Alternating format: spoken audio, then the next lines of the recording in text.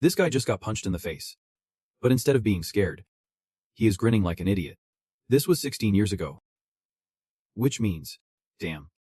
What is wrong with this guy? He's gone crazy. Haiksu cautiously looked at Taeyeon, then started to take the fight away. That jerk? You want to get punched like that? Just as Haiksu finished speaking, he took a punch from Taeyeon. Tears streamed down.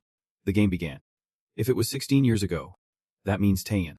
You might be able to awaken now. Kim Taeyeon, a guy who has experienced 35 years of life, but still carries his weight for the awakened ones. During one of his quests, he unfortunately ran into Asmodeus, an SS-level monster that wiped everyone out, leaving only Taeyeon alive, just when Taeyeon was about to reunite with his ancestors thanks to Asmodeus.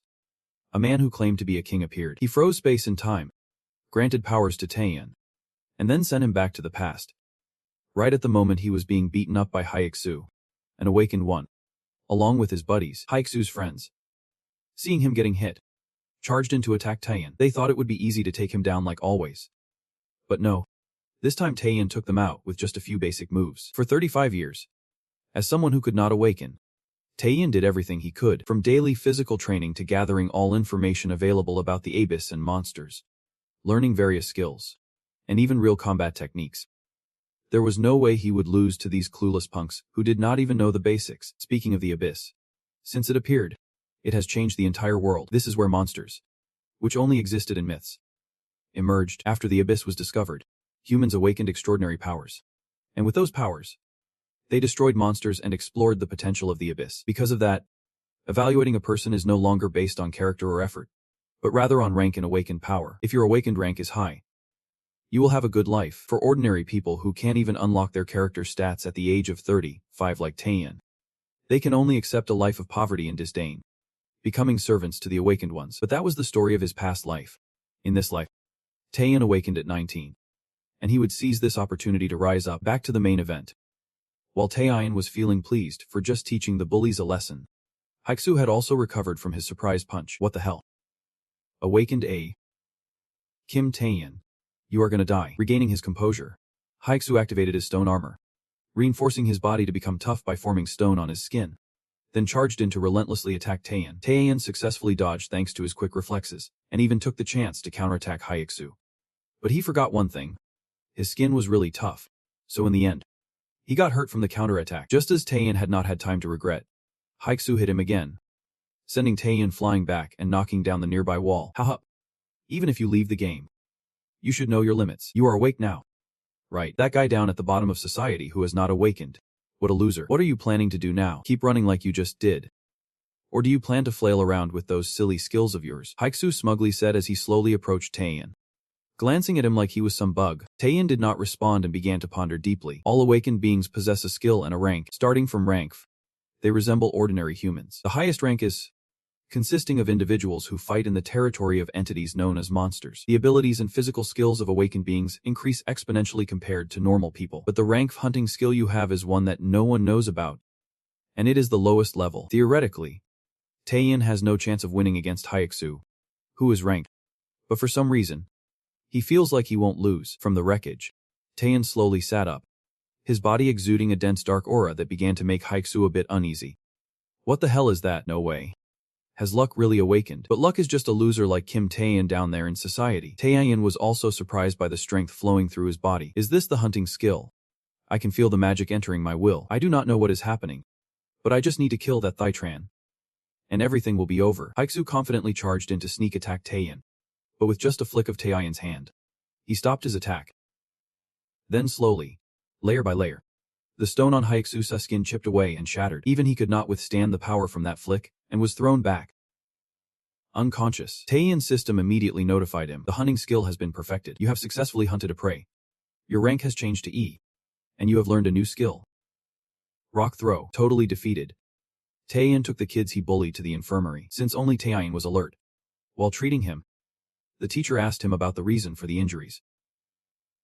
Taeyeon replied, "We fell down the stairs." Somehow, she did not ask anything further and let Taeyeon go. This is amazing.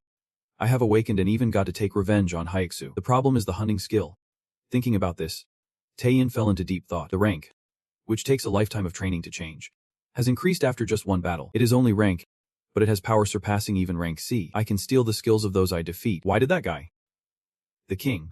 Give me such power. Why is he regressing me? There are countless questions. But in the end, there is only one thing I have to do.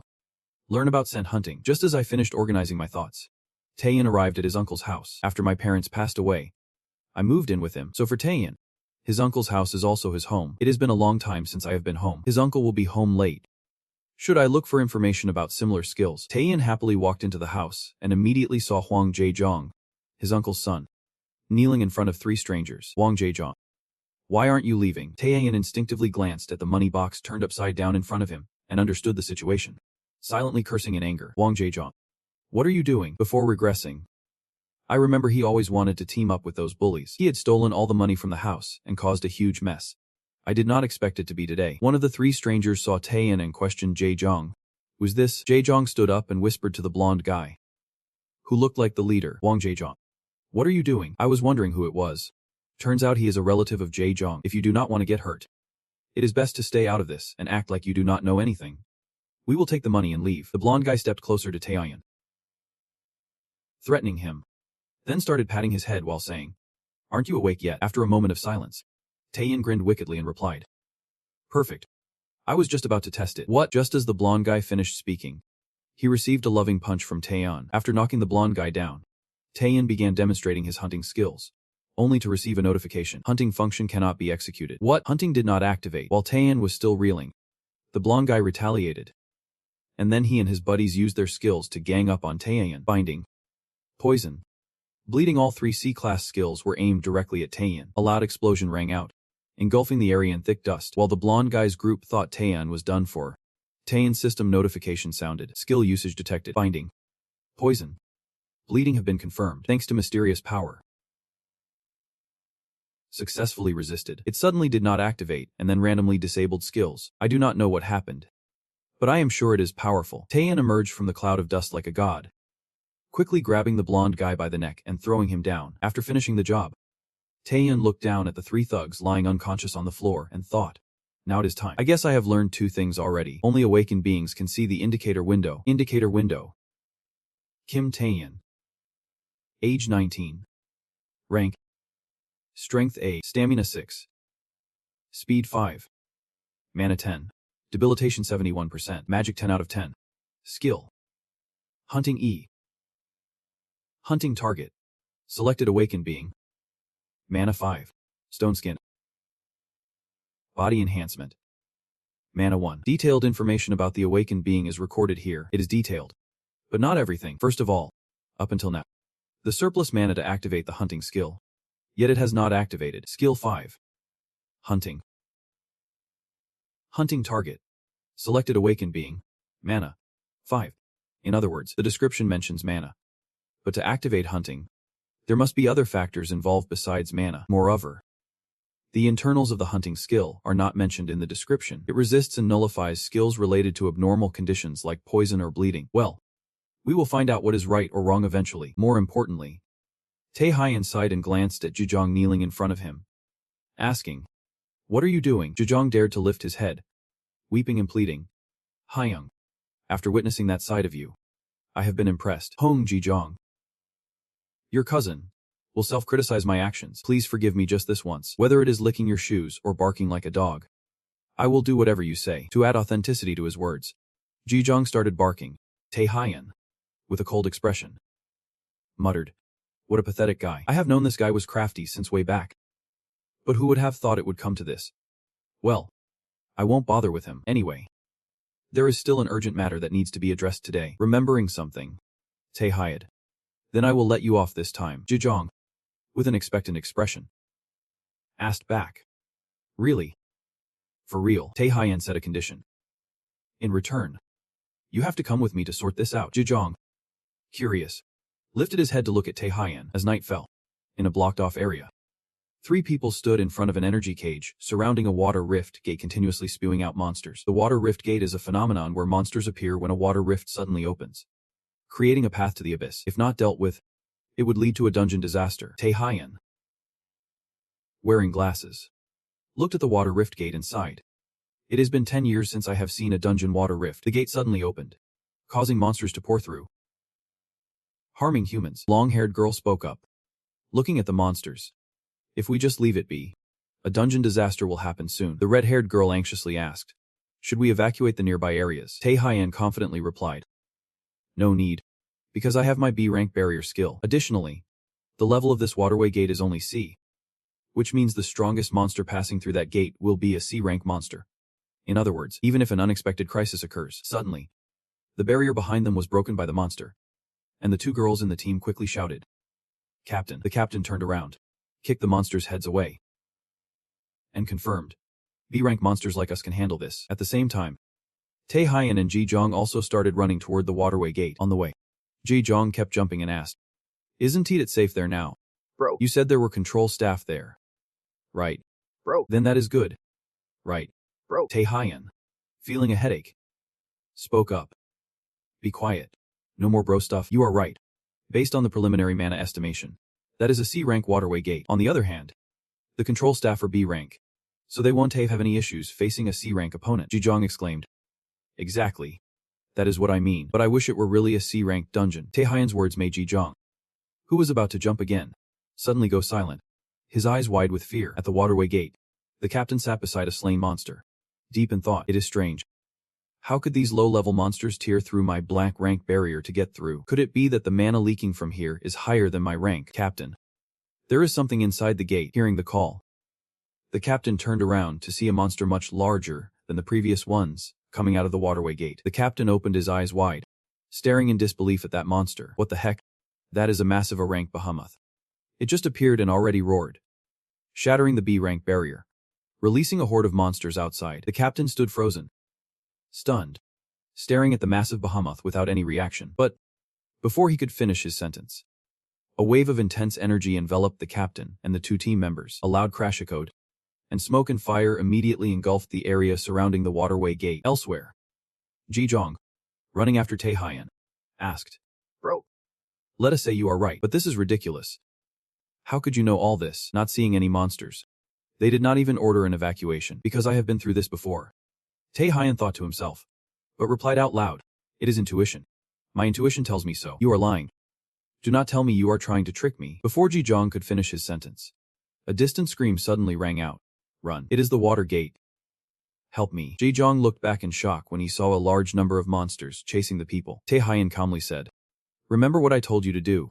If you remember, then go do it. Ji-Jong anxiously asked, What about you? I will handle those bastards and catch up with you right away. As he spoke, Tae-Hyen activated his skill to summon rocks and moved toward the monsters chasing the people. At that moment, in a high-rise building, a man anxiously looked down at the chaotic street and turned back to say, The situation is worsening quickly. Just like you said, the water gate, which was supposed to be Class C, turns out to be Class A, and there is no help available because everyone else is busy conquering dungeons and exploring the abyss. Now, the only way to resolve this crisis is within a class awakening. You are our only hope. Please help us. The frenzied mirror. Hearing that, and Hyen-Soo bit his lip, tears streaming down his face as he said, Everyone, wait for me. The hero. I am Manhwa. I'm coming. A class awakener. The frenzied mirror. Traits. Puberty syndrome. While Tae-Hyen dealt with the monsters, he was also continuously testing his hunting skills. After a while, Tae-Hyen smiled to himself. Just as I thought, the failure of hunting was due to the level of debilitation. If the level of debilitation exceeds 70%, it will no longer function. Most skills are activated based on how mana is utilized. But that does not mean you only need to worry about mana. Because of the level of debilitation, the level of debilitation increases when using a skill or physical activity, and the higher the level of debilitation, the weaker the skill becomes, and the body feels heavier. Unfortunately, there are many things to worry about. I discovered that if I absorb the life force from a dead monster, I can recover mana, making it easier to use my skills. Thinking to himself, Tae-Hyen used his hunting skill once more. System notification. The target's life has ended, so mana can no longer be absorbed for recovery. You have successfully hunted and restored your mana, Tae-Hyen said happily.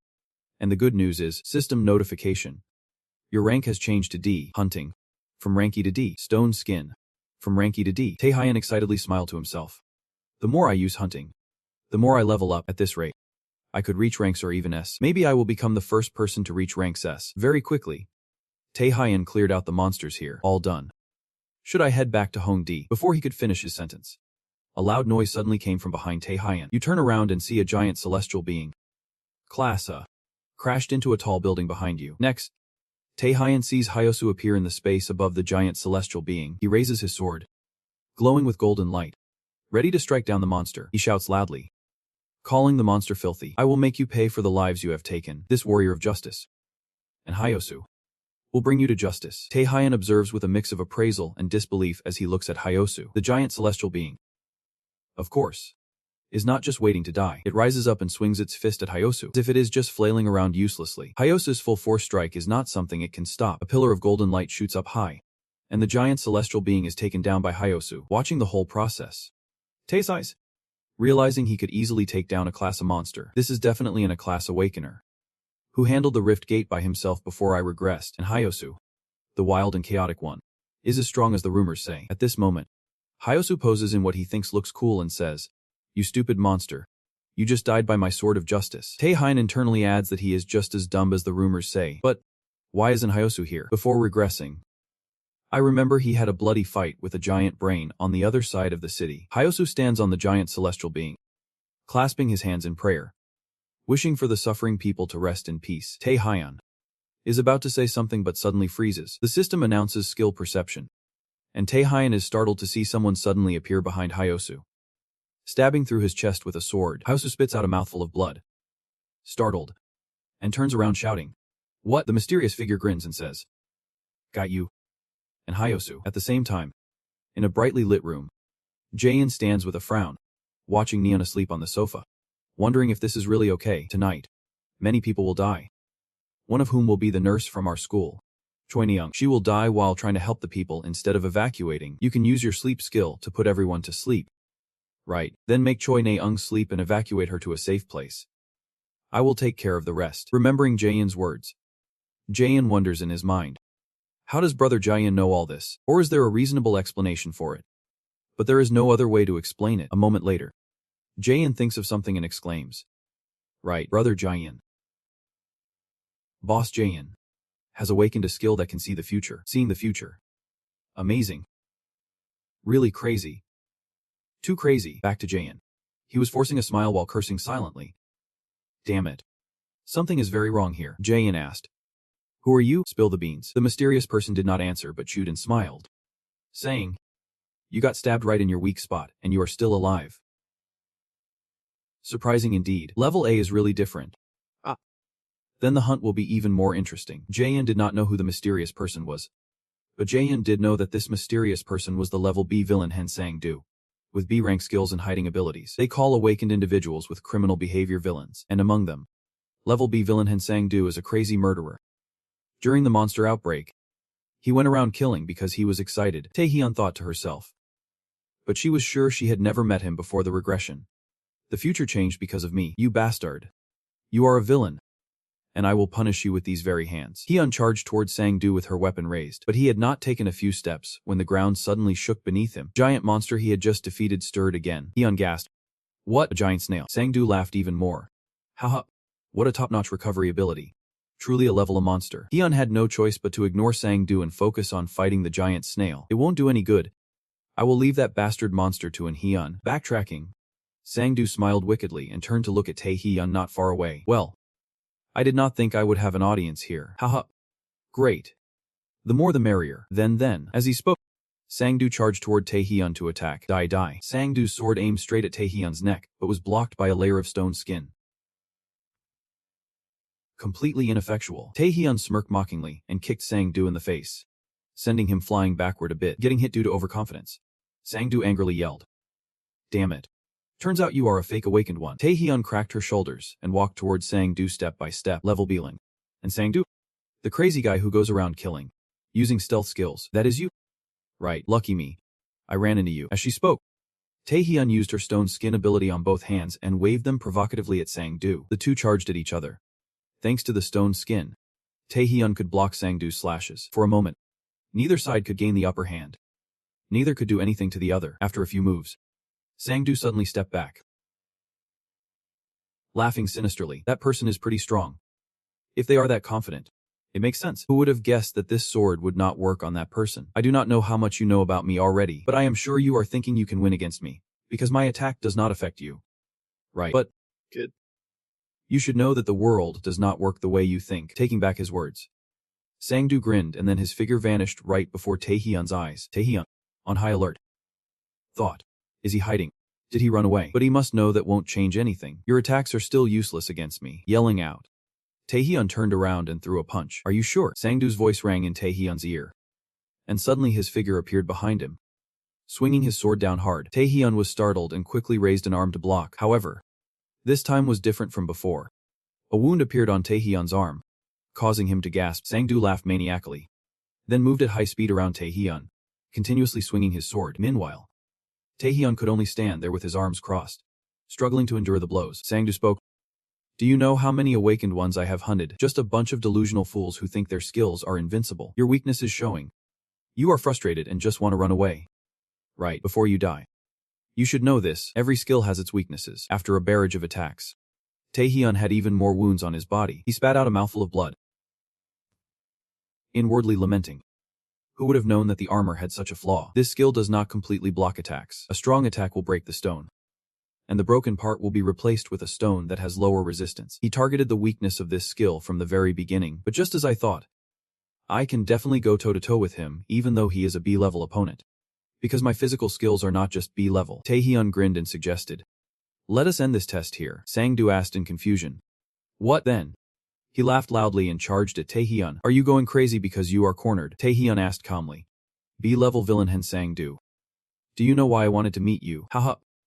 What nonsense are you talking? Because I want to steal your skills. In response, Taehyun unleashed his skill without any concealment. Immediately, a bad feeling rose in Sang-doo's heart. He stopped, thinking, what is this ominous mana? This bastard has been hiding his strength all this time. But, thinking about his skills, Sang-doo regained his confidence, grinned, and charged towards Taehyun. You fool.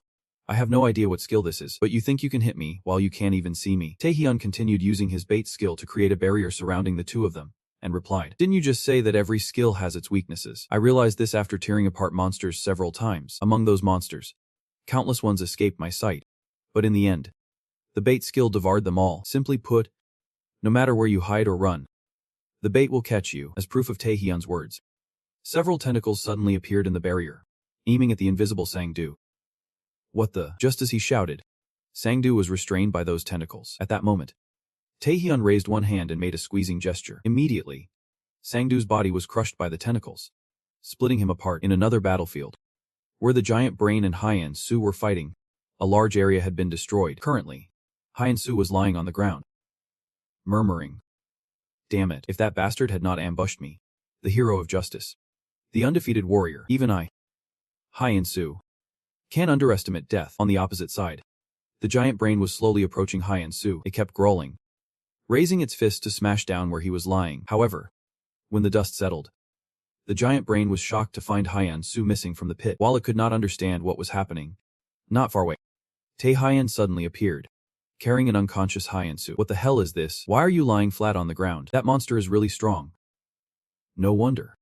This way is actually more convenient. Without further ado, Taehyun used his hunting skill again. He smiled at the giant brain as if it were a juicy piece of bait. The dawn was breaking, signaling a new day ahead. In a house in the neighborhood, a middle-aged couple opened the door and saw Taehyun and Ji-jong standing in front of them. Ji-jong, with his hands behind his head, laughed and said, Dad. Haha. Taehyun politely greeted. Uncle, is everything okay? Seeing that both were safe, the middle-aged couple burst into tears, saying, oh my. We were so worried that a monster would take you away. Ji-jong smiled and said, it is nothing. Right, bro. Ji-jong's parents said, it has been a while since you have been home, so you might not know, but our house is a mess as if someone just wrecked it. Ji-jong said randomly, it is nothing.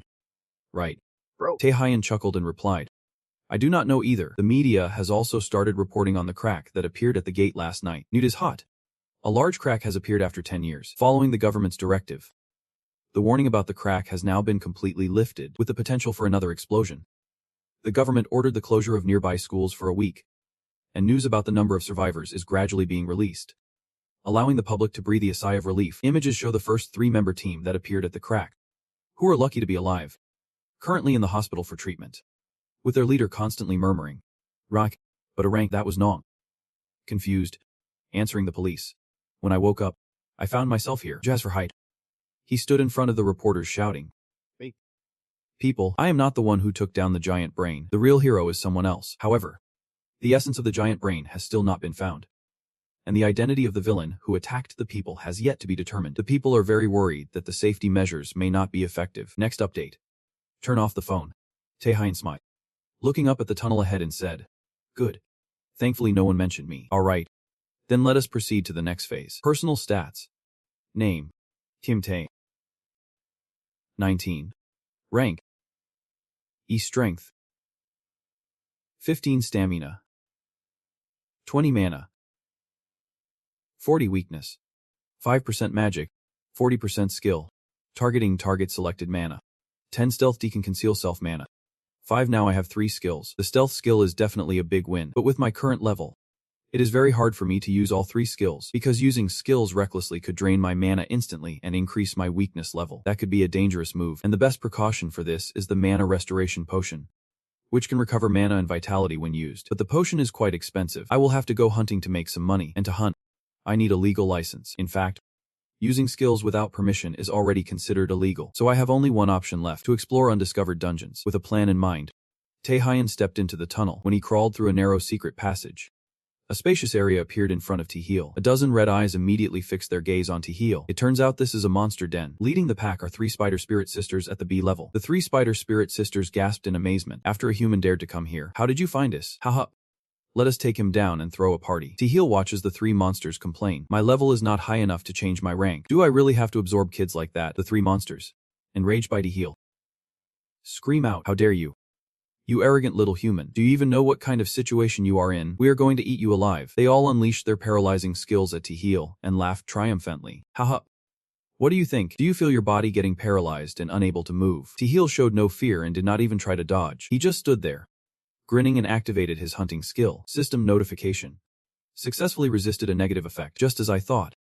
You have quite useful skills." As Taehyun's voice faded, he fully activated his hunting skill towards the monsters. Then, the tunnel echoed with the horrific screams of the monster pack. Soon, the screams gradually faded until they stopped completely. System notification. You have successfully hunted, successfully absorbed a new paralyzing skill. At the same time, in the 10 Awakener building of the Korean players, in a room, there were 3 people, including the Herd Deputy Director of 10 Awakener Korea, Gok, the Commander of the Mercenaries, and S-Rank player, Jua, the Chairman of 10 Awakener Korea and S-Rank player, Jijin, standing before the 2 S-Rank players. Taeguk felt pressured, thinking about the 2 best Awakeners of 10 Awakener Korea players. Licensed Awakeners allowed to use their skills for tasks like exploring depths, eliminating dungeons. Currently, there are 5 strongest players in Korea, mostly holding the balance of power for Awakeners. The largest player guilds in Korea include 10, the Vanguard, Alchemists, Sorcerers, and Information Brokers, and the authorities managing the players, including the 4 major guilds, namely 10 Korean players. And right in front of him is A, smiling at Jingui. "Long time no see."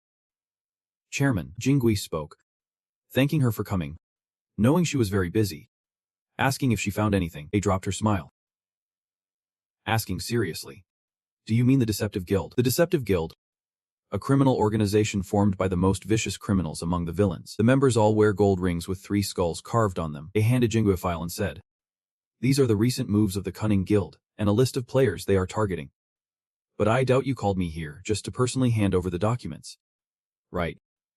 "What is it?" Jingui took the file and laughed. "Well, you are quite perceptive. I wanted to ask for your opinion on this." A curiously responded, "My opinion?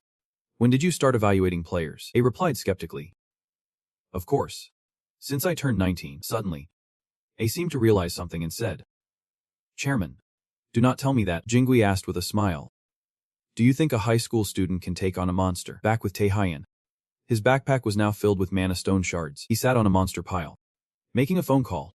"Hello.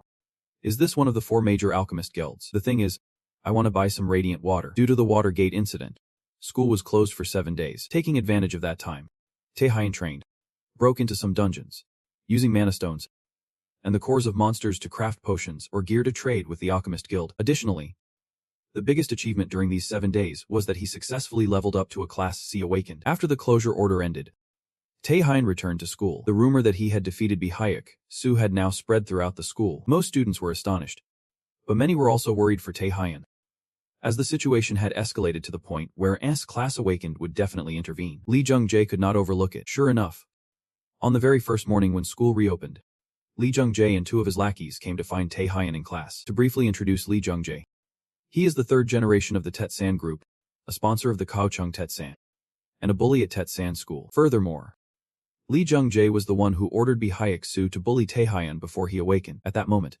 Lee Jung-jae sat confidently facing Tae-hyun and greeted him. Long time no see. Old friend. Tae-hyun shot back. Who are you calling a friend? You can take that stupid grin off your face, jerk. Who do you think you are talking to? One of Jung-jae's lackeys shouted, and was about to attack Tae-hyun, but was met with a punch from Jung-jae. Can't you see I am talking? Jung-jae reminded his lackey. Then turned back to Tae-hyun. Smiling. Kim Tae.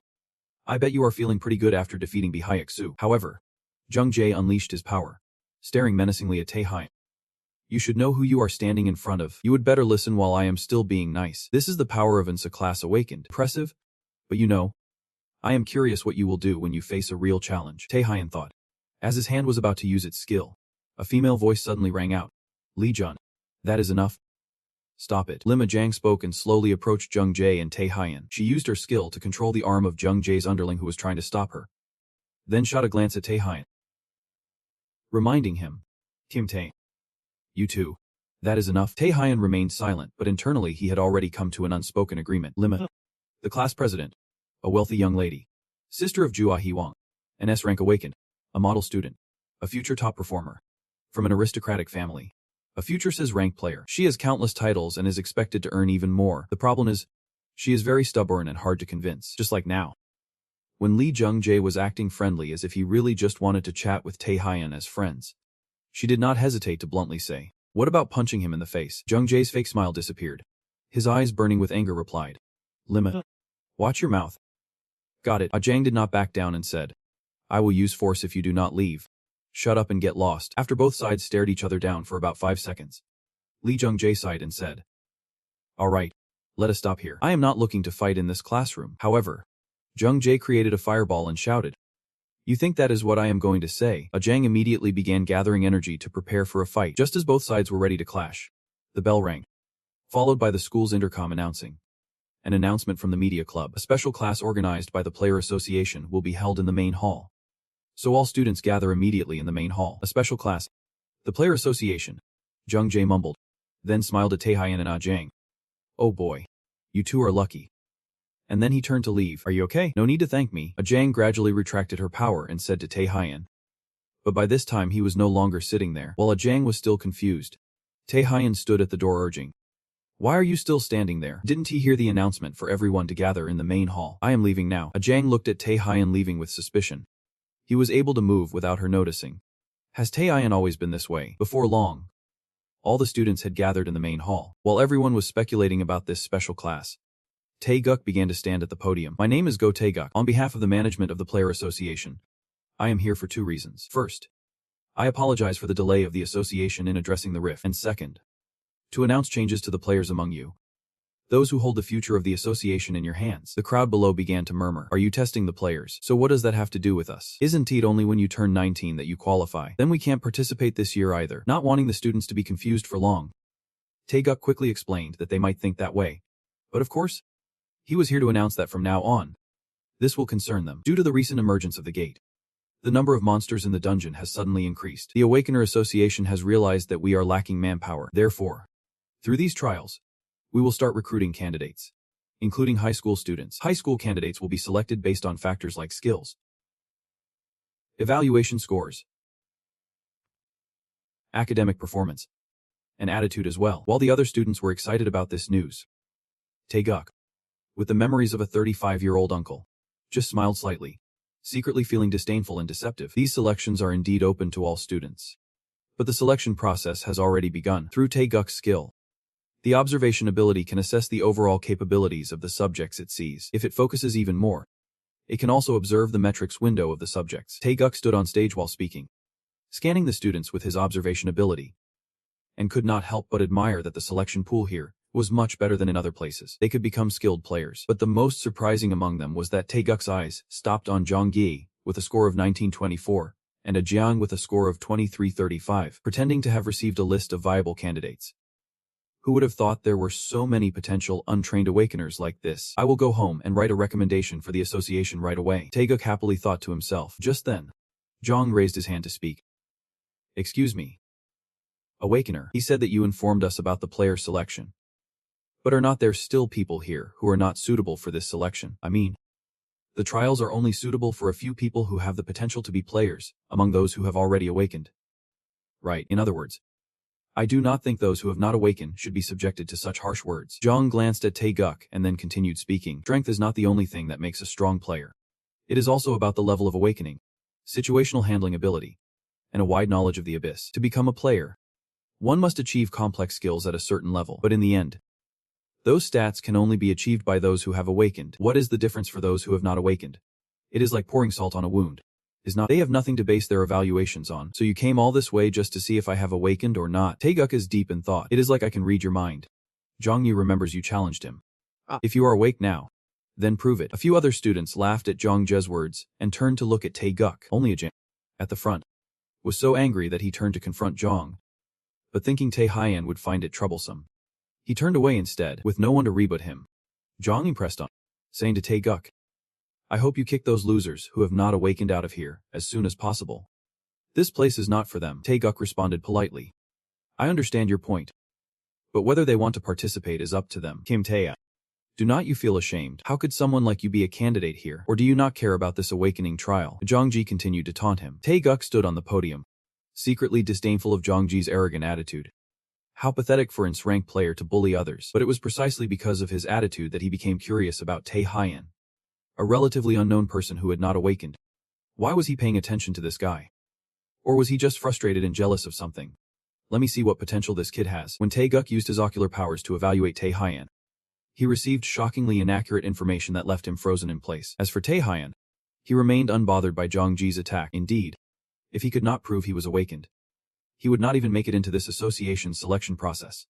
Not even in his dreams. But to be nominated, there is no need to reveal your true power. Thinking to himself, Tae Haiyan replied to Zhangji, You are right. I have been a bit too carefree. How could someone like me, who has not awakened, participate in this selection? I am just going to get in your way. So I will leave on my own. You all can stay locked up here to enjoy your wonderful training session. Tae Haiyan raised his middle finger as a farewell gesture before turning to leave. Taeguk was still confused and shocked because his ocular powers had no effect on Tae Haiyan. This had never happened before. Not even during the chairman's day, or any other high-ranking officials had there been an exception. So why did it not work on this kid? Tae Haiyan, as if reading Taeguk's thoughts. Before stepping through the door to leave the main hall, Tae Haiyan turned to look at him and smiled a strange smile. Immediately, Taeguk's ocular powers displayed Tae Haiyan's stats. An unbelievable number. 009. After leaving the auditorium, Tae Haiyan went to the library to search for more necessary information. But it was not long before Jung Jae's subordinates showed up. Jung Jae is looking for you. Come with us, or else. Tae Haiyan replied with a smirk. What? Are you opening a restaurant? This question made Tae Haiyan wary. So that guy took Mun out for a while. Jung Jae sent this message to you. You are a miserable bastard. Do you want to suffer even more? Isn't she already suffering enough? And do not worry too much. Anyway, we will drag you to Jung Jae. Boom boom boom. The once peaceful library suddenly turned into a battlefield, with things shattered everywhere. Tae Haiyan grabbed a junior from Jung Jae who was lying on the floor and shouted, Do not make me ask twice. Where is that guy? Just a moment later, Tae Haiyan arrived at the gym, the place where Jung Jae had arranged to meet. As soon as he saw Tae Haiyan, Sealhan, and a ranked player and also a supporter of Lai Jung Jae, used his skill and then reported to Jung Jae. This is surprising. What do you think? After that kid T arrived here, I received some skills that cause negative effects, but they did not activate. With this level of resistance, he must be a rank 2. Receiving the answer, Jung Jae laughed and said to Tae Haiyan, But I guess you have awakened too. If so, should we have a little chat? My words may sound a bit rude, but I do not intend to hit you. Actually, I want you to be my witness. I plan to establish a club after graduation under the name of the Hair of the Tae-san Group, with talented people. Not like that idiot Hyo-soo, but real talents. Like you right now.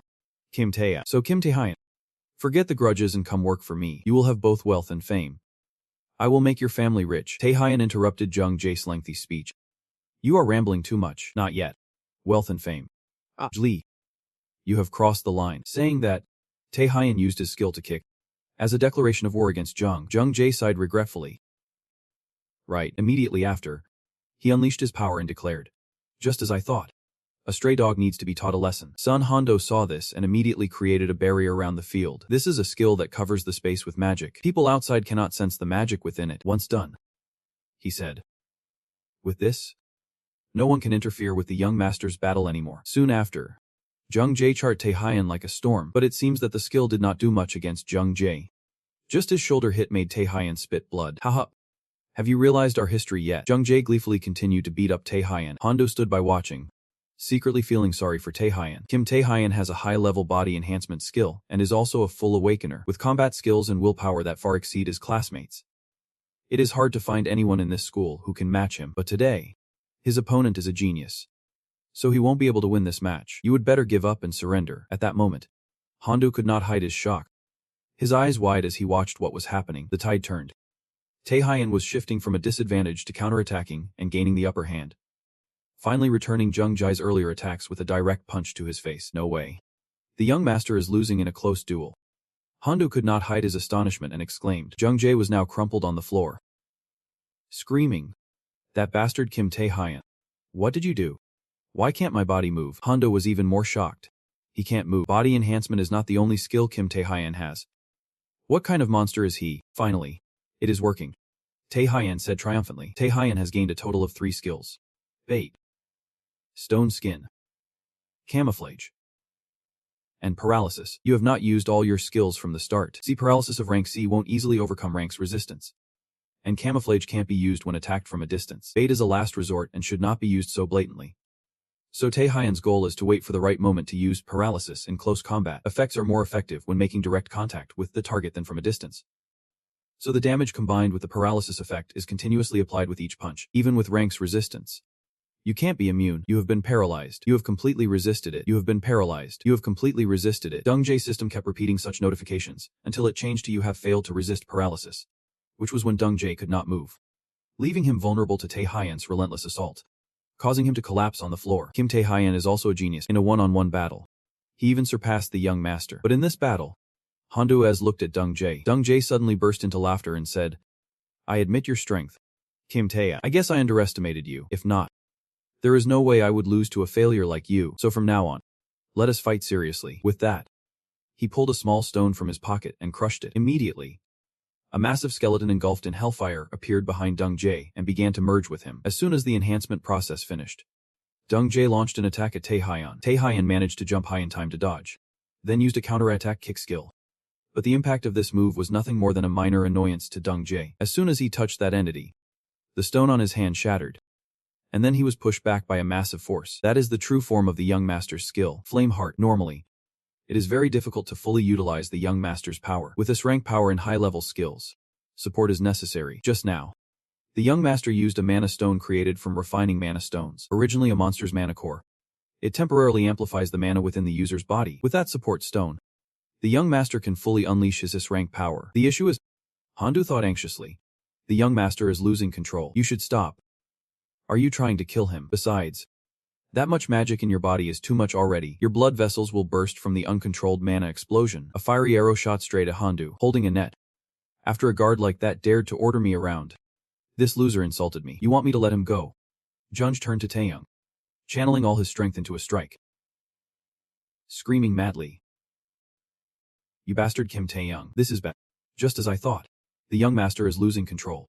His mind is in chaos. How can he escape that uncontrolled state? Hondo hurried to the crater created by Junj's punch, nervously urging him to hurry up. Kim Taeyong, are you alive? Give up and run now.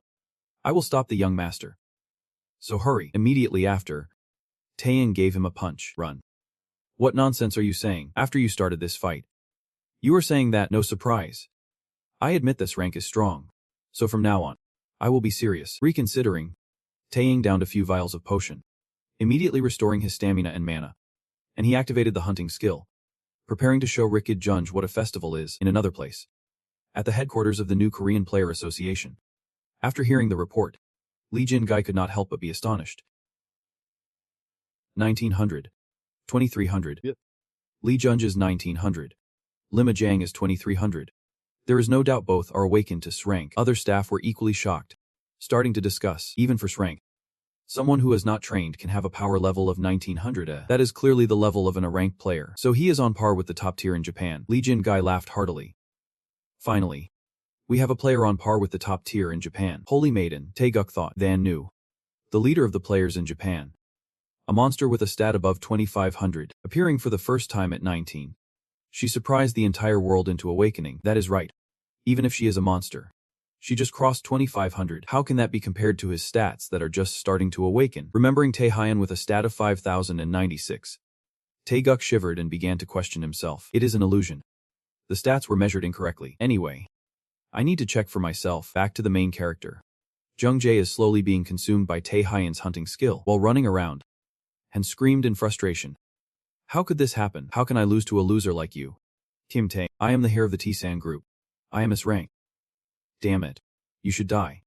I am Lee Jung-jae. It does not matter if you are in hair or whatever to me, because this is the power of a king. And with that, Taehyun increased his hunting strength. A catastrophic explosion occurred, engulfing the entire field in flames. It is surprising. Taehyun watched San Hondo with interest. Just earlier, he risked his life to save Jung-jae while he was being pulled in by the hunting skill. Otherwise, that guy would have been on his way to meet his ancestors. Thankfully, the young master was saved. Hondo sighed in relief and cautiously asked Taehyun, "What are you going to do? The young master is the hair of the T-san group. How do you plan to deal with this? Who started this mess? Speak reasonably. Besides, am I the one who should be scared of those threats? Don't worry. I do not intend to kill Han. Instead, you should pay a price for this forgiveness." Hondo was a bit confused. Price? Let us. After all, he is the hair of the T-san group. Taehyun stroked his chin thoughtfully and made a suggestion.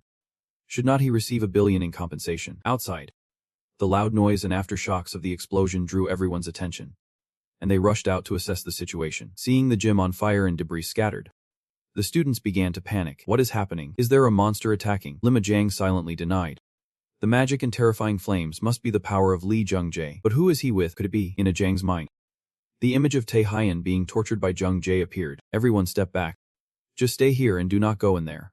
It is dangerous. While Lima Jiang was instructing the students, he brushed past her like a gust of wind and charged straight into the gym. I think I was wrong. They should not have been left alone in the gym. It is all my responsibility. Kim Tae, please. You have to survive. Lima Jiang rushed into the fire. But what she witnessed was completely different from what she had imagined. Taehyun was standing tall, while Lee Jung-jae lay motionless on the floor, covered in wounds. While Jiang was still in shock, Taehyun spoke up. Just in time. I need a witness. I need someone to help carry him. Please carry him to the infirmary. To the hospital. Jiang finally reacted, quickly running to support Jung-jae, and then turning to question Taehyun about how things ended up like this. Taehyun shrugged and said, I do not know. When I got here, he was already lying here. I think he fell down the stairs. Jiang looked at Jung-jae, who looked like he was about to pass out. Taehyun acted like he did not see, continuing to ask for help. After all, I do not know what happened here. Just do not say you saw me here. All right. I am leaving. With that, Taehyun casually left, leaving Jiang with Jung-jae. After getting quite far from the school, Taehyun finally relaxed. That was good. With Lima Jiang there to handle Lee Jung-jae, he just had to wait for T-san's response. If nothing comes up, then the situation is resolved. Taehyun opened the status window to check. Thanks to defeating Lee Jung-jae, he gained a new skill. But this skill was not in his data. Enchantment 5. Heart of the Monarch. Class C. Increases the strength of team members. Mana 10. Enchantment. A charm like a celebrity. After San Lee Jung-jae. There is this. It is really confusing. Moreover, instead of absorbing the Fireheart skill, it is the Heart of the Monarch skill. Increases the strength of team members. Does T. Lee Jung-jae have this skill too? But this is good too. A skill that affects all members is rare. Regardless of its level, it can be used with many different skills and combined with any skill you want. So the Heart of the Monarch skill is much better.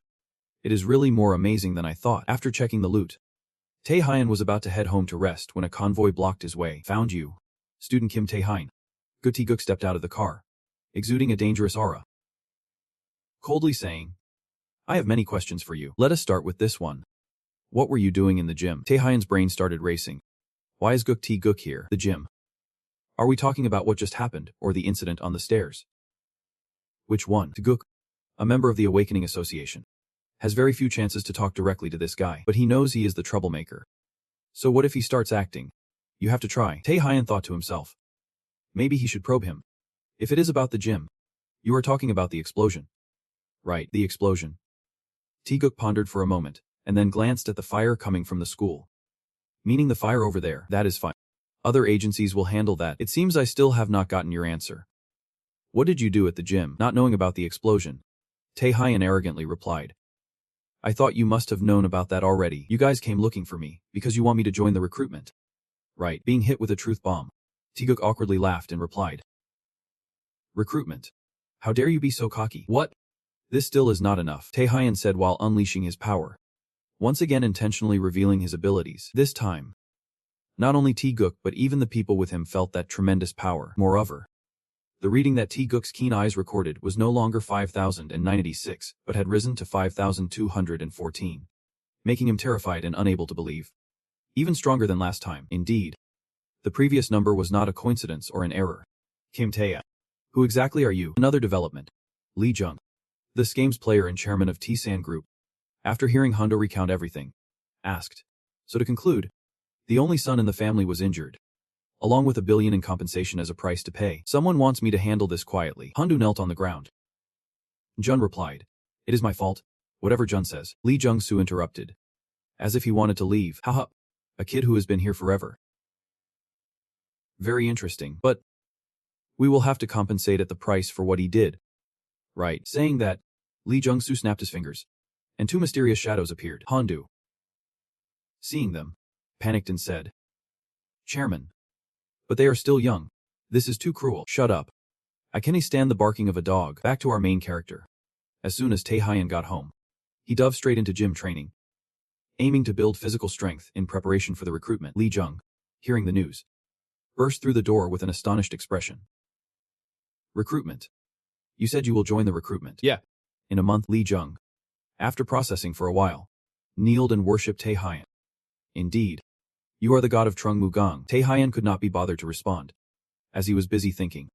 The T-San Group definitely won. T let this slide. Now that Taeguk has less suspicion about me. With just a month left I just need to focus on training, and that will solve everything. Just then, he received a call from that person. Outside, the brothers Black and White, 2 B-level assassins known for their stealth skills sent by Lee Jung-soo, have also made their way to Tae-hyun's house. Why is the Association's Awakened One protecting this house? This is real. Little White said while controlling the Association's Awakened One. Hung. That guy must be one of the recruits for this time. They are very interested in promising individuals. Big Black replied while scouting the area. Little White laughed at his brother's words.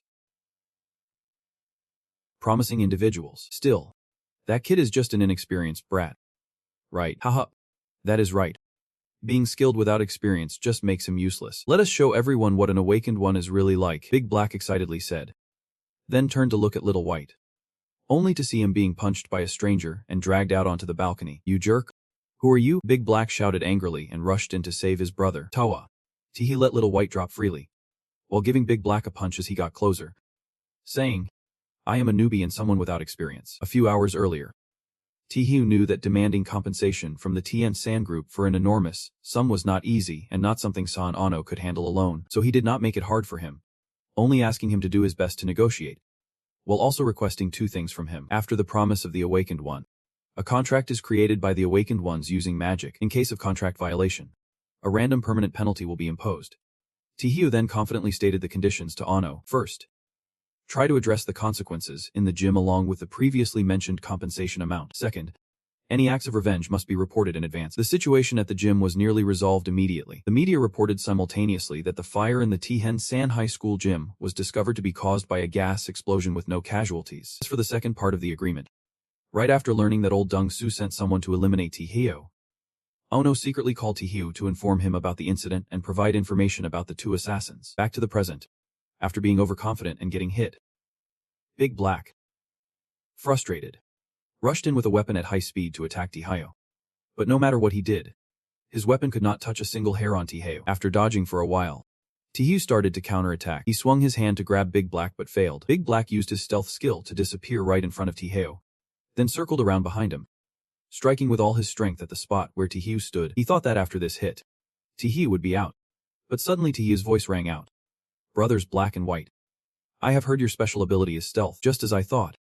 It is nothing special, besides that stealth thing. What else can you guys do with that? Tae-hyu kicked him from behind, sending him to the floor. Somewhere else, someone called Chairman Ji Jingai to inquire about the selection of participants for the recruitment. This time it will surely attract awakeners from all over the country. Who do you hope will take first place? Rank from Bizen. Please select. Haha. No way that is happening. That guy is really outstanding. But if we are talking about the most anticipated person, it is your brother. Of course, even though he modestly replied, not that much. Haha. You are still as picky as ever. Who do you expect the most? Please select. Yep. He honestly replied.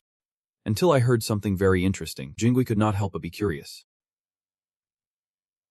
Something interesting. Besides this rank, there is someone who Tagisi himself needs to talk to directly. Manager Ichiv, aren't you curious? Who is that person that made Tagisi come to speak? Back to Tae-Hyan.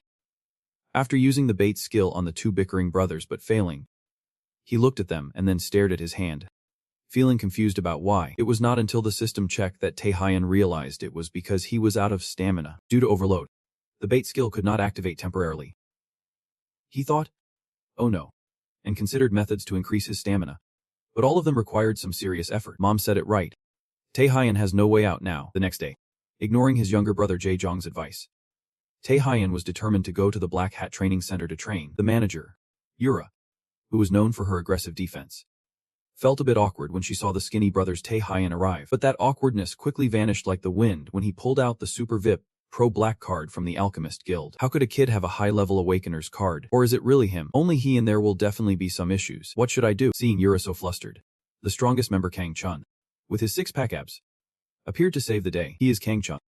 Strong, a member of Black Hat, and a muscle-bound sniper. Tae-Hyan has been through so many things, but he just heard such a silly name for the first time. A few people around witnessed Kang Chun showing off in front of the newcomers, whispering that he was about to dominate the newbies again. Haha. Have you felt nervous every time you hear my name? If you guys leave now, I will let it slide. What are you saying? You weakling. Tae-Hyan is as cool as a cucumber, challenging Kang Chun, which makes him furious. You boldly propose a bet, where the loser has to pay a year's membership fee. With a swift move, both of them dive into the virtual system, ready to battle in front of a crowd eager for drama. This system is the Virtual Potter Training System. It is a virtual reality similar to ABS, a training course that requires players to defeat BB-level monsters and reach the goal in the shortest time while carrying a maximum weight. Everyone feels that Tae-Hyan facing Kang Chun must be at a disadvantage. That fat guy Kang Chun seems pumped up, wildly swinging his arms to kill monsters in the system. He is shouting Tae-Hyan's name while hitting, making contact and causing a stir. His lifting capacity is also incredibly intense. Laughing loudly, he waits for Tae-Hyan to zoom past, surrounded by countless monster corpses scattered along the way, leaving Kang Chun a bit dazed. With his unique skills and basic crew, he shattered the pile of monsters into tiny pieces. Kang Chun watches a scene from Tae-Hyan, unable to close his mouth.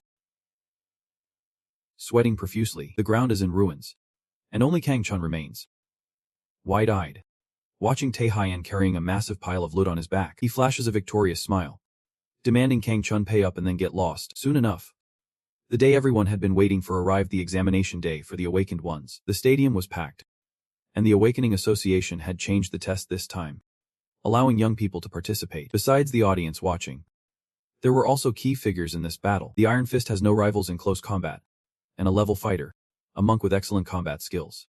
And S-level fighters have a tough challenge. Lee Ji-san at a level. The Thunder God is unmatched in Bizen Simjin S level, with the well-respected Lima Jiang at S level. Many talented individuals have signed up for the competition. Everyone is pushing and shoving to the point that reporter Kim at E level can't squeeze through. Sitting on the ground crying. Just then, Tae-Hyun appeared, looking cool and laughing at the crowded scene before him. 1 minute left until the test starts. Tae-Hyun feels he should prepare his appearance first. Amidst the crowd like a festival, Jiang was shocked to see Tae-Hyun here. I heard he had awakened, but can he really change that much in just a month? She wondered, still with many questions left unasked. When the announcement for the official start of the competition sounded, after the introduction, the rules of the competition were announced.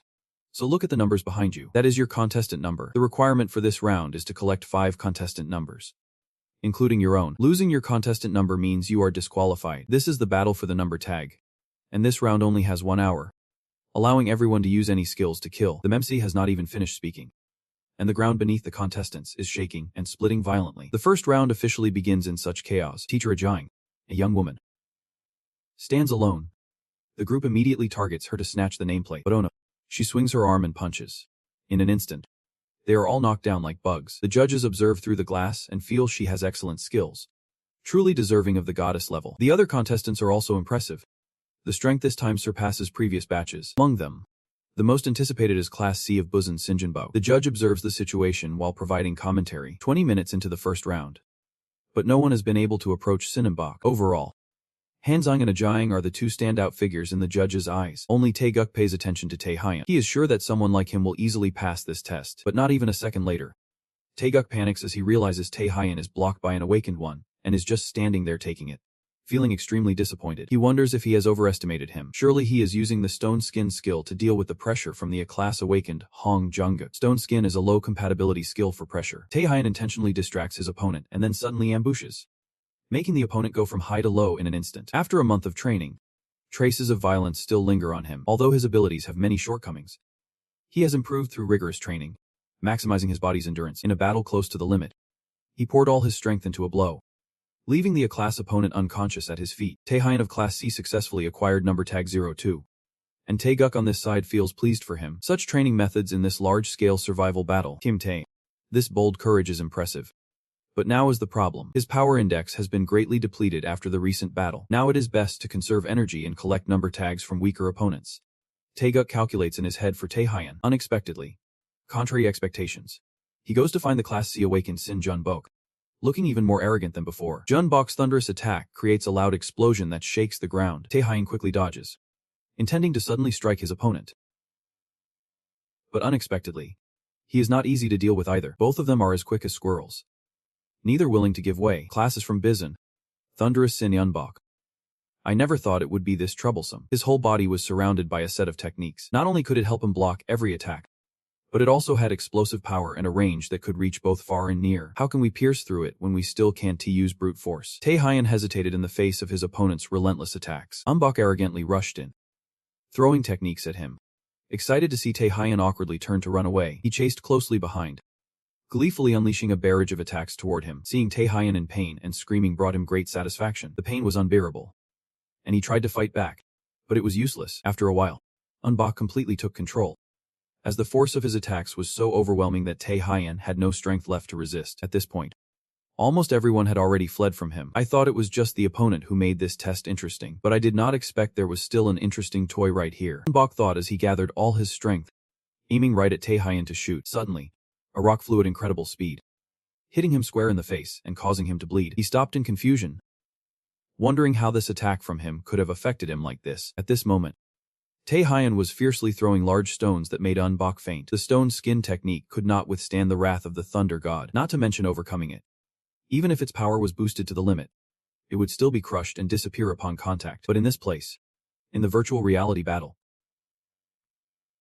everything changed. This arena was built from some kind of sturdy material to ensure it could withstand the power of the virtual reality techniques. Unlike stone skin, it would not lose its shape even when broken. So when Taehyun used this as a weapon, it could withstand even the wrath of the thunder god. Shin Unbok was about to meet his end at Taehyun's hands now. Shin Unbok, bleeding red, fell hard to the ground in the horrified eyes of the witnesses. And S9-level virtual reality character lost to a lowly C-level character. He was actually quite skilled, able to keep everyone on edge. Taeguk chuckled to himself. Taehyun had now collected all the participants, and the only thing left was to wait for the competition to end. Suddenly, out of nowhere, a shard of ice flew toward his legs at breakneck speed. Following that were countless icy blasts swirling around him. Approaching step by step was a Jang with a cold, arrogant expression that surprised Taehyun. How is this possible? How long has a Jang been watching the match? You are confused, wondering. I think ability should come with responsibility. Having ability but lacking responsibility is just violence. Taehyun, you are really strong. You defeated Sin Yueon in a way no one expected. Lee Jungji was taken down the same way.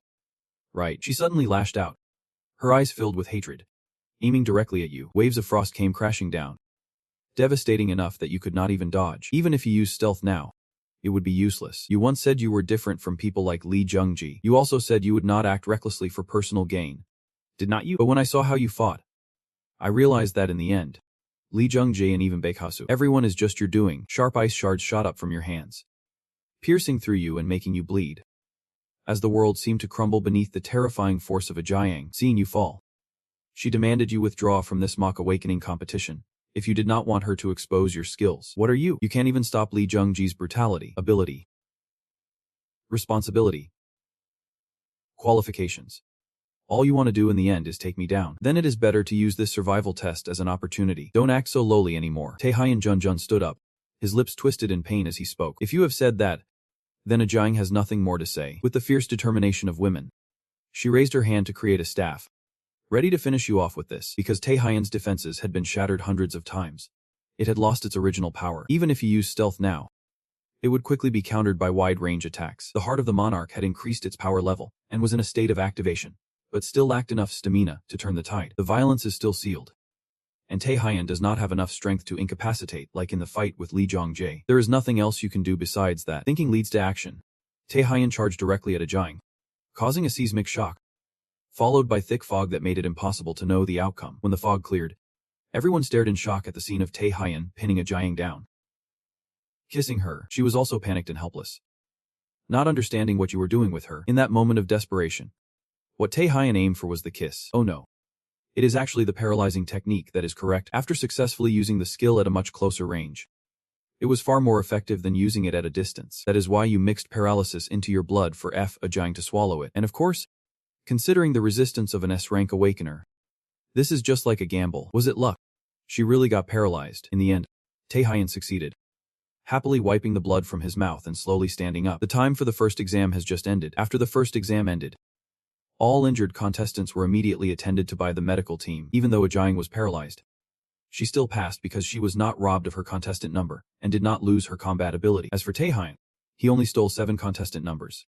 But taking down Eunbok and Ajang drew the attention of many other contestants. Everyone behind him was whispering and admiring him. He was standing there deep in thought when Eunbok suddenly came charging at him, screaming. He was still wearing his medical outfit, swearing to take revenge for the last blow. When people saw them fighting, they got excited, wishing for Eunbok to take down Taehyun. Distracted by the noise, Eunbok turned and fired a shot at the crowd to settle things down. Come on, Taehyun.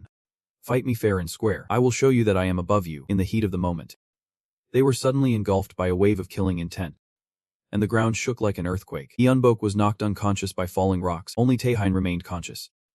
He realized that the source of the killing intent was this rank awakener, Taksun. He is one of the top awakeners in the Awakener Association and will become one of the S-rank awakeners in the future. Seeing that Taehyun showed no interest in him, Sung Jin twisted his hand again, causing the ground beneath Taehyun to sink. He strained himself, sweating, trying to hold his ground, secretly assessing the opponent's strength. Seeing this kid still endure, even veteran awakeners could not handle it. Well then, this guy was quite amused by Taehyun's resilience, and the force he unleashed grew stronger. Suddenly, at this moment, the nurses and doctors rushed in to stop him, forcing him to pause. With everyone else unconscious except Taehyun, Sung Jin approached him, curious to ask his name. Kim Tae. Rank C. The one who just defeated Simhyun and Ajang. Right. It has been a while since an interesting kid like you appeared. He smirked, thinking, and then got closer to him, promising to meet again soon. Taehyun stared blankly at his back, looking a bit confused. A little later, everyone had gathered to prepare for the second round. Sung Jin instructed everyone to pass through the gate in front to classify their ranks before the monsters appear. Everyone is terrified, sweating bullets. Every 5 people who pass through the gate will form a team, exploring the dimension with the previously assigned supervisor. Every action you take during the exploration will be evaluated. Items such as weapons and essential supplies will be fully provided by the association. Now, each person will step through the gate in order. Sung Jin says that this second exam is a classification. Amateur awakeners without experience will have no trouble entering the D-grade dungeon before this classification exam. It is not an apocalypse. The first apocalypse world was discovered inside the D-grade dungeon, the second exam site for awakeners. Many people were killed, including the awakeners who discovered it, resulting in the prison break here being impossible. If it could be prevented beforehand, that would be great. No one believes my baseless words, and even when the truth is revealed, I will still be the only one suspected. It is tough, but I will just focus on my own stuff. As long as I am not in the first exploration team, I have plenty of ways to survive. You are confident, are not you? Who would have thought? In the end, Taehyun is placed in the team with the supervisor, Aka, the first one to discover the apocalypse in the dungeon. This time, it seems like Taehyun is doomed. Inside here, there are countless fierce monsters, but the team quickly dealt with them, which made Ma Jo-hak very commendable. Taehyun is still upset about being placed in the first team to discover the dungeon. It seems everything is because of that item Ma Jo-hak is wearing, which was the first item discovered in the dungeon. A relic. It has only one function: to increase strength, stamina, speed, and mana by 10 times. The apocalypse in the dungeon is definitely in S-rank. I won't survive if I get caught up in it, no matter what. I have to do everything I can to avoid discovering the apocalypse. Taehyun quietly calculates. In front of everyone, There are many paths running horizontally and vertically. Just as Majo was about to vote to find a path, Tae-hyun quickly and dangerously dashed in one direction, ignoring the people behind him. No matter what, he would choose a different path when he returns. He just did not want the guy to find that apocalypse. He kept pushing through the forest and crossing streams without stopping, but man plans. And heaven laughs. A glaring apocalypse was already waiting for Tae-hyun since the afternoon, and now, the first one to discover the apocalypse is actually him. What a twist, this is crazy. I have been running around like this. And how did I end up back here? He thinks in panic. The teacher and those curious approached the revelation. Tae-hyun shouted loudly for everyone to back off quickly. If you want to report this outside, then go ahead. But that guy is reckless and wants to try going inside instead. I know what you want to say, Tae-hyun. But I sense that the magical energy behind this gate is not too dangerous. After all, this is just a low-tier prison.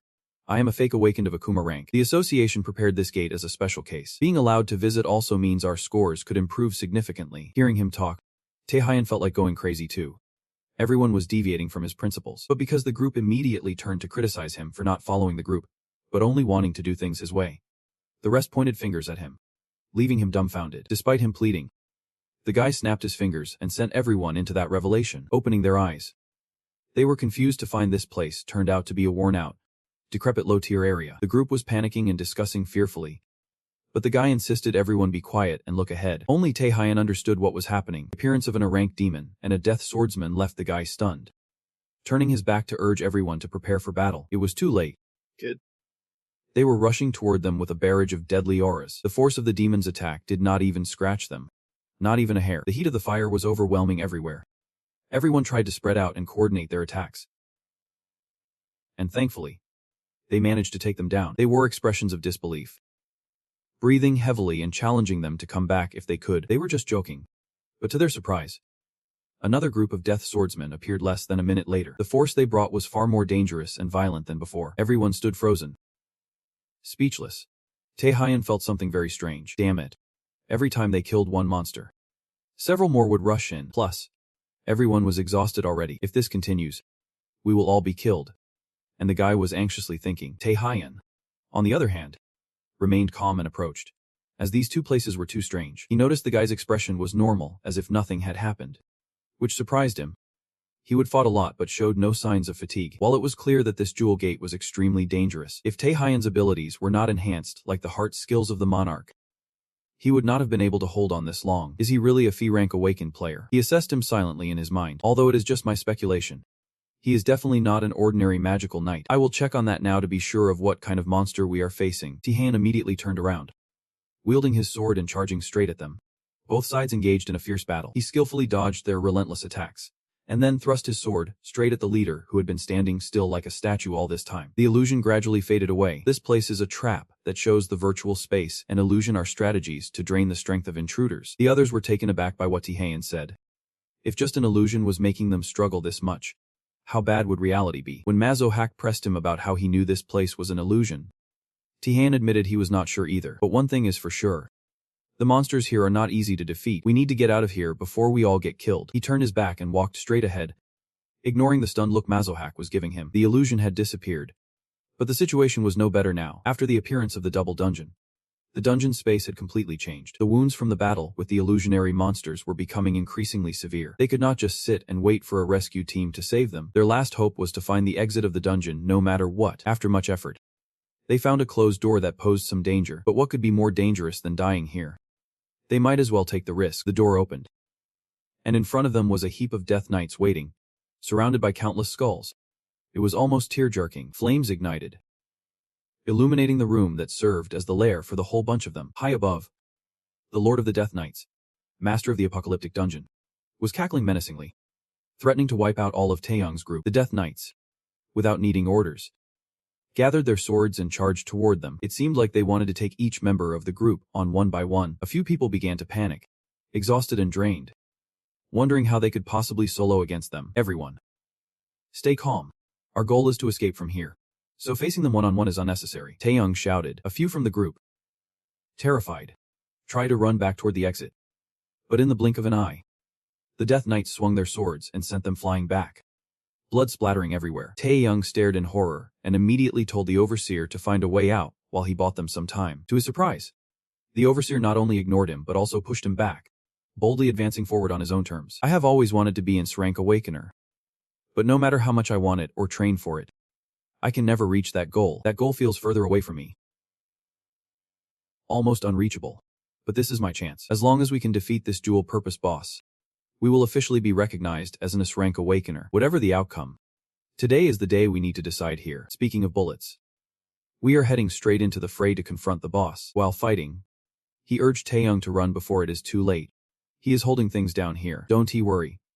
I am not going to die so easily here. This is the role of a supervisor like me. As he used all his strength, he pushed all his power outward. Taeyong looked around in fear, feeling the heavy injuries of everyone around him. In his day, a thunderous explosion pulled his attention back. In front of Taeyong now lay the scene of the wreckage, where the boss was flattened under the enemy's blade. His entire body was covered in blood, and the sight was so horrific that Taeyong could not bear to look long. Everyone here has been hit, except for you. The boss pulled the bloody sword from the fallen enemy and pointed it straight at him, saying, I challenge you. In this eerily silent atmosphere, Taeyong was sweating, afraid to breathe too loudly. He noticed that beneath the ground was the ring of the fallen supervisor. Just as the enemy's sword was about to strike down, Taeyong rolled away in a panic. I need to wear it to gain more power to meet the conditions for awakening my hunting skill. There is no other way right now.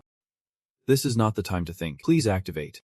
O Ring of the Sage. He slipped the ring on his finger while pleading with it. With a flash, a surge of energy erupted from the ring, causing the enemy knights to stagger. The power from it made them suffer like they were struck by thunder, and flames erupted fiercely. The Sage's ring has been activated, and all stats have increased by 10. Taehin's hunting skill has also been activated. That power is incredibly strong, bursting forth like nothing could hold it back. Taehin dodged while controlling the situation, blood spraying everywhere from the soldiers. It takes about 10 seconds to fully activate the hunting skill. I believe that with the skills I have had until now, I can completely defeat them. With the experience I have accumulated from past battles, I will survive this encounter. Taehin chanted prayers while unleashing all his combat power in a showdown. After a while of chaos and fire, a sword of energy descended from above, piercing through the enemy. Taehin has dealt with the soldiers.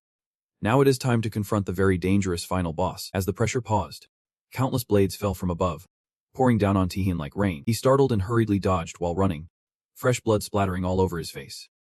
But the boss still would not let up. It still pulled him toward itself, its aura blazing as if it wanted to kill Taehin on the spot. With a loud thud, amidst thick, swirling black smoke, Taehin, covered in blood, lay defeated under its heel. I want to ask you one last thing before I end you. Where does your power come from? He asked while pressing down on Taehin's head, causing him immense pain. The system acknowledged that Taehin resisted some of the boss's oppressive force with mysterious power, slightly easing the pressure on him. You are indeed different from the ordinary fake awakeners. But do you really think you can stop my pressure weighing down on you? I ask it. Where does that power of yours come from? He relentlessly pressed on, the agonizing pain piercing through Taehin's mind, making him dizzy. In his aim, the scene of those who had fallen because of him flickered into view. Everything I have still is not enough to defeat him. What should I do? Who is the true master of the power that granted me the ability to sense the king's scent? Why can I understand the language of monsters now that I have this power? Is the power I have gained a coincidence, or is there some arrangement that I am still unaware of? Everything remains shrouded in darkness. Why? In confusion, a warm voice echoed in his ear. Before Taehin appeared a brilliant light along with a man's voice, all due to his will and perseverance. Those things build strength within you. You do not need to think or change anything. You just need to hold on to the royal power that I have entrusted to you. As soon as those words finished, Taehin returned to the present world. The arrogant boss, seeing that Taehin did not respond, assumed he was scared and immediately raised his hand to finish him off. Unexpectedly, at that moment, a powerful force emanated from Taehin, leaving the boss stunned. The magic within Taehin was rising higher and higher. The boss advanced but was unfortunate. Taehin had returned, stronger than ever. He blocked with one hand and with the other unleashed power, throwing the boss back 10 meters. The boss could not believe that someone like Taehin could be this strong. It was completely out of its league. Taehin did not need to say much. With a simple twist of his hand, that boundless power obliterated the boss into dust. This power of Taehin is not just ordinary. It is the power of a king. The legend ends with Taehin's new skill, the warrior's fighting spirit. Outside right now, a large crowd of reporters is gathered in front of the prison entrance, buzzing with discussions about its terrifying power. Damn. An S-class sorcerer suddenly appears in a D-class dungeon. At this rate, everyone is going to die. Maybe I should go in and check it out myself. Sungjin sweats nervously as, at that moment, the dungeon suddenly opens. Taehin emerges, covered in blood, looking like a god, with a terrified expression. Almost did not make it back.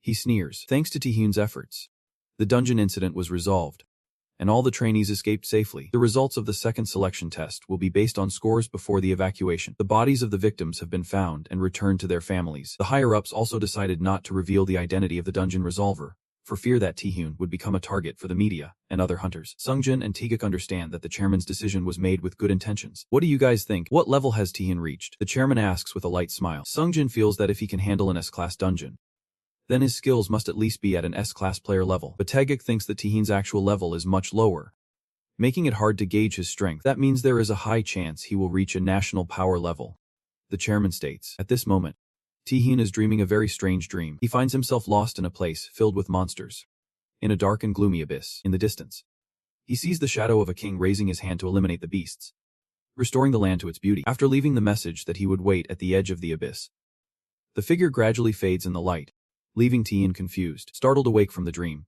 he is drenched in sweat, breathing heavily. Was it a dream? It felt much more real than a dream. What did that day mean? A predator that even S-class monsters must be wary of, understanding what the monsters were saying too.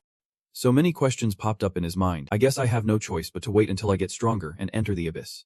Taehyun tells himself, now that he has reached B rank. With these stats, he is almost at a level comparable to S-class players. The majesty of a ruler. That must be the powerful skill that overwhelmed me back then. At this rate of growth, I will soon reach a national power level, he confidently thinks to himself, when suddenly he hears a commotion outside the door. The familiar loud noise making Taehyun break into a light sweat. The door opens. And who else could it be but his old man? She quickly pulled him into the car, taking him to the necessary location. Although she is pretending to visit you, she is actually here to tell you about the third awakening exam. The third exam is a survival test like the first one. But unlike the first exam, people outside can watch from quite a distance. At that time, your skills will be revealed, and all the guilds will start hunting for low-level awakeners who can defeat even S-rank. So I am going to make you an offer you can't refuse. Money and fame. I will give you everything you want. Join the Night Guild. She reached out to Taehyun, her eyes filled with hope. The atmosphere was tense like a stretched string, but quickly shattered by Taehyun's two words. I do not want to. Ignoring the confused look on her face, Taehyun got out of the car and walked away, despite her trying to promise him everything he wanted. Don't get me wrong. There is no special reason. Other guilds or conditions. Is there anything different about the Night Guild? I just do not like it. So I am out of here. Taehyun scoffed, then turned his back and walked away. Unexpectedly, just a few steps away, he was approached from behind by her sharp gaze questioning who he was. Now a young awakener is refusing the guild. Really? No reason at all. It is hard to believe, but I will forgive you.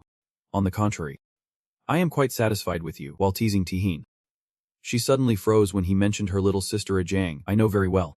Even the name has been taken away. Taehyun smiled menacingly, making her tremble. A wave of ominous energy surged. Although her real name was Lim Ajang, Lim Chang-jang represented the original family that raised her to be the heir. But after that daughter was born, the name Lim Ajang was taken away, and from then on, she became an outsider, changing her name and becoming an awakener. Very few people know this truth. When Taehyun hit her sore spot, she became furious, her eyes burning with hatred as they locked onto him. But he quickly resisted with his mysterious power, advancing towards her until she could not handle it. Stepping back, Taehyun got close to her in a cabinet stance and said, don't overstep your boundaries, Sister Ajang. The third exam for awakeners takes place in a place that resembles an ancient arena. It is conducted publicly. Unlike the previous two exams, a large crowd has come to watch it live since early on. She disguised herself as an ordinary person, blending in with the crowd watching the match. Taehyun's uncle and aunt, aka Ji-jang's parents, were a bit worried about him. As for Ji-jang, who is both a cousin and the president of Taehyun's fan club, he confidently believed his cousin would sweep everyone away in one hit. Reporter Kim is also here, reminding herself that she must write a proper article. The interview from her last time ended up getting cancelled, because Taehyun was just a low-tier awakened. If she can't find someone to interview this time, she will be fired. While crying softly, reporter Kim felt that the atmosphere here was a bit strange. High-tier awakened, veterans, and promising awakened from this exam were all focused on one person. Taehyun. Could it be that they all aimed to take him down? How strong must the opponent be? She wondered. The official test began, and all the candidates directed their resentful gazes at Taehyun, who appeared calm and cool like never before. But unexpectedly, Taehyun took on all of them single-handedly, overpowering them with his overwhelming aura. In an instant, they were thrown around like rags, lying scattered on the ground. Then, clumps of vines from the ground wrapped around him. One of them, a guy with torn eyes and a green body, laughed mockingly at him. Bring it on, Taehyun. I will take you down. He quickly broke free from the vines and kicked that guy face down. Taehyun calmly let each one rush at him, maintaining a knightly fighting spirit as he swept them all away. His fierce aura burned like fire, making the audience below feel nauseous. Anyone would think he was utterly insane after that chaotic battle. Taehyun sighed in relief. Unexpectedly, one girl remained standing. Limage, hearing Taehyun mention their previous kiss, made her blush with embarrassment, and her rage erupted like a volcanic blast. Ajang pointed her staff at Taehyun, angrily declaring that this time it would not happen again. A moment later, just as Taehyun predicted, she fell at his feet again. The outcome remained the same, but she truly was a tough opponent. Limage, the third round ended successfully, and of course, the victory belonged to him. The chairman personally called him to the room for his reward, congratulating Taehyun on becoming SSS-Rank awakened. I honestly never thought the third round would end so simply. It is true that it was not by chance that he managed to conquer the double dungeon before. He had compliments for Taehyun. Taehyun, after this test, do you plan to join the Korean Awakened Association? What do you think about joining our Awakened organization? His words left Taehyun stunned. So much had changed, even though I have achieved a lot in my participation in the Awakened Association's test. Honestly, I am not strong enough to be a high-level player, but they have invited me to join the association as an official member. To say that joining the organization would give me many development opportunities and a lot of support from the association. But there are also restrictions on my activities if I join the association. So in the end, Taehyun decided to decline the chairman's invitation. He was shocked and slammed the table, never expecting to be so bluntly refused. The reason is quite simple.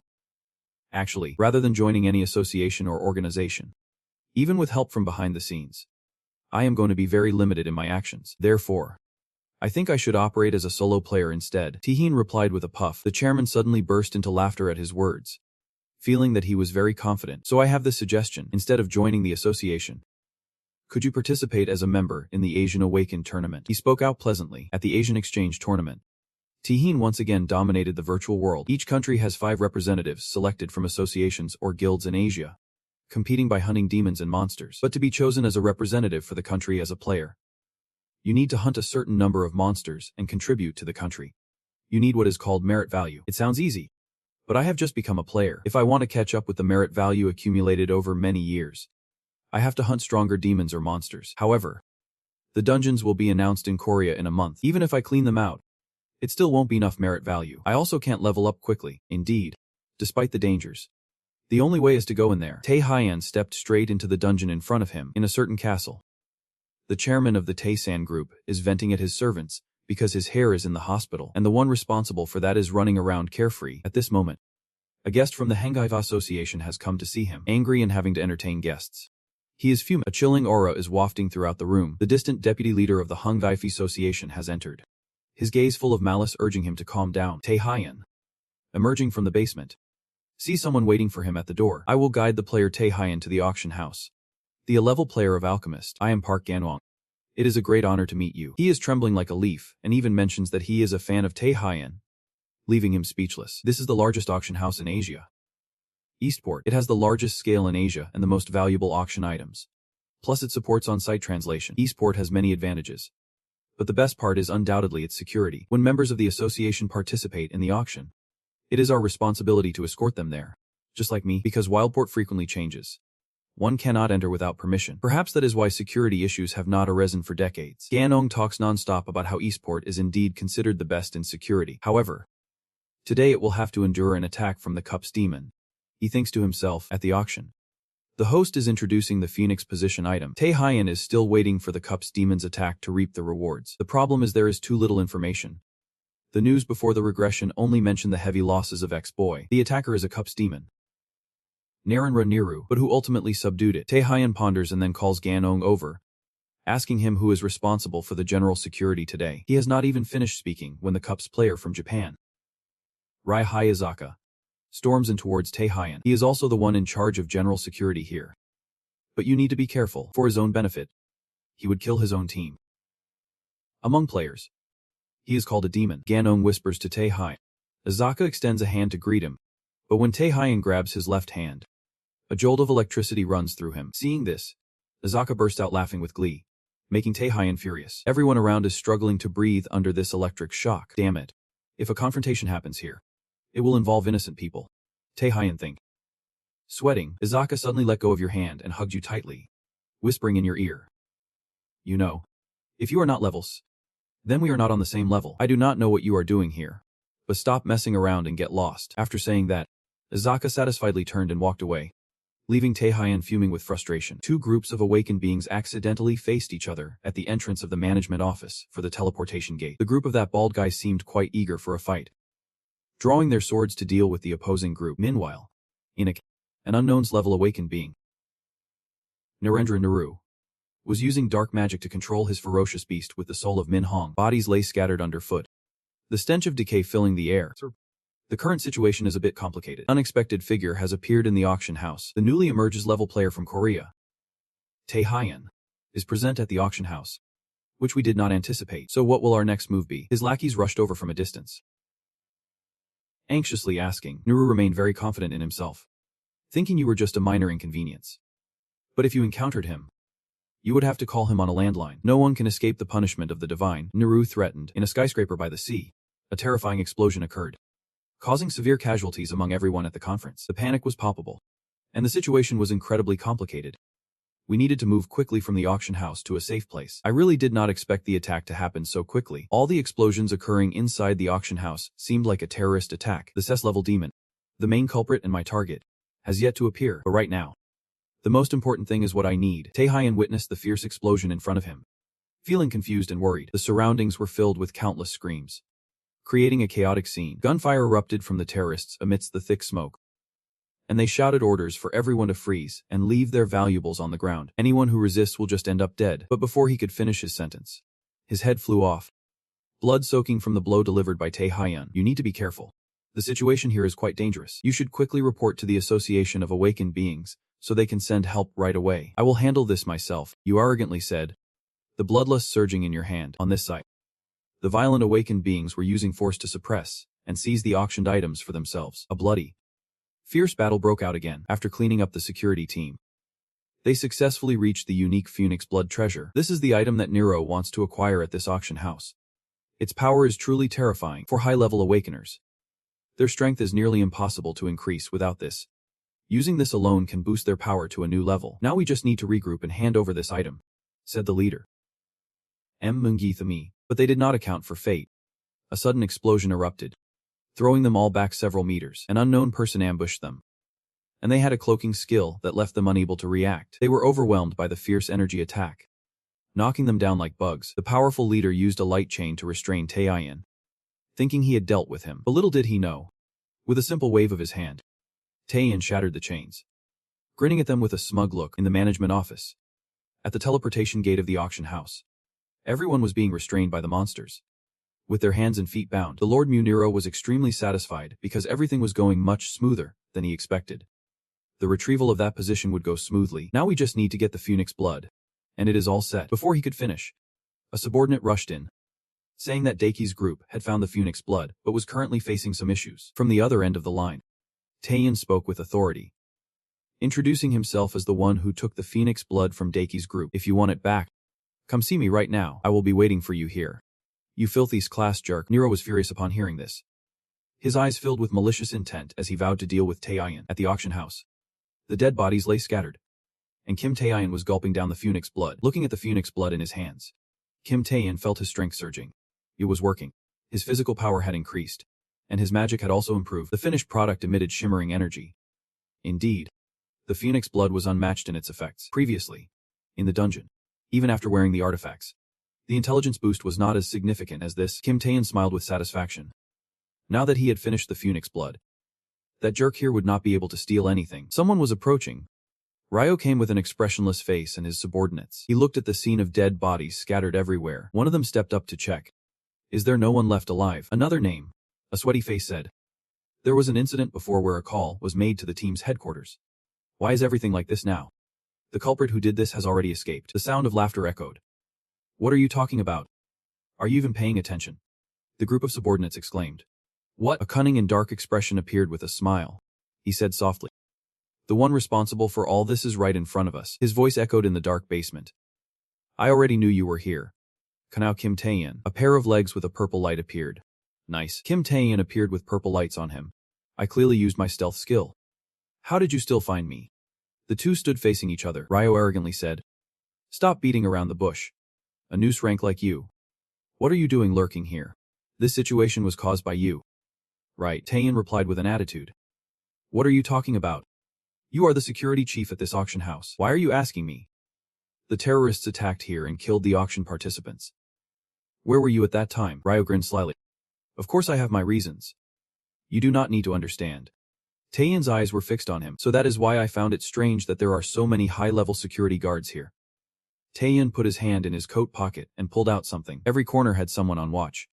Before the terrorists attacked, there were already many bombs going off in this auction room. I suspect to place all those bombs in those positions. Someone had to be here doing it. And it turns out that is true. Just as the terrorists attacked, the bomb exploded, and a glowing blade slowly appeared from Taeyeon's pocket. What a coincidental ideal.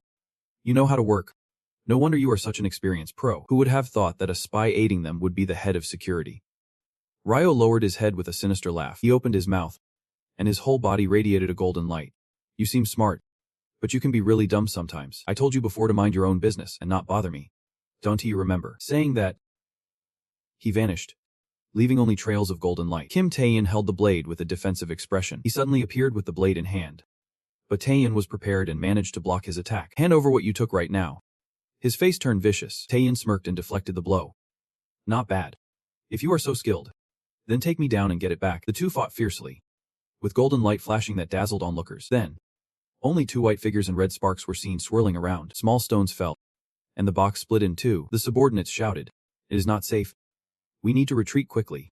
We can't intervene in a fight between two levels. Moreover, Riho, or his infamous reputation, is well known.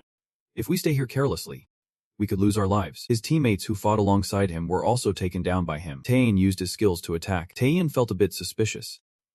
This guy's fighting style was a bit different from what he knew. His attack and counterattack seemed quite unique. I rely on instinct and the situation to respond, but he relies on deduction and sound to adapt. This guy is not to be underestimated. He could recognize my movements and predict the appropriate responses. A flash of yellow light zipped by, catching Taeyeon off guard. Riho unexpectedly launched an attack that sent Taeyeon flying. He was injured in the arm and spit out a mouthful of blood. He thought, even being of the same level with similar movement skills, the differences in actual combat experience were clear. But anyway, Taeyeon suddenly jumped up, and the henchman exclaimed in surprise. Up there. Taeyeon's hand reached out like a demon.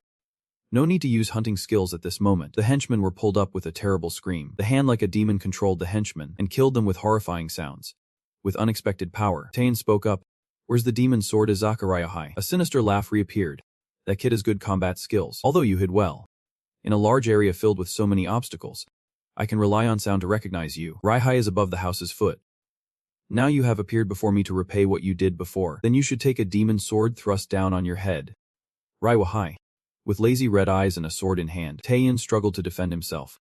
Two masked guys were standing guard below. They immediately ran away when they saw Raiwahai punch through the level they were guarding, always shining through several floors.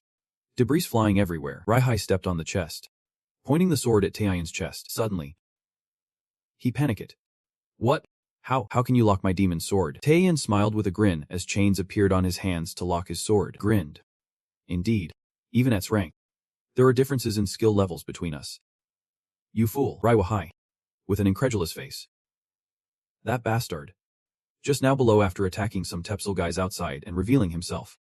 He did not do that to escape, but intentionally showed up, aiming for me to attack him. He had already prepared this chain skill. After I attacked, he locked all movement to prevent me from escaping." Taeyeon swung a punch with chains on his hands. "Now, where are you going?" The chains attacked straight toward Raiwahai. "You bastard. How can you do this to me?" He screamed in disbelief. The chain punch flew forward, hitting Raihai's face, making it twist. Blood spewing from his mouth. The floors had been punctured, creating a large dark hole that was truly terrifying. The auction house had collapsed. Izakariya and his henchmen were bound by chains. Groveling before Kim Taeyeon, the henchmen were bound tightly by glowing chains. Their faces losing strength, they angrily struggled to break free from the tight chains, but were helpless. Izakariya knelt there with glowing chains around him, unyielding, his face showing a fierce unwillingness. Raihai promised coldly, his teeth clenched in deep resentment. Standing in front is Kim Taeyeon, smiling victoriously, while Raihai is kneeling on the ground, filled with hatred. That bastard Kim Taeyeon stares straight at him, wearing a contemptuous smile. "I can't believe you, an S-Rank player in Japan, have become an accomplice to those thieves." Raihai could not bear such humiliation. His face turned fierce as he rose up and roared. "That bastard. It is your fault I failed this plan." A foot kicked straight into Raihai's face.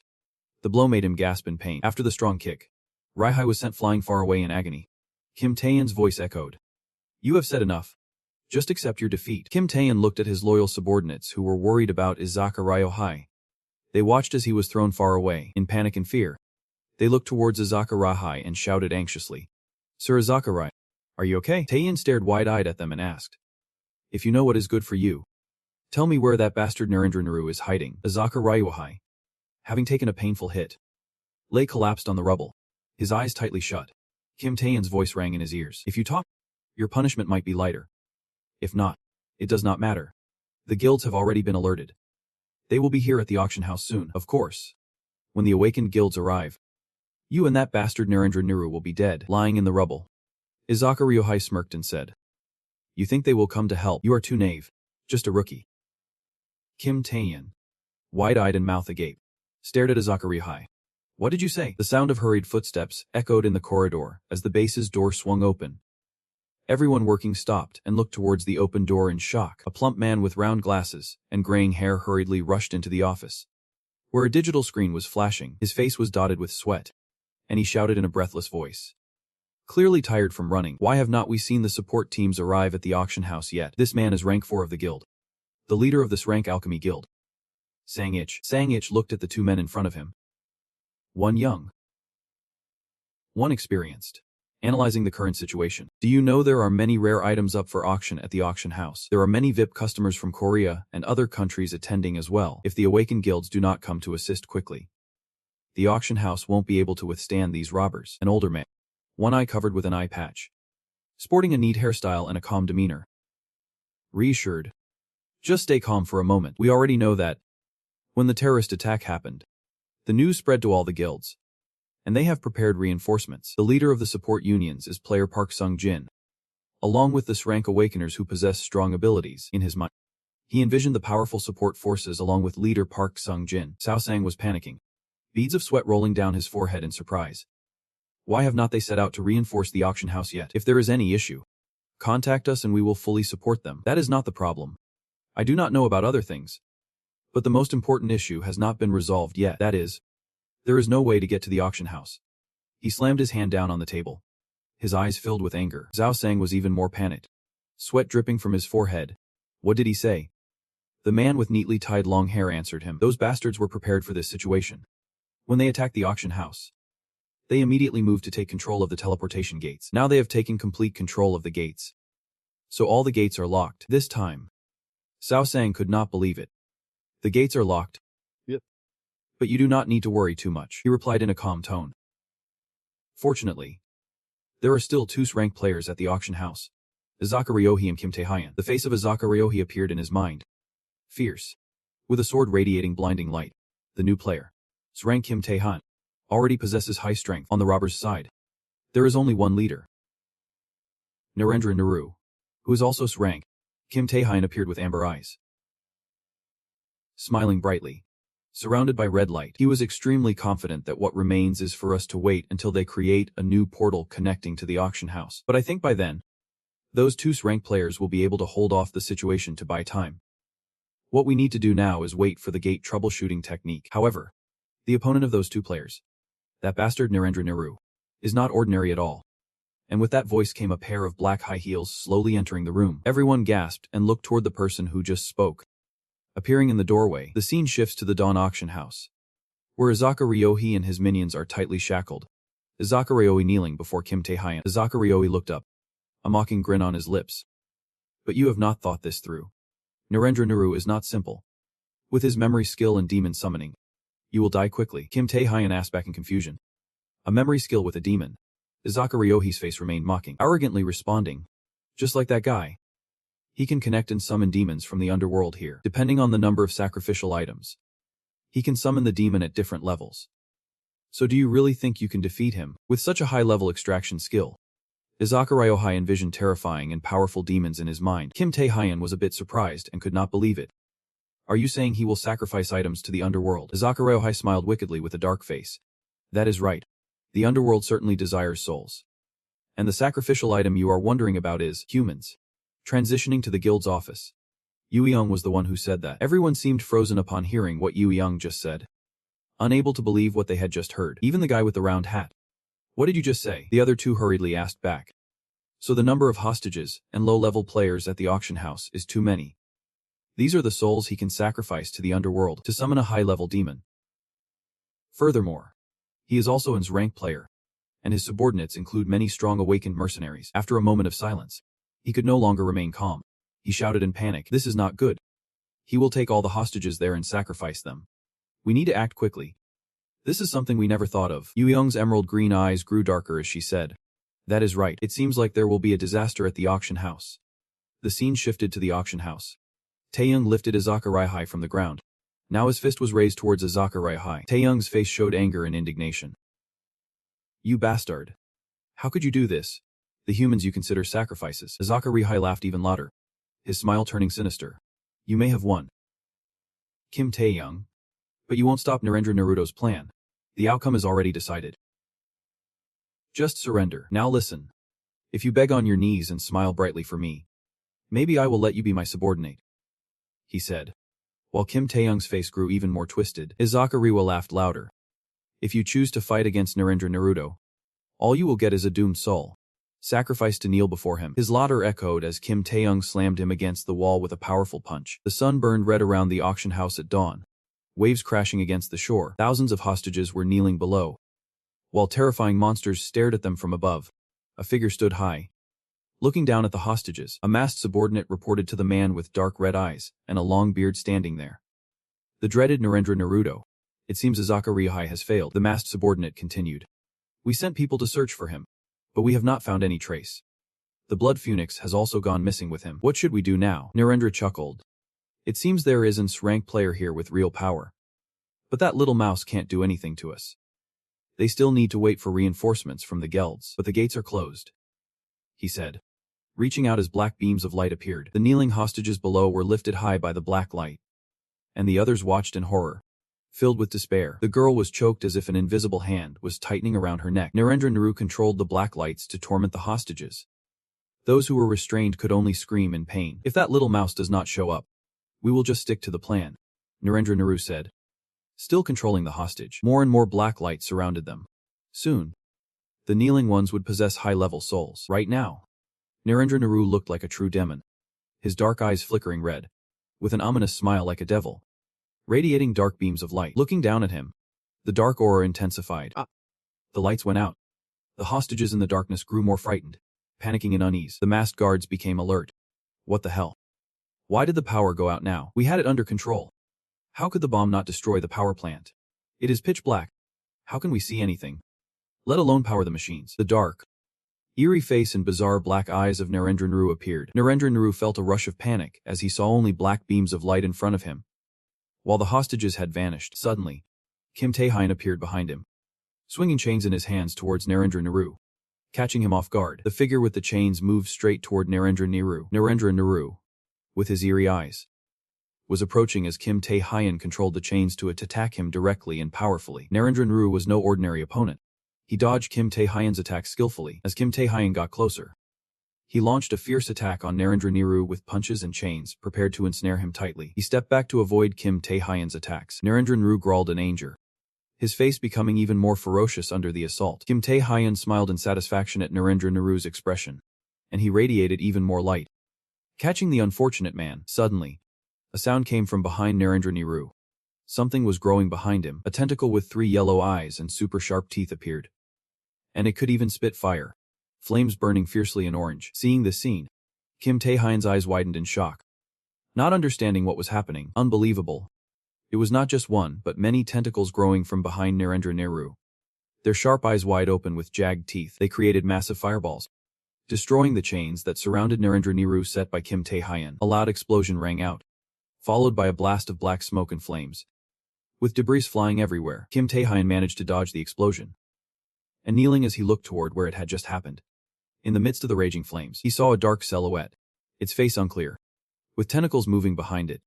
Staring right at him, behind him was another monster. How could he be that strong? He stood there in the fierce flames, unaffected, as if he and the fire had merged into one. "You are the S-class awakened Kim Tae-hyun, right? Are you here to save us?" they called out from behind. At that moment, Kim Tae-hyun turned around. Seeing the hostages captured by Narendra Niru, they looked at him like a savior. They had been waiting for this. They rushed toward Kim Tae-hyun in desperation, hoping to be rescued. Please untie us. Hurry. Those bandits are coming back. If you save us, we will give you our money. Before they could finish their sentences, Kim Tae-hyun waved his hand, using the chains to lift them up in a circle of white light. Stop talking so much. They screamed in panic as they were suddenly lifted into the air. Kim Tae-hyun suddenly felt something moving toward him and glanced upward. The monstrous creatures, with sharp claws and fiery red eyes, quickly descended toward Kim Tae-hyun, who stood below. As those terrifying creatures touched the ground, the spot where Kim Tae-hyun had just stood was surrounded by a brilliant light, sending dirt and rocks flying everywhere. The monsters still do not understand what is going on, looking into the void where debris is still flying while searching for Kim Tae-hyun, hiding somewhere in there with their fiery red eyes. While they are still searching and have not seen clearly, they only catch glimpses of crossed beams of light. Those crossed beams of light are the glints of the sharp blade from the scythe that Kim Tae-hyun is wielding to attack the monsters. Kim Tae-hyun swung through the air with the sharp spear in hand, his powerful aura causing the monsters below to be sliced into pieces. That hand, that muscular hand, appeared again in the air. Kim Tae-hyun looked like a demon with a skull face above. Watching the bodies that had turned into fragments of the monsters, he looked at another monster on the upper level, going insane. Its sharp teeth and fiery red eyes were even more terrifying. Growling angrily, a hairy monster, with 2 pairs of glowing eyes, let out a sound from hell. The sound it emitted grew louder and darker, just like its eyes. Surprisingly, the monsters that had just been sliced by Kim Tae-hyun suddenly revived, more aggressive, charging at him once again. Kim Tae-hyun was caught off guard by the sudden change, his eyes wide, exclaiming in shock. With a loud bang, an explosion occurred, and Kim Tae-hyun disappeared, leaving only a thick cloud of black smoke where he stood. Both Narendra Niru, standing above, and the monsters that had just attacked Kim Tae-hyun below, stared at the thick black smoke in front of them. You must know about my demon summoning skill by now, right? This skill will summon based on the sacrifice. Of course, I can summon weak monsters. Narendra Niru was pleased with his demon summoning skill. He thought it was the strongest skill that no one could resist. This was evident on his face and his satisfied smile. Those monsters were all equivalent to F rank and got extra support from my skill. The monsters, empowered by Narendra Niru's strength, became even more aggressive, rushing quickly towards Kim Tae-hyun, who was struggling to defend himself. With my power shared among them, they had evolved to a much higher strength. The monsters attacked Kim Tae-hyun frantically. He was already quite exhausted from resisting them, and they had evolved. Narendra Niru kept boosting the monster's strength to attack Kim Tae-hyun faster and stronger. Kim Tae-hyun could no longer resist and was beaten hard against the ground, creating a large puddle. If you can defeat the jerk Raiahai, I will give you credit for it, Narendra Niru said while watching Kim Tae-hyun being pummeled, blood gushing from his mouth. When you meet me, you will fail as well. Narendra Niru wore a smug expression for having defeated Kim Tae-hyun. An S-rank awakened. Another loud explosion echoed, accompanied by black smoke and debris flying everywhere. The hostages watched the loud explosion, only seeing the monsters charging into the rising black smoke. It is not good. He has been taken down. The hostages, tied up, shouted in panic, thinking Kim Tae-hyun had been defeated. One of them shouted in frustration, saying to save us first. But no one listened. Now they are facing the consequences. If they could save us, at least there would be someone to hold off those monsters. You are wrong. The voice of a middle-aged man who was also tied up rang out, surprising everyone as they looked up at him. He spoke to all the bound people. Look at this. Thanks to him, the monsters have not harmed us anymore. He has drawn all their attention. At this moment, everyone realized all the monsters and the masked ones no longer cared about them, focusing only on attacking Kim Tae-hyun. He is at a disadvantage but not running away. Maybe he is doing this to bait the other guilds to come and save us. Kim Tae, with a knife in hand, persevered in fighting back against the monsters surrounding him with the remaining strength he had. The hostages, tied up, looked at him in disbelief after hearing the man's analysis of what Kim Tae-hyun was doing. The middle-aged man continued to speak resolutely, saying that all the hostages the old man had taken for sacrifice had been rescued by him. The image of the hostages being hung high by chains, preparing for sacrifice, was recalled by him. At this moment, he could not hold back anymore. His whole body trembled, and tears streamed down his cheeks. He choked up, saying, so the original intention was for him to actively attack and draw the monsters. The hostages hanging in the air, preparing for sacrifice, reappeared, so we could be safe. Kim Tae-hyun's appearance now was covered in wounds, blood streaming down, but he still struggled to hold the knife to fight. The bound hostages felt ashamed of their selfishness. Only thinking of themselves, they cried out, I did not understand that. Hang in there. Kim Tae. We believe in you. You can win. To give Kim Tae-hyun more strength. They could only shout encouragement like that. The shackles reappeared powerfully, wrapping tightly around the monsters' necks as they struggled to break free from the attacking shackles. The Kim Tae-hyun counterattacked, soaring up using the shackles binding the monsters, finishing them off with a powerful blow. Kim Tae-hyun's eyes widened in shock as he shouted, "All right. Stop screaming like that.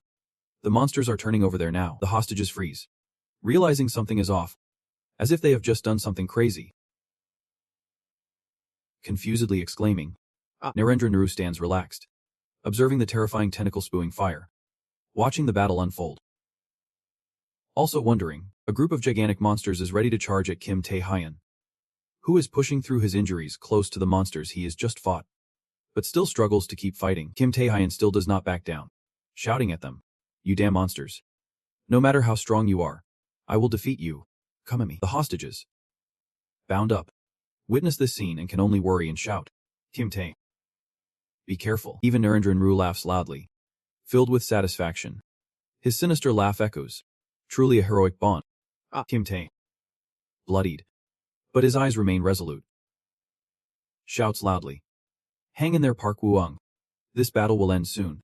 You can do it." Narendra Naru's dark eyes suddenly flinch upon hearing what Kim Tae-hyun just said. Narendra Naru looks towards the door, where a figure has just appeared. Who could it be? He sniffs suspiciously, sensing someone standing there. When did that bastard show up?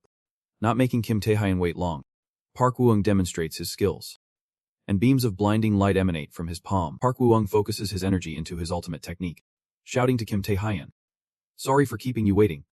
I will do it right now." The scene shifts to Azaka Ryohei, bound and surrounded, lying on a pile of rubble, covered in injuries.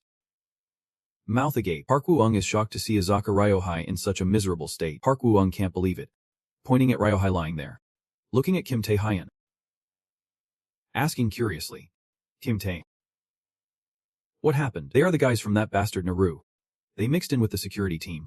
I just took them down." Kim Tae-hyun calmly answers Park Woo-ung's question. Their footsteps are hurried, approaching, as they discuss the current situation. "I did not think I would only be gone for a bit, and it would turn into this. All right.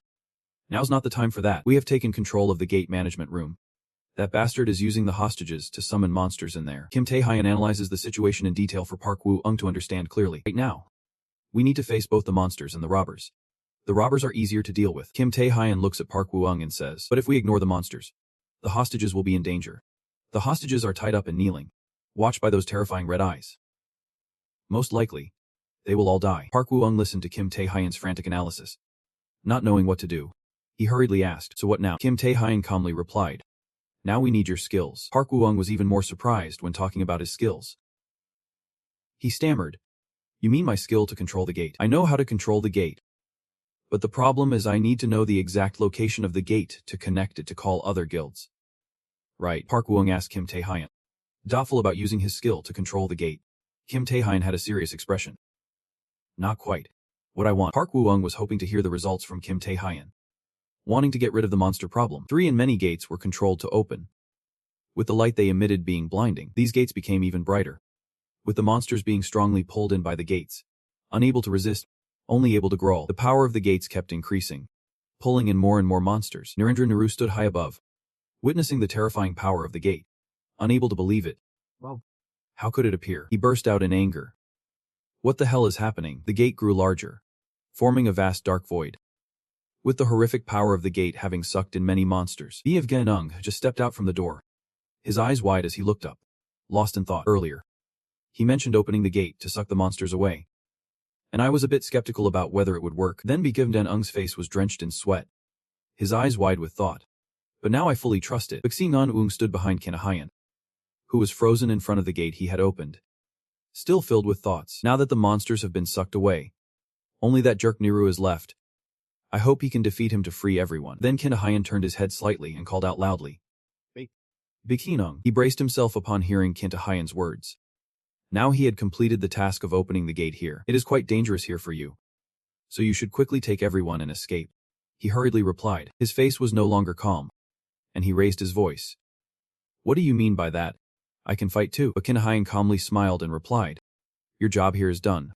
That jerk is also a class, so it is a bit too much for you.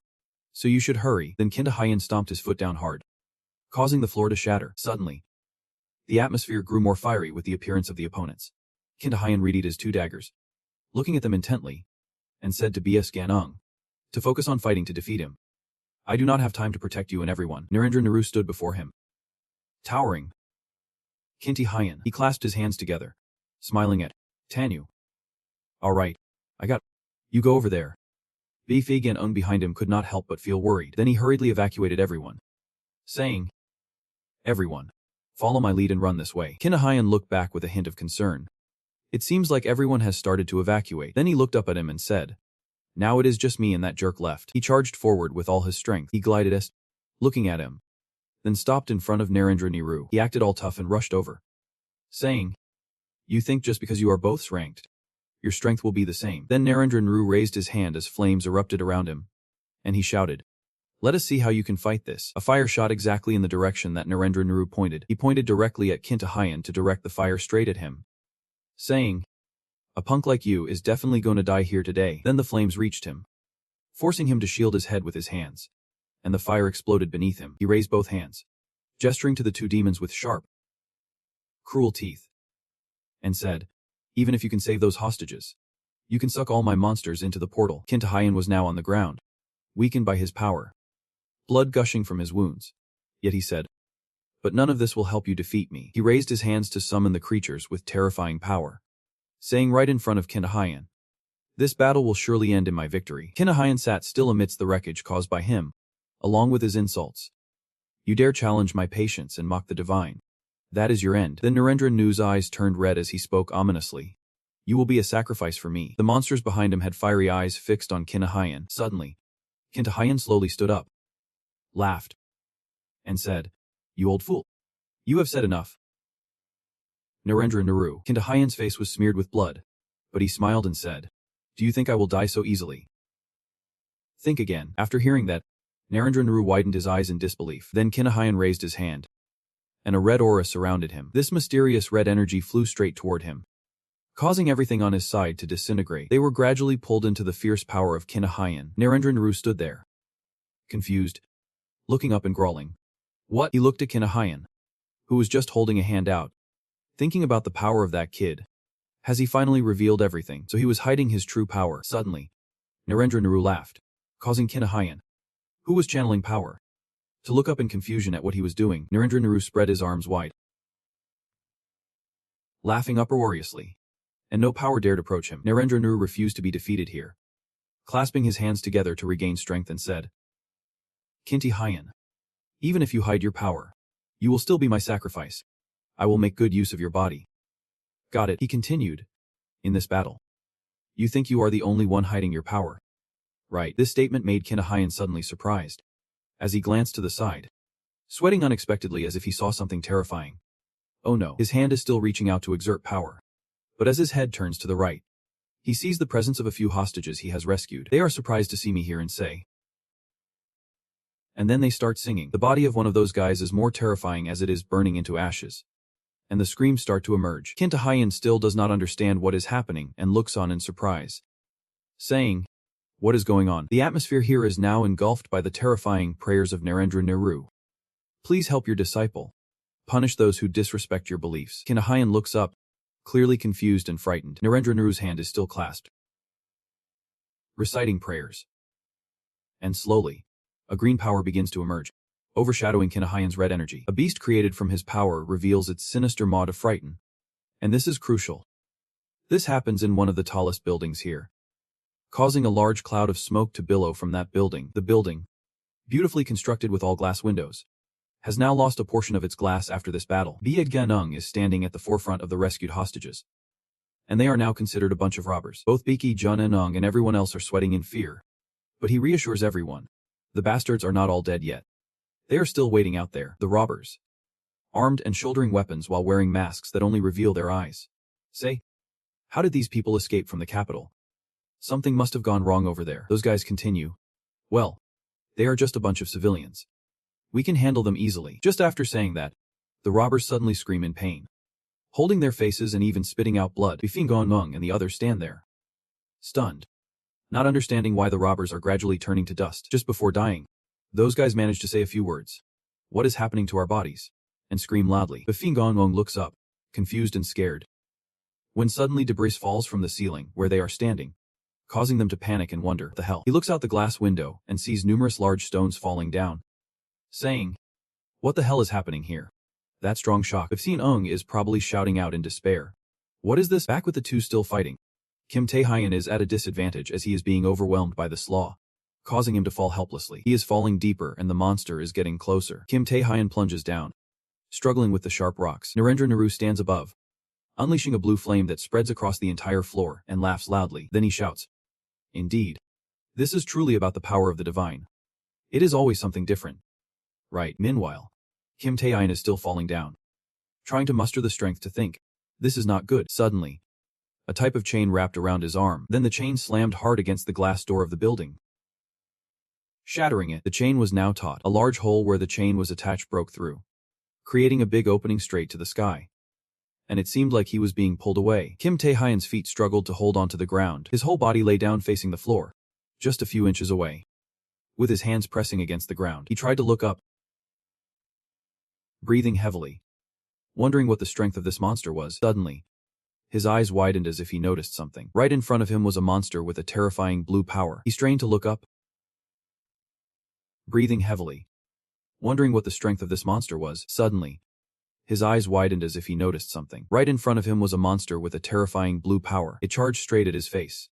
But at that moment, his mind froze for a beat. Narendra Naru stood on that monster, successfully charging at Kim Tae-hyun and sending him flying. The wall of the building was struck hard, creating a hole. Then Kim Tae-hyun was thrown outside with a scream. Along with the crumbling walls, Kim Tae-hyun flew out. But the monster in Narendra Naru showed no mercy, saying, now die, you stupid jerk. The power of Kim Tae-hyun returned, making him rebel and charge forward. Shouting, Kim Tae-hyun raised his hand toward Narendra Naru and the monster, unleashing a power that knocked the monster down.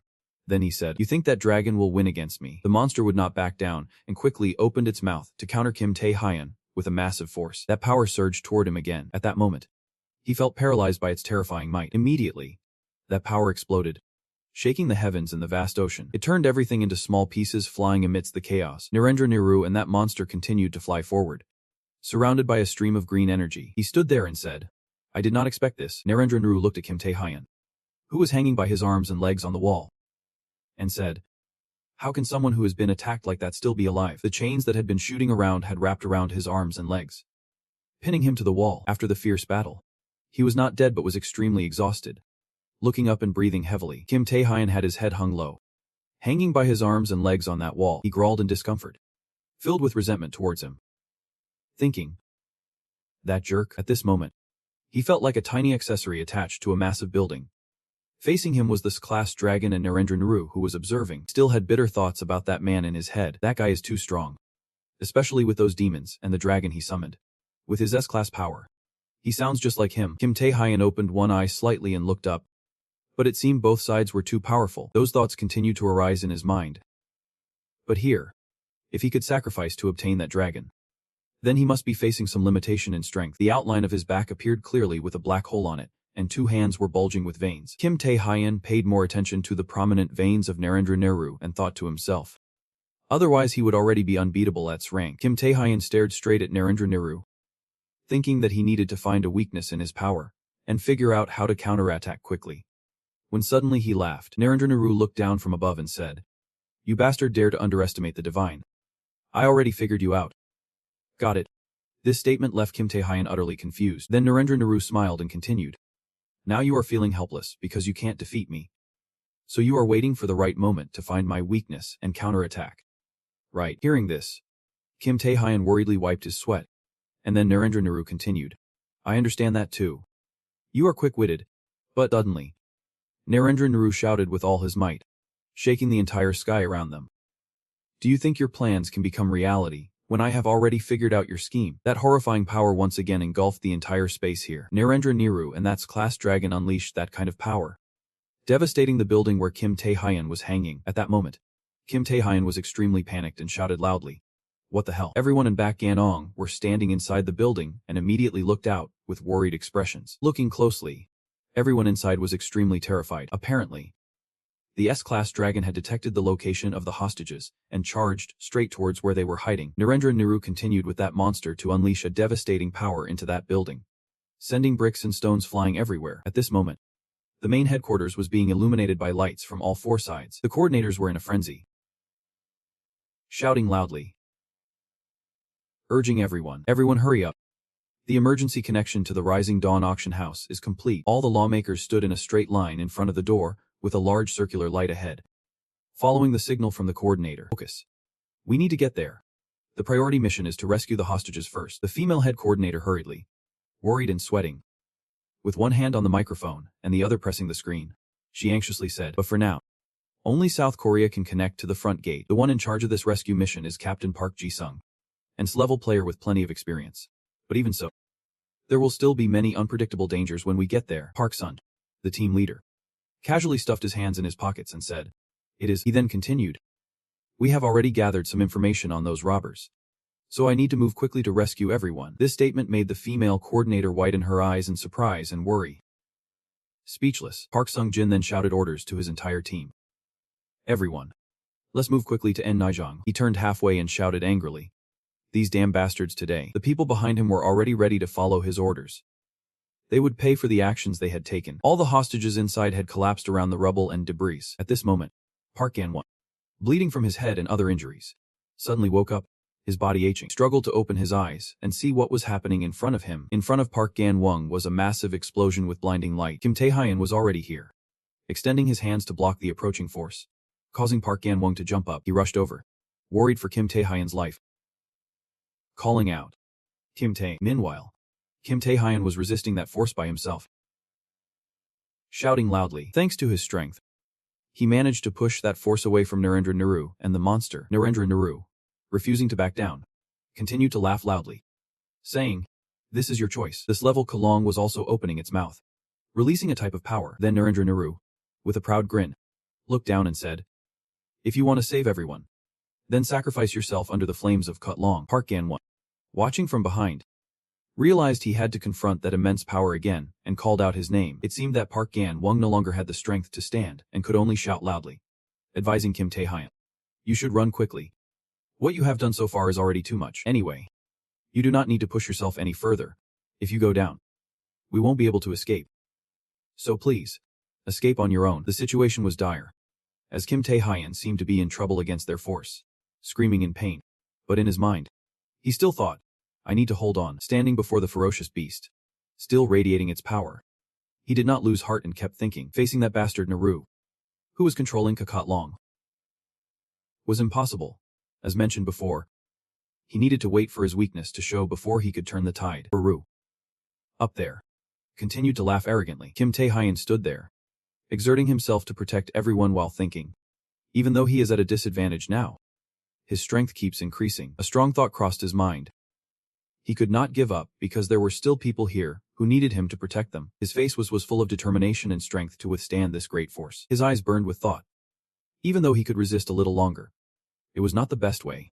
He needed to think of a quick solution. The strongest thought in his mind at that moment was how to save everyone. Suddenly, a trembling voice beside him spoke up, seemingly needing a bit of help for everyone. At that moment, he felt like his body had frozen upon hearing that. Then Kim Tae-hyun immediately wondered and turned to look back. He saw Buff Baek-gun struggling to come over to him. Suddenly, a notification appeared. The Predator's strength was being adjusted, and his hands jerked with the force, leaving him bewildered. At that moment, his hands gained more strength with the notification. The Predator level increased to a. The notification continued, stating that he could not control this new strength yet, and his body was in a state of overload. Around him, a new force suddenly merged, causing him to grit his teeth in discomfort.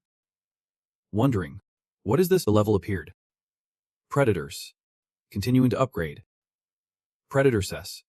His eyes could not open wide enough. Narendra Nehru stood on that monster, looking down at him. Narendra Nehru is also confused, looking down and saying, "What is going on there?" His red power spreads out into the surrounding space, overpowering the strength of that dragon skeleton. The rank is raised again. Hunting cess. This moment, Kim Tae-hyun is surrounded by a blazing red power, with notifications still appearing. Hunting is at the highest state. Your body is overloaded. Then his body bursts out strong with spikes on him, screaming in pain. He still has thoughts in his head. Hunting has reached the highest level. The image of a perfect body appears with the thought. Hunting has reached the highest level.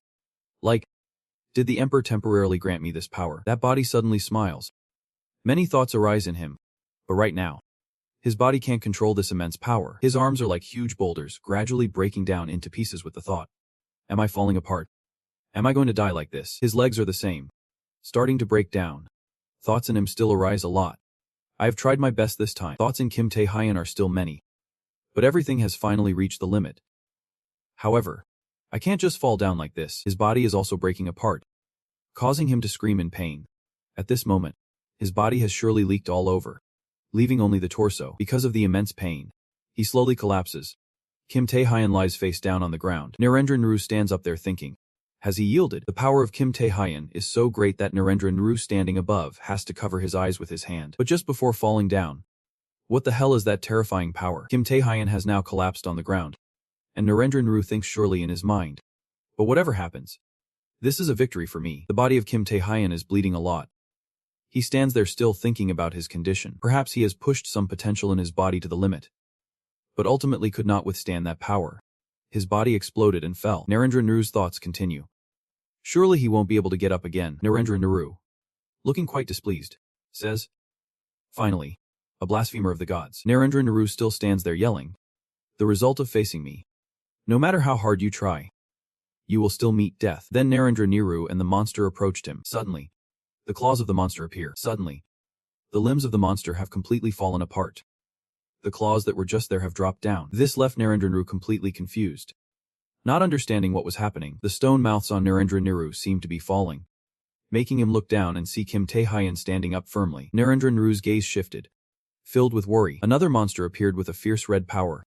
Much larger than his dragon, the red monster was no less impressive, roaring with a terrifying strength as it advanced toward Narendra Naru. Narendra Naru stood on his dragon, looking up in concern.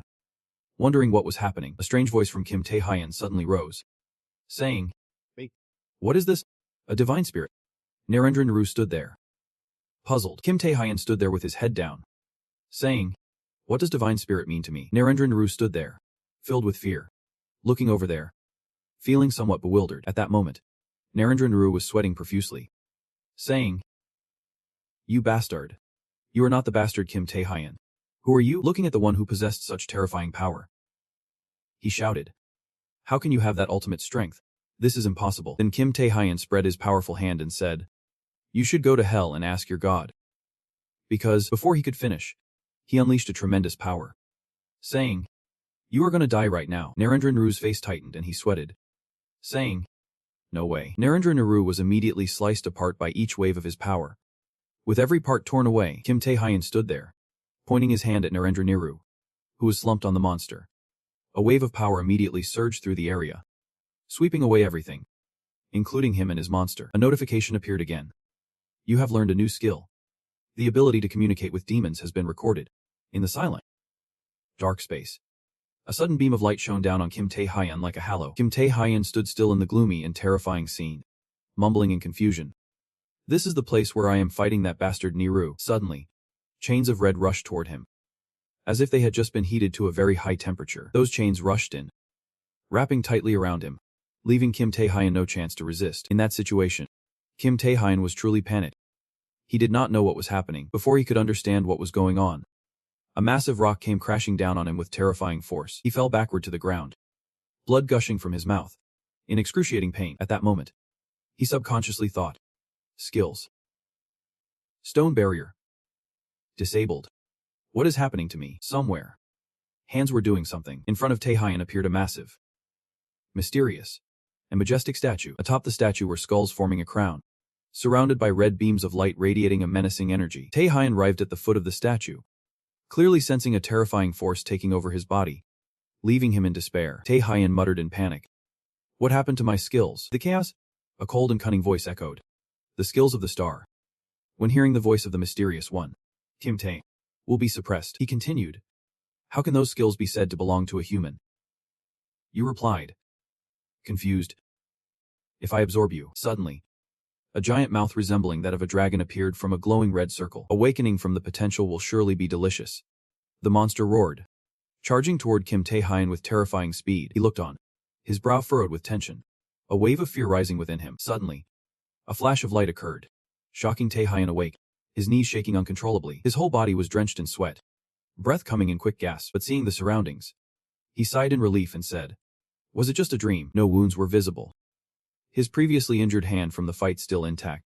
What on earth was going on? Suddenly, Bak Seumjin walked in holding a bag of snacks and approached Kim Taehyun. "You are awake now," Taehyun remarked in surprise. He realized the person in front of him was the awakened Bak Seumjin. Seumjin asked, "Would you like something to eat?" Seumjin and Taehyun ate while discussing. "This is the apartment the association and the auction house prepared for you. Basically compensation and a reward for helping us during that recent terror attack. Thanks to you, we managed to rescue all the hostages they took, and the fake awakener Sko Heihan has also faced justice. That was quite a large-scale terror attack. Fortunately, thanks to you, many people were able to survive. You fainted after that battle. Many friends and family came to visit you, but they have gone home now. Your family members, and that little brother of yours, cried their eyes out." While the association's director was extremely worried, Seumjin recounted the expressions from that day, unable to hold back laughter, saying, "Seeing those expressions back then was quite funny. After the recent battle, we had you checked out. You can rest assured. Everything's fine. We did not find any lasting effects on your body. I was worried you might be affected by the aura while fighting that Naru guy. But everything is okay," Kim Taehyun stammered, beads of sweat forming. "But I do not understand why. I forgot everything that happened at the auction house. My actions back then. And even the bloody fight with Naru. What happened back then?" "What about my fight there?" Bak Seumjin replied. "This is indeed unexpected for me." To which Kim Taehyun responded, "Thank you." Bak Seumjin further inquired, "You mentioned it, so now I am curious. What happened to you back then?" Kim Taehyun remembers the scene that day. Baek Gan-woong was lying on the ground with a scared look on his face. In front of him was a tall, muscular guy with red hair. Taehyun continued, "While he was at a disadvantage against that Naru guy, something happened." "Soma." Jin wondered. "Who took him down then?" Taehyun replied, "I can explain it. When I passed out unconsciously, there was only Baek Gan-woong awake at the scene. At that time, Baek Gan-woong said, 'Taehyun, what is wrong? Say something.' After that, Gan-woong opened his eyes wide because of something. It turned out to be Kim Taehyun. But for some reason, he turned to attack Gan-woong, and with one blow, he made Baek Gan-woong cough up blood and fell down right then." Looking surprised, "I have only just started and already been defeated. But that is enough." Kim Taehyun smiled slyly. "Now return this body, let go." After saying that, Kim Taehyun lowered his gun and his hair turned back to brown as usual. While he was lying there, Jin found it, ran over to support him, and called him to wake up. "Come on, Taehyun, outside." Someone shouted. "Everyone, move quickly. Search for the hostages in this area." The hostages were only a little scared. It seemed they were not seriously injured, but the monsters summoned by Joni Ru were nowhere to be found. And that bastard had also mysteriously disappeared. Jin sighed and said, "Honestly, Kim Tae, so what happened to you here?" "Come back to reality," Jin said. "When the hostages calmed down like before, we asked them about the situation there. They could not know everything clearly, but they said you took down Nuru and then passed out." Taehyun replied, "Well, that is understandable since they are not awakened beings. So there is a lot they cannot know." Jin continued, "As for the player Baek Gan-woo, he also does not remember anything like you. As if some force took away the memories of both of you. Guess this could be a side effect of confronting Niru's energy. But anyway, everything is fine now. So congratulations and thank you very much. We are still investigating and researching the battlefield.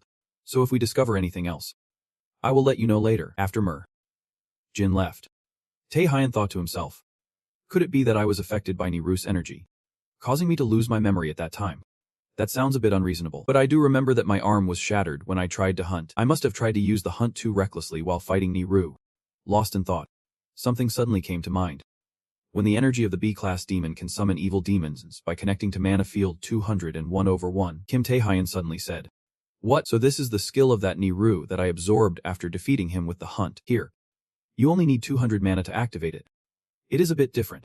He needed a sacrifice. But right now, I only have 180. While lost in thought, Jin called out to him. And then Kim Taehyun turned to Ma. "Someone came to visit you." Taehyun was surprised. And then a girl walked in with a fruit basket. Jin saw this and said, "Someone's here. So I am heading back home." Kim Taehyun looked at her, feeling a rush of complex emotions in his heart. The girl spoke first. I am here to visit you, Lim said. And SSS-Rank awakened player from city Manhwa. Bustling and familiar yet overwhelming under the bright sunlight. Snacks and drinks were laid out on the table. Still the same boring old dishes. And Kim Tae-hyun did not really want to eat much. Suddenly, a strong force slammed the fruit down, crushing the food, making an unpleasant noise. Kim Tae-hyun looked at the scene, startled and frowned. Sitting across from him, seemed unfazed by the change. Coldly said, I heard you got injured fighting the bandits, but now that I am here, you look fine. Right. He glanced at the messy food on the table. Kim Tae, though slightly annoyed, sat down across from him and replied, I only got a little hurt. Overall, it does not affect me at all. Lim reached for a shiny red apple, seemingly wanting to take out his anger on it, and continued speaking. I heard that during this terrorist attack, you saved a lot of hostages and took down a pretty strong enemy. Right. Kim Tae-hyun seemed hesitant. That was somewhat true. His anger turned into force, wanting to crush the apple.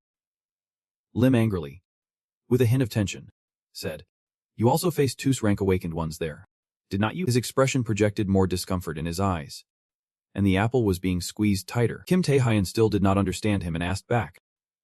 The apple was completely crushed, showing just how angry Lim was. He raised his voice. I know you are good, but do not think that makes you the best. Okay.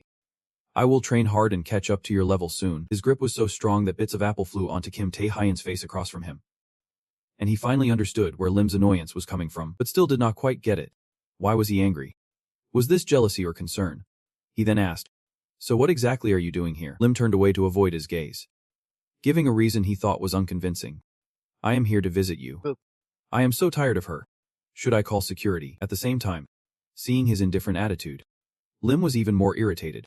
Raising her voice, Kim Tae would know how worried she was about this guy. I was really worried he might be seriously hurt. I heard that the terrorist attack was quite large, with many awakened ones involved. So that is why I came to visit him. But looking at him now, he seems completely fine. She also feels that he seems much stronger, and the energy he releases is even more powerful than before. I also do not understand what has changed with him during the recent incident. Lim Yang-'s anger is becoming more and more apparent, while Kim Tae-hyun remains clueless. On the other side, Lim Yang continues to remember the incident during the previous exam, the time they accidentally kissed. Feeling her face heat up, but she can't help but worry.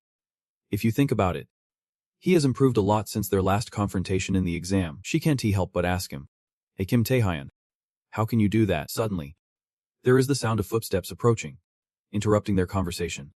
Both she and he stop unexpectedly and turn towards the sound. A bit startled and worried, they both look toward the door, wondering who could come to this guy's house. The footsteps get closer. Their hearts skip a beat, slightly anxious about who is coming. Kim Tae-hyun reacts first, confused about why that person is here. Lim Yang recognizes the visitor, suddenly exclaiming, The intruder is none other than her sister. She is also taken aback, surprised to find her sister here, wondering why her sister is with this guy. Lim Yang does not wait for her sister to respond and hurriedly asks, Why are you here? How did you get into Kim's house? Then, as if catching on to something, she continues to question, How did you know the password to his front door? Duel regains her composure, sternly reminding Lim Yang, Don't call me sister. Okay, Duel casually explains. That password was given to him by the Awakening Association. They told me the password. Duel suddenly pauses, looking at the two of them who are still surprised and saying, You idiots. Do not ever let your guard down like that. She chuckles lightly, saying it is dangerous, then suddenly moves closer, sneaking behind and trapping Kim Tae-hyun in a tight spot. Lim Yang is not quick enough to react. It all happens too fast, and she can only exclaim, What? Tae-hyun is now completely restrained. Seeing this scene, she rushes over, wanting to intervene. What are you doing? In a dominant position, smirks and replies, What does it look like I am doing? The smile on Duel-Wang's face deepens, amusingly watching her worried little sister. Feeling curious. Do not understand why I come here and see two people cozied up together in the same house. What is your relationship? Saying this, she quietly touches Kim Tae-hyun's lips provocatively, and he begins to respond. What the hell? Lim Yang freaks out, shouting, What are you saying? This is not okay. It is a crime. But the redness on her face betrays her.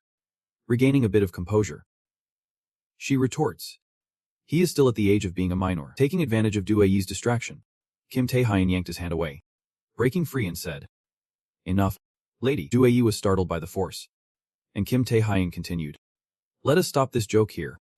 Player. He looked at the girl who had just tried to hit him with annoyance and asked, "What brings you here? If you want me to join your guild." "I already declined." Duel shot back, his attitude still irritating her.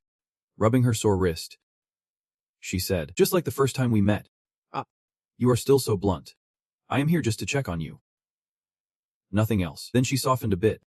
"I even brought a gift for you." Kim Tae-hyun looked surprised. "Really?" Duel continued. "That is right. I heard the chairman of the association say you are training to enhance your strength for the Asian Awakening tournament." "Right." She did not wait for Kim Tae-hyun to respond and continued, her tone more confident. "It is impressive that you saved and defeated 2 Awakeners at that auction, but looking at the rankings, you are still only in 30th place. She said, stepping closer to Kim Tae-hyun. "If you want to move up into the top 5 to represent in the competition, you will definitely need to work hard to earn more points," she said, placing her hand firmly on Kim Tae-hyun's shoulder. "I brought you a strange gift." She paused, intrigued by the curiosity and surprise on his face, her hand gliding down to his weapon. Continuing, "The right to break into the dungeon," she explained further, her tone excited. "Have you heard of the fire god?" The dark scene at the auction flashed back.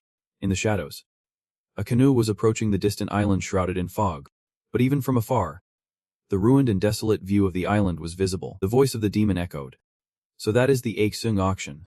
A voice responded. As they got closer, the ruins became clearer, shattered and broken, dust and smoke rising thickly. The demon assessed, unable to read his emotions at that moment. Just looking at it, one could see the complete change after the Awakener's attack. A few more bomb blasts, and it could be said to be utterly destroyed. He continued to observe while asking his companion, "So after that attack, does Naru know if he is alive or dead?" The other replied, "About that, we still can't confirm any information on him." The gang members hesitated to ask each other, "This is certainly serious. But do we need to report it to the boss?" The demon replied, his tone somewhat certain. "No need. We can manage the situation ourselves." He was confident. The goal of attacking the auction had been achieved. Whether Naru lived or died did not matter. After all, they just hired him to act. He continued, "That is up to you." The loudspeaker blared into the dark night from a large patrol boat that seemed imposing. The captain announced over the loudspeaker, "Be quiet. All of you are surrounded." The Kano appeared to be dwarfed by the massive boat. The captain on the boat continued to speak over the loudspeaker to the illegal intruders. "This area is strictly off limits to everyone. Only the awakened patrol team is allowed here. You better surrender quickly and put down your weapons." But then there was a loud noise. In just a moment, the massive boat was instantly submerged in the wide sea, engulfing the entire vessel. The awakened patrol team could not react in time at all as the boat sank to the ocean floor. A sudden death that did not wait for their reaction. This will be a mysterious disappearance that will cause a great stir. The mastermind Mew caused the earlier incident. The fake demon protected his Kano and his accomplices. His voice echoed with danger mixed with a morbid curiosity after this. "I have been paying quite a bit of attention to that awakened person Kim Tae-hyun." As he spoke, he unleashed his awakening, leaving no chance for that patrol team to survive. Back at the headquarters of the Phantom Guild, the space was filled with cheers. Excited, Kim Tae-hyun continued his path into the top 5. Standing beside him was Jue, who announced loudly, "After this dungeon raid, player Kim Tae-hyun will join us." The more she spoke, the louder and prouder her tone became. Everyone already knew. In the auction house terror incident, he played the biggest role in saving the hostages. He can be considered the most promising young awakened in Korea now. The cheers grew more fervent. They all chanted his name. Kim Tae. Kim Tae. Jue spoke to calm the excitement below. However, Jue always kept an eye on the key points. When he joined this dungeon raid, "I also considered how to distribute the loot we obtained so that both sides could reach the most agreeable satisfaction." Kim Tae-hyun beside him sighed in relief. "That is what I wanted to say. Of course. Splitting the loot. Who would want to take the short end of the stick?" Kim Tae-hyun thought to himself. "This raid on the Fire God Temple is indeed a great opportunity for me." The scene of the Fire God Temple appeared, true to its name. It was a dungeon with an entrance like a blazing fire. Kim Tae-hyun quietly exclaimed, "This is the second dungeon I have entered after the last competition." His thoughts continued. Previously before the return, the Phantom Guild did successfully raid the Fire God Temple, but in return, they suffered too much damage. Nearly all the awakened who participated in that raid perished. Indeed, danger comes with rewards if I can successfully clear the Fire God Temple. Of course, the contribution points for the guild will increase significantly. He thought to himself. However, there was still some worry. Last time, whether real or fake, my hands nearly shattered. Now, your strength and health after being hospitalized still have not fully recovered. So attacking this dungeon will be much harder. Thinking about it, he looked at the person next to him. as if attacking it with the player Rui Wang. Then looking down at the members of this guild, he suddenly felt confident and decided to raid this fire god temple. Fire and the cheering sounds were Kim Tae-hyen's thoughts. Surely they would succeed. The day to raid the fire god temple had arrived, along with the overwhelming enthusiasm of the fans from the guild with the eye-catching banner that did not match the upcoming battle, as well as the pride and unwavering confidence of the guild. This raid only had two people involved, Kim Tae-hyen and Rui Wang. Kim Tae-hyen appeared a bit helpless and surprised, while Rui Wang was extremely excited. The crowd outside cheered loudly. "We will wait for you too. Good luck. Be careful, Captain. Your safety depends on you." Kim Tae-hyen asked in confusion. "Hey Rui Wang, is not it pointless over there?" Kim Tae-hyen spoke with a tone full of helplessness. "What the hell? Why are there only two of us raiding this dungeon?" Rui Wang casually replied. "Well, we can think of this as a date for us." Her tone was very relaxed, but she smiled charmingly. Kim Tae-hyen could not help but mutter, "Can you joke at a time like this when we are about to die?" Without arguing for too long, Kim Tae-hyen and Rui Wang directly entered the fire god temple. A stunning scene unfolded in the suffocating space of the dungeon. Green flames enveloped everything as if they were burning. Rui Wang looked at the scenery inside, smiled, and expressed her curiosity. In front of them, the dungeon was submerged in the green light of fire, vast and endless, with the dry branches of trees wilting from lack of water. She exclaimed, looking around, "It looks crazy, seeing those dry bushes and those strange green flames. This dungeon really is different from others. I never thought it would be like this before." Standing at the mouth of the dungeon, Kim Tae-hyen looked in and assessed. "The last apocalyptic dungeon I encountered was completely different from this one." Rui Wang agreed. The apocalyptic dungeon appeared during the awakening test. Rui Wang sat down in front of the mouth of the dungeon leading deep inside, feeling her mind go blank. As if she could not think of any way to enter this dangerous mouth of the dungeon, she asked Kim Tae-hyen, "How can we go down there? There are probably many monsters below." Tuntra was still hovering, looking for a way down the mouth of the dungeon, when a long tentacle shot up and wrapped around her neck lightning fast, making her gasp very quickly. The tentacle wrapped around her body, pulling her down, leaving Kim Tae-hyen above stunned, watching her being restrained, just able to shout, "Hey Rui Wang, now!" Kim Tae-hyen finally realized and exclaimed in confusion, "This is not good. Why is this happening?" He pulled out a support point to anchor into the cliff, immediately jumped down the pit without thinking, hoping to save Rui Kong. I instantly heard Rui Yang has turned the tables, defeating the monster like a giant squid, the master of that disobedient tentacle. She turned back, casting an awakening spell that surrounded her body with a shimmering green glow, standing out against the all-blue space of this elemental fire realm. After defeating the troublesome monster that just pulled her down, Rui Yang shouted a signal to Kim Tae-hyen. "Just jump down and that is it." Her tone full of confidence. Kim Tae-hyen could not believe his own hands. Just jump down like that. He looked down at Rui Yang falling, and below her, there was a spectacle of monsters with all sorts of horrifying forms waiting to tear her apart, turning her into a delicious meal. Rui Yang did not hesitate at all and continued to twist her body, using the force of her fall to strike at the obstacles that did not know their own strength. The power radiated was enormous and overwhelming. Several monsters quickly fell to defeat. How far is she falling? The monsters bleed wherever she falls. Kim Tae-hyen watched, his heart full of excitement. Happy yet fearful, he thought to himself. She took down an A-class monster with just one punch. He moved down cautiously, following Rui Yang while continuing to think, last time I met her, she must have hidden her true strength. He secretly admired Rui Yang. She really is a capable one, though not the strongest class. Her strength is definitely no joke. Then he suddenly realized, maybe that is why she only needed two people to break through this dungeon. While thinking, Kim Tae-hyen activated his own awakening spell, not wanting to fall behind the girl ahead. Of course, if that is the case, he needed to try even harder. He could not lag behind. Kim Tae-hyen quickly caught up to Rui Yang, opening up the battle to warm up. They defeated each monster, fighting all the way to the bottom of the deep pit, where a green light radiated both enchanting and dangerous. Rui Yang spoke up first, grinning with delight, finally reaching the bottom of the abyss.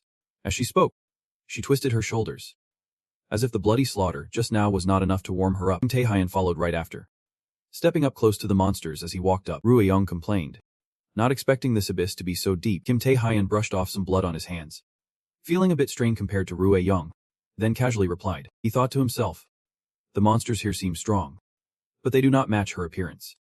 But that is what makes me curious. In his previous life, with such powerful strength, how did her entire guild nearly lose their lives in this dungeon? While Kim Tae-hyen was lost in thought, Rui Yang approached and handed him an item, saying, take this. Kim Tae, a black ring was handed to him, with a very simple fire pattern. If not to say it looked rough, with a faint black color. The only highlight was the decorative emblem of a shield. He recognized it. This is a knight's ring, the unique knight's ring. The power and resilience of the wearer will increase significantly. I think she seems to have prepared for me, knowing my arm injury has not healed. With this ring, I have regained some strength. Meanwhile, Rue Wang is still rambling. Last time she told you she had a gift for you, which is this ring. And being in the dungeon is just a challenge for you. Kim Tae-hyun is confused, even though he knows she is the real leader of the guild. But to give him such a unique item, Rue Wang does not notice his confusion and eagerly asks, "What do you think? With that letter, you must be considering joining our guild, right?" Kim Tae-hyun has a different impression of her. He reminds himself that he really needs to reassess her. On the surface, he still pretends to be dissatisfied and asks, "Why are you giving me this good item only now?" Rue Wang did not expect him to react like that. Momentarily flustered. "Well," Kim Tae-hyun cuts her off. "If you had given it to me earlier, taking down these monsters would have been easier." Rue Wang realizes she is in the wrong. Quickly changes the subject. "Okay, I have given it to you. Now let us move on." Kim Tae-hyun is not unreasonable either. After all, he thanks her a lot. That said, he does not forget to remind her, "But these are just low-level monsters. This dungeon is not that simple. So we need to be more careful." Rue agrees. Kim Tae-hyun seems to notice something. Excitedly exclaims, "It seems like we are getting closer to the dungeon's center." Looking in the direction Kim Tae-hyun is looking, they see a shrine. It seems this place produces the green flames they saw from the dungeon's entrance. At the center of the shrine is an object. It looks like a central egg, emitting a blue light just like the flames they saw earlier, radiating heat and smoke around it, with mechanisms and protective formations that seem solid. While Kim Tae-hyun is curiously excited, Rue Wang is on guard. She observes the egg, unable to determine its level. Meanwhile, Kim Tae-hyun is focused on the egg, silently assessing it, wondering what kind of monster it is. It looks just like an egg. That said, he takes out his weapon to probe. This could be the possession of the boss in this dungeon. He turns to Rue Wang and says, "We need to observe before acting." Before he could finish his sentence, he noticed Rue Wang was nowhere to be seen. It turns out she quickly dashed ahead. The sound echoed in the tight dungeon, causing it to reverberate, amplifying and feeling a bit eerie. Kim Tae, not wanting to be reckless, quickly calls out, "Hey, what are you doing?" Meanwhile, Rue Yang excitedly jumps up, approaching the distant egg. With curiosity and eagerness, she charges straight at the green egg. Kim Tae-hyun could not stop her in time, shouting, "Why are you acting without asking me?" Then he hurriedly follows behind. Just as he was about to catch up with Rue Wang, only a short distance away from the crumbling floor due to her force, Kim Tae-hyun could ask, "Are you okay?" Turned back, with a threatening look, asked me a confusing question. Like, "Am I?" But then immediately playfully replied, "The egg has completely cracked." That terrifying force just now was not caused by her. Behind her, the egg was indeed smashed, shards scattering everywhere. With a little green flame rising from within, she continued playfully evaluating, guessing the hardness level. It had a shell comparable to an S-rank monster's defense. Shocking Kim Tae-hyun. She went on, "But since it is a stationary object, it was simpler for me to attack that egg." Then I directly asked Kim Tae-hyun, "How about that?" Kim Tae-hyun was horrified. She smashed it. How could that be so simple? A bright blue flash erupted from the broken egg. Ju Wang barely managed to ask. A loud explosion occurred, shaking the entire basement. Ju Wang was taken by surprise, confusedly exclaiming, "What is this?" Kim Tae-hyun could only express his astonishment. A voice spoke up, "I did not expect. A human has come to my altar." Both Kim Tae-hyun and Ju Wang were startled, reminding each other to be careful. Looking towards the source of the sound, which was a phoenix, it continued speaking, "I am very glad you came here." Its eyes glowed a prominent red against the lush green background, causing both to feel a bit of fear. It continued, "To respond to that joy, I will let you both melt in my blue flames, thus revealing your identities. It is indeed the master of the fire god altar, and S-rank blue phoenix." Saying that, it exuded a threatening wave of blue energy. Kim Tae-hyun and Ju Wang realized, both gasping in surprise. A phoenix. A phoenix. A mythical creature with powerful magic and the ability to be reborn. It is almost considered immortal, Kim Tae-hyun thought. So it is the master of the fire god altar. The blue flames are its power, always shining brighter and engulfing both Kim Tae-hyun and Ju Wang. Kim Tae-hyun felt uneasy. He turned to check on his companion. This Ju Wang, who was nearly collapsing, shouted, "Be careful. It's blue flames and mind control ability." Then, as if realizing something, he quickly jumped to avoid Ju Wang's attack, who was now under control. He tried to dodge. It was hard to fight back since Ju was also a companion. Meanwhile, Ju Wang,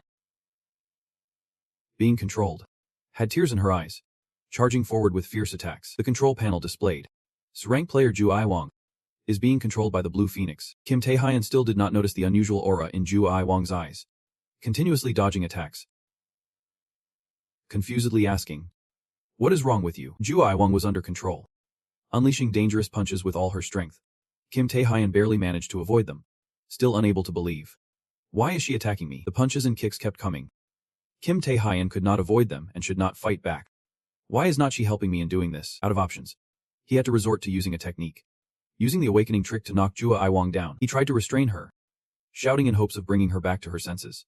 "Hey Ju Ai-wang, wake up." He tried to reason with her, hoping Ju Ai-wang would break free from the control, not wanting to retaliate too fiercely for fear she might get hurt if they fought like this. Before he could finish his words, Ju Ai-wang lost control, struggling, still in the awakening state, seemingly using all her strength to deliver a strong blow to Kim Tae-hyun, leaving him no time to react. The force was so strong it caused a massive explosion in the dungeon, dust and debris blending together. Falling everywhere, it seemed Kim Tae-hyun had been knocked down, buried under the heavy rocks, when a chain from his awakening state pierced through, wrapping around Ju Ai-wang. Under control, suddenly showed signs of reacting. Kim Tae-hyun broke free, loudly challenging. Before figuring out who had shattered her guild's assault on him, Ju Ai-wang was bound and paralyzed by Kim Tae-hyun's restraint, unable to move. At that moment, Kim Tae-hyun reacted, using force to try to knock out his controlled companion. Ju Ai-wang, as he exerted force, he reassured her, "It will hurt a bit." But, along with the rock being lifted high, Kim Tae-hyun's tone also rose. "Just hang in there." He really knocked Ju Ai-wang out. She was hit so hard that she coughed up a mouthful of blood and fainted. Kim Tae-hyun casually remarked that the chains and paralysis would not last long, so she would wake up soon. While speaking, Kim Tae-hyun wiped a bit of dust off his face, and Trut noticed a gaze watching him. What is it?" The Phoenix had been leisurely watching the scene of killing, speaking mockingly. "Is there any harm in killing her before she wakes up?" The recent battle seemed to have no effect on it at all. It continued to laugh wickedly. "Do you want to try experiencing all the fun toys I have?" Its blood-red eyes emitted a deadly aura mixed with a sense of amusement. Kim Tae-hyun witnessed this scene, unafraid, confidently replied, "The one who surprises me is the Phoenix." Saying that, he pretended to be awake, radiating a blinding red light, speaking firmly, "I will kill and escape from here." Kim Tae-hyun used the chain to secure the unconscious Ju Ai-wang to himself, using a dagger to anchor into the rock to climb up to the mouth of the cave, where they had just broken through. Of course, being a Phoenix would not let them off easily. As he climbed a bit, Kim Tae-hyun sharply sensed an attack aimed at them. The Phoenix, taking advantage of its power, shot several streams of green fire at the rubble beneath, causing small explosions, sending dirt and rocks flying. It laughed provocatively at Kim Tae-hyun, asking what that human was saying. Surprised by his confident attitude, curious to ask, "Show me your strength." It blocked Kim Tae-hyun from climbing up, still using its power. Then, it was startled to see the dagger that Kim Tae-hyun had embedded in the rock flying toward it. Kim Tae-hyun could not help but retaliate. He used the chain to wrap around the dagger, launching it toward the Phoenix. The dagger pierced through it, but it was completely unharmed. Of course, that attack was like a scratch to the Phoenix. It continued to laugh wickedly. That attack felt really good. Its tone immediately became serious again. "But my body is like fire." Kim Tae-hyun still used all his strength to control the dagger to slash at the Phoenix, which looked at him gleefully as he exerted force against it. "Even if someone attacks, using their sword to try to cut into my flesh, all that spreads are flames blazing brightly." Saying that, as if to showcase its power, the Phoenix unleashed a force that shattered Kim Tae-hyun's chain. Kim Tae-hyun stared in disbelief at the recent scene. The Phoenix arrogantly said, "No way. A mere human like you could defeat me." It closed in on Kim Tae-hyun, its eyes gleaming with delight as if toying with a tiny mouse before the blade. Kim Tae-hyun were in a perilous position. Lam Fuong seemed to have grown bored and charged up a powerful strike, meant to end this battle, unleashing it towards Kim Tae-hyun. A huge explosion, greater than the previous ones, shook the ground. The two were hanging by a thread, as even the debris flying from the shockwave was ignited by Lam Fuong's green flames. Blindingly bright, it seemed there was no chance of survival for either of them, as those green flames absorbed all life around them. Kim Tae-hyun quickly dodged the deadly attack that had just occurred, clinging to the cliff nearby, watching Lam Fuong exert itself to defeat Kim Tae-hyun. He let out a quiet sigh. He found it puzzling, even if it was a Phoenix. How could it have such a strange ability to regenerate, having expended a lot of energy to escape death? He caught his breath. Lam Feng was still oblivious, launching terrifying green flame attacks at the spot where Kim Tae-hyen had just been standing. Kim Tae-hyen observed the destructive power of it and reflected that, no matter how you looked at it, it was not an ordinary Lam Feng. A thought flashed in his mind. Could it be the Great Phoenix? The two words Great and Phoenix. A terrifying image crossed his mind. Unlike other monsters, it possessed special power. It was a mutated entity. To distinguish it from other monsters, it was given the grand title by adding a plus sign to its current level. His thoughts continued. If it truly was the Great Phoenix, then with his current skills, there was no way to destroy its regeneration ability. The only ability that could defeat it was to maximize his hunting skills. Kim Tae-hyen recalled not long ago the battle at the Dawn Auction House. However, because of this technique, it could explode like the last time at the auction house. That hunting technique could not be used carelessly, unless it was the last resort. But he really had no chance of defeating the Phoenix without using that technique. He was at a loss, unsure of what to do. Suddenly, there was a noise behind him, as if someone had awakened, and he swore. Damn it. She was startled, not understanding where she was, why things had turned out this way. Looking down, she realized she was tied up, dangling over the cliff, and gasped in shock. Tae-hyen was startled too, as she unexpectedly asked, "What? Why am I tied up?" Then cried out in pain. It hurts. Curiosity shifted to Lam Feng, and why the creature had grown so large. Was not it just an ordinary phoenix? At this moment, Lam Fuang seemed to have noticed that those two had avoided several of its deadly attacks, turning to continue attacking around them. Everything that was going on with Kim Tae-hyen was overwhelming. The noise around him forced him to raise his voice even if anyone could hear. He explained quickly. Something like, "Don't just sit there. Do not move." No matter how anyone felt about it, they questioned him. "Kim Tae, did you do this? Get me out of this quickly." Kim Tae-hyen ignored it, leaving anyone tied up as he responded. "People like you are easy to manipulate, so just stay quiet and let me be." Even as they protested, "I was just caught off guard. Wait, am I being controlled by someone?" Kim Tae-hyen was furious. "Look, you can't even remember anything." Anyone tied up did not want to be restrained at all, continuing to plead with Kim Tae-hyen. "Please, get me out of this quickly." A loud explosion erupted near them, startling both of them as they turned to see. One blow after another, the rock wall they were hiding behind exploded. Lam Feng was now aware of where the two were standing, cutting through the cloud of dust. It threatened. "If you dare touch my body, I will teach you a lesson. You ungrateful people." It was startled as the familiar blade shot toward it. The people it looked down on were still alive. At the same time, anyone tied up was released as desired, excited to join the fight. The two coordinated seamlessly, charging toward Lam Feng to attack. Kim Tae-hyen still felt uneasy and reminded, "This time you absolutely cannot fall for its hypnotic attack." Anyone tied up confidently replied, "Don't worry. I won't let that happen again." Lam Feng's eyes gleamed with malice. It was completely provoked. "You dare, you wretched humans." Saying that, Lam Feng unleashed even more power than before, emanating a threatening force. It arrogantly stated, "This attack, do not you understand it is useless against me?" Lam Feng moved closer to the two. Kim Tae-hyen activated his awakening and shouted a signal. "I will go first." As a notification appeared, "The heart of the sovereign has been activated. Your abilities have increased." But anyone tied up was quicker this time. "This time," she said while activating her awakening, creating a shining spear, slashing toward Lam Fuang. It startled. "What the?" Kim Tae-hyen was also taken aback. The slash just now clearly affected Lam Feng. No matter what, he exuded tremendous power, with a fierce gaze filled with confidence. Let the big sister take action. She activated the spirit of an SSS-Rank warrior. In battle mode, all skills activated by resurrection had a concept called explosive burst. Immediately after activation, he jumped up and charged straight at Lam Fuang above. This is a dangerous move, because it can cause permanent injury to the body, so most people are hesitant to use it. If one can control the power it brings, it is truly something. As soon as he faced Lam Feng, she swung a powerful slash that was so strong it split Lam Fuang in two. This is an extraordinary power, and all that can be heard now is Lam Fuang's cries of despair. She did not stop but charged right after it. He did not hesitate to throw another punch right at its face, followed by a kick, hoping to finish off Lam Fuang. Then she quickly left the spot because she was certain. Suddenly, a terrifying explosion occurred, blowing away everything around. The remnants of the battle blended into the mana between her and Lam Fuang. He struggled to stand not far away, staring at the explosion. She was exhausted. Her breath became rapid. Sweat trickled down her cheek, but she was not sure if Lam Fuang was dead or not. He closed his eyes, then collapsed to the ground. This was her limit. Yet, Lam Fuang was still alive, approaching her with an angry scream. "You are just an ordinary person. How can someone like you defeat me?" With all the rage inside, It dashed at him at full speed, shouting that it would kill him. Suddenly, chains appeared out of nowhere, rushing straight toward Lam Fuang. The chains completely restrained Lam Fuang. It looked down in shock.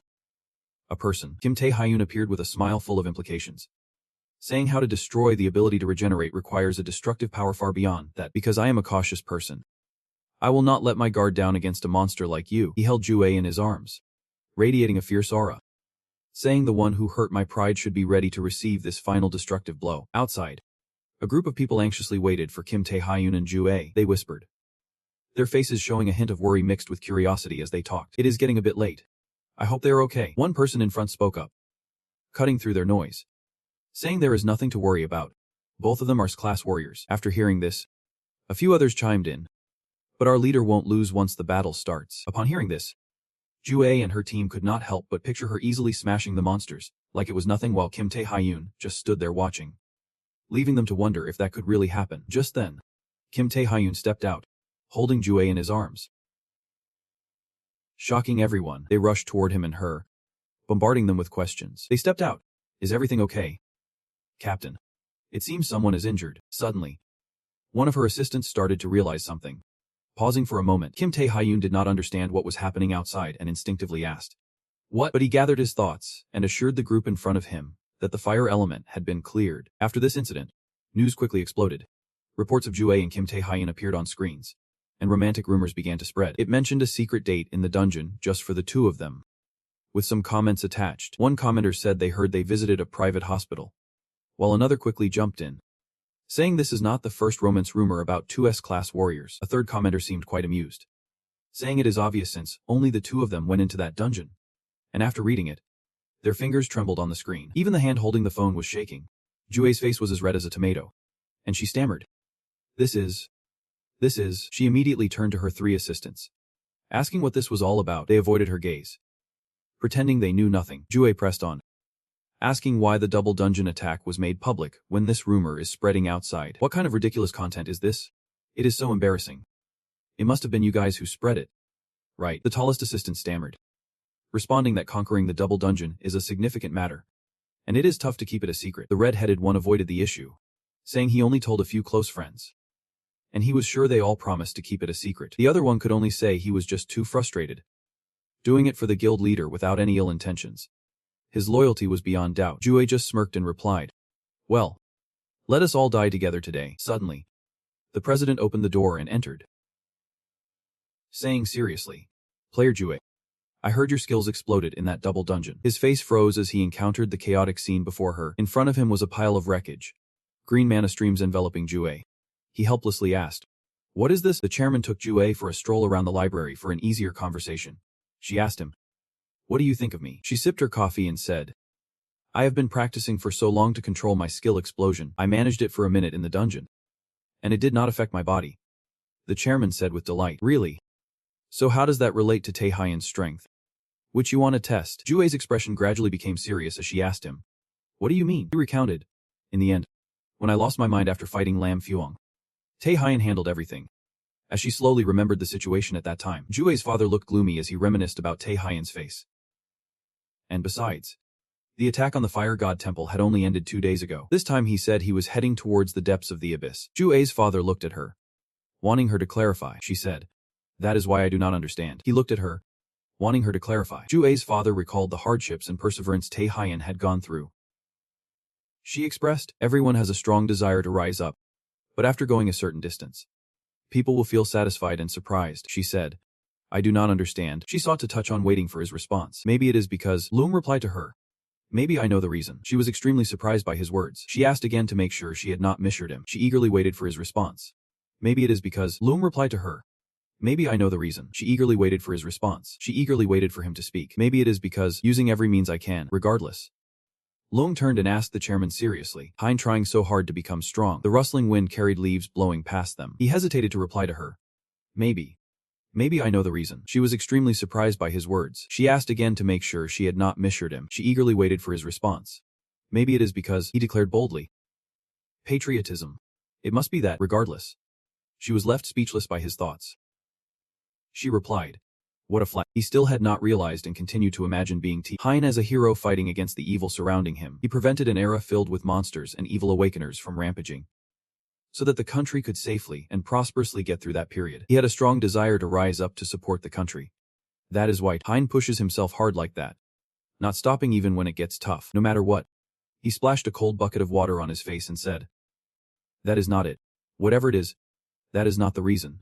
Standing as president in shock, transitioning to the depths of the abyss, where the Lord of the Dragon is stored, surrounded by the dark red of blood. Inside, corpses lay scattered everywhere, and a man is sitting arrogantly on the throne amidst the chaos. The corpses are treated like animal carcasses, pierced by arrows, swords, or spears, dying in a disfigured state. Most of them are the bodies of women, as if a plot was being set. A man appeared, respectfully placing his lips on the opponent's hand. Suddenly, a voice rang out, and the other person immediately stopped their action to listen to the command. The red-haired man exuded an overwhelming presence, sitting cross-legged on his throne, saying, "Let us connect our powers together with blood. He is the Prince of the Abyss and the Lord of the Dragon." Eagle Moon. Level unknown. The man in the black robe bowed his head in reverence. "Thanking you, my lord." Eagle Moon glanced down at the unchanging face and said, "Thank you.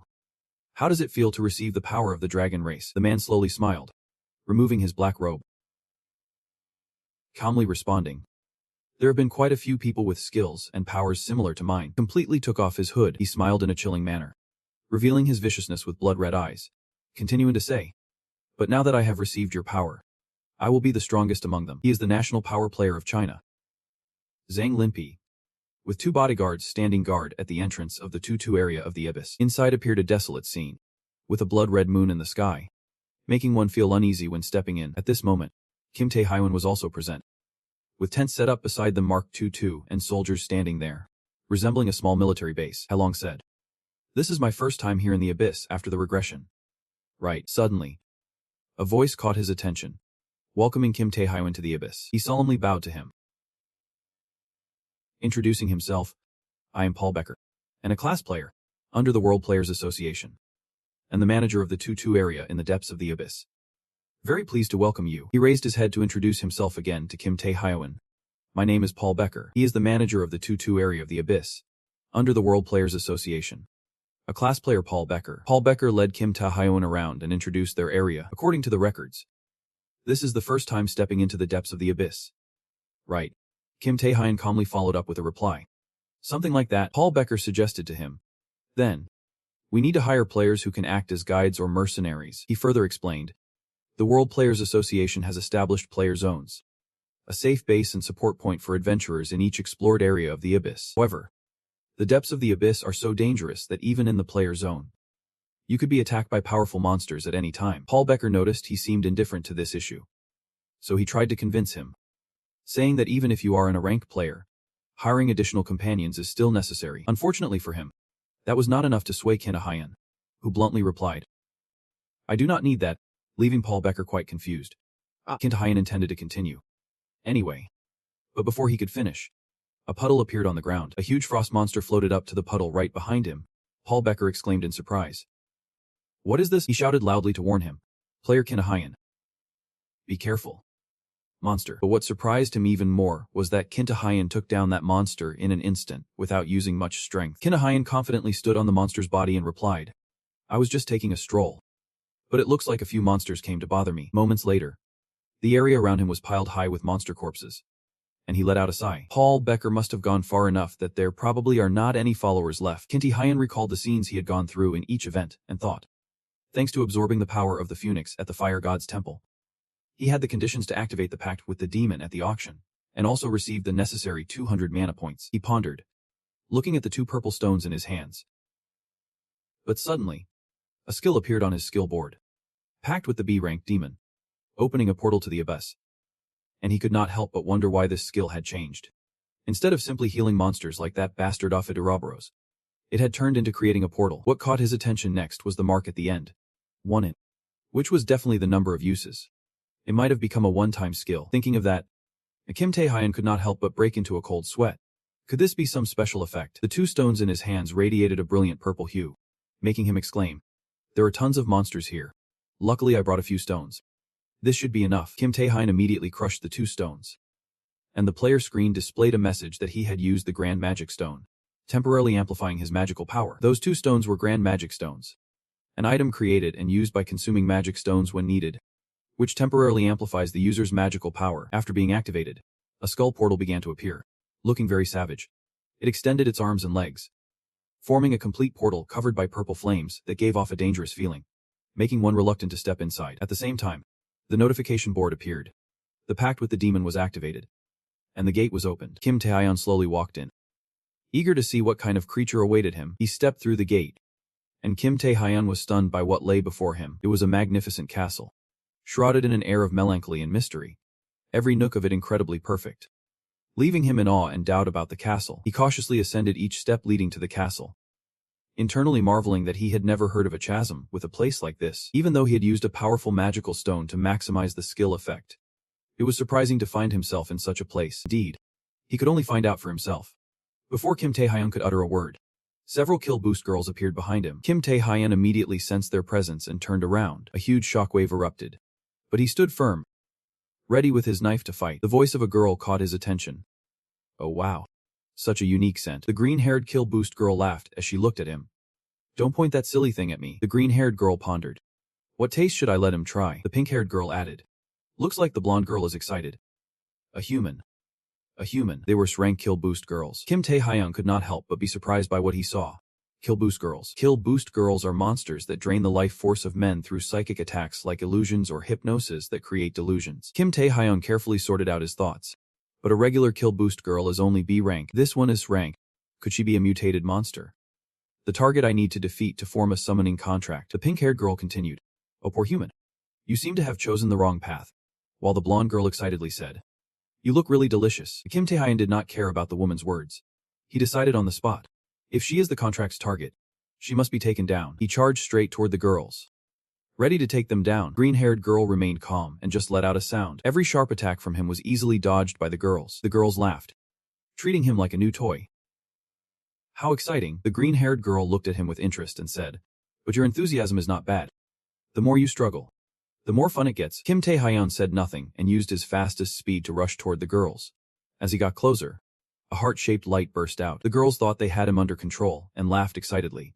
Try our sweet nectar. The human, Kim Tae-hyun, after feeling their charm, still stood there, unmoving. Moreover, a man can never resist our hypnosis. Before the green-haired girl could finish her sentence, Kim Tae-hyun charged at her. He punched her hard, and she fell to the ground.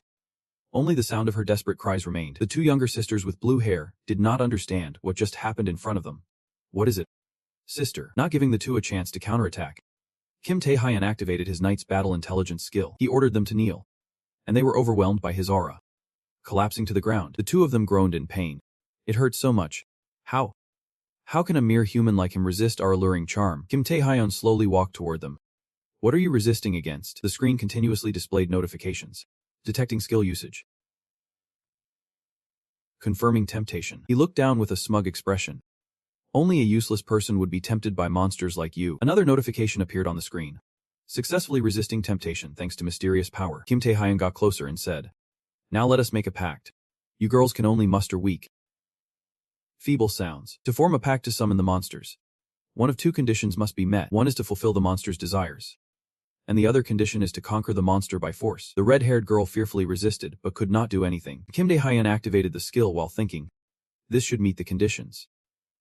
With this, I can command as rank monster. Suddenly, a notification appeared that made him halt.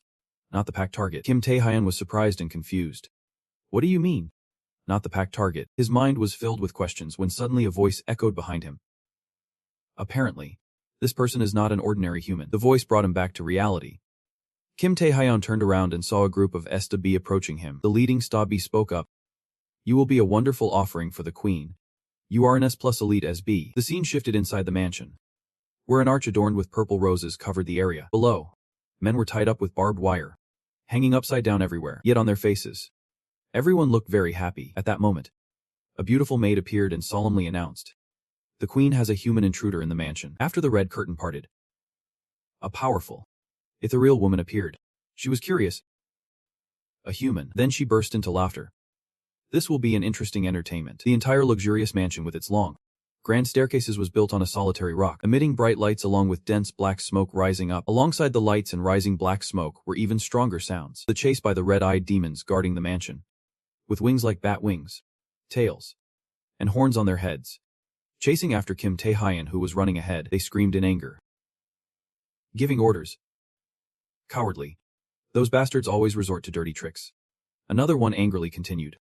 Offering up the 9 sacrificial items to the queen. Capturing him alive, Kim Tae-hyun turned his head to look back at the 3 of them desperately chasing him. Cursing under his breath while he was busy looking behind. 2 more kill boost girls appeared in front of Kim Tae-hyun, smashing the glass into shards that flew around, staring intently at him. He panicked. What the hell? Why are there so many kill boost girls? They rushed forward even faster. Seeing the scene made Kim Tae-hyun lose his composure. They were unreasonably numerous. He was surrounded by countless kill boost girls with lightning-fast attacks. Kim Tae-hyun used his skill to break through the encirclement, his whole body gripping the sword, emitting a fierce light. A hellish face appeared behind him. Seeing this kind of light, the kill boost girls were so frightened that they stumbled back in the castle. A shockwave of red light erupted. Along with the kill boost girls being shot out with that light, a large section of the ceiling was blown out, leaving only Kim Tae-hyun standing alone. After dealing with the previous kill boost girls, Kim Tae-hyun wiped the corner of his mouth and exhaled, thinking to himself, usually, the kill boost girls do not concentrate so many forces to attack one person like this, so there must be one possibility left. The monster that can command the kill boost team, the one they call the queen, is here. He thought. Kim Tae-hyun snapped back to reality, looking at the kill boost girl in maid attire bowing respectfully before him. Feeling suspicious, Ada still bowed her head and spoke to Kim Tae-hyun. Seems you are the first human to come here. Please feel free to enter. The queen is waiting for you. Kim Tae-hyun paused his movements, looking at Ada with a smirk full of anticipation. Transitioning. Now Kim Tae-hyun stood alone before the closed gate, with tangled vines crawling all over the ground, above which many white roses were planted. These flowers were blooming, the white petals fluttering down, mingling with the red bricks where Kim Tae-hyun stood. A truly eerie scene. The tangled vines slithered everywhere, creeping through every corner. Upon closer inspection, there were people. They were tightly bound by the thorny vines of the roses. These thorns wrapped around them, hanging them upside down, with a white liquid dripping from their bodies. Kim Tae-hyun stood with his hands in his pockets, looking at the palanquin covered by a thin white veil, with tangled vines crawling out from the base of the palanquin. But he could see a woman sitting inside. From within that thin veil, the voice of a woman, resembling the kill boost girls Kim Tae-hyun had fought. Ada leisurely introduced herself, welcoming him to her palace, claiming to be the mother of all desires. The queen here. Call me Rosalia. Ada's lips curled into a seductive smile, revealing her sharp teeth. After hearing Ada's introduction, Kim Tae-hyun realized his mission. The summoning contract was activated, and the subject capable of fulfilling the contract was right in front of him. Kim Tae-hyun seemed to understand, thinking to himself, indeed, this is the real target I need to aim for. He asked Ada again. You are Rosalia. Ada replied without hesitation, full of the pride of a queen. Me. Ada clearly pronounced each syllable of her name. Kim Tae-hyun's eyebrows furrowed tightly, unable to believe it, thought to himself. A monster. Speaking human language. Rosalia smiled alluringly and slowly said, there is nothing strange about it. You are not a monster. Yet you can still understand our language, you see. Right. Kim Tae-hyun stood still and thought. It is true I can understand what they are saying. What is your purpose in coming here? Human. Rosalia sat there, still in her queenly posture, and asked the question directly. Then she quickly listed the possible answers herself, out of curiosity. For fame. Or simply an interest in this place. Or perhaps, to satisfy desires. The tentacles rubbed against each other, oozing a dark red liquid, along with Rosalia's irresistibly seductive smile. The white rose petals fell as Kim Tae-hyun opened his mouth to answer. Kim Tae-hyun maintained his demeanor, looking into the palanquin filled with writhing tentacles, stating his desire for coming here directly. I came to establish a summoning contract. After a long moment of thought, Rosalia slowly repeated what Kim Tae-hyun had just said. A summoning contract. And she laughed as if she had just heard something amusing, unable to stop laughing louder. Her laughter grew louder. You are quite bold. Human. She continued to laugh while looking at Kim Tae-hyun standing there. The tentacles filled with red liquid slowly opened the curtain, revealing sharp claws pointing straight ahead. But don't think too poetically about it. The final curtain was fully opened, revealing Rosalia sitting cross-legged with the tentacles around her. She was still pointing at Kim Tae-hyun, speaking in a mocking tone. Since when did a toy want to establish a contract with its master? Rosalia, the Lord of the Abyss. and the Queen of Beauty.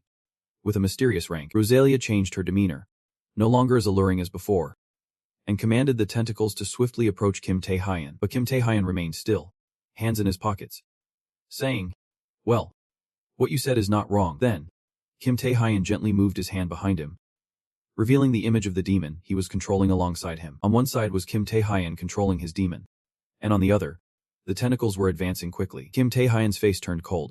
"I will use force to subdue you." The tentacles also launched a powerful attack forward. These tentacles were large, and the force behind them was considerable. Upon contact, they shattered into a massive column. But Kim Tae-hyun was not easy prey either. He quickly dodged those attacks. Watching the tentacles of Kim Tae-hyun, I can't help but smile. The familiar blade along with the hand equipped with energy appears. Kim Tae-hyun controls them with a few snaps of his fingers, creating sharp, high-damage slashes. His eyes widen, focused, with a dark glint. Kim Tae-hyun aims at Rosalia sitting there, quickly charging towards her with the blade in hand to attack. Kim Tae-hyun raises the knife high, with the energy glowing red, his arm and the knife turning into stone. A straight stone punch. Kim Tae-hyun's hand and knife have transformed into a large triangular stone block, rushing toward Rosalia, who is sitting there with her legs crossed. Just a short distance from Rosalia, the stone blocks that Kim Tae-hyun created suddenly crumbled and the energy fell down. But Rosalia still sat there without using any technique. Kim Tae-hyun could not believe what was happening. Rosalia sat there, looking at Kim Tae-hyun with her fingers pointed at him, laughing with disdain.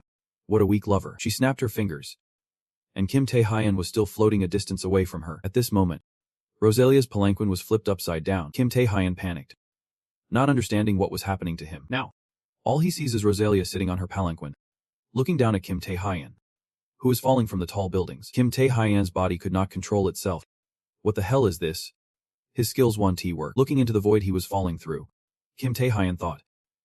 Moreover, the space here is changing. This is Kim Tae-hyun falling quickly down the tall buildings. Now Kim Tae-hyun is falling into the water.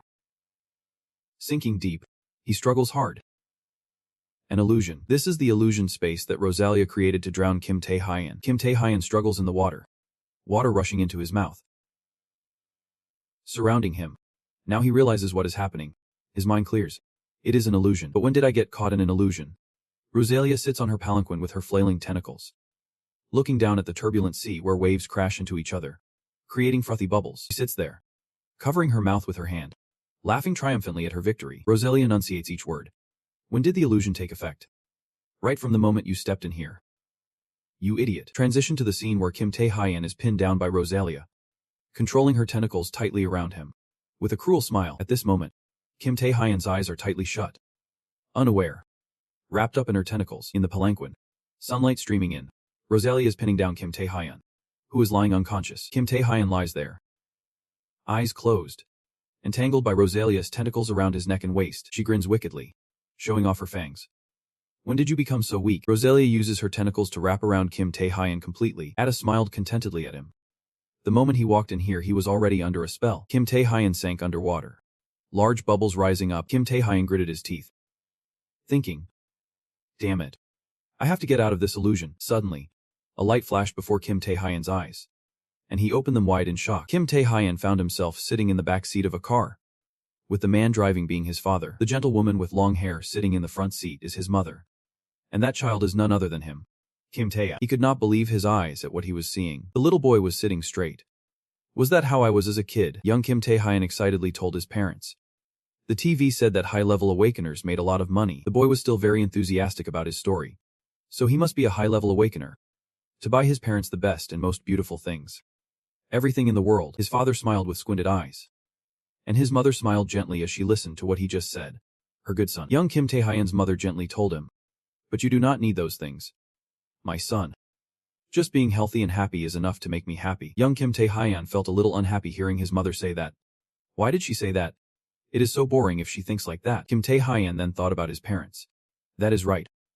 They always thought that way. More than wanting to be a high-level awakener, more than wanting to escape from poverty. The three of them were happily talking and laughing in that little car, filled with the sound of laughter and happiness. What his parents always hoped for was his happiness. In Kim Tae-hyun's eyes filled with happiness, he smiled in the joy of family. Fire. In Kim Tae-hyun's eyes appeared a blazing red flame, and he panicked. The scene of the accident came back. The car shattered, flames rising as if to swallow the entire vehicle. His parents were unconscious, Sitting still amidst the fire, the shattered glass showed his father's face full of wounds bleeding. His mother sat still in the front seat as the flames slowly consumed her. The place where Kim Tae-hyun was sitting was also on fire, surrounded by flames. He panicked and gasped for words. Before his eyes through the shattered glass, he saw a man standing next to a woman holding a suffering young man. Crying out, "God is there." The man with a dazed face and tears about to fall from his eyes said, "Oh no." The woman still holding the young man could not believe it, crying out in despair, "Why did this happen to my family?" Kim Tae-hyun stood frozen, only able to exclaim, "Damn it." A savage smile and harsh sounds that made Kim Tae-hyun widen his eyes. That useless kid before him was the image of two young men kicking a defenseless person who could not resist those kicks. Those two continued to kick him hard. "Stop pretending. Get up already. Our boy Tae-hyun must have awakened to extraordinary endurance." Kim Tae-hyun stood in front of the brightly burning car, looking at his past self-awakening. He thought to himself, "That is right. This is," remembering the scene of him carrying luggage alongside his teammates. Kim Tae-hyun was sure. "This is my memory." With the heavy luggage on his shoulders, Kim Tae-hyun walked while panting, beads of sweat on his forehead. He remembered the guys laughing cruelly at him because he was not awakened, because he had no power. He had to endure misfortune day after day, without a word of protest. But what hurt him the most was his aunt shouting at him, "Tae-hyun, what are you saying? Did she do something wrong? You fool. Where else do you want to go?" On the road where the snowflakes were falling thick, Kim Tae-hyun stood at the back with his luggage, listening to his aunt's words, not daring to look directly at her and his uncle standing opposite. His aunt still worriedly advised him, "Money is not an issue. Let us not worry about that anymore." Kim Tae-hyun finally replied, "Madam, uncle, just the fact that you both have helped me until today, I am already very grateful." His aunt and uncle were taken aback when they heard Kim Tae-hyun say that. He sank back into thought. Not only could he not help anyone, but his existence also brought misfortune to those who had helped him. That is right. Kim Tae-hyun now looked at his past self. Parents wanted him to be happy, but to achieve that happiness, they almost stood opposite each other. The past Kim Tae-hyun brushed past the present Kim Tae-hyun heading toward the light. Kim Tae-hyun realized that he needed power. The discovery of the Queen's hypnosis skill was activated. Rosalia was using her hypnosis skill to control Kim Tae-hyun in her hands, using the mysterious power to resist that skill. Resisting failure. All stats were reduced. The binding shift could not be used. The knight's will could not be used. The king's heart could not be used. Paralysis could not be used. Stealth could not be used. Equipment could not be used. The skill that could be used was 1 out of 8. Kim Tae-hyun shouted with all his strength, "Submit." Kim Tae-hyun used his skill to shatter the illusions surrounding him. The corpses lay sprawled on the tiled floor. Bodies covered in blood lay in disarray. Rosalia smiled, one hand crossed over her chest, the other resting on her chin, saying, "You are quite surprising, and yet you survived after meeting the Iron Horse. But there are a few points to note in your memories." Rosalia looked at Kim Tae-hyun in the past. First, for some reason, there are memories of a boy who looks older than his current age. Second, although it seems to be the same time frame, there are memories with opposite outcomes. Kim Tae-hyun being bullied and having no power to resist. Kim Tae-hyun, with extraordinary strength, has defeated the bully from before. He lies defeated at his feet, to be sure. Rosalia's dark red tentacle stretches out. Who is hiding a secret? Ate uses his tentacle to smash the barrier in front of him, watching the debris fly everywhere. Ate smirks mockingly. Ata's red eyes widen, unable to comprehend. Ate stands frozen as he sees the most astonishing sight before him. The king. He shines with a white light, his long white hair flowing in the breeze. Rosalia steps back in disbelief. Ata stutters. This person is... The king radiates white light and smiles.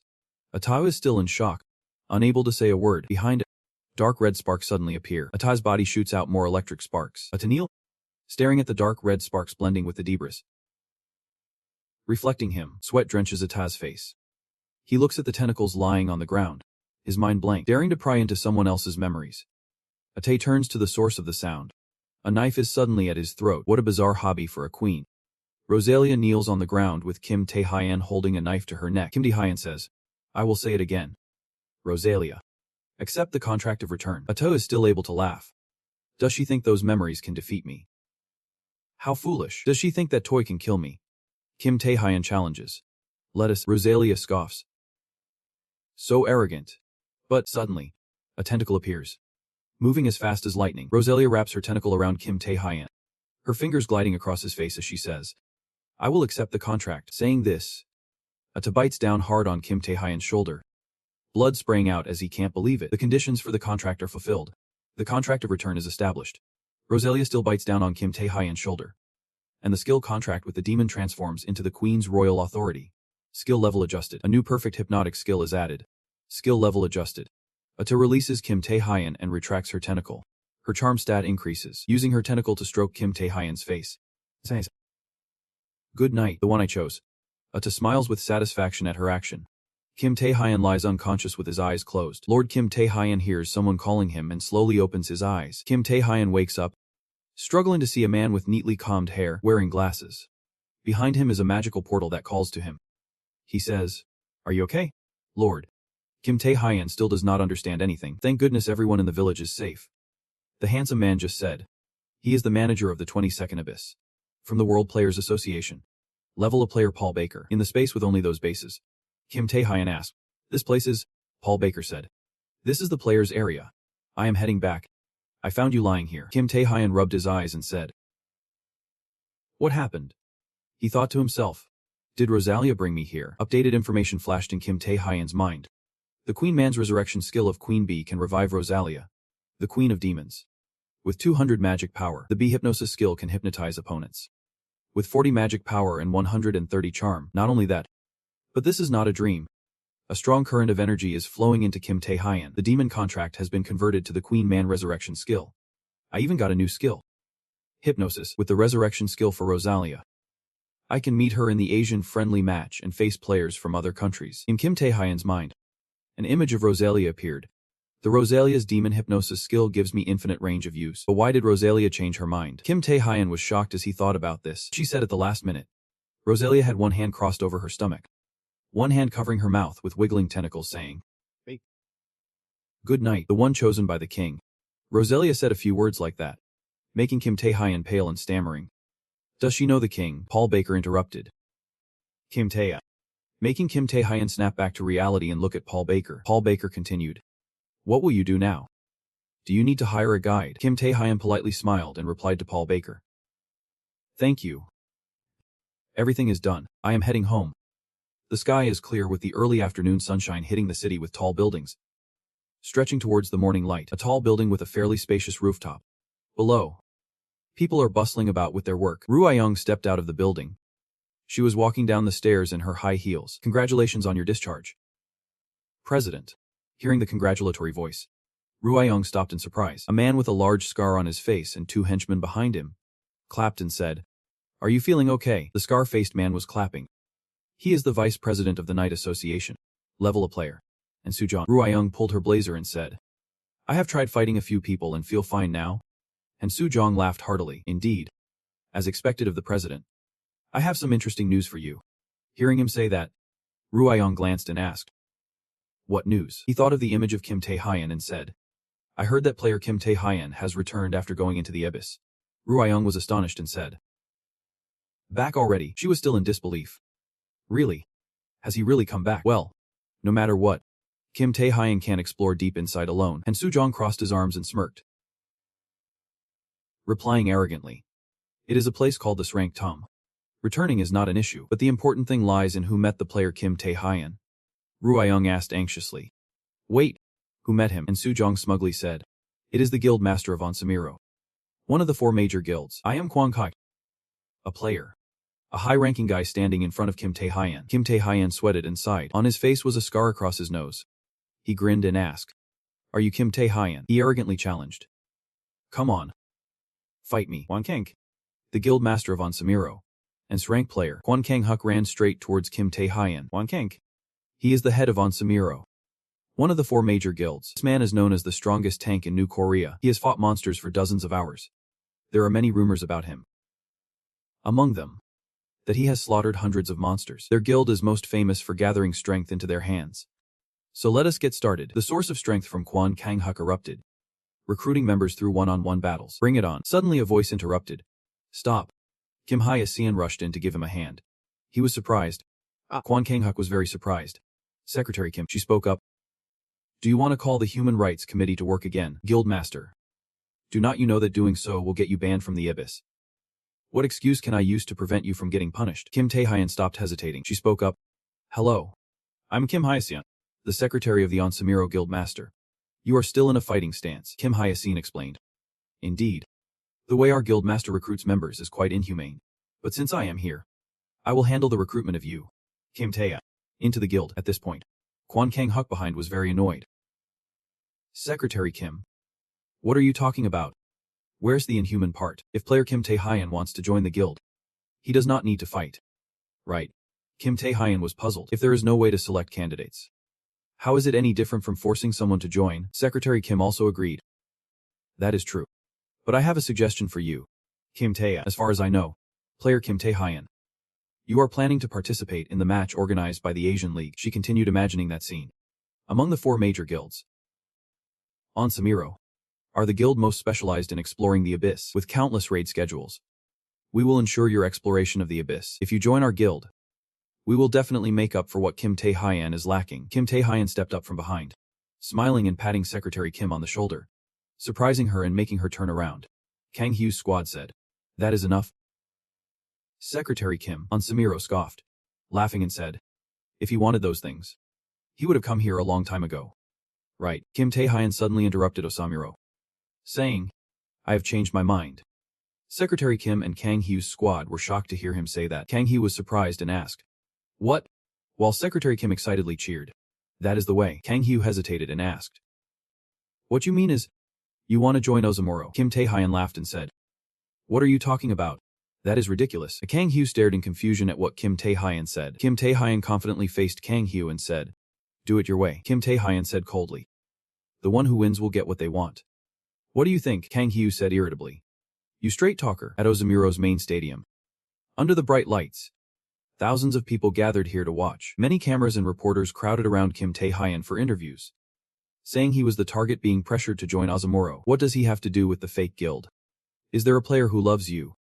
Why did he agree to a one-on-one fight with Kang Hyu, an opponent nicknamed the strongest tank in New Korea? Does he see himself having a chance to win? Questions and flashing lights surrounded Kim Tae-hyun. Anger rose in Kim Tae-hyun's eyes, his expression fierce. Those behind him seemed to push forward, wanting to ignite. So annoying. "Seriously. I am just taking a step forward here," one person asked Kim Tae-hyun, who was angry. "Why are not you saying anything?" In the crowd, someone said. That is. A hand in a green outfit reached out and shouted. Kim Tae-hyun heard that shout, turned to look toward the source of the sound. A girl in a green outfit wearing glasses, her hair half up with a camera, hurriedly pushed through the crowd, shouting, "I want to interview too." "Move aside. I need to interview." She is reporter Kim, a new reporter for C Economic, trying her best to avoid being fired. Reporter Kim Jun's hand reached out, trying to push forward. A strong man's hand firmly grasped reporter Kim's outstretched hand. The man was Kim Tae-hyun holding reporter Kim's hand. She looked at Kim Tae-hyun in shock. Kim Tae-hyun looked down at reporter Kim and greeted her. "It has been a while." "Reporter Kim, we met during the selection exam." "Right." Reporter Kim felt embarrassed. Her face flushed as she awkwardly replied, "Right. It has been such a long time." Player Kim Tae-hyun. Reporter Kim. "Do the two of you know each other?" She is just pretending to be familiar with Kim Tae-hyun. "Right." The crowd nearby was discussing reporter Kim. Reporter Kim stood there daydreaming. He even remembered a person who passed by like him. After all, celebrities are really different. Kim Tae-hyun reached out to reporter Kim and casually said, "Right now, I can't answer any questions. Just ask her. As everyone knows, I have an appointment with Kwon Kang Hyuk, so I do not have enough time to answer interviews." This bombshell left reporter Kim stunned, and all he could say was, "What?" Reporter Kim was surrounded by a crowd of journalists with questions like, "Reporter Kim, what is your relationship with Kim Tae-hyun?" Suddenly surrounded, Secretary Kim was scared and did not know what to do. "Just saying." After passing this trouble to reporter Kim, Kim Tae-hyun waved his hand lightly while smiling and said, "That is it." Kim Tae-hyun walked up the stairs towards the brightly lit open gate. Kim Tae-hyun put his hands in his pockets and stepped up the stairs, stopping to furrow his brow tightly. On the stage, green lights shone, and thousands of people were sitting in anticipation, while Kim Tae-hyun and Kwon Kang Hyuk stood facing each other. Kwon Kang Hyuk grinned challengingly, flames of passion igniting. "You have finally come. I was worried you might be scared and run away." Kim Tae, not one to back down, had also changed his appearance, ready to fight, confidently saying, "Do you have anything else to say? If not, let us get to it." His body was armored, flames flaring up. He was ready for this battle. Below the stage, thousands of people sat quietly watching the match, and commentator Choi Ha-seon, level 8 player, announced, "All right. The showdown you have all been waiting for is about to begin. There is only one way to win. Make your opponent surrender. How will this forced showdown go? Kwon Kang-hyuk got into position. Okay. Let us see what you have got. Good. In the showdown. Members through the battle. Let the fight begin. The sound of the opening bell rang out. Both were excited for this match. Kim Tae-hyun was ready. He lightly swung his hand to summon a giant monster. I will show you my power. He thought about his strategy. Now he could say that summoning a monster with a royal aura would be enough to suppress set-class monsters in one go, even Kang-hyuk. The player could not easily dodge this move. It seemed with this royal-level monster he could threaten him. But he was surprised to see him not react at all.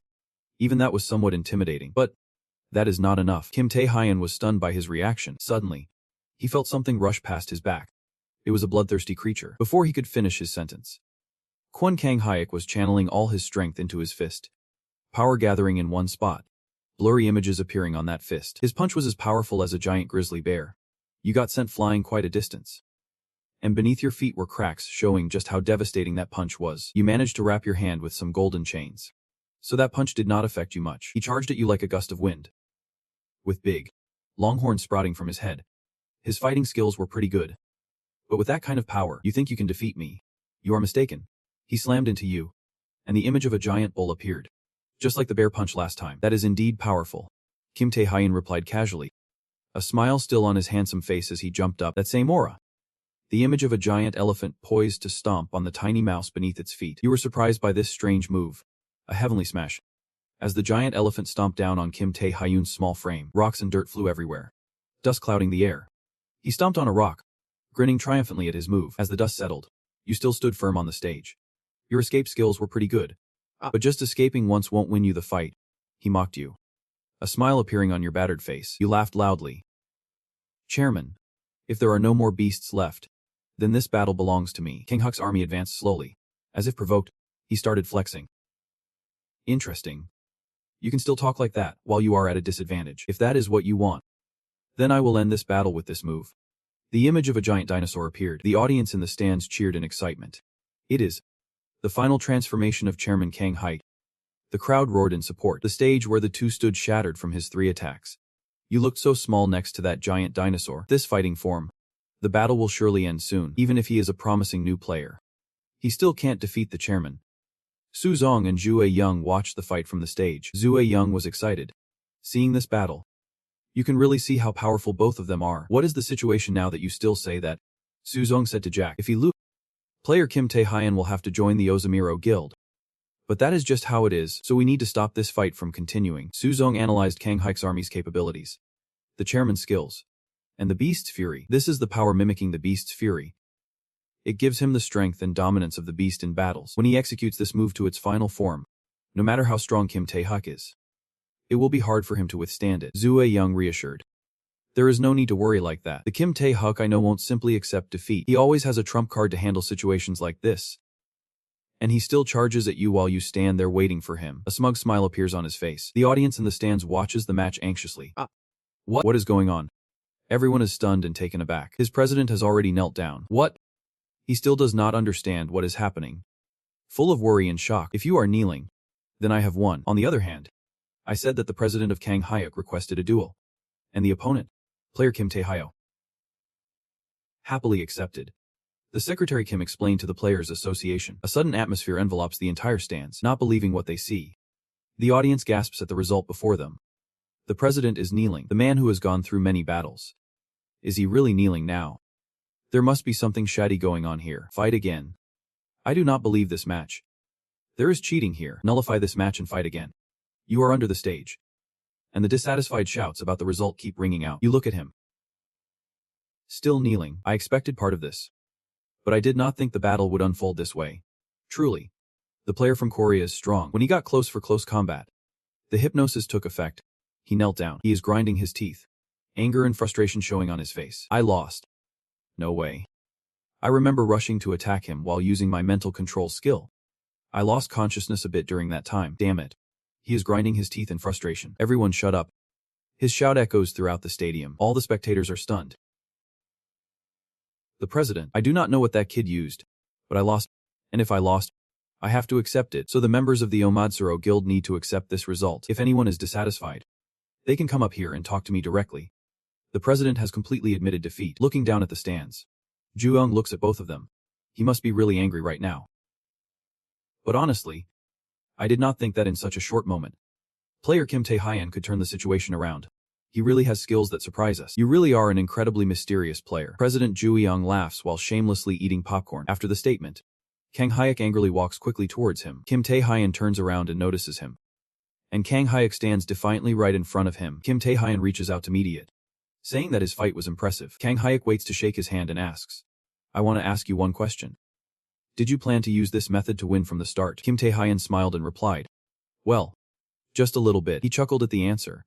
Truly a cocky little brat. Then Kwon Kang Hyuk extended his hand to reciprocate the friendly handshake from him. He boldly asked him, if you promised, you have to follow through. Do you want money or some special item? Kim Tae-hyun straightforwardly answered him, those things are nice, but I do not really want any of that. Kwon Kang Hyuk looked at him in confusion. So what do you want? Kim Tae-hyun did not hesitate to respond. I want to join the Minotaur raid. Kwon Kang Hyuk was completely shocked upon hearing that. He continued without backing down. I want to participate in that raid. Which made Kwon Kang Hyuk break into a cold sweat. Scene transitions to the headquarters of the Awakener Association. In the president's office, T.Guk was discussing with him, and T.Guk asked, the Minotaur raid? Right, he replied. Yep. It is the dungeon located at the end of the abyss. That dungeon is a quite complex space with countless traps. Many Awakeners have lost their lives there. The president's face gradually became more serious, as despite being at the end of the abyss, this is where many high-level Awakeners aim to conquer, but all have failed. Currently, the Onsamiro Guild has the right to invade that dungeon. But everything has not been announced to the public yet. T.Guk worriedly asked, how does player Kim Tae-hyun know about this? Is everything okay? He understood what he was thinking and responded, of course. Everything there is extremely unstable. We can predict anything, because we do not know what happens in the abyss. So we need to be cautious. He clasped his hands on the table and continued. But there is no other way. All we can do now is trust the Awakeners preparing to attack that dungeon. Of course, if I were younger, I would have joined the assault on that dungeon already. T.Guk looked at the president with a respectful gaze and said, President. He pondered while looking at the president. But if you worry too much about that, instead of worrying about the difficulties in breaking the dungeon, you should focus on recruiting more powerful Awakeners. I hope what I am worried about to happen. Suddenly, an urgent call on the screen caught his attention. A girl from the Awakener Association hurriedly said, President, I am sorry for calling so urgently, but there is an emergency. He calmly asked. An emergency? She explained the situation. The Japanese Awakener Association has contacted us. The president was a bit confused at that moment. What do you mean? If it is about the Eichingzang auction house, that matter has already been resolved. T.Guk, who was beside him, could not understand either, and the girl continued to explain. That matter, the female leader has sent an invitation to player Kim Tae-hyun. After hearing the mention of the female leader, the president immediately thought of a very extravagant yet terrifying woman, leaving him somewhat stunned. At this moment, Kang Hyu's forces. That guy is standing in front of a gate. Behind him is a fully armed army lined up neatly. This is the management area for the association's teleportation gate. The secretary next to Kang Hyu starts counting. Her fingers swiftly glide over each person, continuously counting. 3, 4, 50, 60, 70, and in an instant, she reaches 98. Kim Tae-hyun is the last one. She loudly calls out 100. After taking attendance, she turns decisively and reports, we have a full count of 100 people ready to enter the maze. Is everyone fully prepared? Kang Hyu is still facing the door. He smiles ominously and says, if we are ready, let us go into the maze and see how strong the monsters here are. With that, he leads the group slowly into the gate. As soon as they step into the maze, a chaotic battle breaks out. Magic spells and explosions of various sizes are happening all over the maze. The Minotaurs and Kang Hyu's troops are surrounding each other, attacking one another. The space is now filled with voices from one person to another. Quickly attack over there first. And make sure we push forward here quickly. Inside the maze, Kim Tae, with his weapon in hand, is facing two miners by himself. He moves without any wasted motion, quickly taking them down. Now, only their screams of despair remain. The monsters immediately disintegrate into pieces. Kang Hyu praises, you did well. He holds the head of a minotaur and approaches him. Kang Hyu, with a friendly expression, asks, how do you find the weapon I gave you? Kim Tae-hyun politely replies, it is, I am used to these kinds of weapons anyway. My old one broke, so I do not have many options. He cheerfully responds, as long as you use it well, that is what matters. It is a gift I intended to give you when you joined the guild. The sharp dagger in your hand is a rare level astral weapon. Kang Hyu continues to praise him. For this raid, we really need strong people like you. As he walks, he tosses the Minotaur's head to the ground, and Kim Tae-hyun unhesitatingly replies, "Thank you for allowing me to join. This raid on the maze has failed many times before, so it is not simple at all." She also advises everyone to be cautious. The secretary immediately responds, "Do not think about that. Do you have any questions?" The secretary explains, "Everyone participating in this raid is strong. They are all B rank awakened and above." She points out the evidence. "We have just entered and have already forced the monsters back, and everyone is safe. The traps inside this maze have all been removed, so we do not need to worry about those traps." Kang Hyu adds, "Our vice president takes care of that, so you can be assured." Kim Hae-seon confidently continued, "Last month we also figured out how to break through this maze." This surprised Kim Tae-hyun quite a bit, and he curiously asked, "What is the breakthrough clue?" Kwon Kang-hyu did not hold back. He bluntly replied, "We found many clues about the monsters' characteristics in this maze and how to defeat them." He recalled the images from their previous attempts to conquer the maze, where the monsters were enormous, with strange patterns that no one had ever seen before. The image of a giant horn with many cracks flashed in his mind. Kwon Kang-hyu continued, "When we touched the monster, it all turned to fine dust, leaving only the horn intact." Hearing this, Kim Tae-hyun suddenly realized, so that is why. He laughed and analyzed. "Exactly. Because of that horn, we were able to identify the characteristics of the monsters in this maze, along with the locations of similar monsters. With our tracking skills, we won't get lost." One by one, they gradually delve deeper into the maze under the guidance of the vice president's tracking skills. They pass through every nook and cranny of the maze, facing all sorts of challenges. Finally, they reached a gate, surrounded by strange symbols, spiraled red patterns that were very bizarre, and they slowly moved in. The vice president holding the black lantern said, "We have arrived." The scene now was a heap of junk. In the center was a giant Minotaur statue missing a horn on the right. The vice president announced, "This is the final point." They focused on the female Minotaur standing majestically in front of them.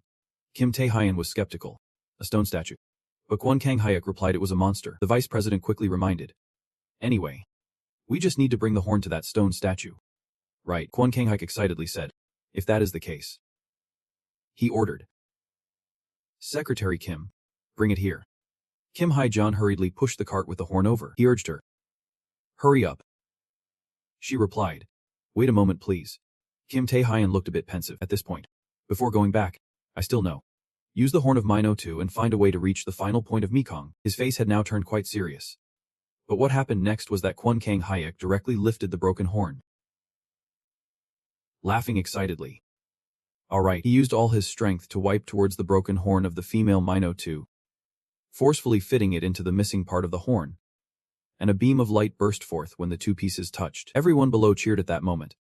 "Great. We will conquer Mekong now after 30 years of no one succeeding," Kwon Kang-hyuk excitedly challenged. "Come out now, Master Mekong." Suddenly he realized something very strange. All the water stains on the Minotaur statue had turned cold. Minotaur gradually disappeared. A beam of white light began to spread. His team below still did not know what was happening. Then that chilling beam of light gradually enveloped the entire room. Suddenly, Kang-hyuk felt like he was being pulled by some force. He was startled. What the hell? The people below were agitated by this. What? How could this happen? Only the vice captain remained calm, standing there as if he already knew everything. Suddenly, a group of people was transported to a cold snowy hill, and all that could be heard were screams. What the hell? Why is it like this? Snow. Another group was transported right into the floodwaters, and beside them were only cries and curses. What the hell is going on one side? They were transported right beneath an erupting volcano. Meanwhile, to the south was a vast forest, and he seemed quite intrigued by this situation. It was indeed activated. In front of him was a group of 4 who had also been transported here. This was the spatial transfer trap. The 4 of them were equally shocked by his appearance, and they exclaimed, "Ah!" At that moment, in another place, a rough hand placed on a book appeared in the dim room, illuminated only by the faint light of a reading lamp. He calmly turned the page of the book and said, "So that is it. So Kim Tae-hyun has joined the enchanted team." The Ghost King with crossed legs. His authoritative demeanor instilled great fear in his subordinates. "I apologize, sir. This happened a bit suddenly, so I did not account for it." His subordinate nervously asked, "What should we do now?" "If you order it, I will call off the operation right away." The Ghost King revealed a mysterious skull tattoo on his palm and replied, "It is better to leave it as is." He systematically analyzed. There are 6 S-class villains mixed in that raid team, and if we count the A-class ones, There are a total of 20 people. No matter how strong Kim Tae-hyun and Kang Hyuk are, they have their limits. They can't just win against us like that, the Ghost King continued. They are focused on dealing with the monsters in Mekong. So how can they handle unexpected infiltrators attacking? His expression gradually revealed cunning and malice as he said, so let them proceed with their plans. Even if Kim Tae-hyun appears, it won't change anything. On the side of the forest, the group of 4 began to approach him. The situation seemed quite dangerous. The kind-hearted blonde girl volunteered to start a conversation. I will introduce myself first, so we can get to know each other and coordinate well later. First of all, I'm a rank Murata. Kim Tae-hyun slipped into the jump position and said, Demon, immediately. He kicked her straight in the face. Do not try to outsmart me. Murata was hit hard enough to spit blood. Her true rank was Class Demon Master Tam Kima. Suddenly, the inner thoughts of a young man appeared. Thinking about him as the youngest class player, Kim Tae, I have always been curious about how strong you are. I wonder if you can be as strong as the guild leader Ingun Loon at the forefront. Can you become a solid shield for everyone? Could you be like the rumors say? Someone who sacrificed themselves to save everyone in the Dawn auction house. He sincerely thinks that, no matter what, he hopes you can unleash your power. Can you help our guild break through this tough dungeon? Those thoughts are just from a member of the Oza Emiro Guild. A ranked player. Pak Sung H. After witnessing Min's overwhelming display, he could not help but be dumbfounded, looking at Melina lying unconscious, unable to contain his anger. Asking, what the hell is this? Pak Sung A shouted, what did you do? You crazy idiot. Kintil confidently gave a thumbs up and replied, that is just a demon mixed in with our legion. He was overwhelmed by his emotions, recklessly firing his gun at him. Demon. You are lying. Pak Sung head was shooting and dodging. You jerk. I can't do anything but avoid your bullets. Seriously. Firing nonstop. He was extremely frustrated. Damn it. In a situation like this, how can he still act like that? Everything he does is unreasonable. Pak Sung had muttered. He recalled the memories of being teammates with Miranda, his former comrade who fought alongside him to break through countless hells. Now, seeing her taken down like this, he thought to himself, Miranda, I will get revenge for you. I believe you are not a demon. Pak Sung heavy gritted his teeth. This can't be happening. He painfully supported Melina, continuously calling her name. Wake up. Melina. We need to get away from that jerk right now. I will protect you. Do not worry. Just as that touching moment lasted, he suddenly took a powerful punch from Melina. In the forest, only his cries echoed. Melina sprang up, looking at Pak Sung. Who are you to dare touch me? You jerk. He stood there casually. I told you. But you did not believe me. But behind him were 2 other demons approaching to attack him. Kim Tae-hyun turned around and glanced at them. Now we need to settle this. Do not. They teamed up and attacked him, creating a significant shockwave. But as the smoke cleared, both the gray-haired demon and the blonde-haired demon looked extremely startled in front of that wreckage.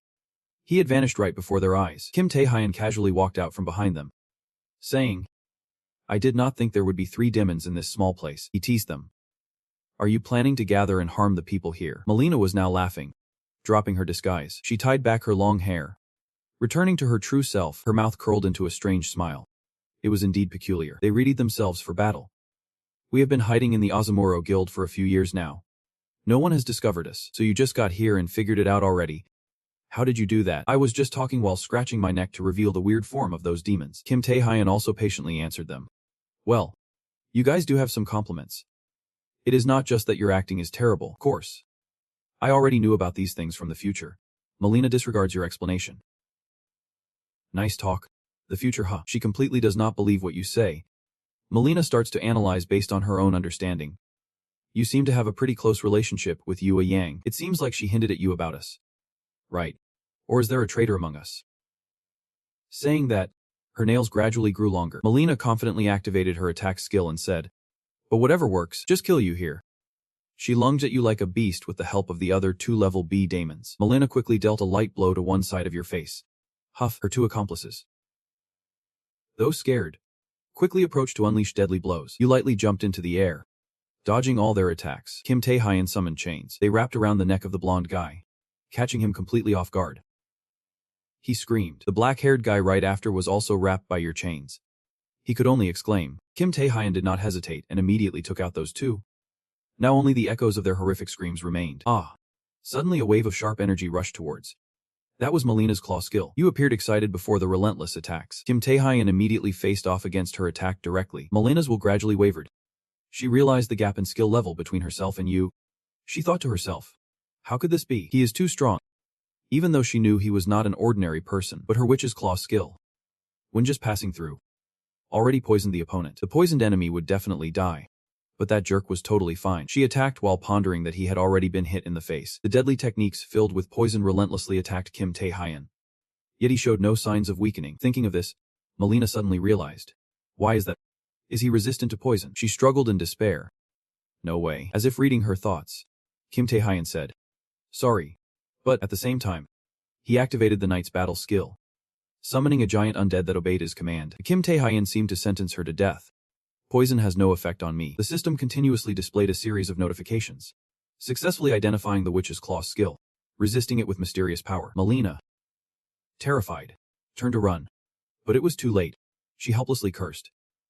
Damn it, your skills are so powerful that they have sent all the rocks and trees around flying away. A deafening explosion sent all the trees and rocks around flying. After the smoke cleared, Back slowly approached the spot where the explosion had occurred. He seemed startled as if he had discovered something. In front of Back was Melina, tied up by Kim Tae-hyun, curled up on the ground. Melina yelled in anger.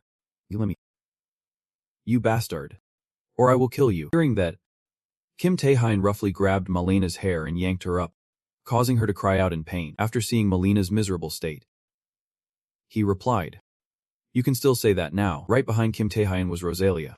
Ada asked Melina, if there is something to say, just spill it. And then he used his mental control power on her after controlling Melina's mind. Ada asked, how many insiders are here? And what is your purpose for infiltrating this raid? Melina, confused, replied. Then Melina's eyes changed color, and she began to answer Rosalia's questions. The number is 20 people, with 5 of them being rank S and 15 rank. And the goal is to make your raid fail. Melina recalled the scene at that moment. Surrounded by white flowers soaked in blood, a knife flew towards someone. None other than the commander Kang Hyuk. And that was the ultimate goal, to kill Commander Kang Hyuk. Back in the present, Kim Tae-hyun and Park Sung-ho stood in front of Melina, who was now lying flat on the ground. Kim Tae-hyun thought to himself, there are 5 level demons. Before, I only knew about 3. But now it is different. The previous raid dungeons had many variables. Clearly, the future has changed a lot. And all of this is because of me. Breaking out of his thoughts, Kim Tae-hyun turned to Park Sung-ho and said, all right. Now we know their numbers and goals. Go report to the commander quickly. Park Sung-ho replied. Yep, sir. As they headed out, Park Sung-ho was filled with questions. Are you really a demon infiltrator? Did player Kim Tae-hyun know about this from the start? If that is the case. While drowning in his thoughts, Kim Tae-hyun interrupted his line of thought. I need to eliminate these insiders for this raid to succeed. This place is almost an independent space. But it is actually still part of Mekong. Just as he was speaking, a door appeared in front of the two, and Kim Tae-hyun continued. There must be a passage to another space here. It might not connect directly to the center of Mekong, but it will definitely help find others. I just need to go through each door and pay attention to every space to find Commander Kang Hyuk. While talking, Park Sung-ho suddenly exclaimed, I am curious about something. Kim Tae-hyun replied. North Sung-ho asked, why did not you clarify when you entered the tunnel? I am sorry for doubting you. But if you had told Commander Kang Hyuk from the start, we would not have these situations happening. Right, but why did not you say anything? After listening to North Sung-ho, Kim Tae-hyun fell silent for a moment, then replied, I already said it. Hearing that, North Sung-ho was taken aback. He replied to Kim Tae-hyun. What? Kim Tae-hyun said casually. You do not have to believe me if you do not want to, but Commander Kang Hyuk already knows a lot. Switching to Commander Kang Hyuk's side. Where did a knife come flying from? It stabbed Commander Kang Hyuk in the stomach. Surrounded by those with knives and swords. They are getting closer to Kang Hyuk. Kang Hyuk saw this and sneered. What are you trying to do? This is a bit much for a joke. Isn't he that right? Deputy Commander. The guy in the hat retorted to Kang Hyuk. Joke. I joke. Just then, Kim Hyuk-young ran over. Worried. Commander, while she was scolding them. How dare you do that? Before she could finish, an enemy rushed in from behind, trying to ambush. Seeing this, Kang Hyuk quickly ran to shield her. Taking the enemy's blow, Kim Hyuk-young screamed in fear. Commander, Kang Hyuk angrily said. Damn it. Kim Hyuk-young supported Kang Hyuk and asked, are you okay? At that moment, all those guys started rushing in, unleashing their powerful moves at Commander Kang Hyuk. Kang Hyuk saw the situation was not good and pushed Kim Hyuk-young away. Step back so I can handle them. After that, he began to gather his energy. Once he gathered his energy, Kang Hak summoned a dragon that knocked away all the attackers. Kim Hyekyong stared in shock at Kang Hyuk. She had to sit down on the ground from the power of Kang Hyuk's dragon. When Kim Hyekyong saw Kang Hyuk fighting alone, she said, "Commander, you do not have to do this. Wait for me. I can fight too," Kang Hyuk sternly said. "Stay back. These guys are not as simple as you think," Kim Hyekyong worriedly replied. "But if you do this, you might lose your life. So I want she is right. Kang Hyuk, you alone won't have a chance against us all this time. I have been showing you because I have been hiding my strength." Then the guy in the hat pulled out a lantern. Inside it was a burning skull. Suddenly, that skull enlarged into a giant skull. He said, "Now this place is filled with my level subordinates and 4 of my level subordinates." He raised his voice and continued, "They all have strong combat experience. So you will die here." Kang Hyuk got into a fighting stance and said, "All right. You guys really prepared well. I have underestimated you too much. Okay. Do not blame yourself like that. To get you cornered like this today, we have prepared for many years. How could a brute like you realize that?" Kang Hyuk smiled lightly and said, "Damn. Kim Tae-hyun was right after all." The guy was surprised and exclaimed, "What?" Kang said. "He said you all are demons mixed in to kill me. I did not believe that. But now it is a reality." The guy in the hat, hearing that Kim Tae-hyun knew they were all demons, looked very surprised and said, "Kim Tae, did he guess this plan? That can't be," he shouted. "How could you know our plan that we have been preparing for so long? If you knew, why did not you act?" Kang Hyuk calmly replied, "Well, that I have always trusted you and gave you that chance. But now, there is definitely no chance left for you. You damn demon." "That is what I wanted to say," he asked in confusion. "What? Even though I knew you betrayed me. We have fought together for so many years. So I could not just attack you without evidence." One of them spoke up. "You are a stupid jerk," Kang Hyuk said casually. "Oh really?" Behind him, Kim Hyzen was probably angrily scolding Kang Hyuk. "Why did not you verify that information? And now let this situation happen. Can I even survive this?" After hearing this, Kang Hyuk foolishly asked, What?" Suddenly, something was rushing toward the two of them. Seeing that, Kim Hysean and Kang Hyuk suddenly widened their eyes. Luckily, Kang Hyuk reacted in time and saved Kim Hysean. The guy said triumphantly, "Okay. Thank you so much. Because of you, our plan will succeed. Now die." "You idiot," Kang Hyuk said seriously. "All right. You and your whole crew will die here." Kang Hyuk glared, a great power radiating from him. A huge dragon flew out and knocked that guy away. Kang Hyuk shouted, "Now I will show you my power." After taking a hit from Kang Hyuk's dragon, the guy lost a few teeth, coughed up blood, and his eyes turned white and terrifying. Kang Hyuk smugly said, "Are you dead yet?" "You idiot." After activating his power, a halo of purple light surrounded Kang Hyuk's head, with 2 purple horns. That form of Kang Hyuk is called the Ancient Dragon Guardian. In another scene, Bak Sung-go was asking Kim Tae-hyun, what is the reason he knows but does not act? Kim Tae-hyun calmly replied, "All right. Just wait a moment and ask him." Remembering the conversation with Commander Kang Hyuk deep in the dungeon, Kim Tae-hyun suddenly called out his name loudly. "Hey, Commander Kang Hyuk," he shouted angrily, scolding him. "So even after knowing what I have said is true, you won't do anything?" Commander Kang Hyuk still did not take any action. He gently replied, "You really do not think you have seen all my power, do you?" Hearing this, Kim Tae-hyun began to feel anxious. He just laughed lightly and said, "Everything will be under my control. When the time comes, I won't hold back in the present." As he arrived at Commander Kang Hyuk's location, in front of him lay a multitude of the traitors. While the most pitiful was the vice commander, stuck in shock witnessing this scene. A fan could only say, while Kim Tae-hyun sighed in relief and said, "That is right," as they walked through the gate. Seeing Commander Kang Hyuk still alive among the traitorous members sprawled on the ground was shocking. He sighed in relief and said, "Just as I guessed." Upon seeing Kim Tae-hyun, both Kim Hye-jeon and Commander Kang Hyuk were surprised and joyfully exclaimed, "Kim Tae, haha, so you made it." After reuniting with Commander Kang Hyuk's group, they took time to discuss what had happened. Commander Kang Hyuk asked him, "Did you not run into any other members of Team A?" Kim Tae-hyun replied, "I did meet some people while passing through different spaces, but they were in a pretty strange situation." Remembering a moment while rushing through some space, Kim Tae-hyun saw several people struggling and begging for help in a small pond, desperately shouting, "Help! Help!" But Kim Tae-hyun chose to ignore them and ran straight to Commander Kang.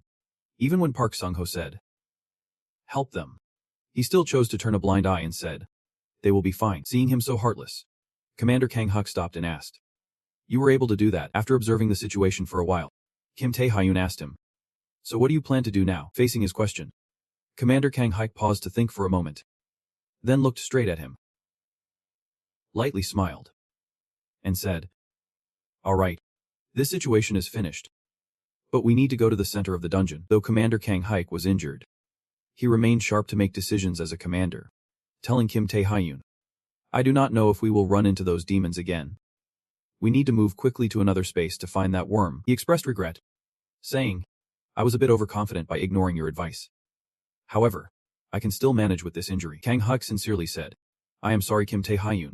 If I had listened to your advice, this situation would not have happened." Kim Tae-hyun heard his apology and replied through the loudspeaker, "All right, I know that, so I am relieved. Next time be more careful." Hearing that, he angrily asked back, "What?" Kang Huk angrily retorted, "My heartfelt regret is sincere.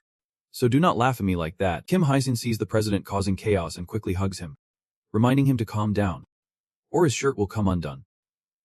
Seeing this, Kim Tae-hyun just smiles lightly, feeling at ease and turning away. Though it seems that way on the outside, he is secretly thinking that the president is still safe, which means the ACMA's plan has completely failed. He thinks that during this Mekong breakthrough, information about the ACMA was known beforehand, but due to the president's stubbornness, he ended up getting some unnecessary injuries. The information I knew about Mekong in my previous life was quite limited, and now there are even more changes compared to before, so I need to be more careful. While he was busy thinking, Kim Hye-seon nervously said that we now need to move to other dimensions to gather everyone. He thought back that if it gets too difficult, then this raid on the dungeon should be abandoned. Suddenly, he heard Kim Hye-seon ask if he encountered any monsters in the other dimensions. Hearing this question, he froze,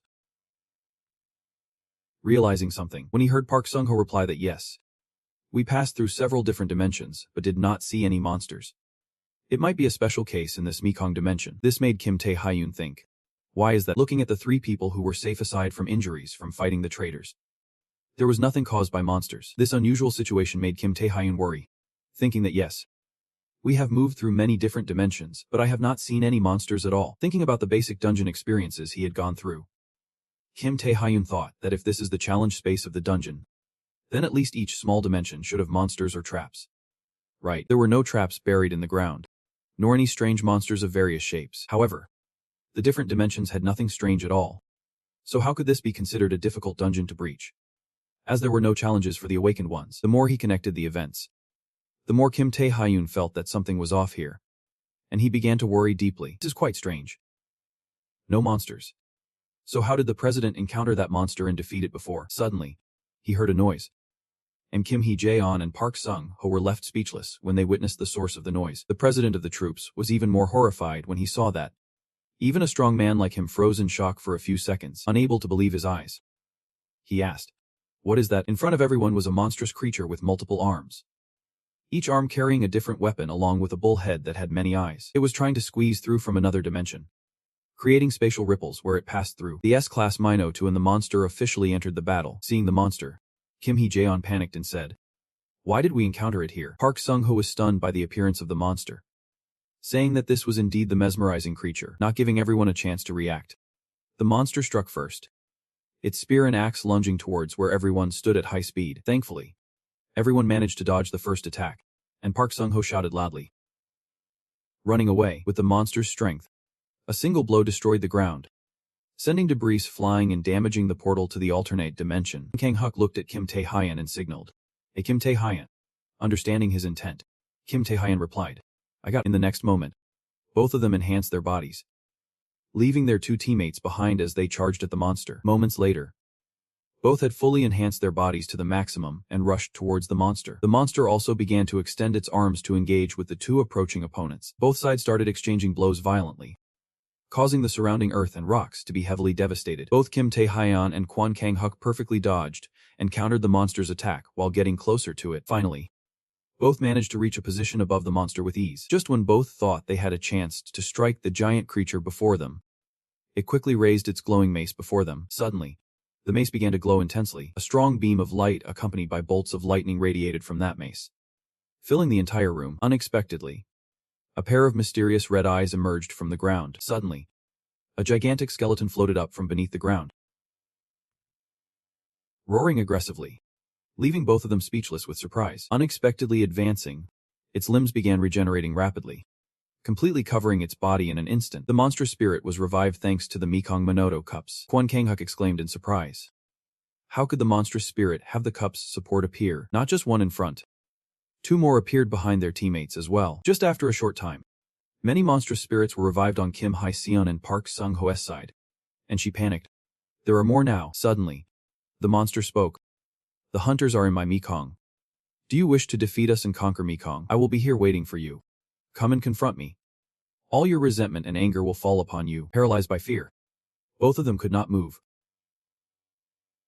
simultaneously saying, "We're dead." Kim Tae-hyun and Kwon Kang-hik on the front lines quickly turned back in despair for the 2 of them, with Kwon Kang-hik anxiously saying, "This is bad." The monster commanded its minions, "All of you, advance and capture them." As soon as they finished speaking, the monsters rushed to attack everyone in sight, the aggressive bulls charging straight at Kim Hae-seon and Park Sung-ho, who were standing there. The faces of the 2 showed clear signs of fear. Park Sung-ho tightened his grip on Kang Thang's gun in the hall. A powerful purple light shot down from above, and that Sang girl aimed straight at the attacking bulls. In the gaze of the 2 in the air, the silhouette of a man appeared.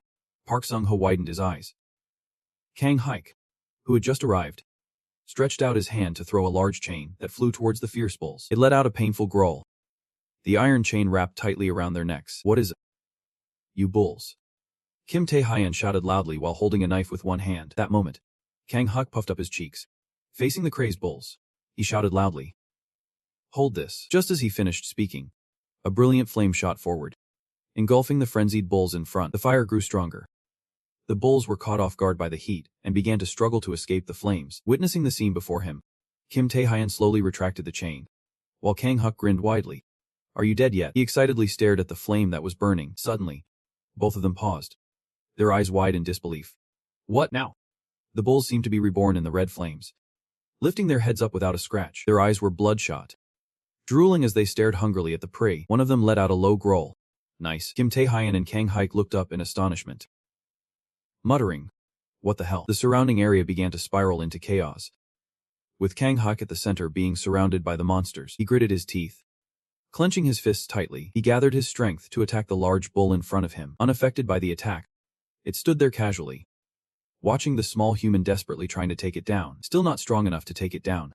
Its recovery power was too strong. "There is no way to take down these bulls if I can't take down the leader. Right, in this situation, what should I do now? I can unleash all my power to fight it, but then I won't be able to protect Secretary Kim at the same time, and Kim Tae-hyun can only fight to a limit. What should I do now?" Kang Huk clenched his teeth, thinking hard. This situation is too difficult. "Now, make your choice, player Kang Hike. No matter how strong you are, if you fight against opponents in a dungeon like this, the association will have no choice but to take appropriate measures to coerce you. If you are planning to let someone be your colleague without breaking that prison, should not you also consider whether you are suitable for anyone?" Kang Huk leaned back in the chair calmly.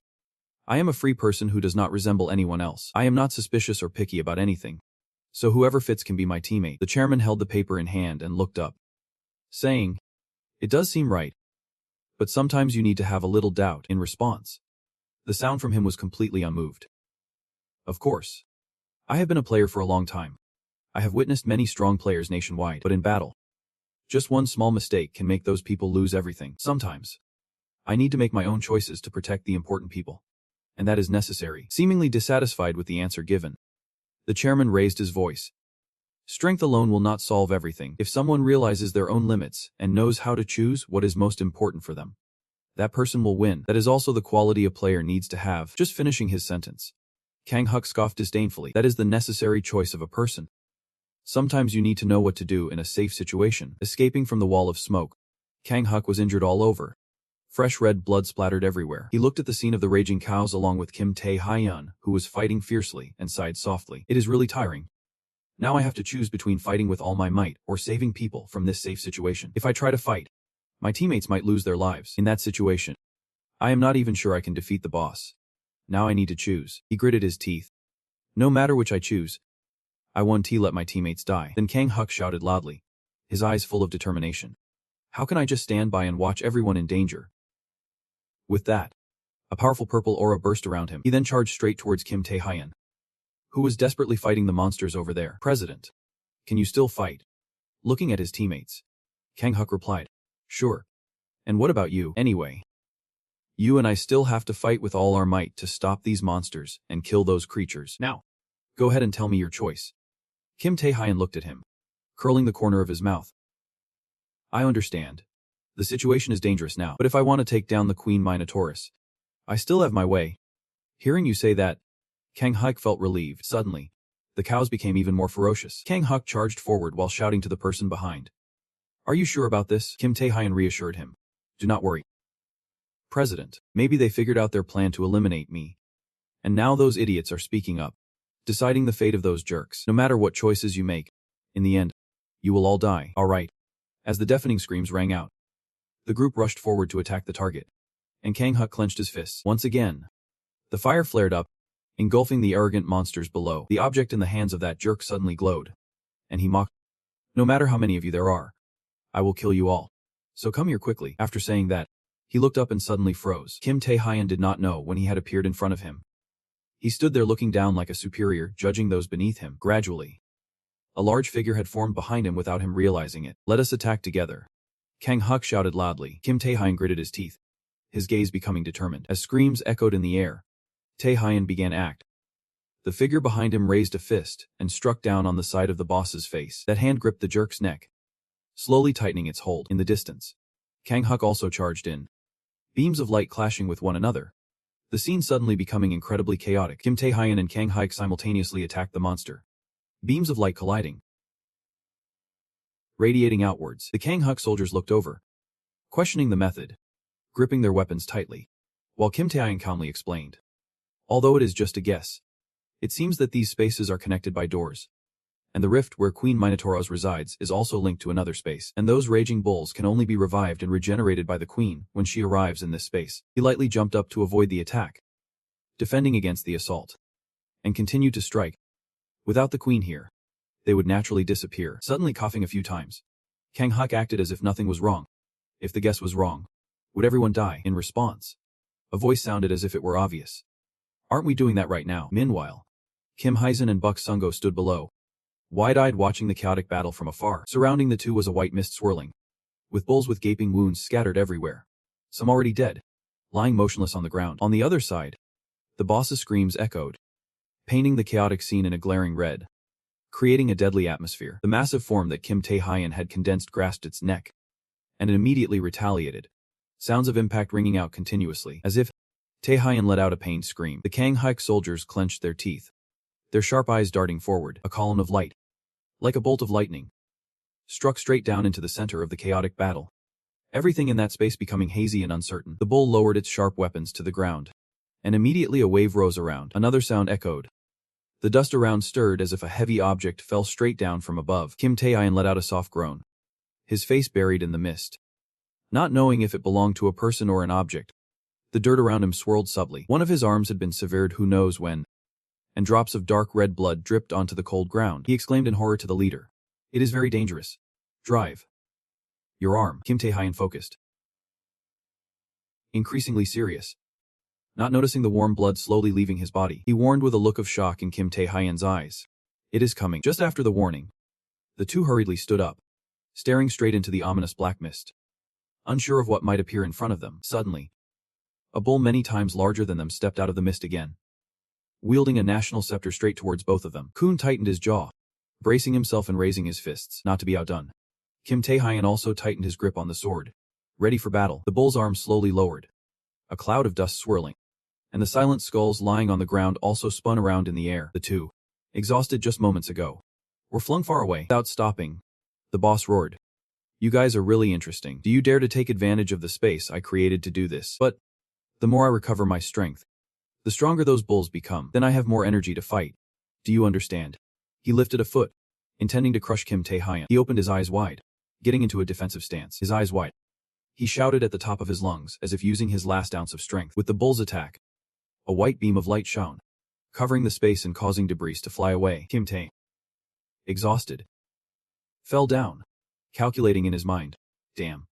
Is the strength on both sides this great? If I do not use my hunting skill, I will. But even if I do, can I take down that monster in one blow? If I can't finish it off right away, the hunting skill will definitely go out of control. What will happen then? No one can predict, but other than this way, the only option is to apply it. Apply it? He asked again. not understanding why he was asking about how to use the skill. But the skill description in the information table was really very basic. The person lying on the bed slowly sat up. In reality, it was not like what was recorded in the information table. The form of the skill can change diversely depending on how it is used. And the amount of magic consumed also varies with the skill's power. As he hesitated, a beam of light suddenly appeared. I only use the warrior's will. At that moment, it can enhance the body or create powerful energy orbs. In fact, you have combined your skills before. And usually you just use invisibility on the ring. Right, if there is a skill that is hard to control, try wrapping it around a weapon or combining it with another skill. Like putting a new coat on it. Saying that, she looked at him, sure that he would manage to find the answers to his questions. Breaking away from his thoughts and returning to the chaotic battle, Kim Tae-hyun swung his blade. A flash of red light immediately lunged to attack. It was surprising. The streams of energy continued to flow with each strike of Kim Tae-hyun. They surrounded and wrapped around his body. His eyes had turned red, glinting sharply, seeing the flat resistance before him. The bull angrily raised the axe in his hand and shouted. This guy, not backing down. Kim Tae-hyun gripped the blade tightly. The red energy immediately charged forward. Streams of light shot straight into the bull's flesh. With every word he uttered, strands formed from his power slowly wrapped around its arm. Then a chain wrapped in powerful energy shot straight forward. A strike pierced straight through the boss's chest. It let out a roar, filled with pain. Now, a smile of excitement blossomed on Kim Tae-hyun's face. Indeed, the ace she mentioned was right. The giant figure reappeared, swinging a fist to knock the arrogant bull away. He dreamily recalled, having vaguely sensed that bait could change shape at his will, which meant he could apply it like other skills. I do not know anything about this mysterious power. Damn.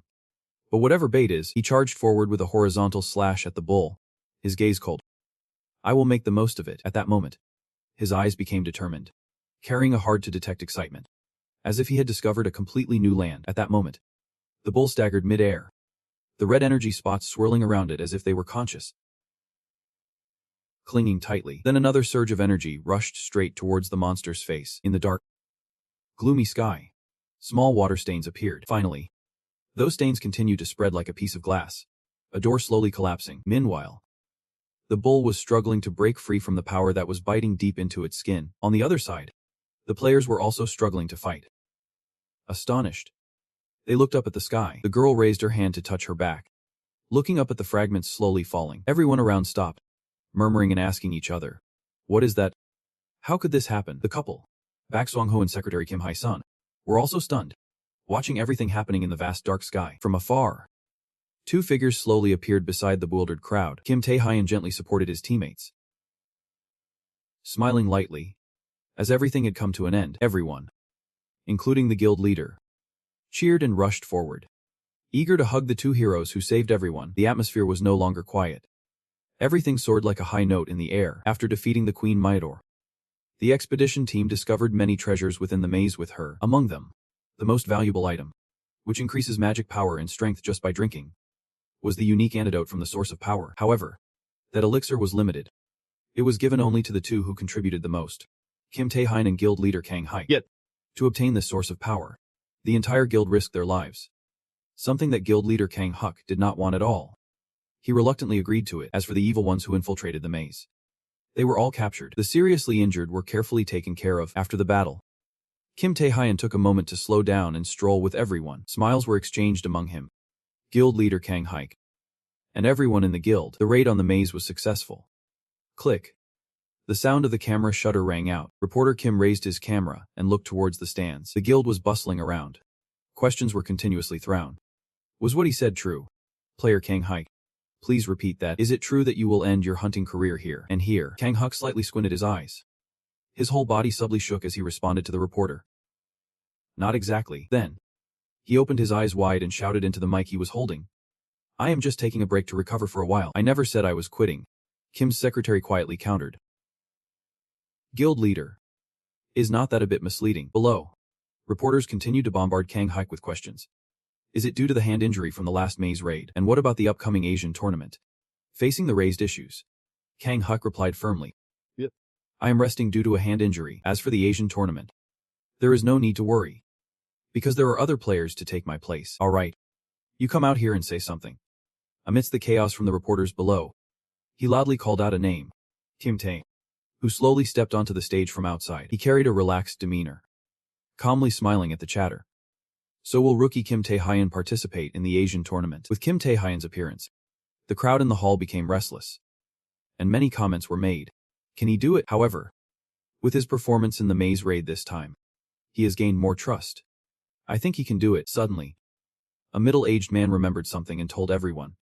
It seems he has drank from the source of power, and his strength has improved a lot since then. The girl next to him also looked incredulous. How could that be? Does that mean he has reached the national power level? So that is a strength superior to levels. You could say it is extraordinary power. He is talented. But is not he still too young? On stage, an arm reached out to take the mic, not caring about the comments about him below. Kim Tae-hyun confidently took the mic and spoke with a proud smile in the hall of Kang Hyek's military. Kim Tae will participate in the Asian Inter-University Championship. I know you all feel quite anxious, but do not worry. I will do it. I will win this competition. I understand why you are not confident in my abilities. But after breaking through Mekong, I have become much stronger. Therefore, I am very confident in my strength, and I hope everyone will support me. The screen is showing Kim Tae-hyun speaking. The man sat back, relaxed, observing and muttering. National power level. A woman was also watching him on her phone. Everyone had heard about the source of power. That is right. I drank it during the Mekong event, so I feel quite confident about myself. The woman smiled. Is good. But it seems she is not very modest. Not stopping there, his images were also broadcast in restaurants, and diners looked over and started discussing excitedly. Does he mean he has become stronger and is confident about winning the Asian tournament? Indeed. Anyone who reaches the national power level is like that. He is no exception. Back at the hall, Kim Tae-hyun suddenly raised his voice. However, hearing the change in his tone, the group of reporters below looked tense, waiting for him to continue. To repay everyone's trust, I will need to work even harder. Victory is proof of my current strength level. And at this moment, inside a dimly lit room, a woman knelt on the floor, hands clasped, pleading with the man in front of her. Please spare me. Spare me, sir. I have done my best. Tears streamed down her beautiful face. I tried to follow your orders. Escaping from there was truly a miracle. I did not think Kim Tae-hyun was that strong. Now the man in the mask slowly spoke up. All right. Get up, Melina. If he is stronger than you, there is really nothing you can do. Even if you give it your all, it is not your fault. Melina looked up in astonishment, like a startled dew. However, the man gently lifted her chin with his hand. Then he suddenly laughed. A beam of light cutting through Melina's body, blood splattering all over the room. I do not need a useless person at all. Calmly, he gazed at the person in front of him as they fell, knowing that strength has everything. A weak, failing person who avoids responsibility deserves to die. Turning away, he walked off lightly. Clean this mess up. The association will come looking for her. As he stepped away, he pondered. It is strange. This time there were more people than during the attack on the Ainu Dying auction house. Yet they still failed. How did they manage that? How is that jerk Kim Tae-hyun so strong? Just wait. You will hear from me. Behind them, as three people left, the distant villa burst into flames, quickly engulfing everything inside. Someone will die in this Asian tournament. The rhythmic footsteps echoed in the silent space. Hey Kim Tae-hyun. Someone's waiting for you at the door. Everyone is waiting for you. They are the strongest players in Korea. They will be participating in this tournament with you. Kim Tae-hyun entered, a faint smile hanging on his lips. They are the strongest members of Korea. Facing him are 6 people silently observing and assessing the newcomer Kim Tae-hyun. A voice broke the silence. I have heard of you, but I did not expect you to be this young, said the person in 7th place. Jinsu. All right. As long as you have enough strength. 8th place Seo Henji added lightly. Come on. It is. Youth brings strength. The girl in 4th place, Mafup, head of the Wonsi Young Magic Guild, defended. A soft laugh came from the man in 3rd place. Park Jin. I never thought I would see you here. The man sitting in the center interrupted the members' evaluations. It had been a bit chaotic before, but now everyone was gathered here. The chairman then smiled. Take a seat. Kim Tae-hyun. We will discuss this tournament. In the room, a bright screen suddenly appeared, displaying complex measurement charts.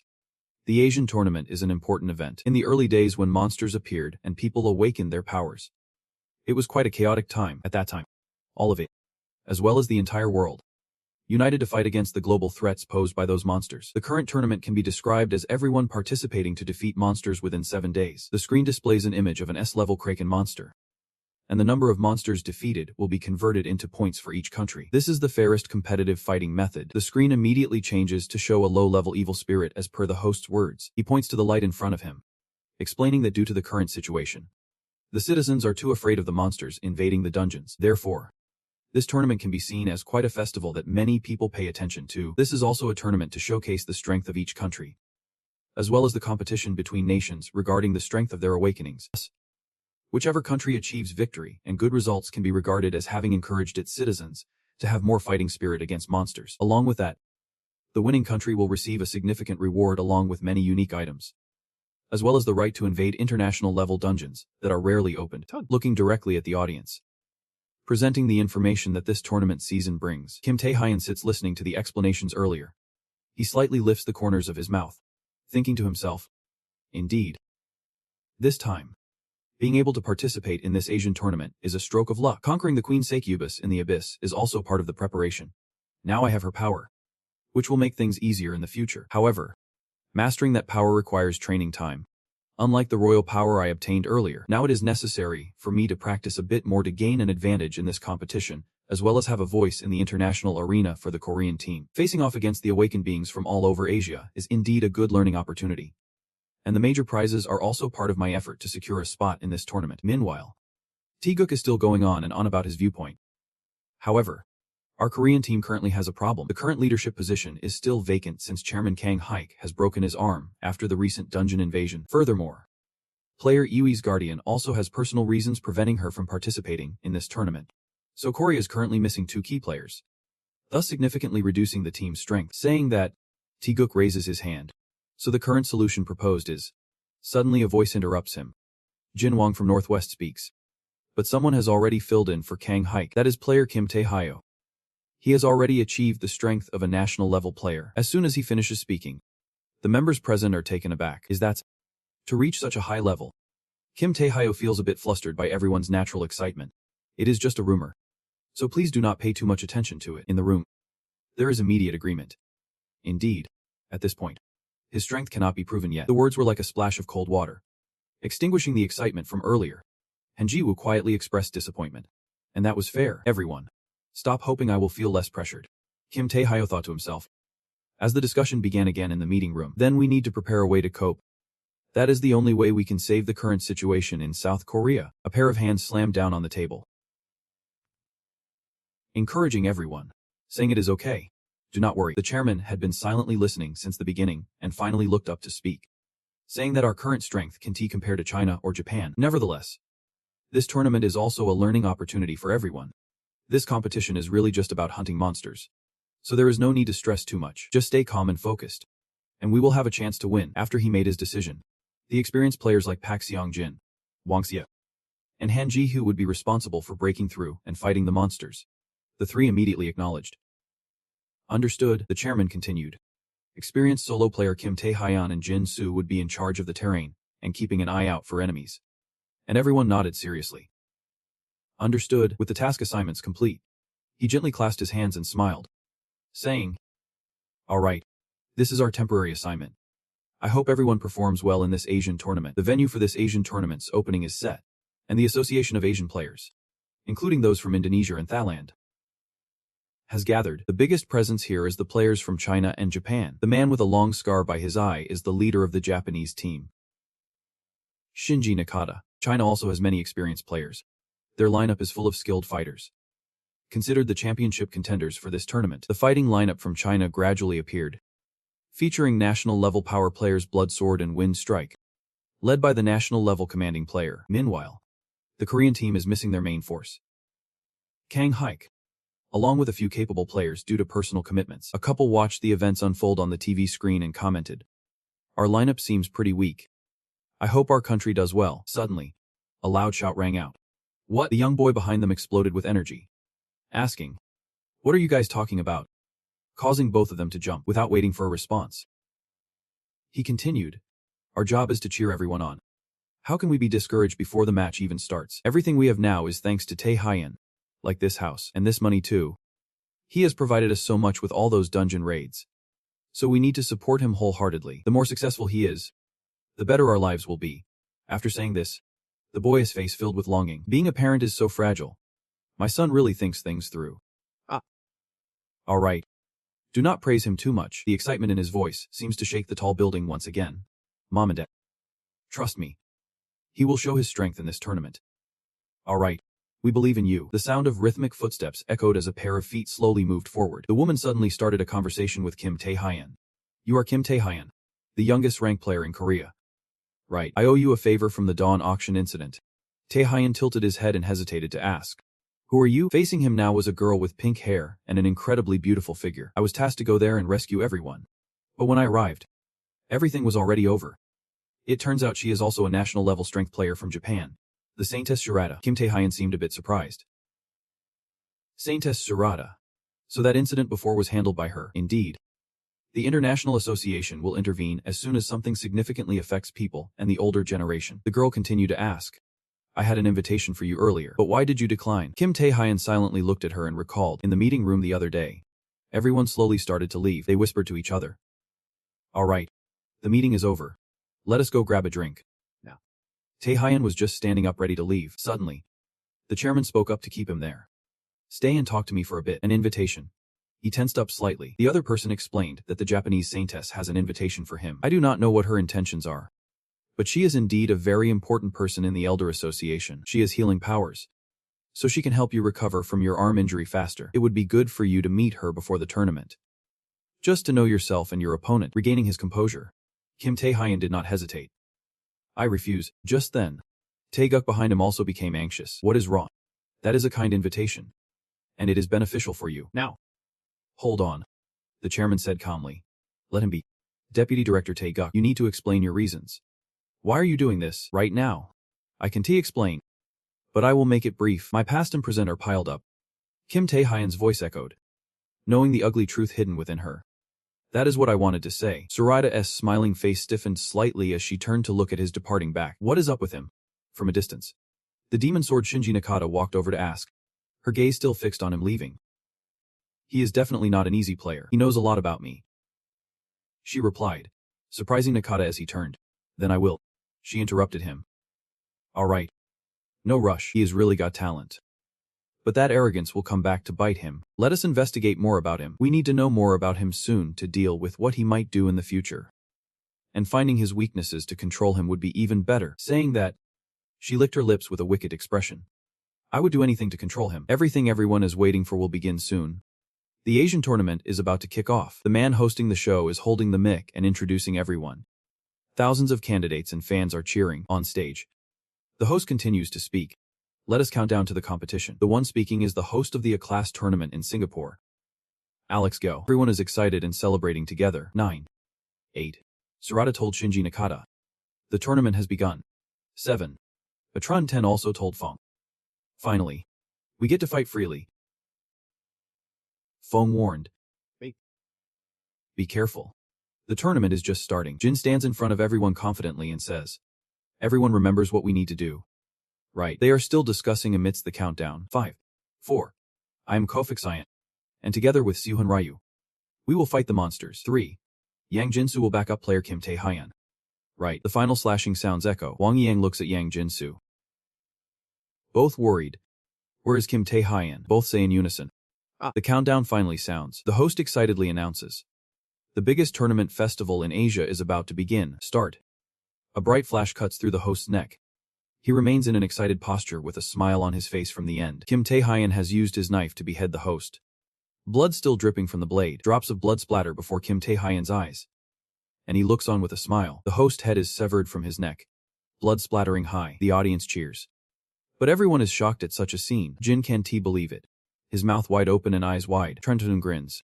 A sharp blade appears. Everyone starts to move, rushing to attack each other with their skills.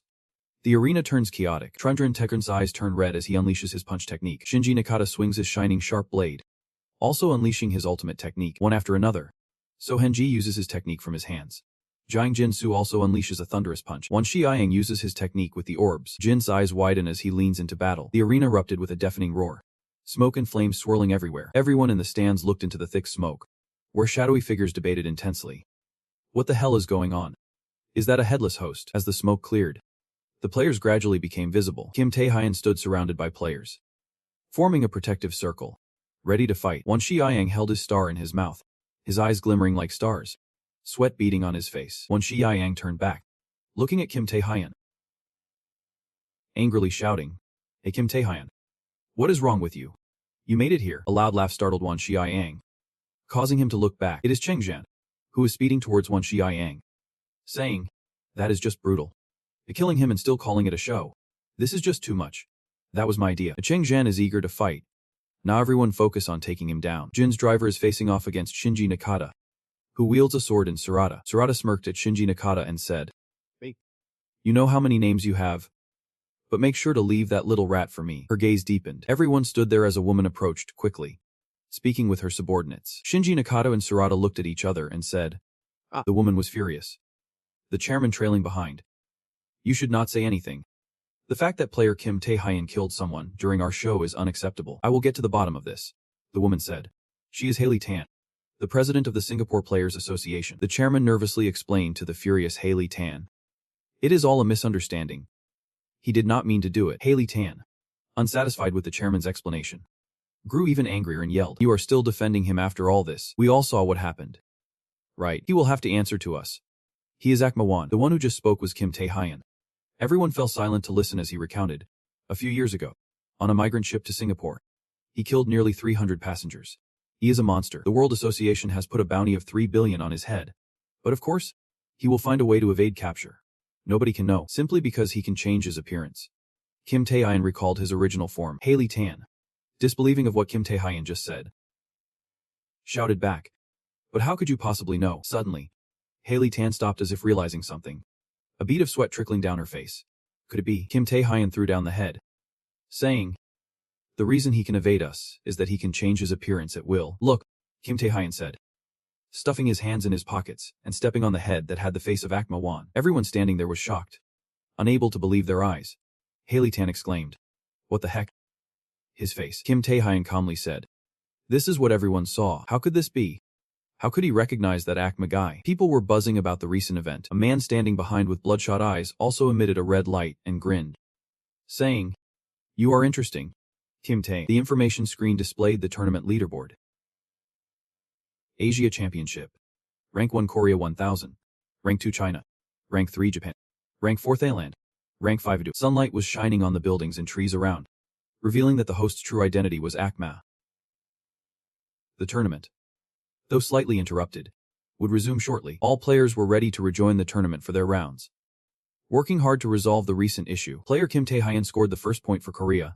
He is now on the lookout to eliminate Akma, a wanted criminal. Hands holding a phone to watch yesterday's live match cheered. Kim Tae. Hansu was watching the match and pointed at his phone, saying to Juai, "He is onto that guy. How does he know it is him? He really has many secrets. I thought Kim Tae-hyun was lying at first." Juai replied, annoyed, "I do not know either. It is such a hassle. Thanks to him, we have been getting calls from players all over the world non-stop. The support system is practically down now," Juai said unhappily, looking at the busy staff in front of their screens. "I did not think we would have such troubles this early in the tournament." And Su chimed in, "Who could be guessed? But still, he is a player from Korea," Juai said proudly, changing his tone. And Hansu nodded. "Well, that is understandable." Raindrops were falling on the tall buildings, lighting up the entire city. Rain poured down on a house with a large hole in the foundation. Opening the roof soaked two men. One stood casually with his hands in his pockets, looking at the other, whose face was battered, lying motionless on the rubble. His eyes darkened as he struggled to speak. "What is wrong with my body?" Blood oozed from his mouth as he gasped. "He isn't a level demon." Kim Tae-hyun took the phone to listen and replied, "Why would I spare you just because you are a demon?" He answered the other end. "Hello, how's it going, babe?" A voice on the other end made Kim Tae-hyun shiver, and he pulled the phone away to respond. "You called me a little brat. I am annoyed to death because of you." The rain continued to fall steadily under the gloomy sky. Kim Tae-hyun casually replied, "What do you mean by the support of that association?" Juai. You are wearing headphones and talking, right? Were you waiting for me to call you?" Kim Tae-hyun put one hand in his pocket, kept the other on the phone, and slowly said, "It is really hard for me to connect with the association channel. That is why I was waiting for your call." The person on the other end replied, "So go ahead. What do you want me to do?" "I have two things I need your help with. Just say it." "The first thing is to investigate those demons," Juai said while scrolling on his phone. "Investigate? Information about demons? Right," Juai asked back in confusion. "Should not you ask the association about that?" Kim Tae-hyun stepped out the door. It was still raining, and said, "There will be many demons in this tournament, So I want to find and eliminate all of them. You know what I mean, Kim Tae-hyun replied with determination in his eyes. Exactly. I want to investigate the demon association. A person dressed in a long robe with their head covered, only their bright purple eyes visible, was standing in front of Kim Tae-hyun. The two faced each other as the raindrops hurriedly slid down. Raindrops fell on the hat and coat of that person, who had a mustache around his mouth and a long sword at his side. He introduced himself. I am Kim Tae-hyun. Kim Tae-hyun, still on the phone, exclaimed in surprise. Ho-ha, someone on the line asked back. Not understanding. What did you say? Kim Tae-hyun replied. Just a moment, I have come to punish the one who defamed the saintess. He shouted, his purple eyes shining brightly. And SSS-Rank player. Kimura Zen. Kim Tae-hyun recalled the image of the saintess he was talking about and thought, what did I do to her? The mighty Kimura Zen. He drew his sword, ready to attack, with a mysterious purple energy swirling around him, and an image of a wolf appearing behind him. He was the representative hunter from Japan participating in the Asian exchange tournament, and SSS-Rank player, and also one of the followers pursuing the saintess.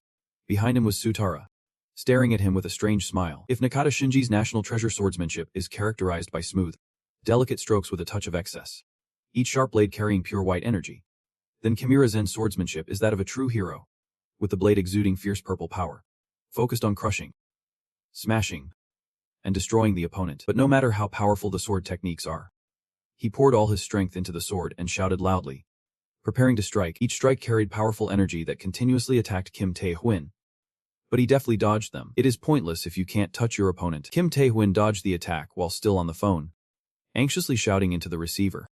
Not possible. Why? Kimura Zen stopped his attack and stepped back, cursing. Damn it. Feeling shocked inside. Why can't I touch him? His face was contorted with anger. How could this kid do that? The voice on the other end of the phone, Kim Tae, was yelling loudly. Of course not. Do you want to attack the evil association? The person on the line was Ju Young, and she continued to raise her voice. Do not you know why the association has abandoned the Demon King cartel? She worriedly glanced at Hanzu walking beside her, continuing on the phone. Just touching them a little, and they will immediately cut ties and disappear, even if there is information. We have to wait until we catch them before we can pursue. If you act rashly, things will get even messier. Her words echoed in Kim Tae-hyun's ears as he continuously dodged Kimura Zen's sword strikes, calmly replying, that is the reasoning. At this point, his hands began to prepare for a counterattack. Kimura Zen looked horrified at his one-sided attack, unable to dodge in that moment. Receiving a direct hit from him sent him flying into the air. His sword also fell, watching Kimura Zen's body spouting blood, uncontrollable and free-falling. He arrogantly responded to the other end. I can do it. A question came back from the other side. What? Then the sound of Kimura Zen hitting the ground made a very loud crash. Kim Tae-hyun smiled as he turned away, even if he could not articulate the method. I am sure I can catch them, he emphasized into the phone. Trust me, haven't I always proven myself by results? Just hearing Kim Tae-hyun assert like that, Rai Lo hesitated. Fine. But the information about the evil association is very scarce. So I will provide information about another place. The sky suddenly poured rain, and as Kim Tae-hyun walked, he asked again. Another place. Hearing Rai Lo's response, the information about Tam Lo, who surprised him greatly. Tam Lo AQ are high-profile figures manipulating the political world and are the three leaders of the Demon King cartel, the underground force dominating Asia. In Kim Tae-hyun's ears, Rai Lo's steady voice was heard. I found a lead on a contact with Miyazaki Kenji, one of their senior officials. Of course, even if we catch him, we may not get any information.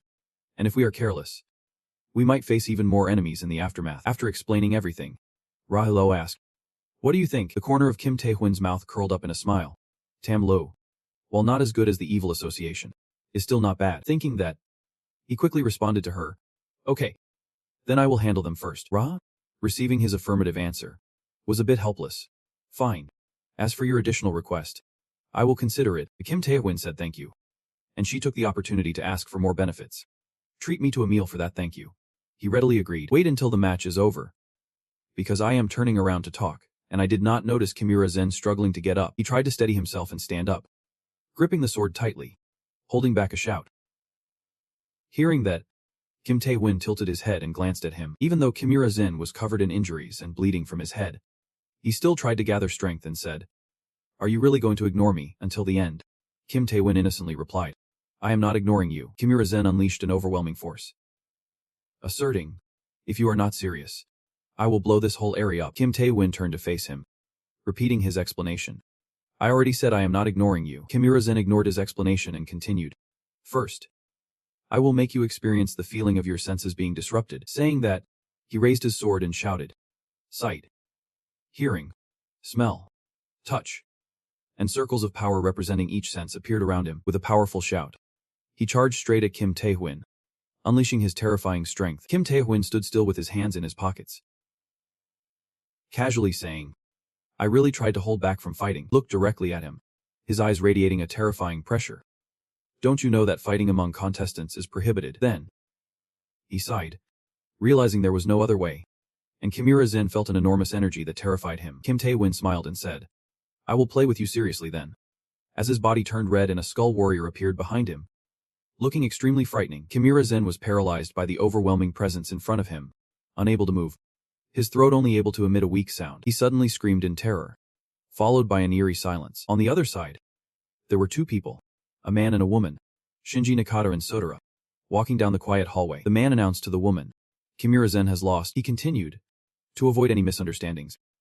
We have informed the media that he was attacked by a monster, but after being defeated by Kim Tae-hwin, he kept repeating that he would play with you seriously. It seems he fell victim to a mental attack skill. At this rate, he might take at least a month to move normally, let alone participate in the tournament. Sodora casually laughed and replied, looks like he still has some secret skills that have not been revealed. Shinji Nakata said seriously, if I intervene now.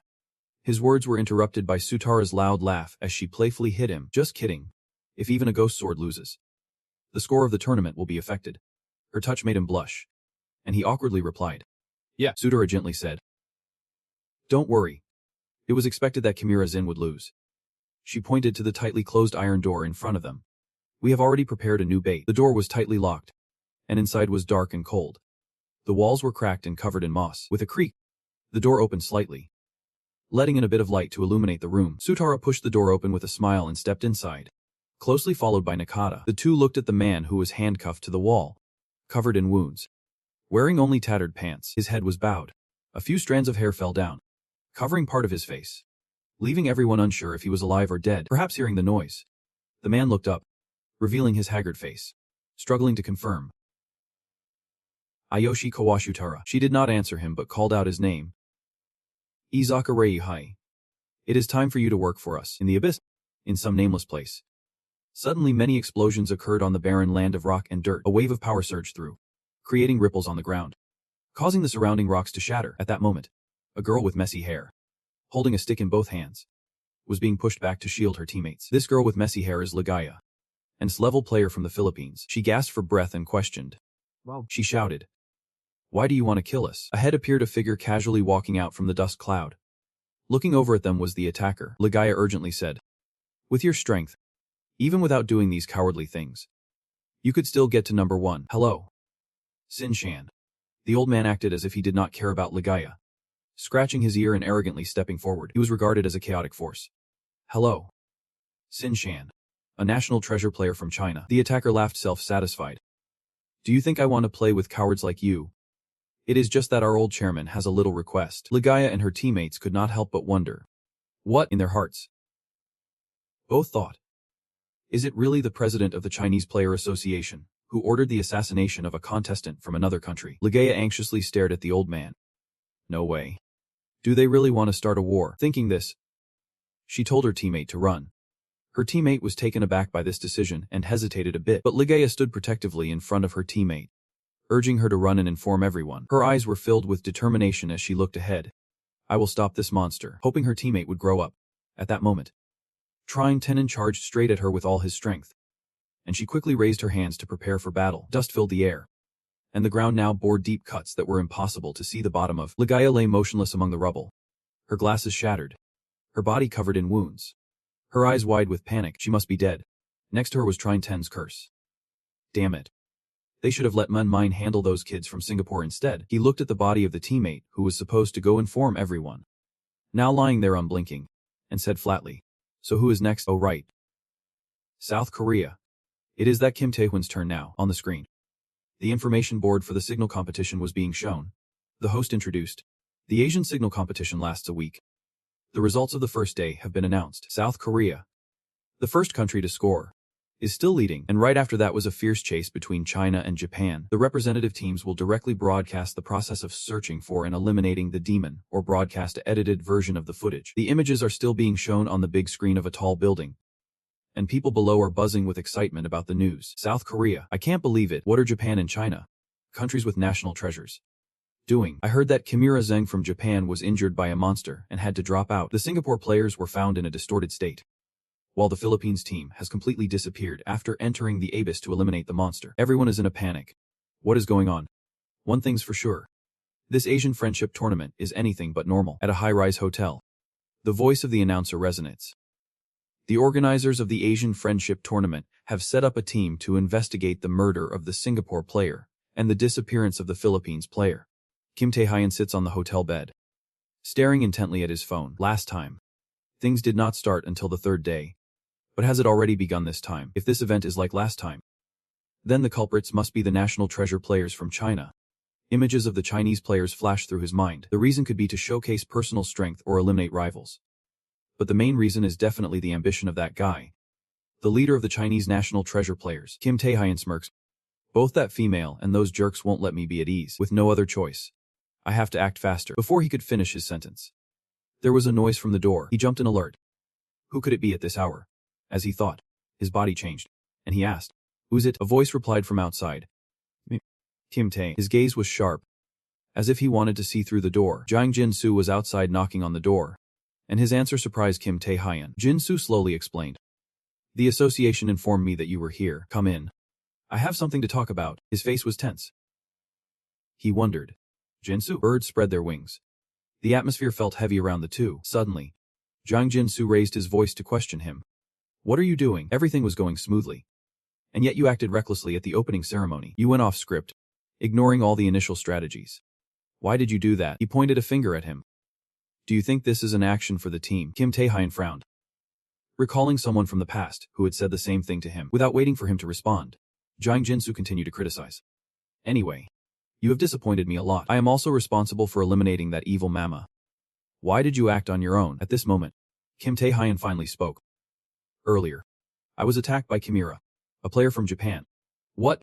He was stunned. Jang Jin-soo's face showed confusion. "So the player Kimura dropped out because of you?" Kim Tae-hyun chuckled softly and replied, "I was indeed lucky to succeed in controlling him. But I did not think he would know my whereabouts and actions." Suddenly, his expression changed, becoming grim. "It is possible there is a spy in the association." Each word fell like heavy stones on Jang Jin-soo, who turned pale and asked, "What? Are you saying that you think I am the spy?" In response to Jang Jin-soo's loud questioning, Kim Tae-hyun calmly analyzed. "This is not simple at all. Those who know information about me could be suspects. That is what I am trying to say. Just a bit."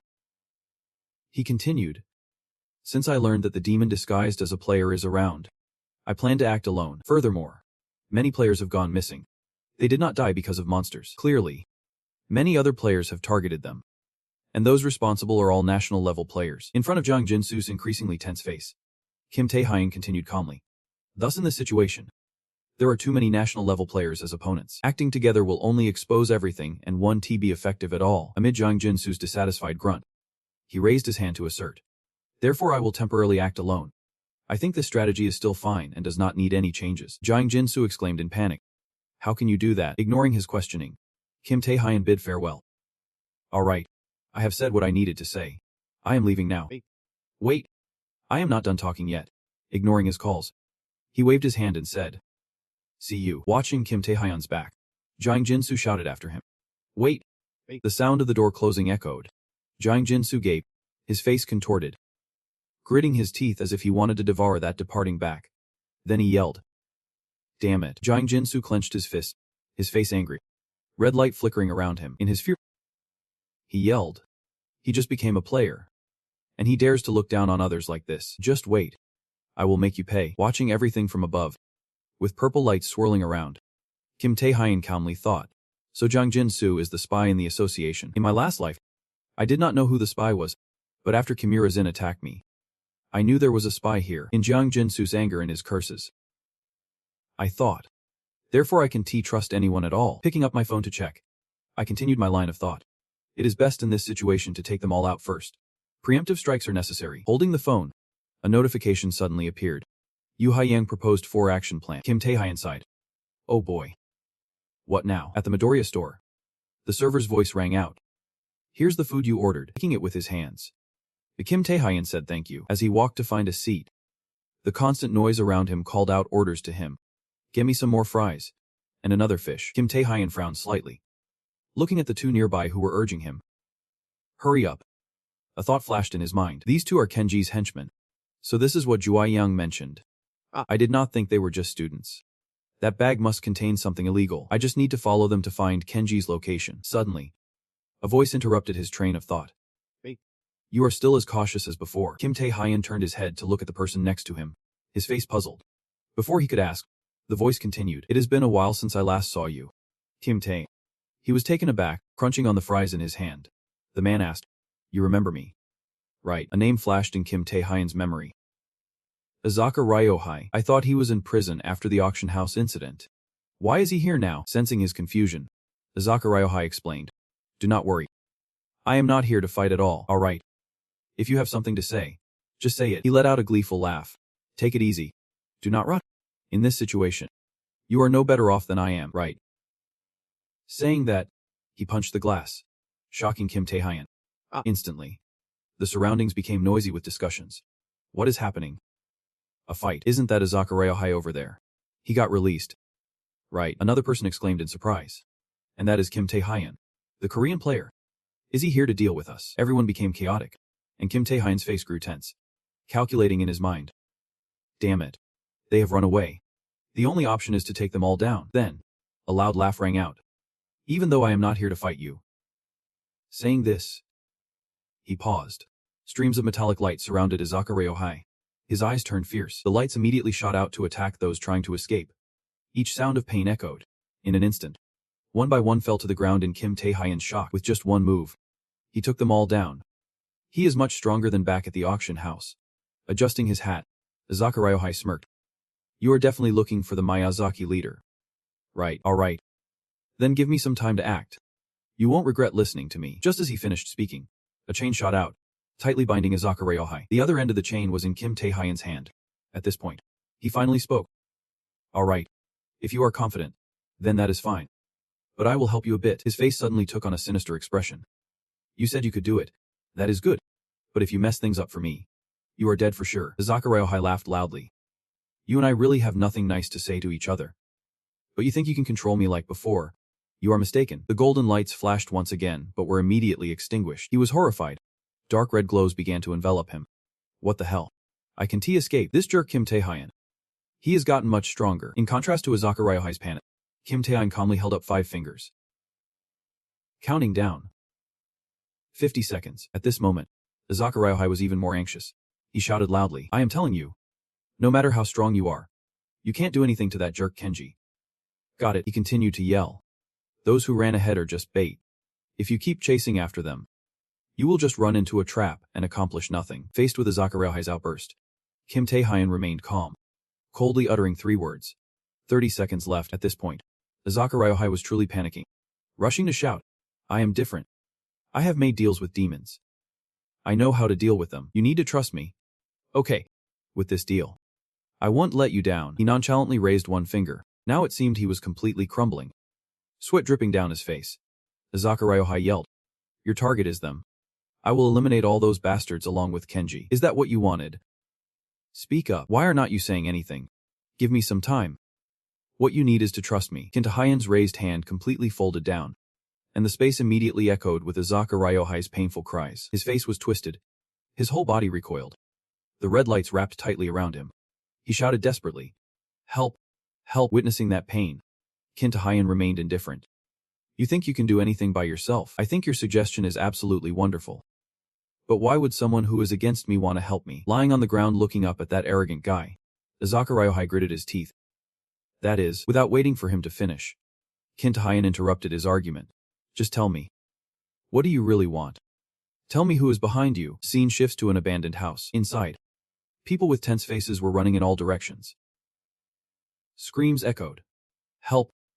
Help me. Suddenly, a beam of light swept in, knocking all of them down. The man looked at the fallen crowd, coldly retracted his weapon. Clap, clap, clap. Down. All the demons in one go. That is the power of the blade. Sarada. The woman entered and praised. Really noisy. Shinji Nakata asked. Sako.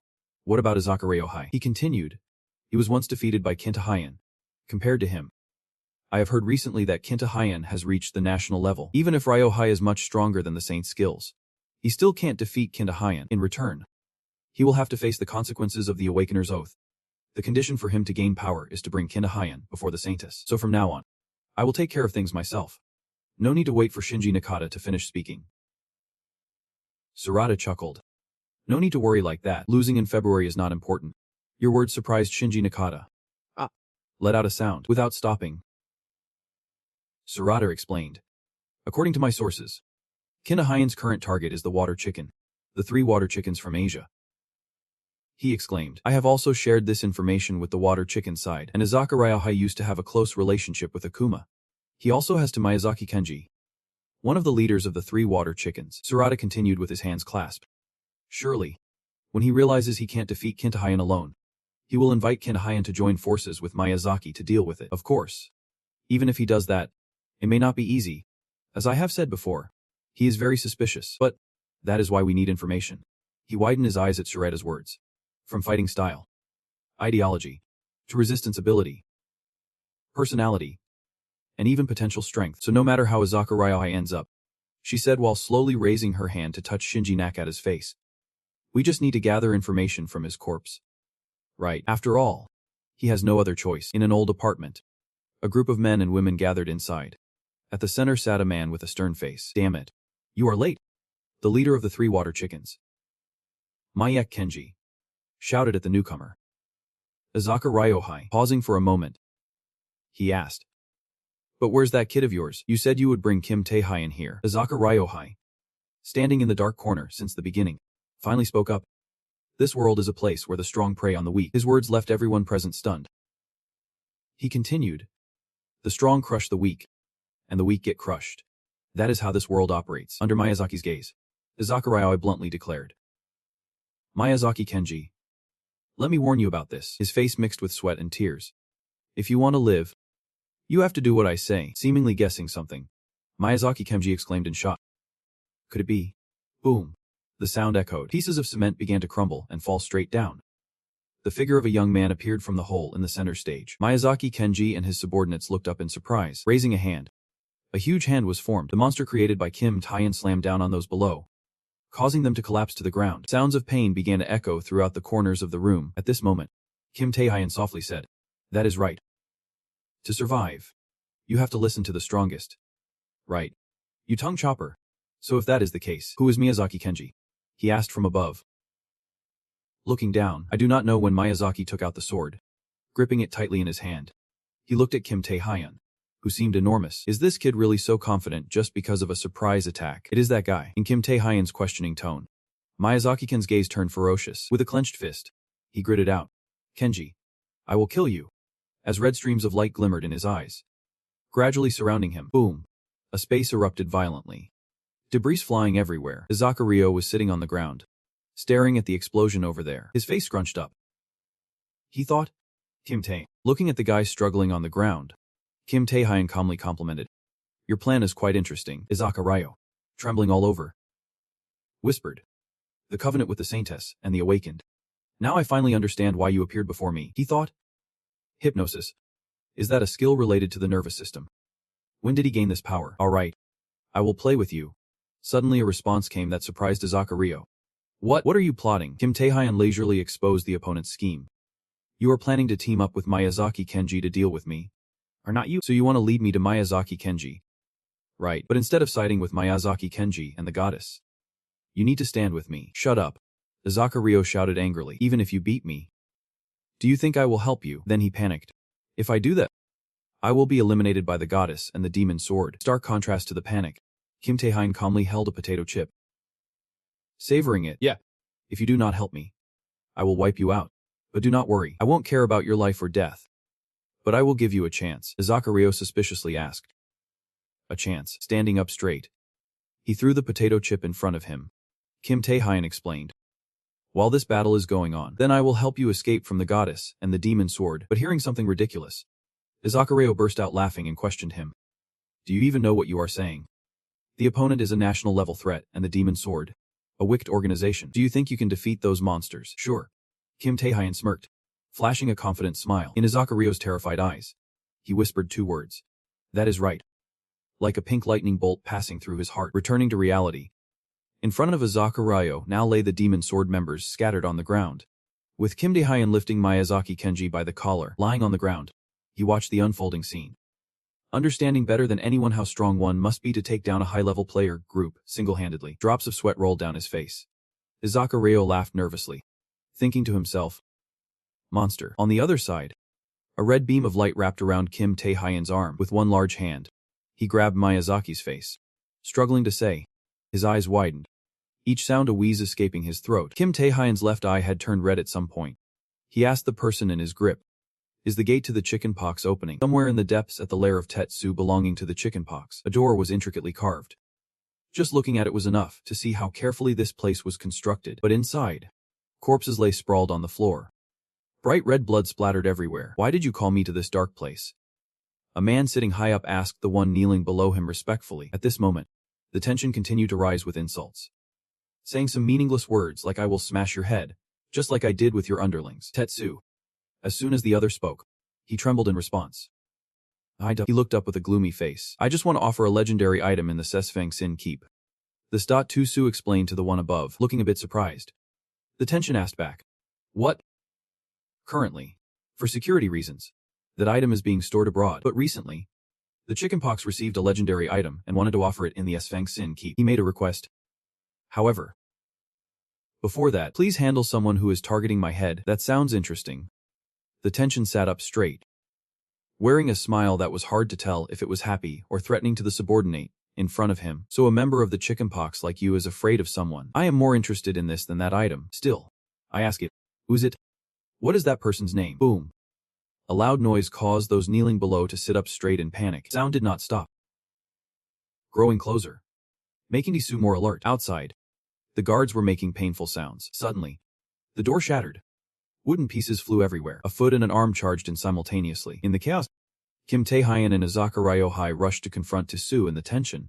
Streaks of blue, red, and gold light flashing with each attack throughout the room. Izakarayo, the loud voice combined with Tetsu's shocked face, struggled to hold the sword's hilt. A fist was raised.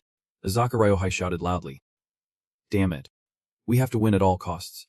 You got that on this side. The tension, with a stoic face, also raised a fist. As a purple light flickered around. Remember to do well as we discussed, partner. On Kim Tae-hyun's face, a smile blossomed. His determined gaze and self-confidence told his temporarily allied comrade that he would win. In a tense standoff, both sides exhausted their strength, and a big explosion was inevitable. Kim Tae-hyun's side was pushed back under the watchful eyes of the onlookers. Kim Tae-hyun regained his balance, looking at the one who just challenged him with a hint of surprise.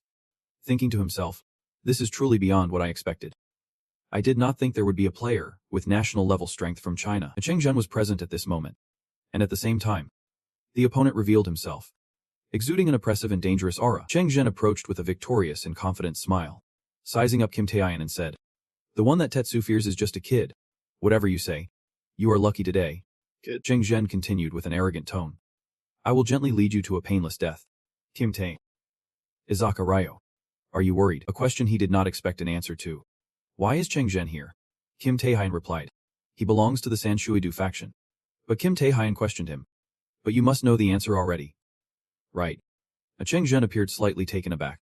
Kim Tae-hyun continued to accuse him. You are the one who assassinated the other players. Right. Cheng Zhen's expression darkened. He has been found out. While those around them were shocked by Kim Tae-hyun's accusation, Cheng Zhen was quite curious. How could you say that? But then he had to admit. But saying it like that makes you quite bold. Kim Tae, full of confidence. Just as I predicted. So what are you planning to do? Ambush the Korean players next? He said, pulling out his knife. Ready for a fight. Kim Tae-hyun continued. It does not matter if the other side has national-level strength. That is fine. The other side was quite surprised by his fearless attitude. Kim Tae-hyun proclaimed loudly. Today I will kill you here. The awakening ability continued to activate. He confidently stated. Do not even think you can take me down so easily. Cheng Zhen was ready too.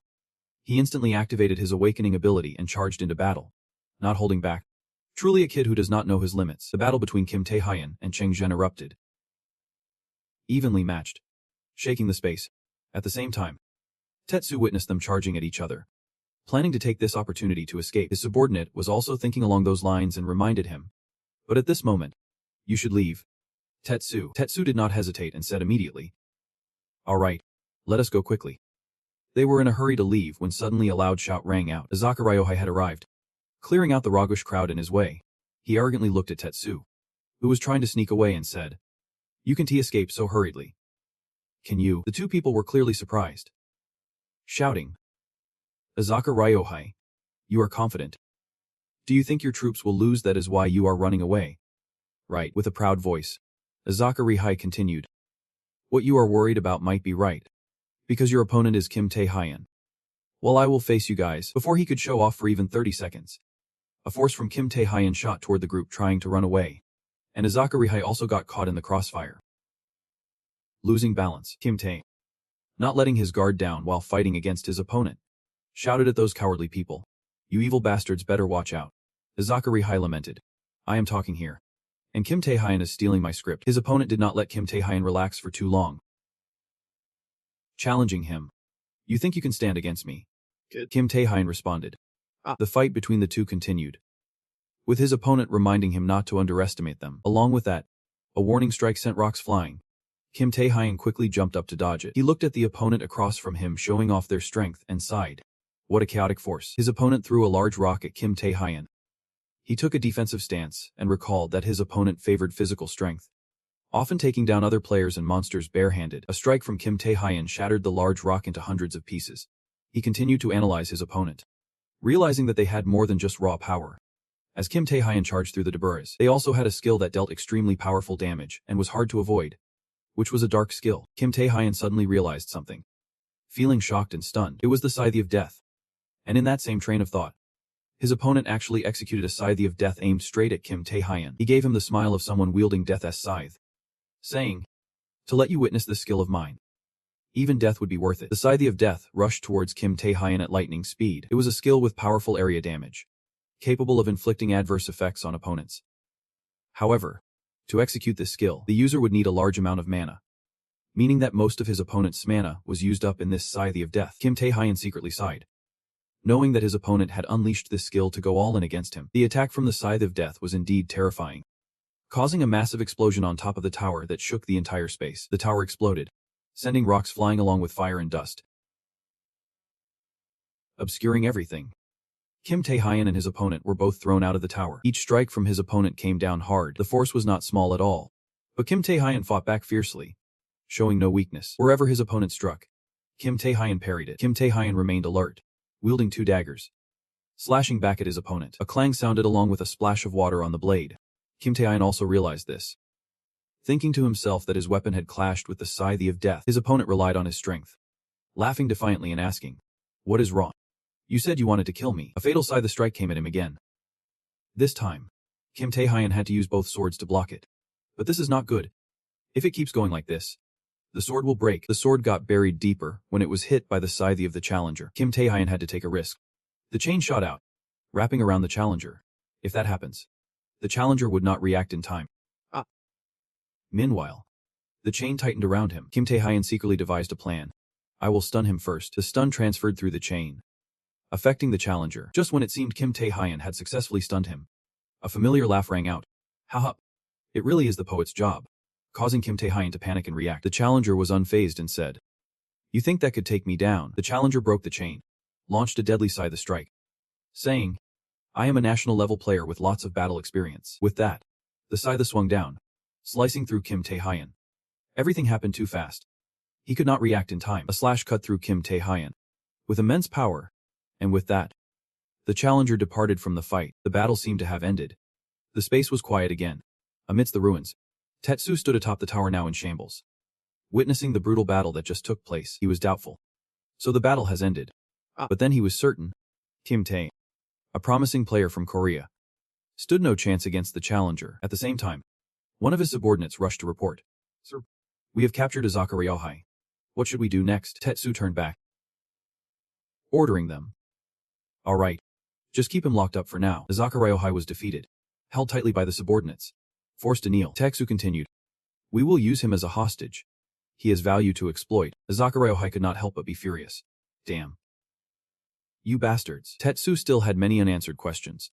He did not understand why Izakara Ryohei was on Kim Tae-hyen's side. Tetsu watched Izakara Ryohei being escorted away, continuing to think, if he did that, would not the Japanese saint leave him alone? He must understand that Kim Tae-hyen must have seen something different in that guy to follow him. Then Tetsu looked at the remnants of the recent battle. Sighed. He realized he had trusted the wrong person. In this fight, Kim Tae-hyen had lost against the challenger's immense power. Then Tetsu seemed to notice something unusual. He exclaimed. Ah! In shock, on the ground. The fatal strike that seemed to claim the challenger's life ultimately could not kill Kim Tae-hyen. As he poured all his mana into the attacks, the challenger collapsed, spitting out a mouthful of blood while Kim Tae-hyen remained standing strong. Tetsu was surprised. Puzzled. The powerhouse he sought did not manage to do anything to that kid Kim Tae-hyen and ended up being defeated by him.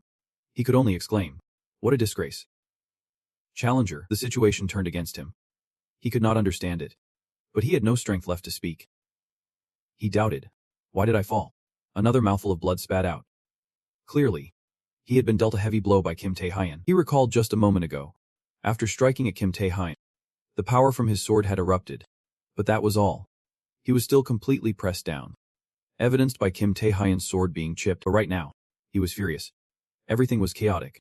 That little brat. He gathered all his strength, preparing to swing another powerful strike, saying to Kim Tae-hyen, did you hide that strength? If so, then die. Kim Tae-hyen over there still stood motionless before the furious strike from Tron 10. He turned back confidently, smiling at the one letting their anger consume them, thinking to himself, my weapon is a rare level sword. But facing the Queen Mino to in battle for a moment is nothing. Memories flashed through his mind of the Queen Mino he had defeated in the past. He continued to think. But now he was fighting with the Grim Reaper's scythe, a weapon not to be underestimated, as both sides collided too much. Combined with his overwhelming power applied to the sword made it unable to withstand that impact. While thinking, he charged forward to continue the fight. Another battle erupted. This time it would truly be a life or death struggle. He continued to analyze his weapon. However, there was an advantage he had considered. Using much of his overwhelming strength to fight would cause the weapon to shatter. But in return, with that thought, Tron 10's scythe clashed against the two swords once again. This collision truly made the blades unbearable and directly shatter. Kim Tae-hyen could not help but express his excitement aloud. I can take your life. He quickly flew close to Tron 10, who was still dazed and off guard. The broken sword did not affect his incredible strength. A strike was thrown, piercing straight into Tron 10, who stood stunned, realizing defeat unexpectedly and suddenly without any chance to react. Kim Tae-hyen poured a large amount of magic power into this decisive strike. A blow that pierced through Tron 10's body. Up on the tower, the Tutsuzi stood in fear witnessing everything. His face changed color. He could not believe it and exclaimed. Heavens! Izakara Ryo, who was often dazzled in the corner, also felt the ominous energy from Kim Tae-hyen's strike and was startled. On the other side, blood splattered everywhere. The beads around Tron 10's neck broke off, rolling on the ground, mingling with the bloody mess, signaling bad news for their owner. The Tron 10 completely collapsed before Kim Tae-hyen's final strike, so the battle has truly come to an end. And the winner is Kim Tae-hyen, in a faraway place, where no battle was taking place.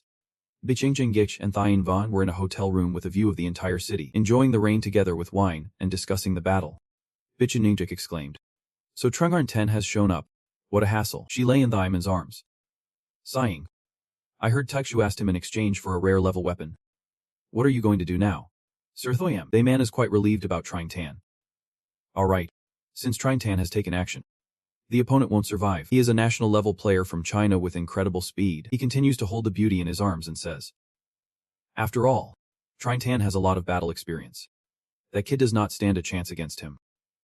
Bitch Ningok, the Seth-class demon, responds. Yeah. A ringtone suddenly breaks the quiet space, and both of them jump up at the same time. By the second ring, They Man has already moved to answer the phone. The person on the other end asks, They Man, are you with that woman again? They Man is quite surprised that the person on the other end knows his whereabouts. On the other end, Truong Long calmly reveals the identity of the person that They Man is angry about. He is leisurely sitting in a laboratory filled with strange large tubes containing nothing but people. He is the head of the Chinese players. Truong Long, in a slow voice, he delivers shocking news to Thy Man. Trine Tan is dead. No surprise. On the other end, They Man displays an expression of disbelief. Truong Long continues, his voice commanding and dangerous, his eyes gleaming with deadly intent. Go bring Kim Tae-hyun's head back here. After the fierce battle ended, Kim Tae-hyun looks down at Trine Tan lying still at his feet, wanting to use the bite skill on him to enhance his own power. But it does not work. He thinks to himself, just as I suspected. Yep. The power envelopes Trine Tan's body but does not yield anything. Dead beings cannot yield skills from the bite skill. Only living beings can have their skills absorbed. Kim Tae-hyun thinks of the beings he has used the bite skill on to obtain their skills. And he continues. However, not every skill suits him. Therefore, Kim Tae-hyun needs to choose who to devour next. And he does not need to worry about ethics when taking down criminals like these. What Kim Tae-hyun needs to focus on is the voice he hears when using the bite skills. Phrases like I can't take it anymore echo weakly in his mind. He decides that from now on, he will need to pay attention and uncover the truth. After the strongest, Trine Tan among the dead enemies. Everything has gone according to Kim Tae-hyun's plan. Tetsu and the cowardly underlings kneel with their guns and flatter, laughing insincerely. Tetsu wanted to stand by your side from the very beginning. Kim Tae-hyun does not waste any more time on that jerk. He immediately erases all memories of the evil beasts and Tetsu regarding his use of the bite skill, and hands them over to the player association. Rai, having completed his task, returned to the Saintess. His face darkened as he shouted, do not joke around. Going back to the Saintess could get you killed. Ryo-hei foresaw the danger of returning. He desperately grabbed Kim Tae-hyun, wanting to continue following him, or at least not go back to the Saintess. She can read memories. So if she finds out I have betrayed her, I am done. Kim Tae, on the other hand, was unbothered and replied, it is, he explained further. After all, the Saintess only wants to see me. She does not care much about anything else. Kim Tae-hyun analyzed that the condition between a person and the Saintess is regarding the awakening contract is to bring me before her. So I will go along to meet her. And she does not really care what I have done. Saying that, he cast a disdainful glance at the injured Ryo-hei and continued with sharp words, because she does not expect anything from the fighter. Right. Ryo-hei panicked and retorted. What do you mean? Kim Tae-hyun ignored the response and started to think endlessly. The remaining issue was just those two guys from the Tam Thi Hu group. He used the border village to lure their base from Tutsu's memory. But the location was not accurate either. After thinking, he said to Ryo-hei, first, let us just take a break and figure things out later. Kim Tae-hyun returned to the house provided by the Awakening Association. A few days later, the news updated about Confrontation, stating that after 3 days of participating in the Asian International Tournament, player Confrontation had disappeared. And the Chinese government called for everyone to join the search. Kim Tae-hyun put his phone down on the bed, while the news continued. Regarding the score, South Korea was still in the lead thanks to player Kim Tae-hyun successfully capturing Tatsu, one of the Tam Thikizo. He thought, whatever the case, Trapping Long might already know about Trenkon 10 being killed. But he was just trying to investigate who did it. Anyway, I have hidden that pretty well and caused damage to Tam Thikizo as well. Lost in thought. Suddenly the phone buzzed, pulling him back to reality. The caller had showed Jang Jin-soo. Kim Tae-hyun was curious about why he was calling him at this hour. The scene shifted to another area surrounded by small rocky mountains. A place that seemed quite remote at first glance. Jang Jin-soo seemed surprised by Kim Tae-hyun's presence and said, I did not think you would come. Thank you for answering. Kim Tae-hyun approached with a curious and excited look, saying, there is definitely a lot of information I can pass up. Then he suspiciously asked back, but that is for sure, is not. Is she one of the members of Tam Thikizo? It is Bitch and Gi here. Jang Jin-soo replied confident. I can't be sure. But the source that provided me is quite reliable. Biching Dek was in that building yesterday. She will definitely be there to observe everything in this tournament. They also looked towards the tall building in the distance, which appeared completely different from the desolate scenery here. Kim Tae-hyun quietly assessed. That seems right. Based on my memory, she was also in one of the nearby buildings. He signaled that he understood. Alright, but then, he became curious again. But I do not understand why you are providing this information to me. As far as I know, you do not like me. Jang Jin-soo retorted. You idiot. He raised his voice. It is to prove I am not a spy at all. Kim Tae-hyun was puzzled. Jang Jin-soo expressed determination and sincerity. I completely understood what you said last time. Being ambushed by players from other countries will naturally make me suspicious of everyone around. He continued loudly. But I want to prove I am not doing anything bad. I gave you this information to prove I am entirely your teammate. Now you understand what I am doing. Right. He appeared righteous. I want to stand by your side against those evildoers. Kim Tae-hyun also cooperated. Showing surprise. Player Jang Jin-soo. His head was spinning. So I could faintly guess the spy already. Before meeting Jang Jin-soo, Kim Tae-hyun received another call from Ju-ae. She said on the phone, about what I mentioned last time. Just as you guessed. There is indeed a spy in our ranks. Kim Tae-hyun shared his suspicion with her, asking if it was Jang Jin-soo. Jue was surprised. So you figured it out? Kim Tae-hyun admitted. I had my doubts for a long time. So this time he is the spy for Japan. Right. Considering my relationship with Kimura Zen, I figured that out. On the other side, Jue was sitting in front of the screen investigating Jang Jin-soo, revealing shocking information that he was not working for China, which surprised Kim Tae-hyun. She continued. He had dealings with China years ago.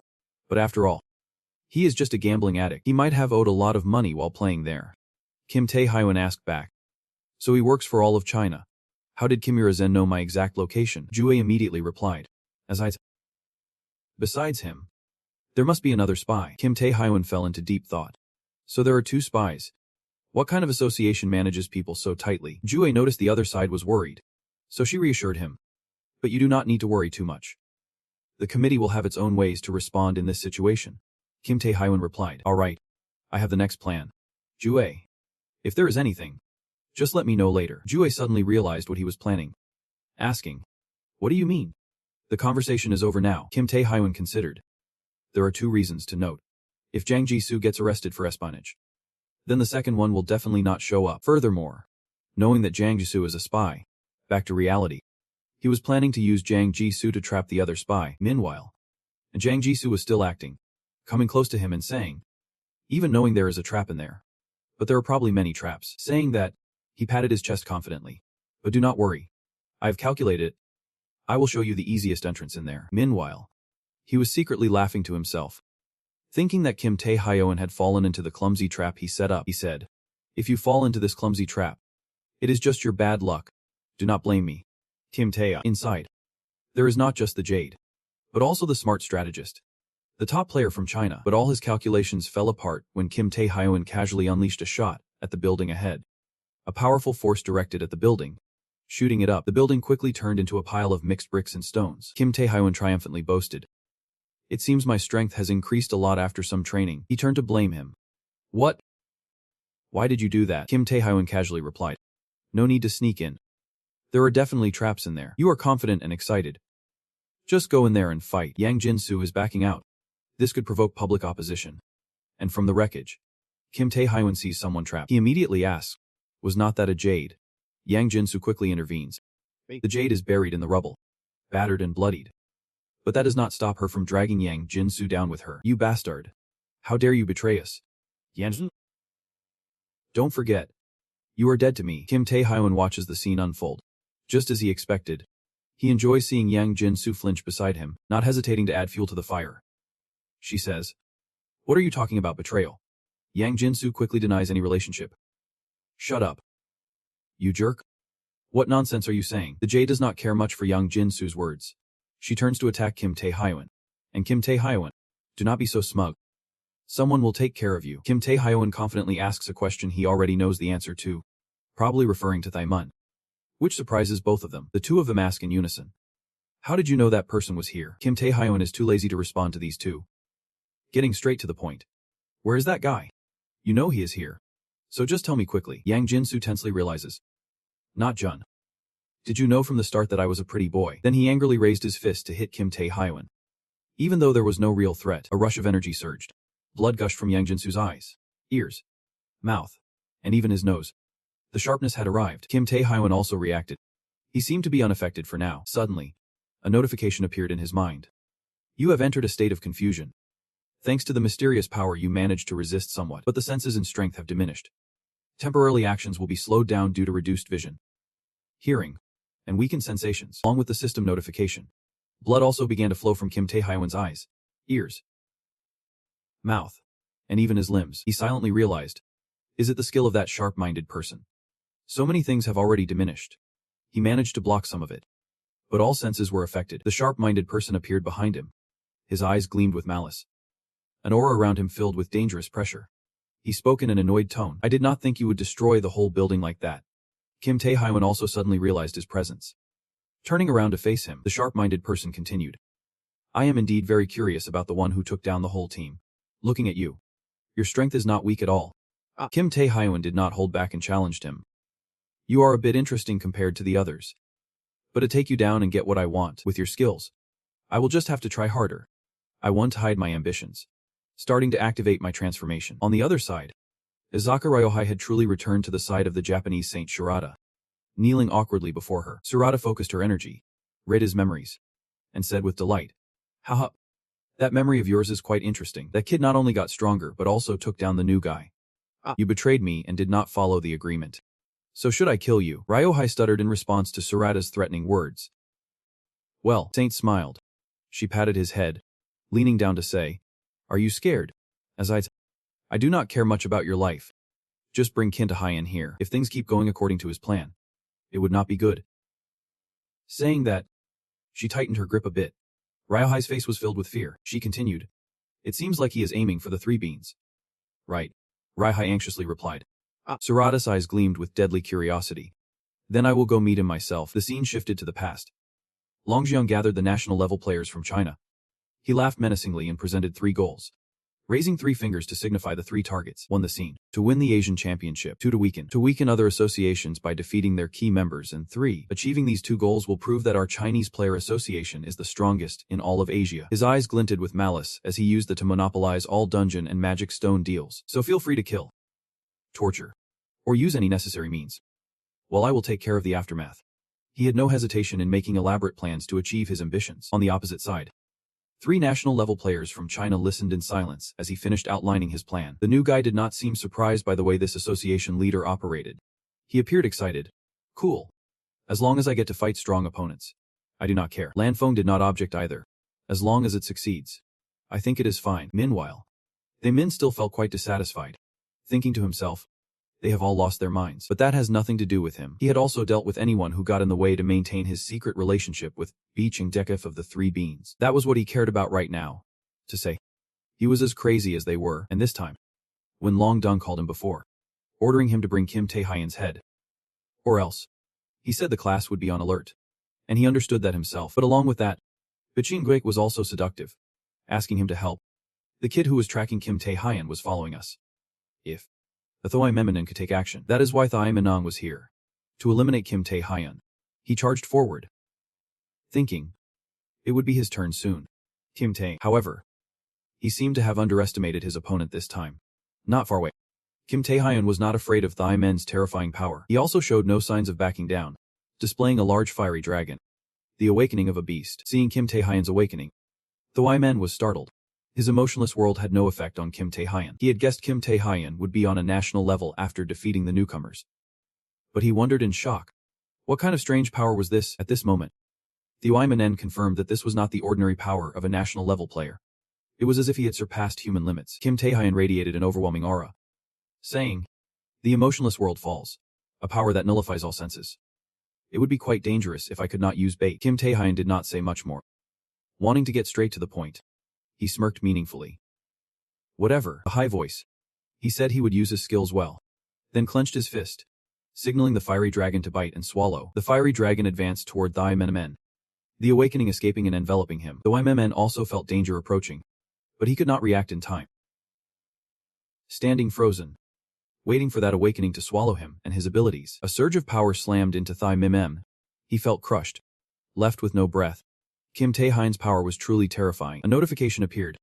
Kim Tae-hyen has learned the ability of the emotionless world. The weapon of Thai Maimen, a spear, was left stuck in the ground.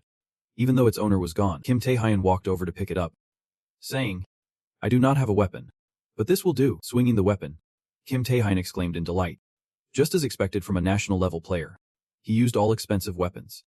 Well, he had no complaints. A notification appeared introducing the information. Unique grade spear. Stowing the loot away, Kim Tae-hyen thought towards Bachin Kache.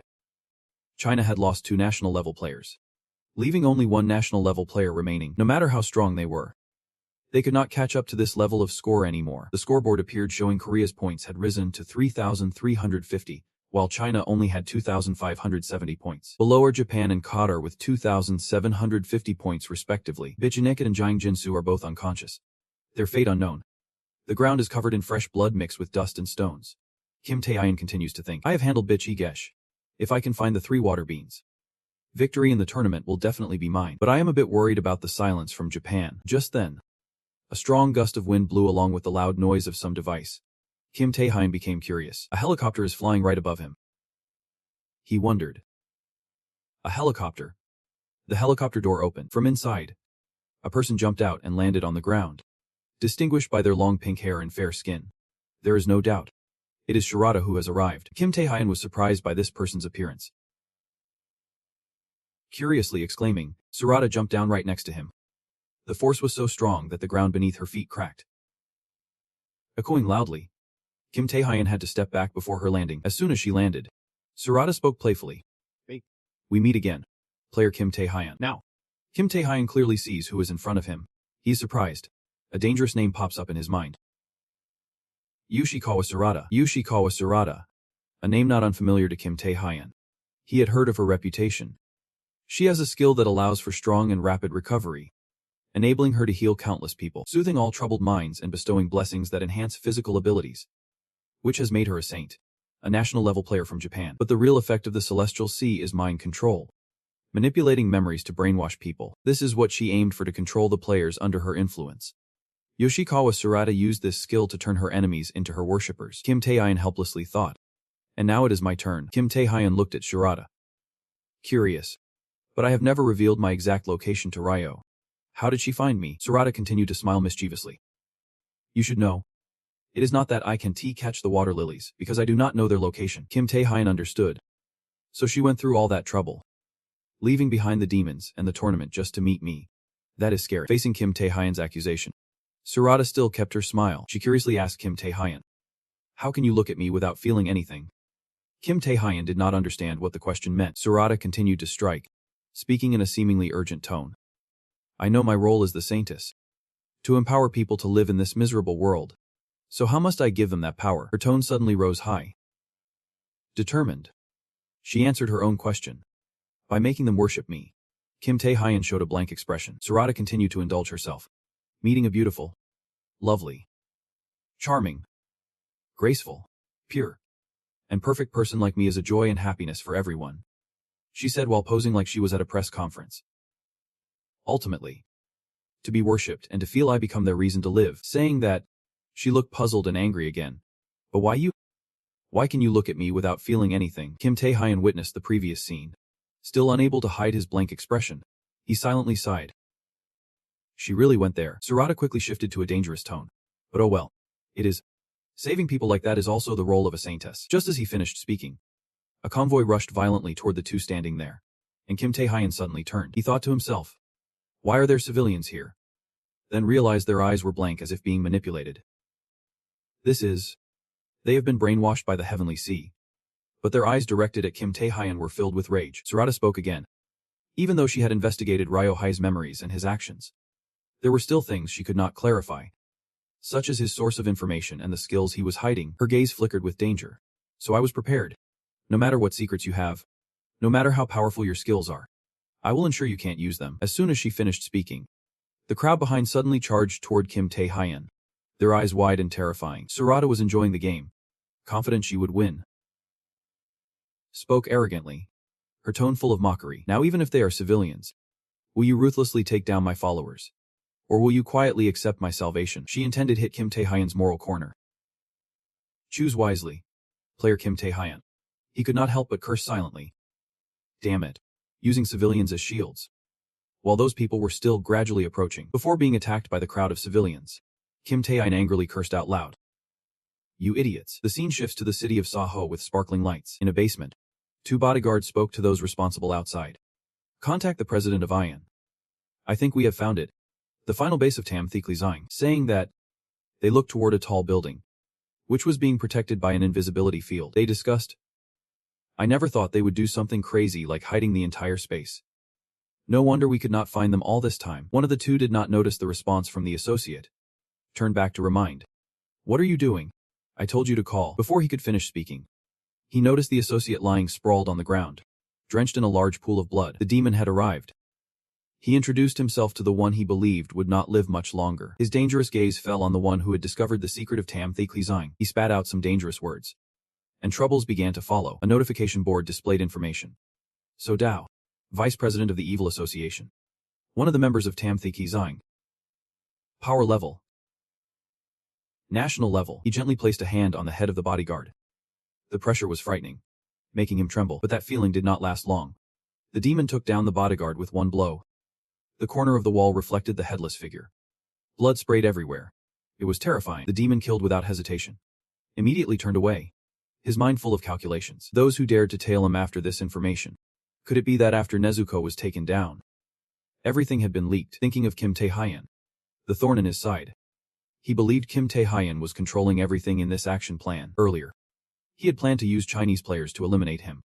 But he did not expect that he had been eliminated entirely, thanks to his little brother for waiting, informing him that the gate was already open, pretending to be a ghost approaching, continuing to think, but do not get your hopes up too soon, Kim Tae. In this world, there are not just people who are that powerful. I reached my peak strength over 10 years ago that you can't even imagine. He stepped through the gate, commanding, okay, let us head to the abyss now. Kim Tae-hyun stood on the rocky ground, surrounded by ordinary people enveloped in a faint orange holy power, quickly hit by an attack directed at them. Those people soon jumped on him in layers but showed no sign of stopping. Yasuko Asurara observed from afar, hands clasped behind her back, murmuring that player Kim Tae-hyun was a well-known awakened one at the Eastern Dawn auction house for saving many people there. Dust and sand blew in the wind. The gloomy sky shone down on the girl, revealing a half-lit area while the rest remained dark, adding a mysterious touch. Her lips parted slightly to speak. Though those guys had been fighting tirelessly, she did not expect much. However, if he took action against those guys, he should hold back. Otherwise, if he used all his strength and fell to those guys, I would actually find that quite amusing. Just as he finished speaking, there was a loud noise from the other side, and Surara's smile froze.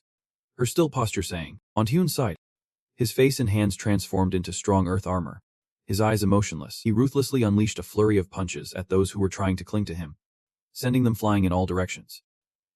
She gasped, cold sweat forming on her face, saying. Surara looked bewildered at the scene before her as the people lying on the ground were from her side. He in an attacking stance looked at Asakawa Surara. She shouted, "What? How dare you attack even the civilians?" He replied, "Those guys charged at me. What reason do I have to hold back?" A bloody golden chain shot quickly around Surara's waist, wrapping around several times. Kim Tae-hyun continued, "I had anticipated your controlling those civilians." Surara gasped as the chain wrapped around her waist. Kim Tae-hyun pressed down hard, then shifted his position, gripping the chain tightly in his hand and pulling it back. He laughed loudly and stated, "For this, you will pay the price." The chain was pulled hard back, causing Surara to fly into the air. Tae-hyun jumped up, debris flying away with the force. He kicked her hard in the face. Surara's arms hung limply, unable to resist, her face taken by surprise from the sudden kick, her head tilted back. Blood splattering, the wind howling along with loud sounds before the sunset. At the moment, blood spewed from her mouth. Her face slightly tilted up as if she was gasping for breath, her eyes darkened by the shadow of her bangs. Asakawa Surara thought fleetingly, "I miscalculated about him." Did not. The thought in her head would not stop. He was a hero who had saved so many people, but he did not hold back against ordinary people at all. A blood-stained arm wrapped tightly around them.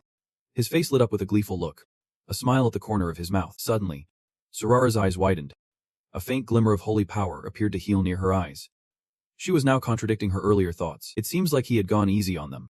They just passed out.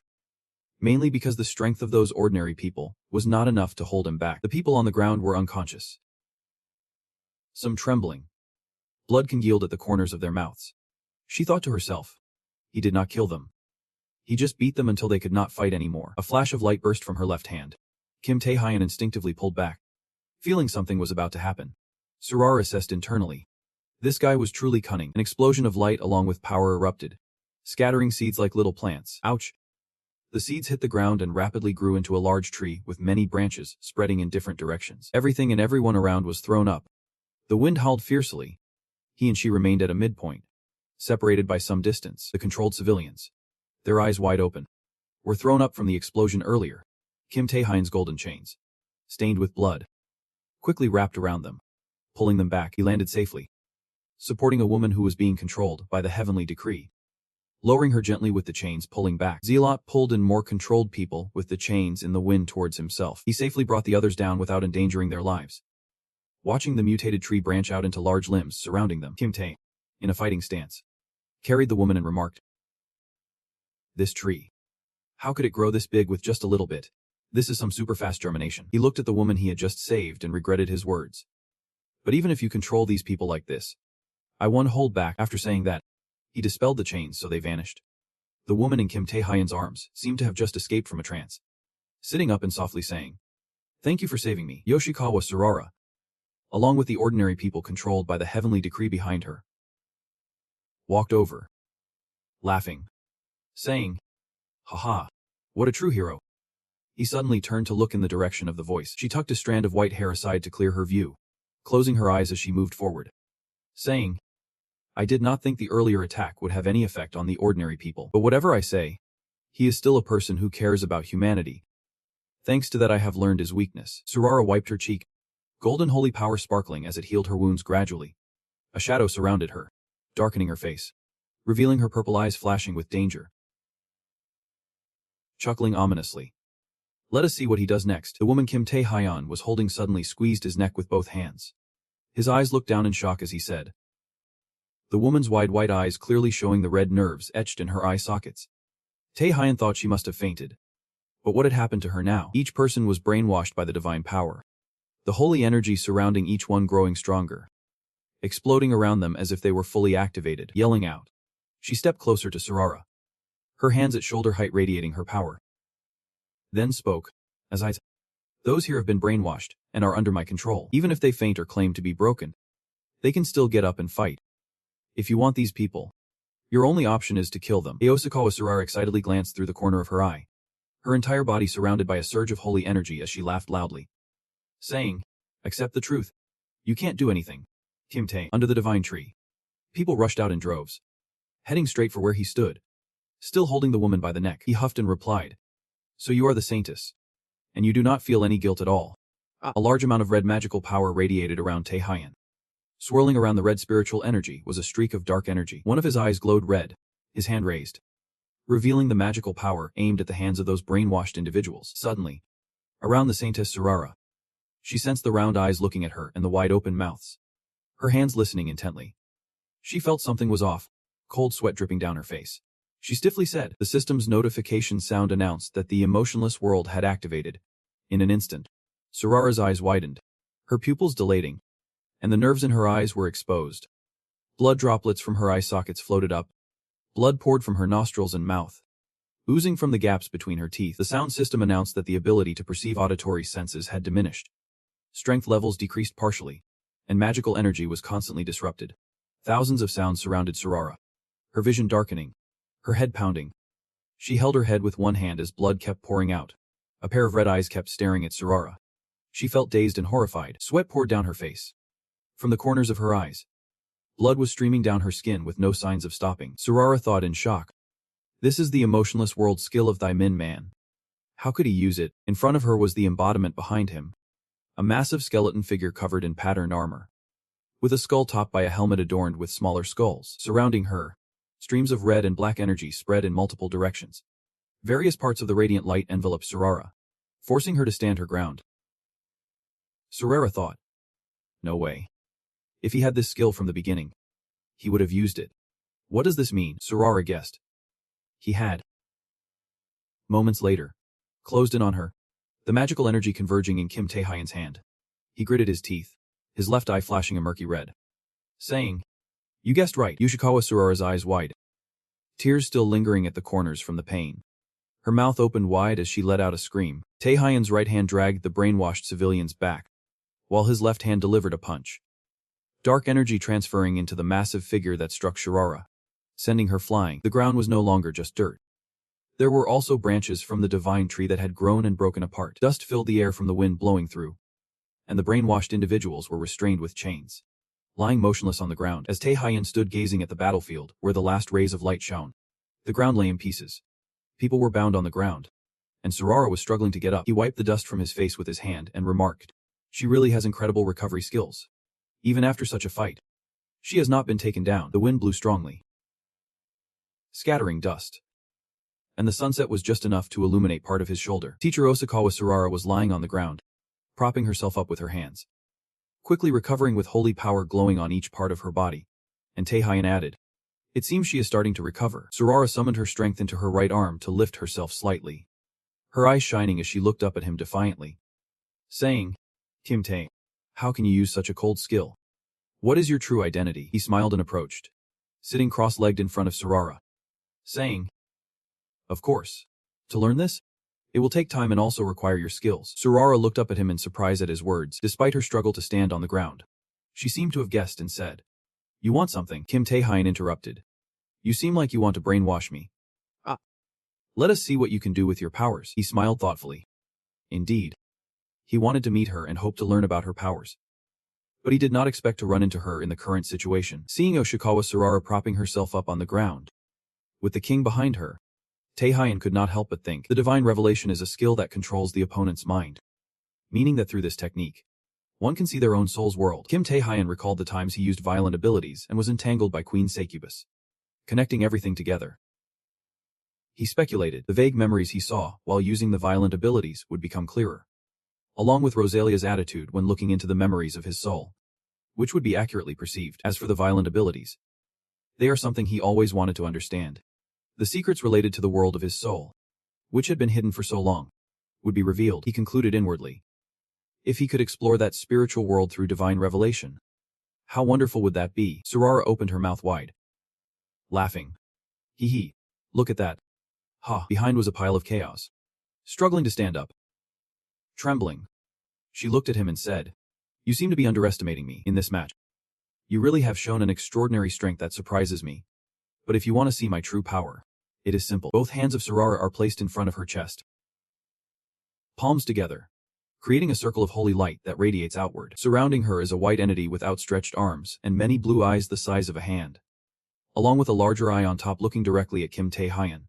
She speaks up in response. As the sky spoke, that eye opened in a circular motion, releasing 4 arms that looked around to capture Kim Tae-hyun, drawing on Sarara's spiritual power to maintain her form. She shouted, Those who fail must become my followers. The light above her head shone down, and the face of the woman in the shadow displayed a crazed, intense gaze, saying, You cannot fathom the strength of the divine revelation. Don't think you can use the divine revelation to achieve your desires. You will regret it, and the power you possess will soon be mine. In an instant, as if realizing something, she froze. Sarara's face glowed red, with drops of blood echoing in the space. Before her was a sea of blood, a straight staircase leading up to a throne made of bones, with a skull lying at the foot of the chair. Each step, painted red, was made from spines, bones, and human remains forming the staircase. Behind the throne was a massive, bottomless eye of terror. Many red rings fell into the sea of blood, and Sarara appeared like a small person caught in a distant world of blood. Yoshikawa Sarara looked at the scene and wondered, Is this blood sea the mental world of Kim Tae-hyun? Looking up at the high throne, a man sat with his legs crossed, one hand resting on the armrest, the other supporting his chain, his face obscured by shadows, only his figure flickering. She observed and thought, Who is that? Kim Tae-hyun. The man, dressed as if made of magical power, smiled and said, Then he said, He is definitely smarter than I thought. And just as he finished speaking, a sudden pressure weighed down on Sarara, darkening her face, and sweat poured down in fear. The terrifying eye behind the throne shot a large red circle down into the blood-filled water, and the raging blood sea surged like a giant wave. The man on the throne looked down and spoke. I did not expect him to use a spiritual awakening word to peer into my mind, trying to use this against me. She thought, That is not Kim Tae-hyun. That is a very dangerous person. Sarara wanted to turn and run, her face pale with fear, thinking in her mind, Is he? The voice of that person interrupted her thoughts. Yet a lowly being like you could do nothing to me. The face of the man revealed itself, looking very much like Kim Tae-hyun, his dark eyes with red pupils glaring down. As his hand on the armrest raised ominously towards Sarara's face turned pale. Her eyes filled with panic and fear as a dark red mist wove through in front of her, and a monstrous creature resembling a giant black shark with many eyes appeared on the sea of blood. The large fangs creaked as the dark energy wove through. Blood surged violently, and in an instant, it fell silent. Darkness flickered by. Kim Tae-hyun suddenly opened his eyes, finding himself in a hospital bed, and Eve in his arm. And before he could adjust to the situation, he instinctively said, Tae-hyun pushed the blanket aside and sat up, looking around and asking, Is this a hospital room? What happened? Where's Oshikawa Sarara? Someone pushed the hospital room door open. The noise made him turn his head slightly and glance toward the door to see her. Wang smiled at him and said, Oshikawa Sarara. She is right here. You finally woke up. Wang stepped closer to Tae-hyun's bed and continued, Do you know how worried everyone has been about you? Your family was here waiting for you all night, he said, looking at her and asking, Last night, Wang raised a finger to silence him, saying, "Don't talk. You need to rest. You have been unconscious for over a day." Kinti Hyan, sweating and confused, said, "Ah, what about Osakawa Sarara?" She replied, "She is also unconscious like you. And so is that guy, Jinsu. Taemin is still missing." Wang's crossing her arms and adding, "I do not understand what happened." Kim Tae-hyun was motionless as he absorbed the situation, thinking, "I really failed when I used the divine vision to look into the mind world. I had considered this possibility, but I did not think it would be this simple. Do you hear me?" Her voice rang out. Tae-hyun reflected and questioned internally, with her power, how could she not do anything and just pass out? Thinking of the man at the top, red-eyed and surrounded by dark energy, he added, "What has happened in my mind world?" Kim Tae-hyun's face darkened. His gaze dropped in thought. This is not good. If I do not uncover that soon, I won't be at ease. Wang touched his face with one hand and rubbed his head with the other, saying, "Anyway, you need to recover first. You fought really hard in that battle." Kim Tae, breaking into a cold sweat, looked up at her and replied, "Okay, just do not stand too close." A man hurriedly pushed the room door open and shouted, "Hang, my love." She turned around and looked, saying, "Ah." TG stood outside the door, slightly sweating, and Wang spoke up. "Vice Director?" he asked. "Team Taya, you are awake? I was really worried about you." TG entered, extending a hand toward Hang. Continuing, "Anyway, we need the support of the Han Association to gather forces to search the abyss." T explained that the South Korean team led by Baek Song-jin had gone missing, and both she and he reacted with shock, saying, "What?" T raised his voice. "What did you just say?" Player Kim Tae-hyun. He looked at him with concern and asked, "Are you planning to go there alone?" Behind Tae-hyun, Wang stood a few steps back. Kim Tae-hyun replied seriously, "As I sending a search team will only lead to more deaths. And that is something I do not want." Thinking about the veteran players flashed through his mind. Tae-hyun added, "The place where they went missing is deep in the abyss. Since Baek Seong-jin and the Korean team are all experienced veteran players." He thought about the surrounding people and added, "If they went missing, it would not just be due to a regular monster attack. There must be some intervention from a force at least at the national level. These people would be quite strong." Kim Tae-hyun concluded, "So I will go alone to ensure everyone's safety." Taeguk worriedly raised both hands in a supportive gesture and replied, "But if that is true, I definitely can't let you go there alone. You are still a patient who just woke up. How can I let you go like that?" Kim Tae-hyun's family pushed the door open. Jae-yang spoke up, "Where do you think you are going? You are a patient." After all, everyone in the room froze at the appearance of the three people at the door. Tae-hyun's younger sibling said, "Your body has not recovered yet. Where do you think you are going? Just stay here." Jae-yang placed a hand on his chest, sweating and anxiously said, "Do you know how worried we are?" Uncle Tae-hyun behind him opened his mouth but said nothing. Tae-hyun's younger sibling recounted, "Yesterday, I thought you would never wake up again. I was so scared. The atmosphere felt suffocating." Kim Tae-hyun looked at his family, lips moving. "Uncle." Jae-yang. Someone in the back crossed their arms and explained, "I called them here to see you."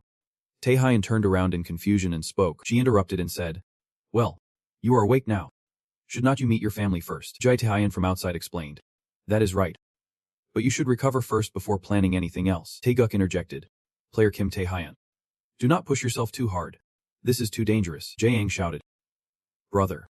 Tae-hyun looked at the situation before him. Everyone. Memories of those who treated him poorly in the past emerged, and he could not help but understand in his heart. That is right, that is right. Before waking up, all around him were only those who made him suffer instead of worrying for him. When he was a porter behind the players, being pointed at for many unfair things, Kim Tae-hyun reflected, "No matter where I went or what danger I faced, when I returned, all I was met with were mocking eyes." Returning to the present, there are so many people in front of me who care for me, Tae-hyun thought. But now, right here, the voices of everyone echoed in his ears. He smiled and said, "Thank you all for worrying." Facing his family, Taeguk and Ju-ai standing behind, he waited for Tae-hyun to speak. "But I have to go there." Everyone fell silent. He explained, "Even if they are just temporary teammates and I have never been close, they are in danger. And the only one who can save them now is me." Taeguk was taken aback and emotional, while I smiled. Kim Tae-hyun confidently asserted, "So I have to go save them? Did not Uncle teach me that I should never abandon my teammates? You need to help them get back to their family." Jilat's family is silent. Ji Yang's tears paused.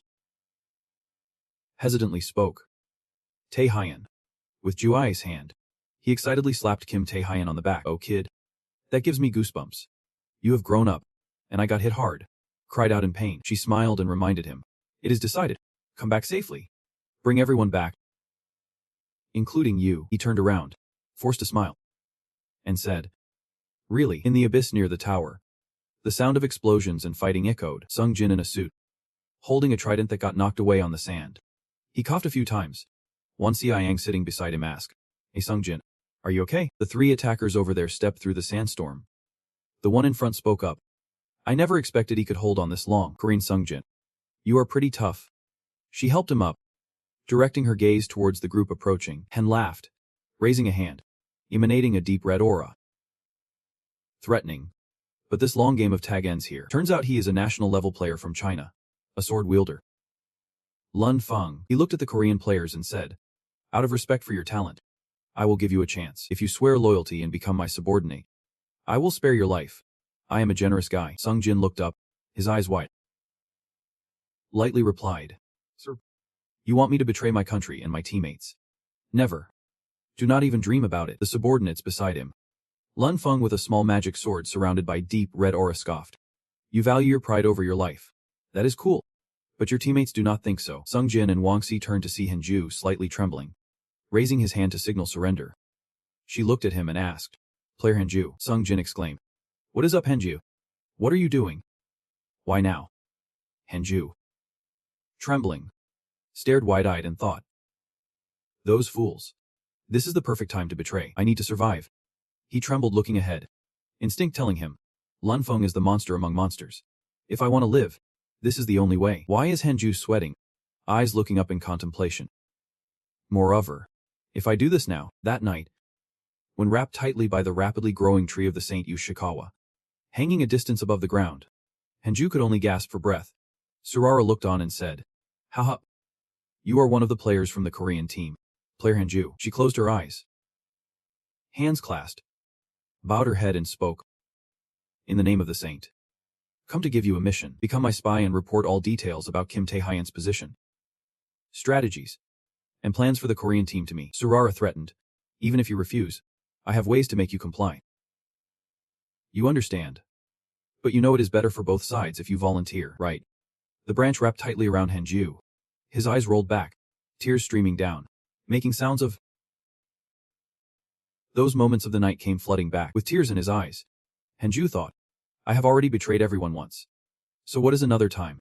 If I want to live, I have to do this." Park Sung-jin placed a hand on Henju's shoulder, looking ahead as he said, "Henju, it is... You can handle it." He continued, "You seem really scared in front of them. But do not worry. Even if it costs your life, I will help you all get out." Henju said, looking at Sung-jin, his voice shaking. Player Park Sung-jin. The three Korean players readied themselves for battle, with Sung-jin leading in front of Si Yang and Henju, emphasizing, "So let me die first. Then it won't be too late to fight back." Hwan Si gathered her hands, summoning blue magic energy, as smoke swirled around, mocking, "You are still strong enough to talk while you are dying. All you know how to do is brag." Henju said shakily, "Everyone. I will fight." As he wiped his tears away, the Korean players took a stance, ready for action. And Lun Feng sighed, "Yeah. Even though I have shown the way to survive, you are still so stubborn." The guy next to him said to the one behind, "Looks like I am messing around so you can't see the situation clearly. Right?" "Yeah," Yang Jin replied. "Yep. Right." Lun Feng's red eyes, along with his whole body, were enveloped in red magic energy. Threatening. "Then I will show you the difference in levels between us." As he unleashed a red flash, large blades appeared in the sky, pointing straight down. The Korean players looked up in shock, with Sung Jin wide-eyed saying, "Whoa." As Lun Feng sent a cutting force through. "Now you understand. You bastards. The only reason you can still breathe and stand is my mercy." The sword storm lunged at the people from Korea, as they called out their technique, and unleashed their full power. Lun Feng excitedly struck. A sound echoed. "You have fallen into the world of indifference." As he was pulled into a moment of dread, the blades were distorted into fragmented dark energy, floating and being drawn into the dark space. Lun Feng thought, "The world of indifference. Of thy Miminen. Is not thy Memen already dead?" He looked up, smiling with speculation. Then this is Tae-hen emerged in the air, ready to deliver a strike. And a thought crossed Lun Feng's mind. "The one who killed thy Memen." He smiled excitedly and asked, "You, Right. Kim Tae. I have been waiting to meet you for a long time. To which the man replied with a smile. Is that? A loud explosion echoed. And the man stood up with a red aura amidst the smoke. Lun Feng held his weapon in a push-dagger stance, asking, what the hell? All that remained was a large hole in the ground. He said. That was just one skill done. I expected more. But it was really boring. Another member of the Chinese team ran over to ask him, are you okay? Lun Feng replied. Yeah. And the other person spoke up. Let us chase them down. He interrupted. Let them go. Looking at the scene before the tower, Lun Feng assessed. Based on the echoes and magic energy in the footprints, they have escaped to the Agen Tower, an impenetrable dungeon deep within the abyss. At Agen Tower, inside the tower, Sung Jin spoke loudly. Kim Tae opened his mouth, poured healing medicine, and said, first, let us drink this. Sung Jin stood on his knees, his throat making a sound. Sai Yang spoke up. Kim Tae replied, I know you saved us, but what are you planning to do next? Han Ji-woo watched from a distance. She continued, this Aogen Tower is a place where many veteran players lost their lives. It is not simple at all. This place is called the Impenetrable Dungeon. Once you enter, you can't get out unless you find the exit, even if you go in to avoid the attack. But he shrugged and looked at Han Ji-woo. Sai Yang responded from afar. There is no way. No matter how strong I am, I can't fight and protect everyone at the same time. But do not worry. After all, this is just a dungeon. Sung Jin lay back, spewing healing medicine, thinking, killing people with magic. Taehyung pointed at himself, affirming, just get through it, and there will be a way out. So you two can relax. They looked confused. Sai-yan, getting through is not easy. Are you listening to me? Ji-woo, sweating coldly, replied, maybe you do not have any plan at all. At Longhan Tower, located in the deepest levels of the abyss. Longhan Tower is an impenetrable dungeon with two characteristics. First, countless traps are set all over the floors, making it difficult for conquerors to get through. Second, the Longhan monsters possess high intelligence and superior strength. Kim Tae-hee quickly killed the Longhan in front. The people behind rushed to the monster, which was barely alive. She pondered, how could this place be so easily breached? Is this even possible? He confidently led the way, recalling, I have watched the interviews sharing information from survivors who conquered Longhan Tower up to 2437 times. Kim Tae-hee thought to himself, although Longhan Tower is an impenetrable dungeon, it is not a place where one can't survive and return. In the middle of the tower, there is a space portal, and the final boss is a giant dragon race holding mysterious power. He remembered that the reason lies in the middle of the tower. Far before encountering the final monster, there is an emergency exit that can take people back to the real world. This information has not been revealed yet. The current situation feels like a trap with monsters. It is not too difficult. Kim Tae-hee thought. If one is already aware of the traps and has the power to defeat the monsters, then escaping here is not too hard. He held his weapon, a dagger wrapped in magic energy, dodging an aim and striking down the monster. The purple flames on the walls flickered as the four of them walked up the stairs. With Kim Tae-hee leading, they arrived at a circular room, in the center of which was a space magic circle. Whoever spoke was the portal. She continued. So there is actually a portal here, Jun said. Luckily we do not have to go to a higher floor. Henrio sighed in relief. We are alive. Someone turned to ask Tae-hyun. Kim Tae-hyun, you knew about this beforehand, did not you? He closed his eyes and replied casually. How would I know?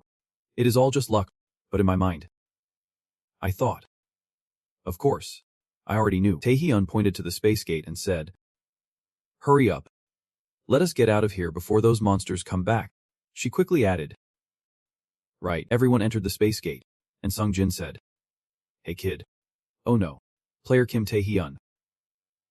Pay attention. He turned around and gratefully said, thanks for being here, not forgetting to add, I will remember this favor. Surprised, Tae-hyun sighed and replied with a light laugh. You are overdoing it. Standing in front of the space gate, Kim Tae-hyun thought, I did not expect to receive thanks from Park Sung-jin, but since the whole team returned safely, it is only natural to be thanked. Right. With his hands in his pockets, Tae-hyun closed his eyes, preparing to step into the gate. Pondering. Moreover, Seo and Ju claiming to be a spy for Japan. The spy issue has also been resolved, and Ju's image appeared saying, I will accept the punishment. I am really sorry. He added with a further judgment. The remaining task is to deal with the wrath of the sword demon when he learns about the saintess, to prevent the intervention of the flowing wind, and to conclude the negotiation well. The situation is quite stable. In the midst of everyone, Tae-hyun touched the teleportation space. The sound echoed continuously. Clattering, an explosion of magical energy erupted from the spatial rift. Taehyun fell to the ground. Looking up with disbelief. What the heck? The notification sound said. The teleportation gate cannot operate. The system announced. The master of the Dragon Tower. Lord Kaiserin is watching you. He turned pale. A machine-like voice asked. Wait. The master of the tower. The sound echoed loudly, shaking the room. Water stains on the ceiling of the room glowed golden, trembling and falling into fragments. The ceiling of the tower collapsed. A red dragon breathing fire flew down into the room. Smoke and debris fell down. Kaiserin threatened. Who dares to cause trouble here? Taehyun gasped and asked. A dragon. The fire dragon snorted and said. So it is a lowly human. He is the master of the Dragon Tower. The Crimson Dragon Kaiserin. Ranks. Dragons are among the strongest known monsters. They are large with wide wings, fierce-looking faces. And dragons are found in the deepest abysses. They are divided into 4 ranks. Close to ranks is the sea dragon emergence. A young dragon just hatched. Ranks is the holy dragon.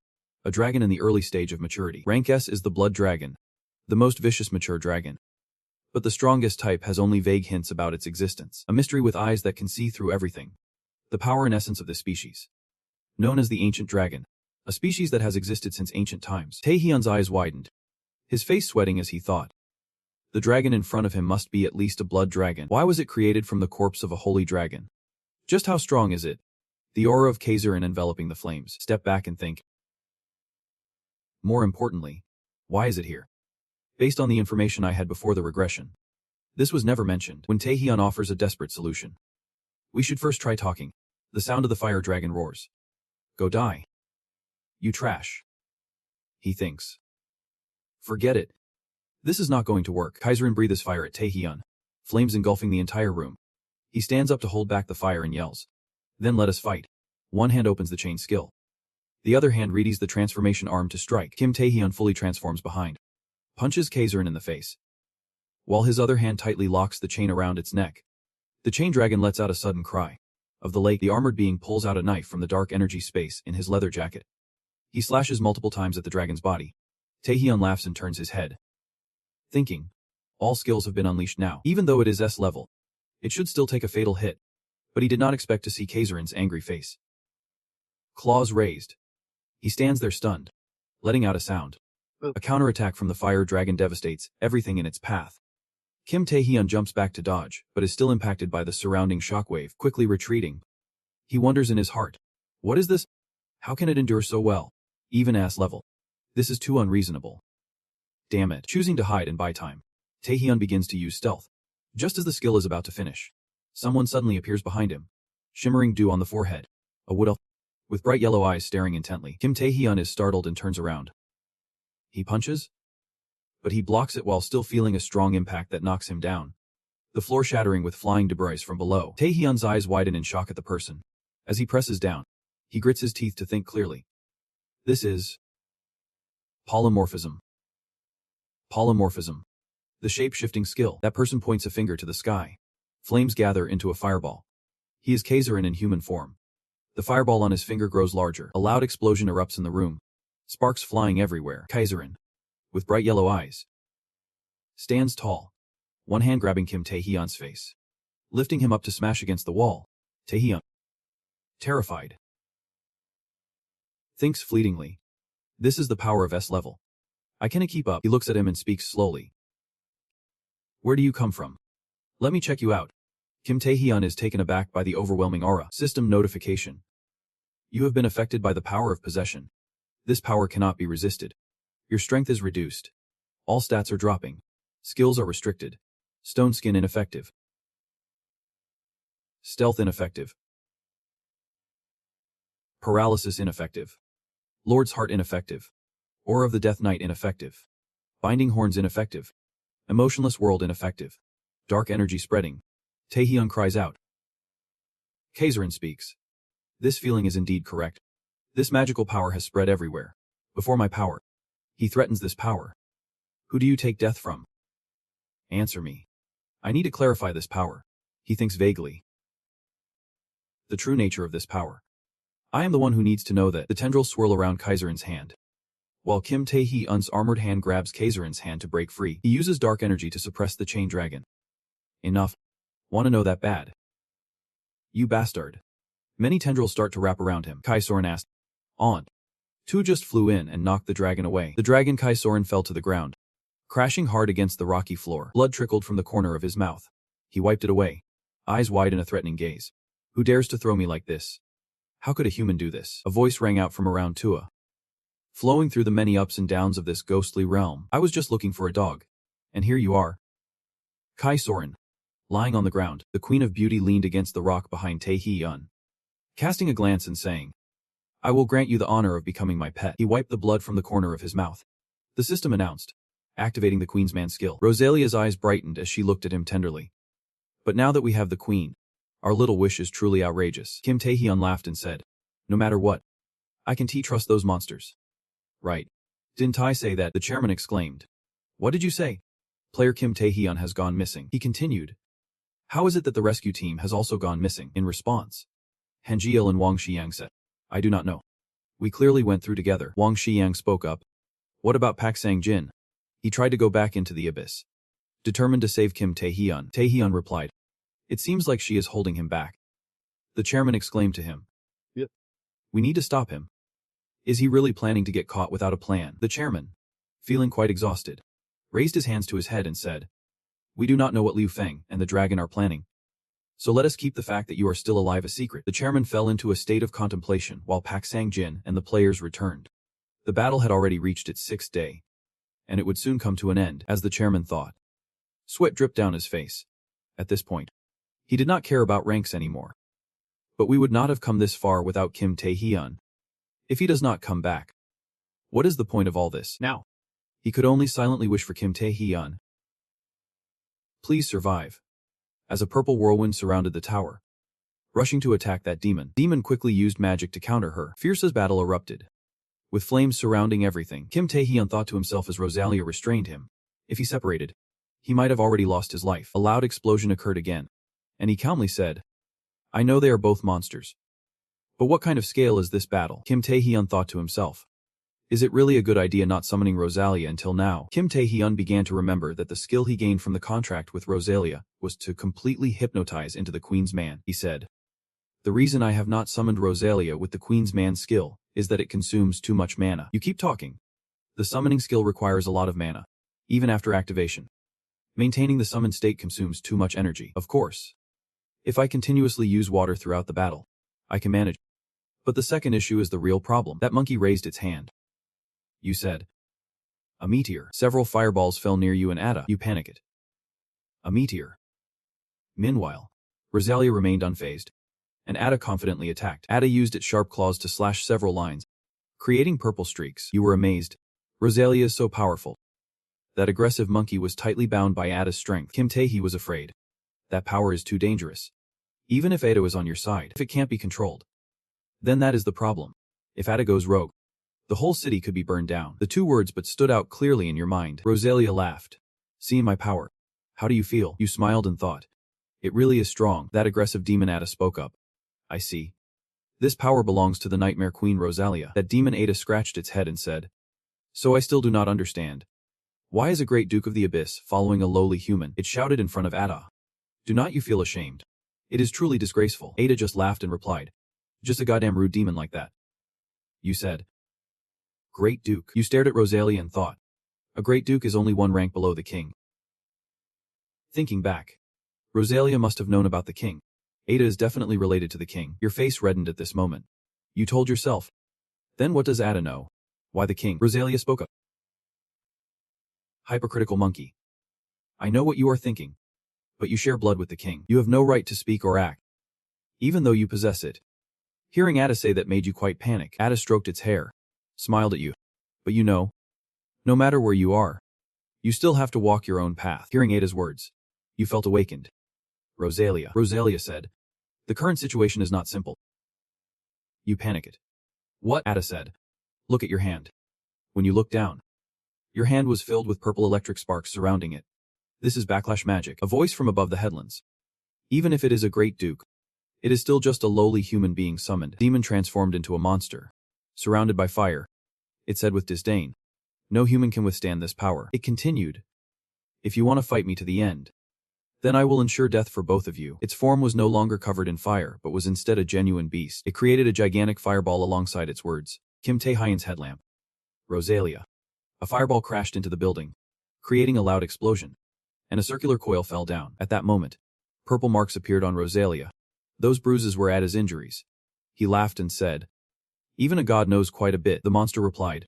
As Ming said, "The power of a summoned creature like us depends on the capacity of the false memory.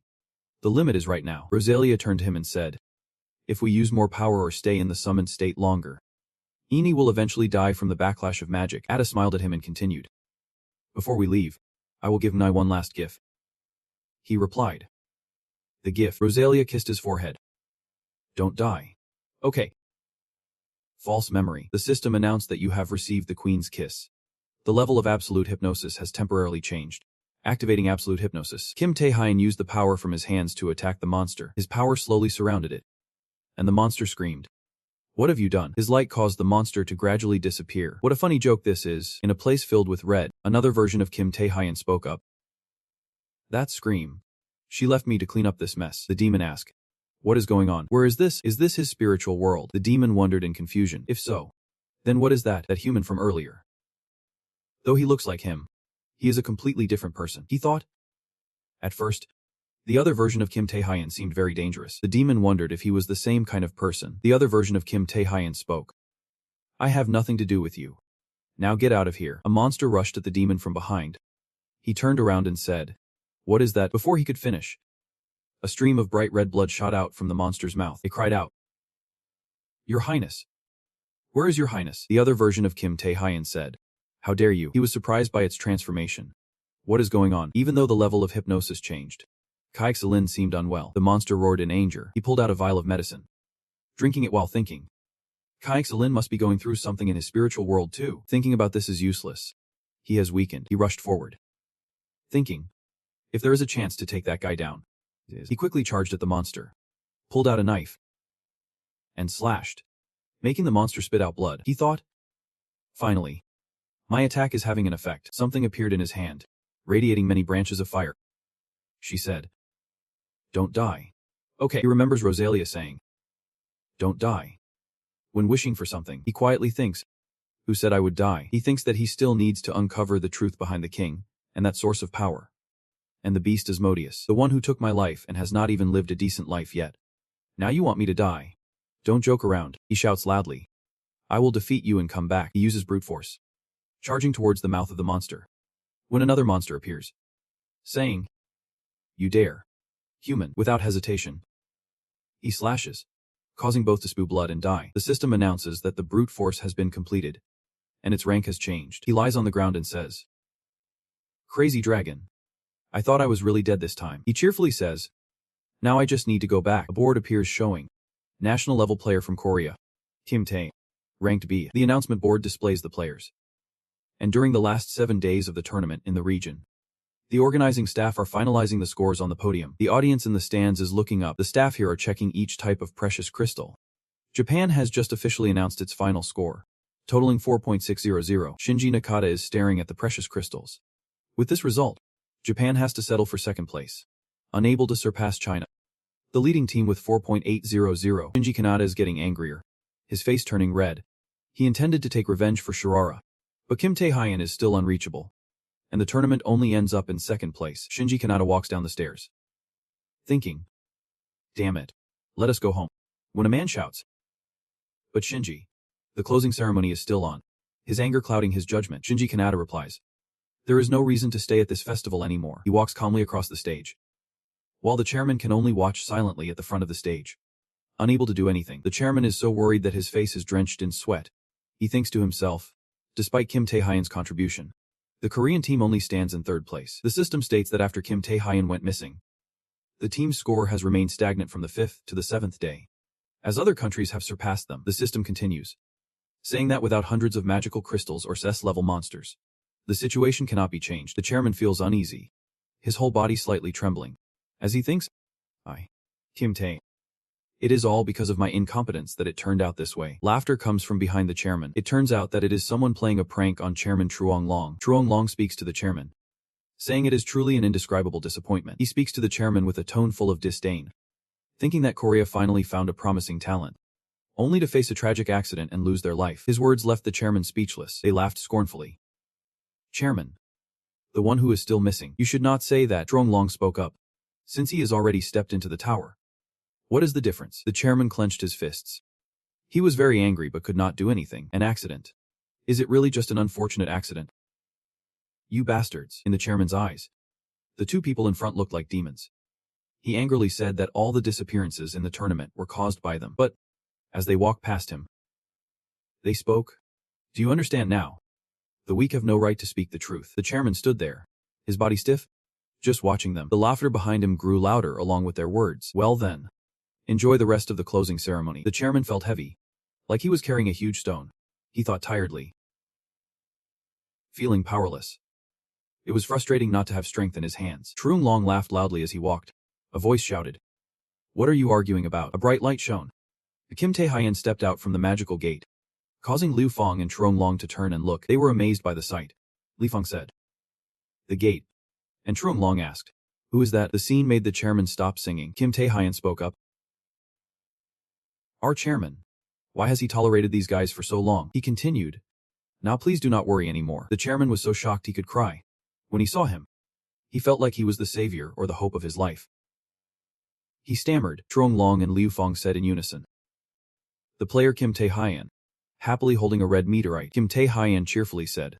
A voice from the building echoed. The moonlight. Wild moonlight. His mother walked into his room and said. Come out and watch the tournament again. He lay on the bed tiredly and said. I do not want to. He lay on the bed, his body motionless, saying. Tae-hyen is gone. What is the point of watching the tournament anymore? A tournament without Tae-hyen is like a red bean cake without filling, a watermelon without sweetness, a bun without meat, he cried out. And you still want me to watch the tournament? That would be a betrayal to Tae-hyen, his mother said. What if Tae-hyen appears on TV right now? Hearing that, he sat up as if awakened. What flag? When he stepped out, he saw the TV showing the audience cheering. The last day of the Asian tournament. Something unbelievable had happened. Kim Tae-hyen, who had been missing, had returned home, along with the magical crystal from the SSS-Rank monster. Although there have been some S-class monsters appearing, this is the first time someone has successfully defeated them, even though he is talking on the phone with someone. How can it be? Tae-hyen is on V, not in the abyss. Right, the screen is currently displaying a message. According to the tournament regulations, the reward points for S-class magical crystals is 1,500 points. North Seomjin, 1 Sian, and Seohunju are all amazed. Really? This raises the total points of the Korean team from 4,100 to 5,600. The Korean team has achieved the number 1 position, and has become the champion of the Asian tournament. Everyone around him is cheering his name. Kim Tae-hyen. At this moment, Zhonglong angrily said. That guy. He turned and shouted at Liu Fong. Liu Fong. What did you do? How is that guy still alive? Liu Fong exclaimed in panic. He not only escaped from the tower but also defeated an S-class monster. He is just a nobody. His mouth keeps emphasizing his name. Kim Tae-hyen. He stands looking down at them. Something serious might have happened, Kim Tae-hyen thought to himself. Fortunately, Kaiselin's power is so strong that after the absorption, the crystal remains intact. Otherwise, this comeback situation would not have occurred. He squints down. However, Zhang Feng and Liu Fong will not easily accept this. Of course. The next thing will be a voice ringing out. Player Kim Tae-hyen. The president rushes over to hug him. He exclaimed in surprise. President Ji Jin-hee. While crying, said. It is so great that you are safely back. Tears flowed from both his eyes as he said. How lucky. He smiled and said. President Ji Jin-hee was emotional and cried for a long time. Perhaps because of the safety of the whole team. Or maybe out of gratitude towards me. He also unconsciously wrapped his arms around him, and thus, the 7 days of the Asian tournament ended, closing with the spectacular victory of Korea. My story became the focus in the media and on social networks. An introduction appeared. Kim Tae-hyen. You are the first player from Korea to reach national level. And you are also the first in the world to defeat an S-class monster. The American Players Association has begun to take notice of Kim Tae-hyen's return. Sang. The Korean defenders sent their congratulations to me for surviving and winning this. He sent it up in a frenzy, Kang Huk continued. President. Are you crying at the closing ceremony? How embarrassing. His words made everyone try to stop him. But it did not work, even though he was standing far away. He sang. Who called Kang Hike here? It is too noisy. And the Singapore Players Association. In a room, an elderly woman spoke to Kim Tae-hyen. Thank you. Player Kim Tae-hyun, for coming here and spending your valuable time with us. We invited you here because it turns out she is the president of the Singapore Players Association. Haley Tan. She continued, we invite you, Player Kim Tae-hyun, to collaborate with the Singapore Players Association. He narrowed his eyes. Indeed. Everything was just like before the regression, he thought to himself. Before, when the key players were lost in the exchange competition, Singapore also wanted to invite strong players from the alliance. But at that time, Long and Feng would not let them be. But he calmly said, let us deal with the uninvited guests first before discussing this. Haley Tan was stunned. Then suddenly, a loud explosion occurred. Red sparks filled the room, causing Haley Tan to turn away. Men approached, holding sharp weapons. Grinning wickedly, here we are. President Haley Tan. Kim Tae. Haley Tan panicked at the sight. Stammering. What? I do not understand how you escaped from the tower, Feng replied. But I do not care anymore. He walked in casually, still manipulating the fossil pieces. His face was cunning as he said, you are going to die here. Kim Tae-hyun just smiled. President Tan. I told you. Right. They have come. The troublemakers. His words left Feng stunned. Suddenly, the window had mysteriously burst open. And Haley Tan was quite panicked at this moment. A voice rang out. Surprising Feng. Unexpectedly. What you said is true. Feng stood still for a few seconds and then said, you guys. How dare you act like this in front of Mer? After 3 days. Are you out of your minds? Sehun Ji-woo was not to be outdone and continued. Player Kim Tae-hyun. I will settle the debt from before right here. Another man also appeared, saying, don't you worry. President of Singapore. Now it is my turn. The hero. Hein. Wang Si-young shouted. Hyun Soo. Why did you bring this crazy guy here? Takin replied. It is hard to believe. But he is a very passionate fighter. Kim Tae-hyun smirked. What did you say? Not paying attention anymore. Feng, with a face full of deceit, said. Me too. Kim Tae. You bastard. This will be where you die. A troop of Kim Tae-hyun appeared. Jiang Linpai expressed confidently. Surrounding him already exudes pressure. Me too. Kim Tae. You bastard. You will die here. Kim Tae-hyun and his people surrounded Jiang Linpai. Previously, a meeting had taken place. Wang Xie, Taxi, and the chairman were all surprised by Kim Tae-hyun's words. Did Jiang Linpai want to assassinate the president of the Singapore team? The three seemed anxious. This was really crazy. The exchange competition between the countries had not ended yet. And he wanted to do such a thing. In contrast, Kim Tae-hyun remained very calm. If so, Long would not let him go. He continues. His main goal is to eliminate the talents of other countries, so he can monopolize the dungeons and mana stones. Listening to Kim Tae-hyun's presentation, the chairman and Wang Si-yang could not help but break into a sweat. Right now, he has targeted the lives of many people. So everyone needs to be careful because anyone could be in danger. The chairman spoke up. Hearing you say that, we all understand now. He lowered his voice. Now that we know his intentions. What will you do next? Kim Tae-hyun immediately replied. Given the situation, what else can we do? Those wicked people already have schemes aimed at us, he said firmly. Then we need to teach them a lesson they will never forget. Back to the present. Kim Tae-hyun's teammates are all in fighting mode. And they are each rushing in to attack that group. Over here, the masked guys are completely thrown off by them. They are in utter confusion. What? An explosion tore through the building. Ji was fighting and directing. Getting ready to retreat from here with President Haley Tan. Hurry up. Let us attack them. Yua Yang, along with Wang Si-yang, said. Just like he said. She hurriedly asked. What did he say? And Hyun Soo successfully carried President Haley Tan outside. He was in tears but still very determined. Do not worry. President Haley Tan and will definitely protect you. But the one making you worried is in Hyun Soo. Oh my. Is he alright? The masked attackers were slashed apart. The green and purple strikes were dazzling, but the impact was no small matter. One of them shouted. Lampeya. They are trying to take the president of the Singapore team away. Jiang Linpai was throwing punches and countering. These bastards. Do they intend to ruin our plan? But his hand was caught by a bright golden chain before he could strike. Jiang Linpai was directly pulled outside, leaving him to face Kim Tae-hyun alone. His henchmen were just as shocked. Lord Linpai is out there. What is Kim Tae-hyun planning to do? Jiang Linpai showed no fear towards Kim Tae-hyun. He scoffed. Where do you think you are going? You jerk. He is laughing again. Do you think you can just escape easily? Jiang Linpai taunted. In the abyss. You ran away from me. And now you dare to block my path here. He roared, unleashing his incredible power. You must want to die. Jiang Lin Paiyang erupted. Grabbing the strength of Kim Tae-hyun, he continued to mock. Kim Tae, do you think defeating the weak makes you invincible? Jiang Lin Paiyang arrogantly declared. Now I will show you what true power is, he proudly stated. Your strength shown in the abyss is just a joke to me. Kim Tae-hyun shouted. You are talking too much. Lin Paiyang. He finished speaking and immediately broke the yellow energy cord, striking Lin Paiyang and leaving him completely stunned. Kim Tae-hyun swept past Jiang Lin Paiyang and severed one of his arms. Jiang Lin Paiyang's eyes widened in horror. Pale, Kim Tae-hyun unexpectedly summoned a giant purple skeletal figure in armor, which delivered a punch to Jiang Lin Paiyang, sending him crashing to the ground. Jiang Lin Paiyang was in so much pain he coughed up blood, still unable to believe what had just happened. What on earth was going on? He looked up at Kim Tae-hyun, who was standing arrogantly above him, and Jiang Lin Paiyang felt utterly panicked, thinking, how could that kid have dodged me like this? It can't be possible. He was completely different now compared to earlier. Jiang Lin Paiyang noticed this as well. His previous strength displayed in the abyss was nothing like this. Yet, in just a few days, he had shown a completely different side. Jiang Lin Paiyang took a leap of faith, determined to rush forward. You bastard.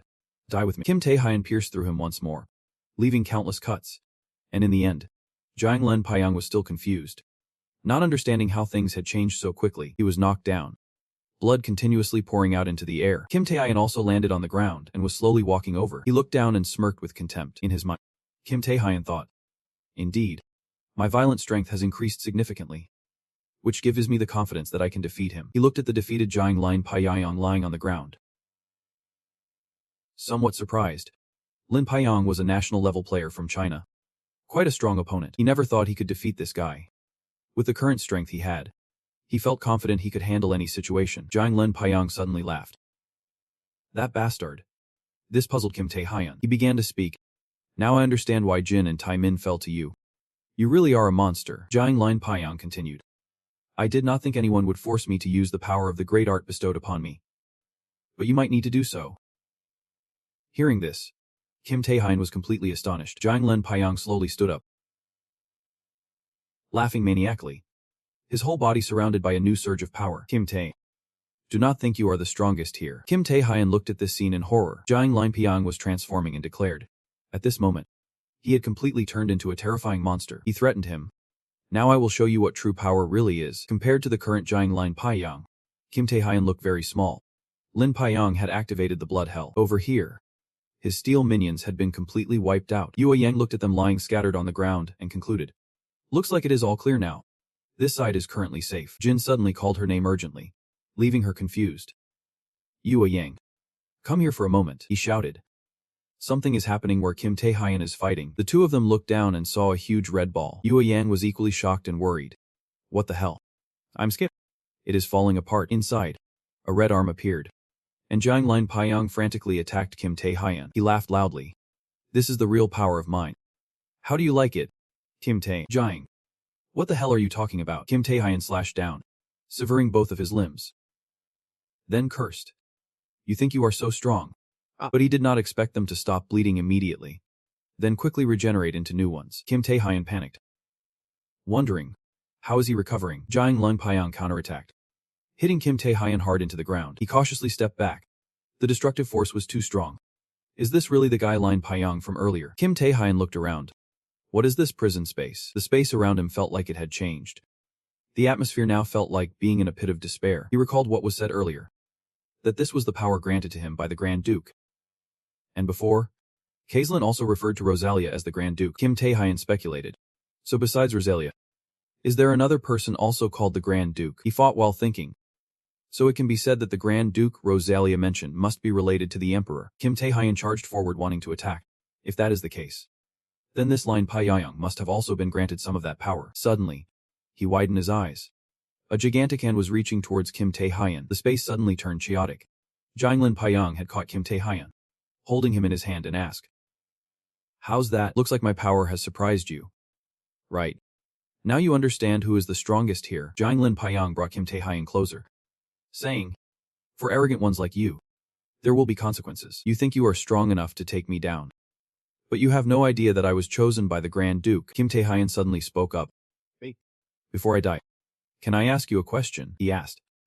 Do you know anything about the Emperor? Jiang Lin Paiyang looked puzzled. What? The Emperor.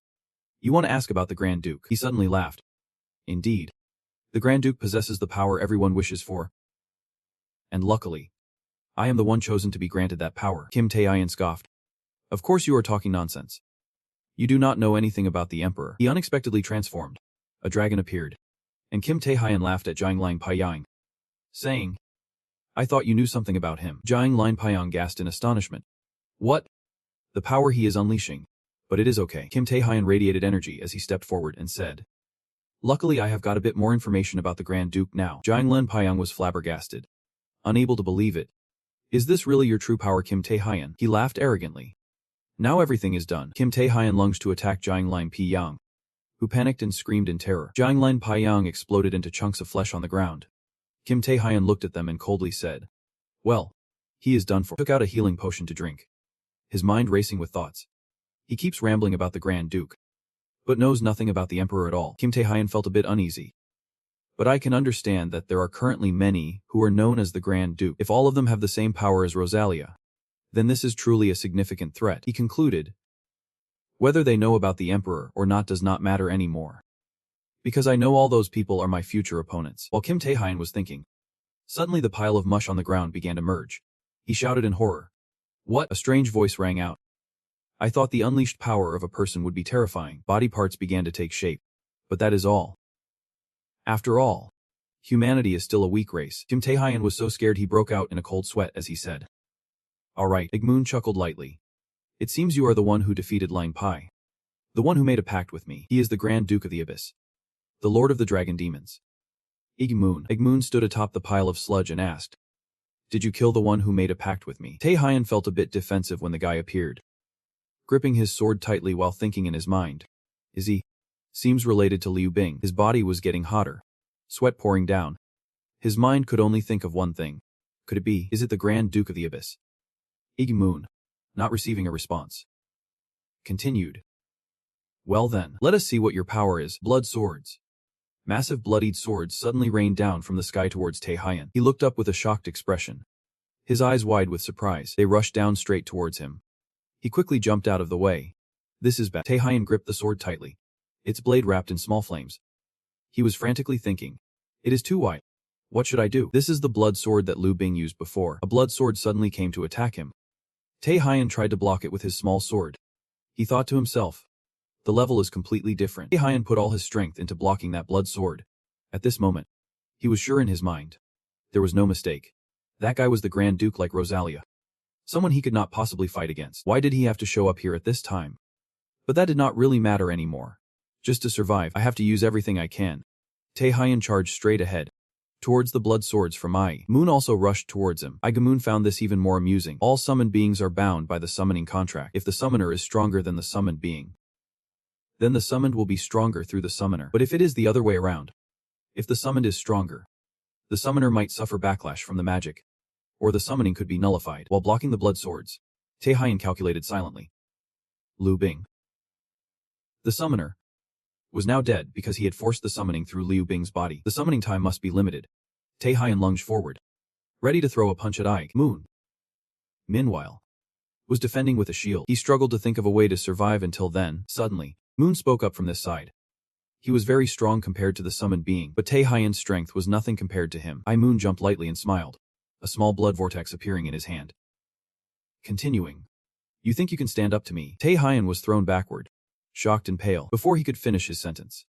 The blood vortex had expanded, moving to engulf Tae-hyun inside. As he was sucked in, he felt powerless, unable to do anything. Moon manipulated the blood vortex while mockingly saying, A mere mortal is just a mere mortal.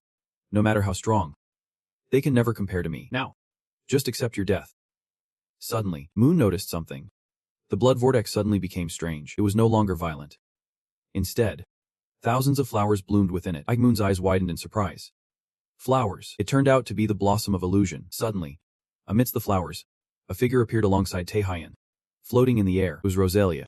She cheerfully said, I did not expect to appear like this. Tae-hyun, held by Rosalia's tentacles, replied, It is an urgent situation. The flower column was gradually disappearing. Moon, who had been silent, finally spoke. I did not think the one who made a contract with me could be defeated by a human like this. It turns out to be the Grand Duke Rosalia. Well then, I will give you a chance now. Break the contract and disappear. Or I will kill your family. Rosalia found it a bit funny and replied with a smirk. Scared as ever. Still the same sharp person as before. Still stubborn and unchanged. Who do you think I am? Dream on, Taehyun shouted from behind. Rosalia. Who is this guy? To which I replied calmly, Moon. Like me. Is a Grand Duke. Human Zhang. Upon hearing this, his face tensed up, speaking of wanting to kill that person. While Rosalia was talking, Moon on this side made his move, slicing his blood sword from all directions toward Rosalia and Taehyun. Moon shouted furiously. All right. Then I will kill both of you, Rosalia. Hearing this, became even more excited. You really are strong. The blood swords aimed straight at them, ready to charge at a moment's notice. Taehyun seemed uneasy on the side. Aninjang thought to himself. This is bad. I am choking from the backlash. I have exhausted myself after fighting Liu Bing. Now there is no way to help Rosalia. Just trying not to get knocked out of here is good enough. This is not good. Rosalia suddenly called out from the front. Don't do it. The power I wield is related to the illusionary essence. You are pretty good, but compared to a Grand Duke, still not enough. So stay sharp so I can fight. Taehyun. Hearing this, stammered. Rosalia. Now that we are here, do not back down easily. Taehyun was increasingly shocked. His pupils dilated. Rosalia beside him kept talking. Hang in there. This is a great opportunity for you to learn the thing you will have to face in the future. I turned around and conjured a pink magic circle with the imprint of a flower. Ige Mun. Losing patience. Shouted. All right. Have you jumped enough? Now both of you go die for me. Enjoy all the good things I will give you today. Rosalia. For a pair of giant hands appeared in the sky, gripping a blood sword tightly. Rosalia's magic circle glowed, sending a blinding light straight down. Meanwhile, the blood sword charged into attack. They collided, creating a massive explosion. The light emitted from it became increasingly dazzling, slowly obscuring everything. Taehyun struggled to withstand the explosion, covered his face with his hand, and continued watching. This is not good. The pressure is overwhelming. Then everything vanished. The blinding light seemed to shoot out and then faded, all enveloped in a dark void. Magic power exhausted. Fatigue at 100%. Stamina down to 10%. How many times has it been like this? SSS-Rank. National level. Grand Duke. Every time I get stronger, a stronger opponent shows up. Where will this vicious cycle lead? This is what Taehyun thinks. Suddenly a voice slowly rang out. Really pathetic. Taehyun warily opened his eyes to look. That voice. The Oppo gangster in front of him sneered. With the power of a ruler. And you show it like this. National level. Grand Duke. Ridiculous. You do not understand the power you have. Then let me take over this body. Taehyun jolted awake. Breathing heavily, he was now lying in a hospital, raising his hand to look to confirm what happened earlier. His hands were trembling. He looked at his hand and wondered. Is it remembering the images from earlier? He was confused. What on earth happened? The voice I heard in the dream. I still remember that person's figure. What does that person have to do with the ruler in this room? There was not just Taehyun but a few others as well. They were all surprised to see you wake up. And then they all shouted. Taehyun. This loud sound echoed throughout the hospital. And you also nervously shouted. Wait. Stop it. According to Ajahn, the barrier was broken at that moment. Inside, there was only me unconscious, along with the remnants of the battle. Fortunately, the assassination attempt on President Haley failed, thanks to the bravery of player Hyensa. She was kept safe. Hyensa hurriedly picked up Haley and quickly ran away, all while shouting, I have to save her. Everyone suspected that the one behind Liu Ping was Jiang Long, so it would be hard for him to escape the World Association's punishment. When Jiang Long learned of the situation, his anger flared up even more. He gritted his teeth in fury. That bastard Taehyun. Ruining everything I have. After that, Taehyun left the hospital feeling light. Finally recovered. As you walked, you thought to yourself, the Grand Duke, those mysterious powers. The closer I get to the power of violence, the more mysteries I feel, but I have also made significant progress. Suddenly a system panel appeared before you, and you wondered, what is this? The system panel displayed information. Name Kim Taehyun. Age 19. Rank Strength 200. Stamina 200. Speed 180. Magic power 270. Wu power 150. Fatigue 20%.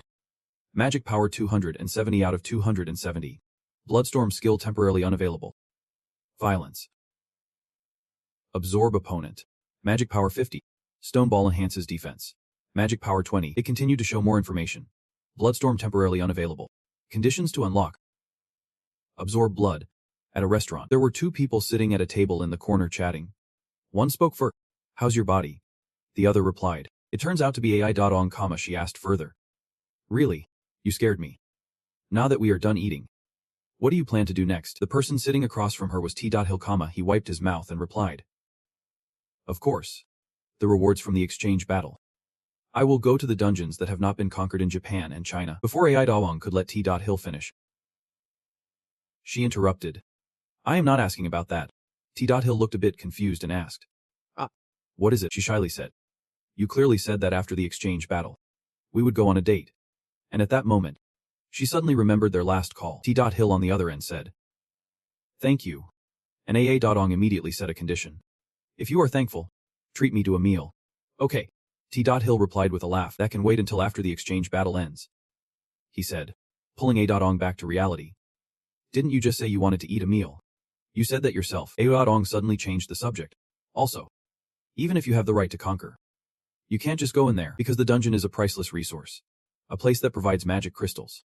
Even if you have the right to conquer, they won't let an outsider like you in easily. The player associations on both sides will find all the reasons to stop you." She continued, "Until your conquering rights expire." T.Hill calmly said, "It is. I already have a counter plan. Moreover, if the time is extended, I also have things to do." A.ong focused on T.Hill and asked, "What things?" "I just drank some water while answering, and I felt inadequate. The skill I stole from Liu Ping. Blood absorption. Suddenly reminded me of the notification board that popped up the other day. Blood absorption can't be activated right now due to a lock. It absorbs blood strongly. I tried to activate it a few times because you never know. But there was no change." T.Hill looked at his hands, deep in thought. Blood absorption. It is originally the power of the great arcane. Moon probably needs a special condition that is not through a covenant. Even though I reached a national level, I still could not fight back against the arcane power to face the arcane and approach the secrets of the king and the real treasure. I have to be much stronger than I am now. The night falls in a secluded mountain area. T.Hill stood in the rain in front of an old building. Looking up.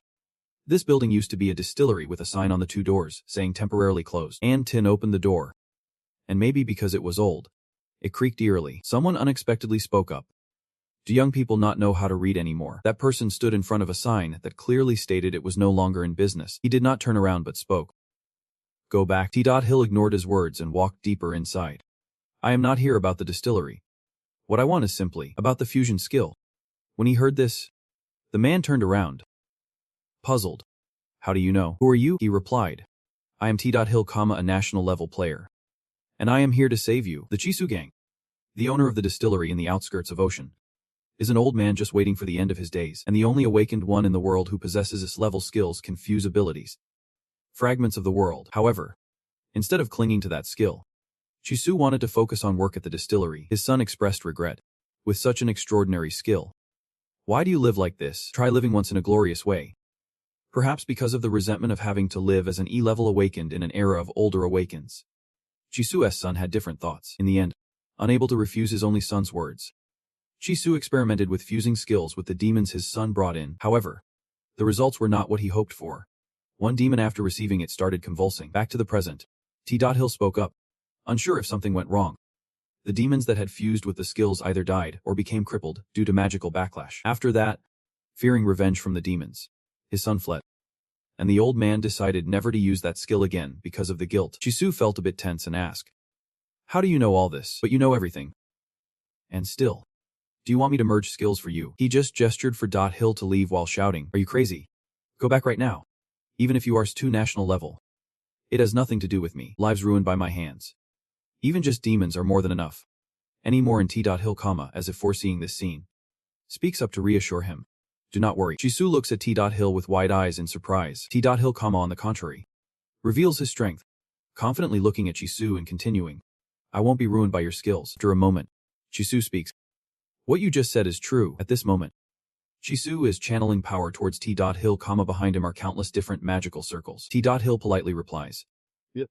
That is true. The phenomenon of magical backlash that demons encounter is not your fault." Chisu is surprised and stutters. "Wait." T.Hill sees that he does not understand much and explains.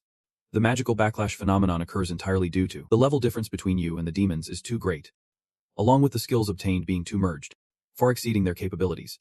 causing side effects with my current ability stats. There will be no problem. Even if magical backlash occurs, I've always regarded my awakening, my skills, my hands, as a curse that has ruined the lives of others. Yet meeting this young man, everything is resolved in an instant. Who are you? No different from someone from the future. Suddenly T.Hill turns to him and says joyfully, moreover, no one knows I am here. So even if I die, no one will know it was because of you. Jisoo panicked upon hearing that. He immediately shouted not to say such scary things before going back to the past. The truth that Jisoo's skills were fine was only clarified through the investigation of the association 10 years later, but by then it was too late. Jisoo carried his guilt and the loss of his only son, drowning in alcohol and dying from health issues. If your misunderstanding is not resolved now, you might have to live in torment for the rest of your life, and leave like that. T.Hill closed his eyes and thought to himself, how lucky it is that it is not too late. Suddenly, a dark voice echoed. Do you want to merge the fusion stone and stealth? Do you want to merge medical technician and paralysis? Do you want to merge the heart of the king and the apathetic world? Jisoo was surprised. He could not help but exclaim loudly, merging 3 skills at once. How can one person possess so many skills? Are you really okay? T.Hill remained calm. He closed his eyes and thought to himself, just as I expected, skills like violent consumption, originally unclear in origin, seem undetectable. He quickly replied, it is. Go ahead. Jisoo was sweating profusely from stress. But when he heard T.Hill quote's response, he felt relieved. Understood. Then let us proceed with the skill merge. The magic circles began to glow, emitting powerful energy and gradually entering T.Hill quote's body. At a corner of a tall building, there was one building towering over all the others.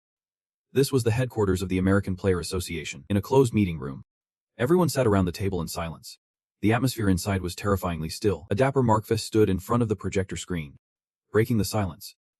It has been a while since we have gathered all the top forces of the United States here. This man is Kevin Ann, president of the American Player Association, a levels player. The man with a casual demeanor is Greg Gorgel, the 10th national player of the United States. He smiled and replied, what is it this time?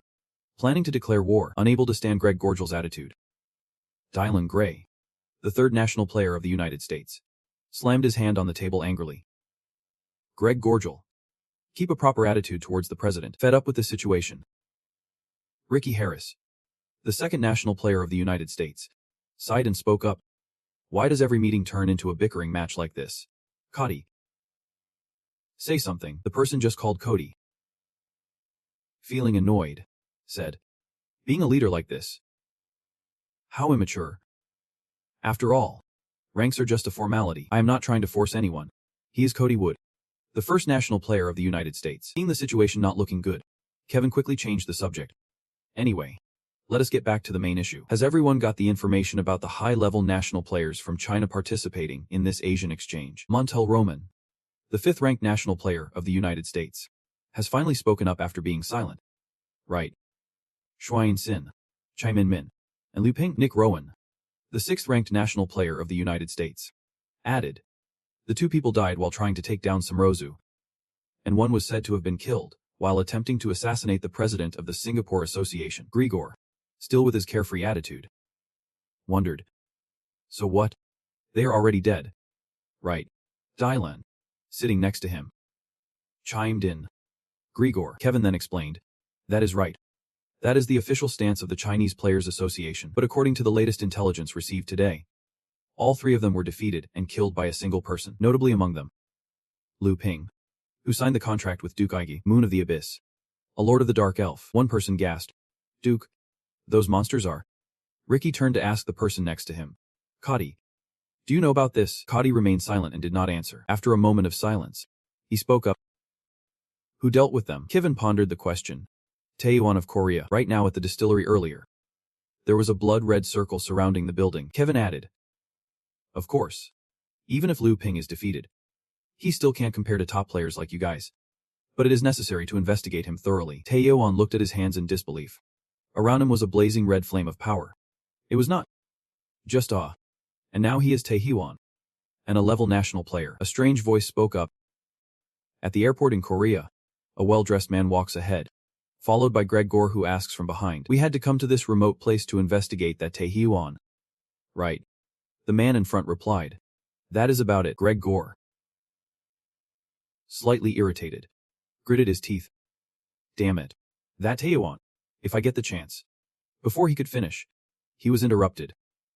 Calm down. We are not here to fight him, at least not now. The man was Marcus Gore, ranked 8th national player of the United States. With the elevator board showing number 24, Tae-hyun stepped out from inside, walking while thinking. The skill fusion has been completed successfully. The issue is, I want to test the newly fused skills as soon as possible. The system board displayed information. Body enhancement and stealth. Consuming 15 mana. Monarch's World. Creates a special field enhanced by mana. Consuming 20 mana. Monarch's Authority. Releases power enhanced by mana. Consuming 20 mana. He was still lost in thought. If I tried these skills here, it would create chaos. Right. Maybe I should go to Abs. He imagined a scene of chaos in the city, with people running away in fear.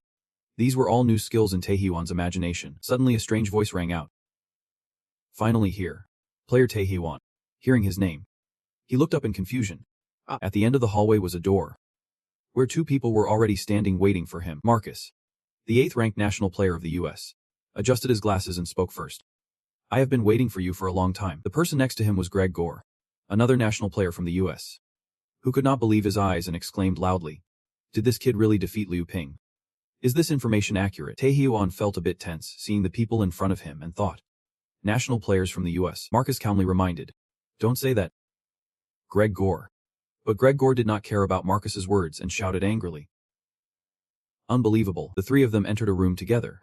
Tae-hyun and Marcus sat at the table, while Greg Gore leaned against the door and observed. Tae-hyun spoke up. So what is going on that you came to see me? Marcus could not hide his excitement as he replied. You are so impatient. I just came to talk. He hesitated, tapping his fingers on the table. But first, let me just say. Marcus lightly touched the table, and green circles started appearing around it. Surrounded by similar circles, Tae-hyun thought quietly. This is Ziggurat. Right. Ziggurat. Tae-hyun's information appeared one by one. Name. Kim Tae-hyun. Rank A. Strength 200. Stamina 200. Speed 180. Magic power 280.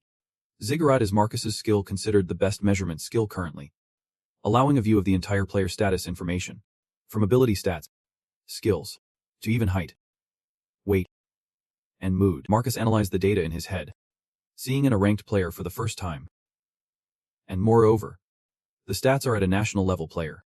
Saying he defeated Liu Ping does not seem enough. Perhaps I should check his skills. Suddenly, Tae-hyun's strength flared up intensely, and Marcus's system kept notifying. Unable to check skills. Unable to check skills. He adjusted himself, startled, exclaiming, what? Tae-hyun here seems to be losing patience.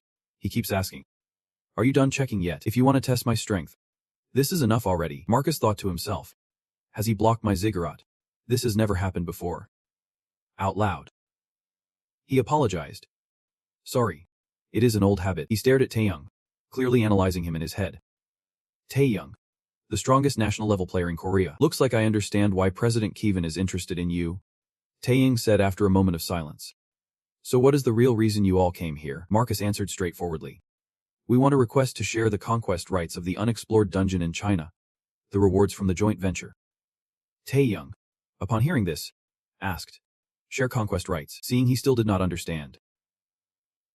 Marcus continued, I can't disclose details, but our president has been very interested in investigating that area recently. So if you agree to share conquest rights with us, we won't just stop Jiang Long, but will also support you in conquering the dungeon. And moreover, if we establish a partnership with you right here, it is mutually beneficial. If you accept, the American Player Association will gain a new ally. And if you refuse, we won't become your enemies either. After Marcus finished persuading, Tae-hyun finally made a decision. I decline. Thank you for the offer, but I do not need your help. Marcus expressed regret, saying, that is a pity. But inside he thought, that is enough. But it seems Grieger could not stay calm. He stepped forward from behind and shouted, what the hell is this? He grabbed Tae-hyun by the collar and pulled him up. Came all the way from America just to hear an answer like this. Marcus panicked and tried to stop him. Grigor. Wait. What are you doing? Let go right now. Gregor looked straight into Tae-hyun's eyes and provocatively said, if this kid can't talk, then let us settle it with fists. Tae-hyun thought to himself. Is he having a seizure? It seems Marcus wants to build a good relationship with me. But this guy just does not get it. He looked straight into Gregor's eyes filled with disdain and understood. So that is it. That look, right? It is the look I have faced countless times before awakening. This guy has no special reason to pick a fight with me. It is simply that he does not recognize me as his equal. I have not been treated like this in a long time, but times have changed. Taeyong concluded. He smiled and said, "Fine then." Grieger could not believe it and exclaimed, as Taeyong ignored his expression and continued, "If you really want me to accept your proposal, then let us talk with our fists." He had not finished his sentence, but thought to himself, might as well test my skills too. Leaving the previous room, Taeyong and Gregor moved to a large arena. Above them were thousands of people there to witness the match of the century. This place was the Judan Samira Arena. Hyzeon could not help but be astonished. "Wait. This duel will take place at the Judan Samira Arena." Huck eagerly responded from the stands. "That is right. And thanks to that, we have a chance to promote Judan to the audience. Is not that great?" Contrary to his attitude, Hyzeon did not like this. She spoke up irritably. "I won't accept it. What if they destroy our house?" Kang Huck then noticed this and panicked.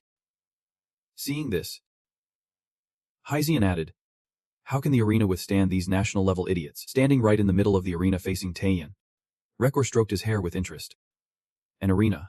What an interesting idea. I am quite pleased." Taeyeon on this side replied, "Hoping the result is even more satisfying." Rekor jumped up and laughed confidently. "Do not worry." He transformed into a massive werewolf. Speaking further, "I really enjoy these kinds of bloody battles." Standing before his sharp claws, Taeyeon did not seem to hesitate at all and even felt a bit excited. A bloody battle. That sounds a bit much. Rekor, in werewolf form, lunged to attack Taeyeon. As the audience sat bewildered, the arena was shaking. Kang Hui-wook beside them could not help but exclaim, "A werewolf?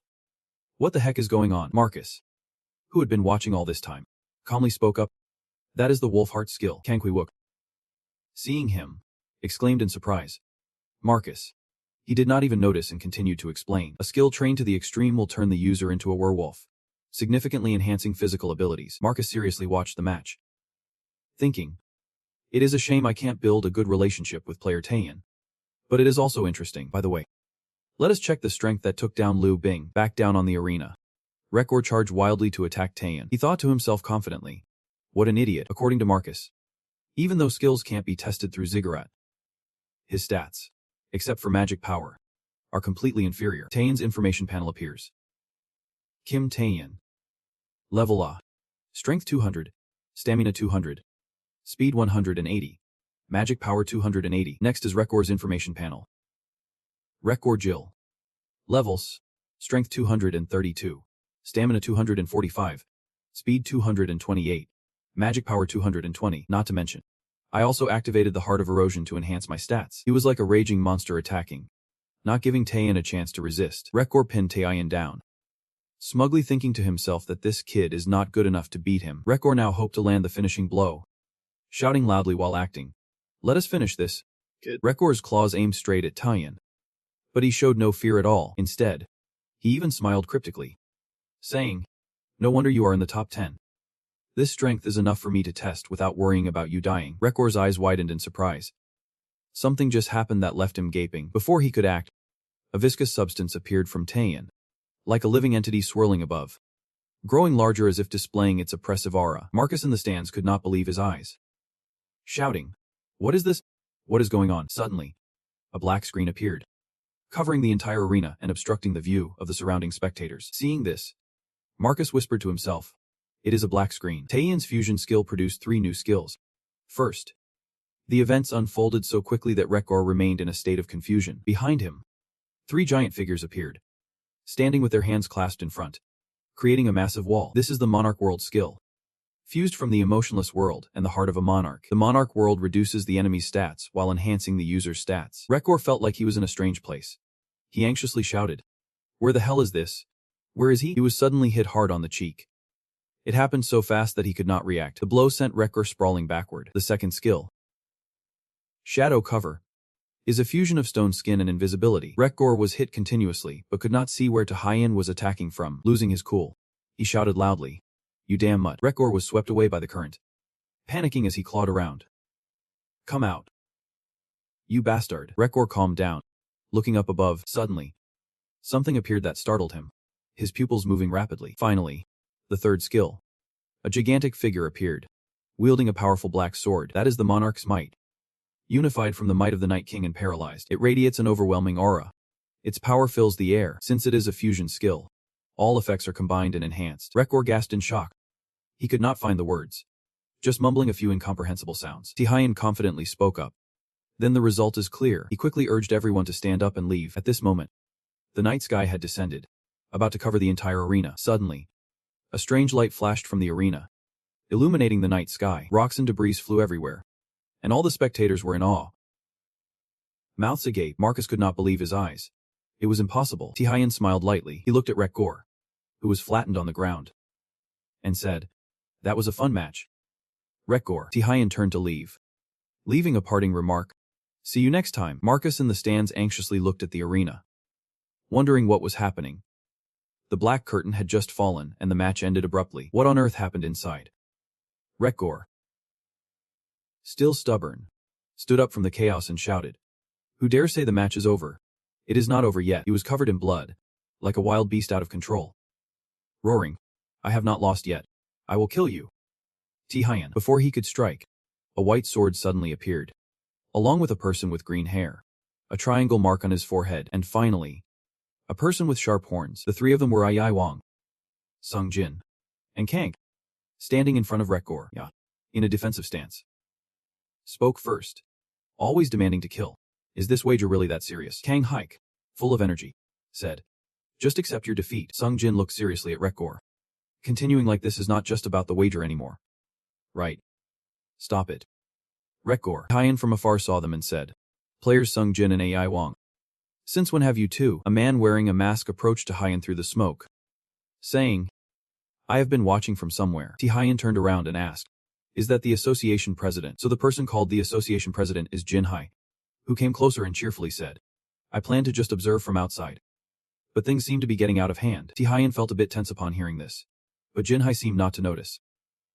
Continuing, "Anyway, let us handle the rest." With that, Jin Hai and the three people from earlier moved straight towards Grieger, who was in his werewolf form. He was no longer calm. Seeing them approach, he shouted, "Do you dare to stop me? You fools. Fine. Then I will take you all down right here." It is unclear when Marcus got onto the battlefield, standing in front of the large Gregor, saying, "Shut up, Grigor. Don't cause any more trouble. Cody will really punish you, no matter how reckless you are. You know what will happen if you take this seriously. Right?" Gregor trembled at the mention of that name. Stammering, "Cody." Gregor angrily gritted his teeth, then transformed back into human form, turning to leave, cursing loudly. "Damn it." Marcus looked seriously at the group over here, speaking up to apologize. "I sincerely apologize. Contestant Taehyung, please forgive our disrespect. Now that things have come to this, it is awkward to bring up. But have you considered joining the S Players Association?" Gregor was so surprised that he turned around to look, exclaiming, "Marcus, on this side. Things were not any better." Jinhee shouted, "What kind of nonsense is this?" Right in front of the association president, in contrast to the noisy scene, Marcus remained calm, trying to persuade Taehyung. "Whatever conditions you want, we will meet them. With the uncharted dungeon in China, we can gather the best raid team if you join us." Taehyung quickly responded, "I will take this invitation as a compliment to my abilities. For the uncharted dungeon in China, my next destination is Japan." Marcus asked in surprise. "Japan?" Taehyung looked at the phone in his hand and replied, "That is right. It seems to be a woman from Japan." Sarada had awakened, no longer on the battlefield from before. The scene turned dark and gloomy, with a woman trying to escape. It was Sarada, her face smeared with dirt mixed with blood, as she ran. Panting heavily, tentacles approached from somewhere. Looking terrifying, they quickly closed in and grabbed Sarada. She tried to scream for help but was blocked by a tentacle, her words coming out as incoherent sounds. Sarada silently pleaded in her mind, "Stop." Her voice was filled with urgency. "Stop it. Please. Stop." She fiercely bit off a piece of the tentacle. A cold voice like it came from the underworld echoed, "You were the one who started this. Right?" A monster appeared with sharp teeth. In front of it was a person sitting on a throne, looking at Sarada struggling below. It turns out to be Obo Ganser, the guy who looked down at her, feeling sorry, and now demands that I stop. It is truly disgusting. Sarada was struggling to crawl up. She looked up at the guy. Her face turned pale. Sweat dripped down her face, and a loud scream echoed from somewhere. It turns out Sarada has been having a nightmare. She was lying in bed, unable to stop screaming. She thrashed around violently on the bed, causing the guards there to panic. They quickly approached and shouted, "Saint, are you okay?" Sarada sat up suddenly with a face covered in sweat. She did not notice the guards rushing to her side, only saying to herself, "A nightmare. It is this nightmare again. Ever since I looked into Taeyong's spiritual world and fell into a coma. This nightmare started right when I woke up. Every time I pass through countless mysterious tentacles from an unknown origin. A mysterious entity in the form of Taeyong appears to greet me, then comes death, and then waking up again. How much longer will I have to endure this pain until I—" Right. The guards ran to the bedside, trying to persuade her. "Saint, you need to rest. If you get up now." They had not finished their sentence when she stepped down from the bed and walked as if searching for something. "Where's the demon sword? If it is not beside me, then where is it?" The guards did not know how to explain, just stammering a few words. That, realizing something, Sarada hurriedly ran off barefoot. She walked out of the room, calling loudly, "Demon sword." Suddenly, Sarada saw something. Her eyes widened in shock. In front of her was Shinji fighting with a stranger. That person was Taeyong. He was dodging attacks while saying, "I am not here to fight you. I am just here to—" He had not finished his sentence when Shinji lunged at him, clearly targeting the saint. "Sarada. So I will repay the humiliation that Saint Sarada had to endure." Shinji leaped into the air, getting into position to strike. He used his specialty, the Soul Demon Sword. Shinji charged straight at Taeyong, aiming the sword at his neck, followed by a floating skull with a blurry form. The Soul Demon Sword. A skill said to be able to extract the soul with its glowing blade. Taeyong swung his arm close to Shinji's sword, speaking up. "But honestly, everyone, you hold on to the sword. The problem is they won't listen until they are hit." Shinji was taken aback by what was happening in front of him.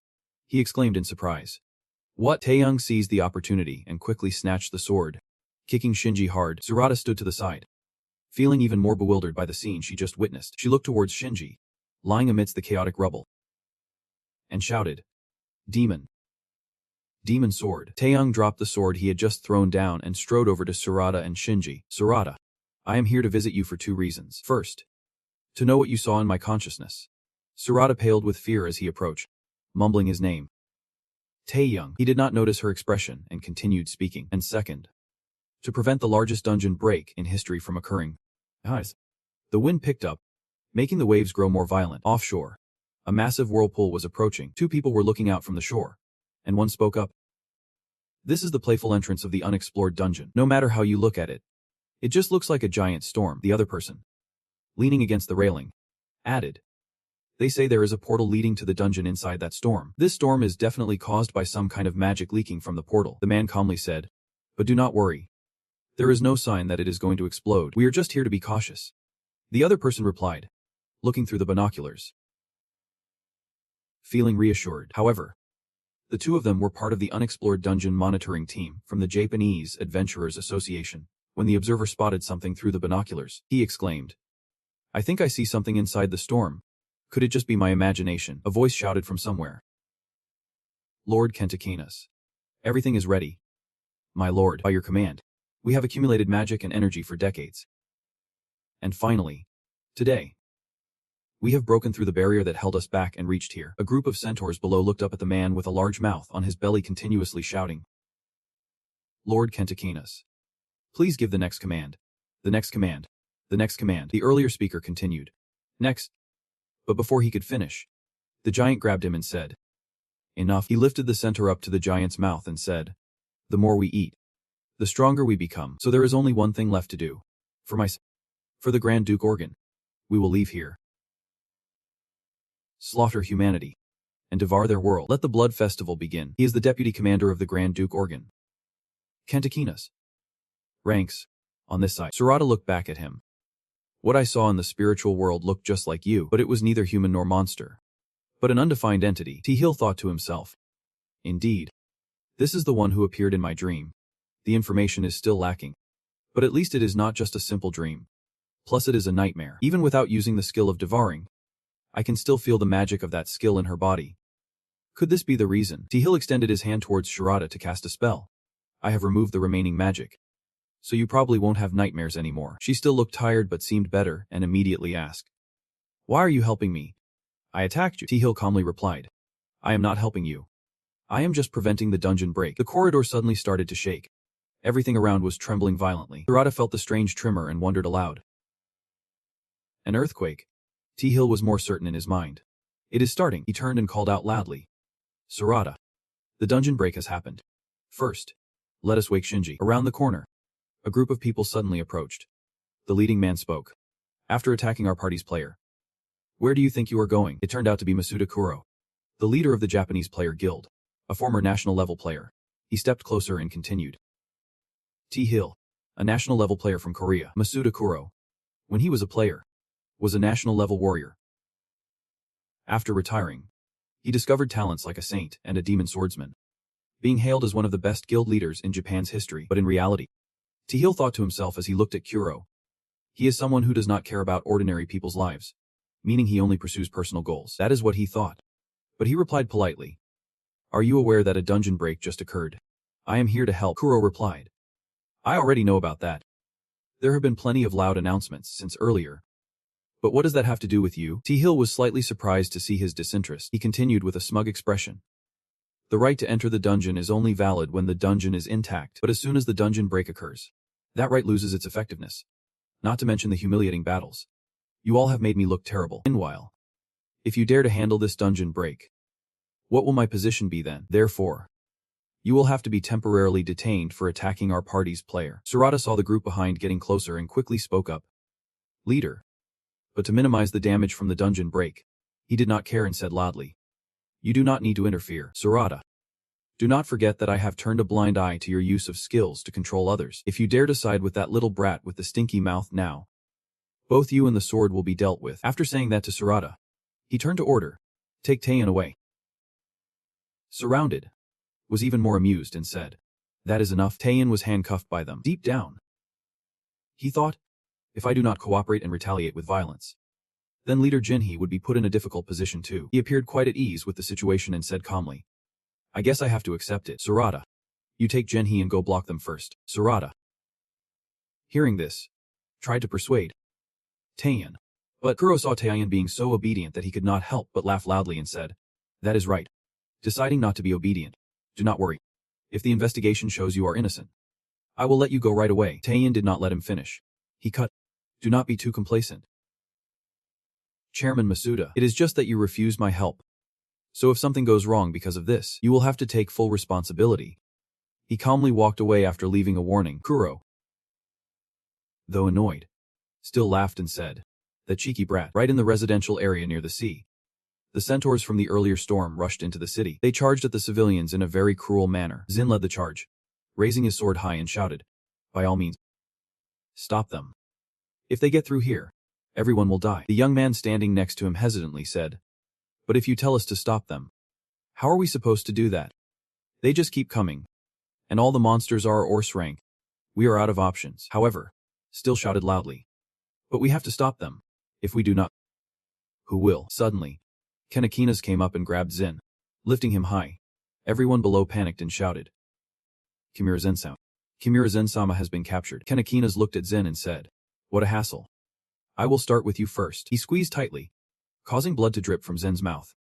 He desperately thought, I am definitely going to die. And everyone else felt it too. It seemed he had reached the peak of despair. Suddenly, someone rushed in and chopped off several of Kanekinas' fingers.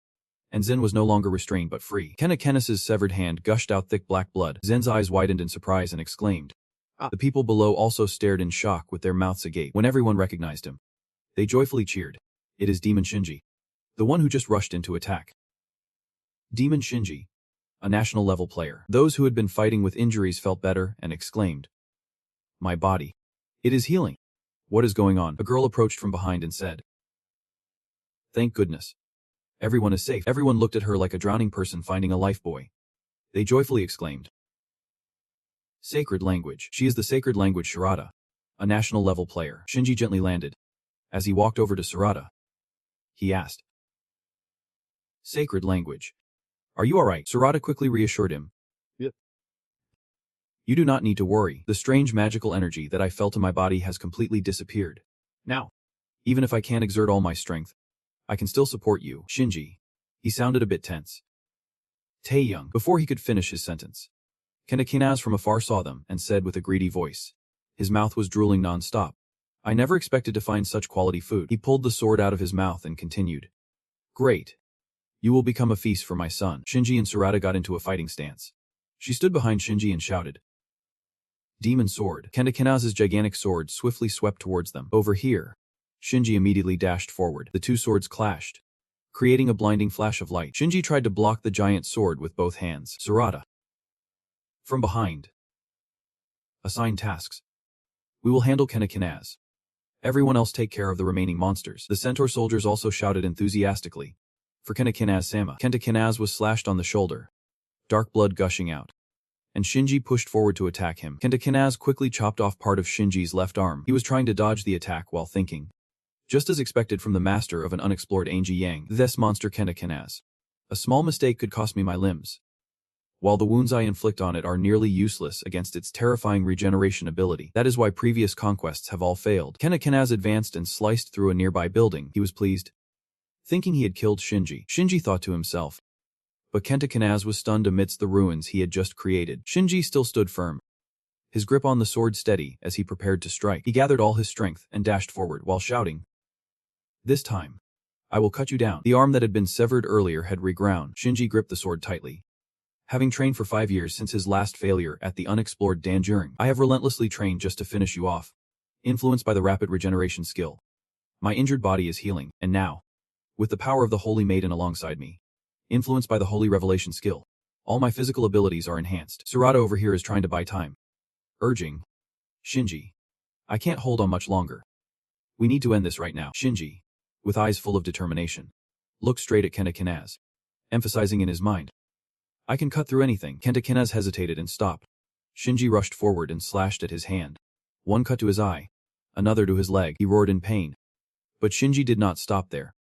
He was like a tireless machine preparing to attack again. He rushed in like a gust of wind, slicing Kentakana's in half. Everyone in the large hall looked at the screen showing the previous scene. Cheering Jiu. Shinji. This is the headquarters of the Japan Player Association. Kuro could not stop smiling. He smugly said to everyone, I told you. With Ku Kim and the Saintess. Even Danger's breakout can be stopped. He turned to look at Taeyang, who was tied up, and continued. Honestly, we do not need your help. Taeyang, he replied with a completely emotionless face. Lucky to have taken down Kentakana's. But why do you think everything is over? Kuro wondered. Auntie, Taeyang continued. A few months ago, the gate break in Korea upgraded from C to A last month. The danger break in France and Russia also changed from S to S+. And the classification method for danger break is no longer accurate. So why? He insisted that this danger break was only S level. Shinji looked in shock at where Kentakana's had fallen. Gasping. What is that? A monstrous body rose up from the back of Kentakana's. The horrifying figure chewed on Kentakana's flesh while asking. He is Kenamon, S+ level, master of danger.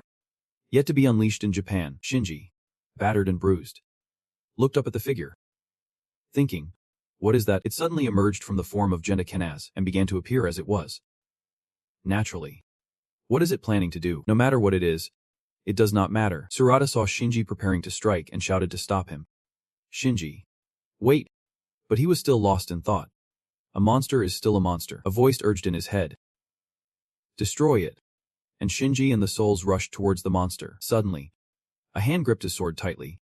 The force was so strong that it would not move. Shinji froze in shock, his body stiff as if he had encountered a ghost. Sarada behind him was no better, mouth agape in horror. Kenta Mian, who was just gnawing on flesh, now stood up to block his attack and asked, Are you the enemy of my father? Shinji remained motionless, unable to resist, only thinking to himself about its appearance. Before he could do anything, the guy threw Shinji straight out of the building behind him. Sarada shouted in panic, Shinji.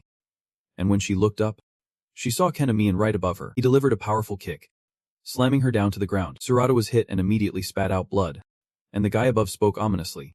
Do not worry, I will swallow everything. The people who were just joyful in the hall were now filled with confusion and uncertainty. What the hell is happening? Where did that monster come from? Didn't everything end when Kenakina's was defeated? What about the demon sword? Is the female still alive? Its power is measured as plus.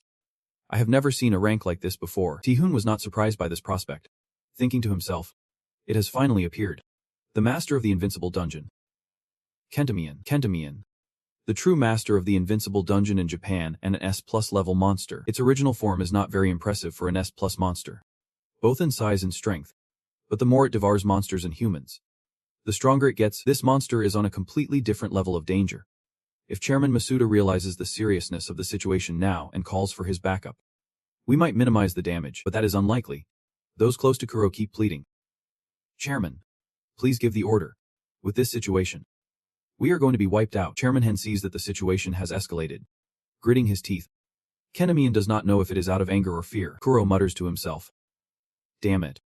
We just took down an S rank. And now it is an S+. This is ridiculous. Should I call for help from another association right now? If even the female city and the sword demon can handle it, then calling for help would be useless. That thing will destroy everything before backup arrives. Players. The whole city. And our political standing. Everyone around is still trying to convince him. The association.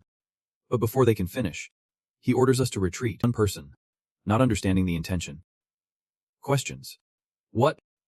And what about the players who are still fighting? Kuro hurriedly responds. It is too late. Even the national forces can't handle it. What can we do now to survive? If we want to stay alive, we have to run immediately. Suddenly, Taeyong from behind slams both hands onto his head. The handcuffs shatter. He brushes himself off and says, I tried everything. Chairman Jin Hee. But nothing has changed since I regressed. Those standing around scream at the sight. Chairman Masuda. The handcuffs?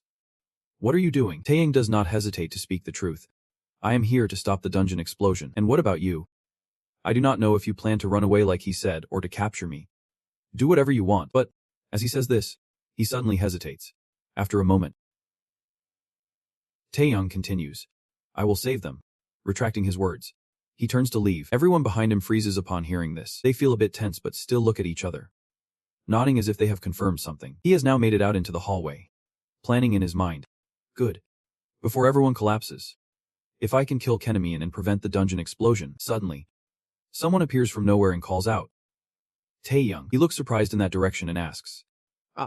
Why are you here? Back at the scene of a chaotic battle. Every corner of the city is in ruins.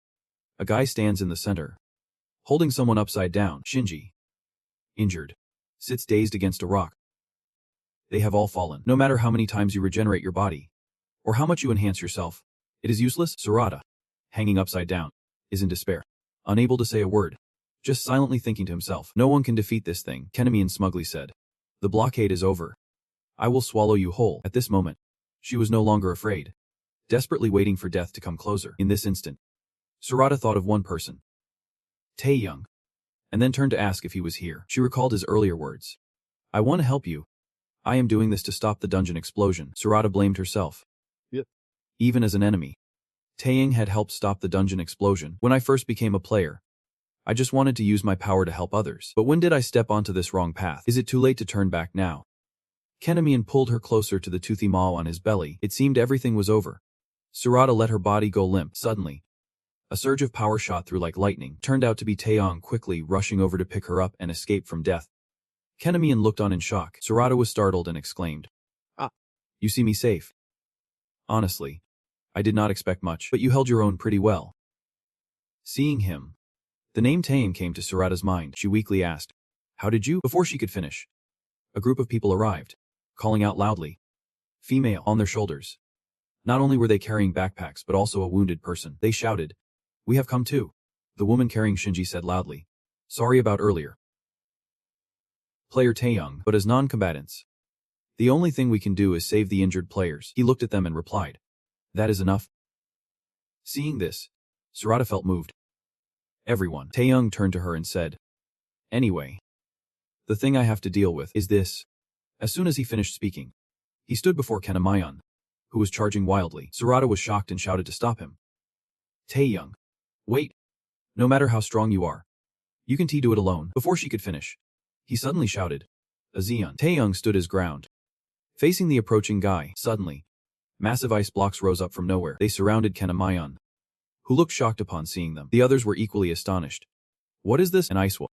A fortress of ice formed in an instant, trapping Kanamayan inside and the others outside. A stranger standing on the ice wall called down. Taeyong. Are you sure about this decision? Taeyong, seeing the sturdy wall, sighed. Oh my. The person continued to speak loudly. This is not why we came here. This person belongs to the Korean Player Association. Player Azeon. Ranks. She recounted her mission. Chairman Jinhai's request was that player Taeyong was captured by the Japanese Player Association. They might be trying to stop Taeyong from intervening in the dungeon outbreak. But Taeyong is an important figure for Korea. We can't leave him in a place like that. We have to get him back. No matter what, Taeyong called out from below. Zico. Are not we here to stop the dungeon outbreak? Azeon responded loudly. The Japan Players Association had already refused our support. He replied calmly. Then I guess we can just help them out. Taeyong turned to look at her, thinking to himself, by the way, the chairman said to bring him back at all costs. What a thoughtful person. Azeon could not keep calm anymore and started rambling. Kentamian, who had been silent, finally spoke up. I really can't understand. Why not run away? Why put yourself in this place? Do not you realize you are just bait? Taeyong boldly responded to the threat. The one who does not realize is you. The guy immediately asked back in anger. What? Taeyong pointed his sword directly at the guy, emphasizing each word. From now on, the one being devoured is you. Kentamian. The people outside were busy rescuing the scene. They called out loudly to each other. Have we completed the rescue work over there? Get out of here now. One person saw Sarada still frozen in place and called her. Young lady. It is very dangerous. Come over here. Young lady. Sarada ignored their words and anxiously looked toward the ice wall that had a dark screen covering it. Taeyong. The situation inside was completely chaotic. He rushed in to attack Kentamian. Taeyong swoops past the guy like a whirlwind.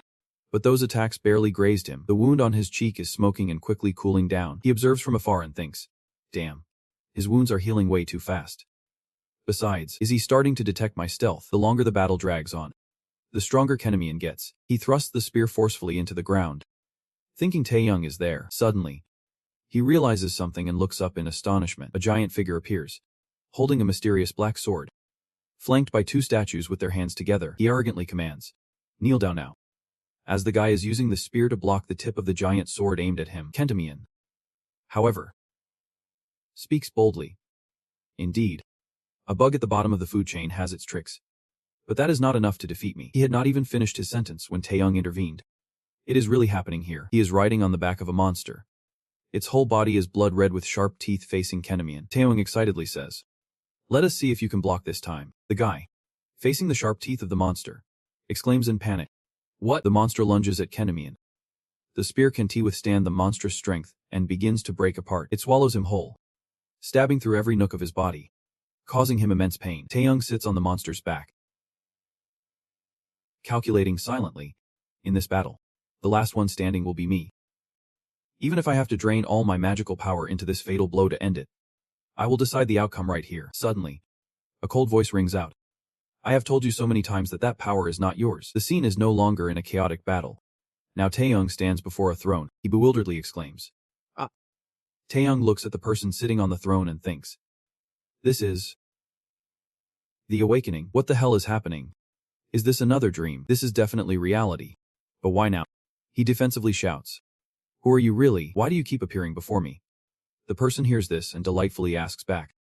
You are asking what I want. You need to touch him. Taeyong thinks nervously. The person sitting on the throne continues. To do that, you need someone who is not blinded by the power I bestow and can overcome everything by themselves. So it is Oppo Gangster. He leans down cunningly.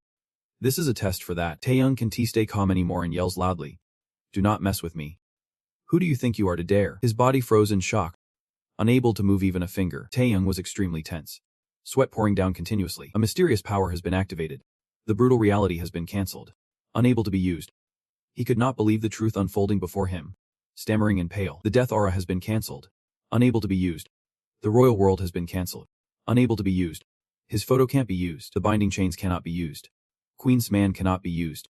Thomian absolutely cannot be used. Currently, there are no skills that can be used. He weakly watched as the two figures moved further away. Then suddenly, Kentamian rushed in to pull Taeyong back to reality. The guy was covered in wounds, charging towards him with intense momentum. Taeyong was still in shock, his face turning pale again. Kentamian used the damaged weapon to chop off one of his arms and legs. Azon, standing on the city wall, saw the situation was bad and used magic to freeze the guy in place. She anxiously shouted, Taeyong, hold onto a nearby ice block and think.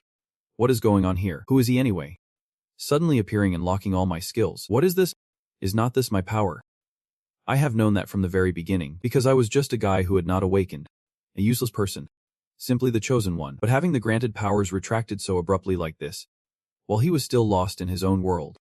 Kentamian was no longer under control and charged at him with a fist raised. Then Kentamian punched Taeyong hard right into the ground. He had not realized the situation, so he shouted in his mind. This is too much. The guy poured all his humiliation into the punch. Screaming madly, Dare to humiliate me.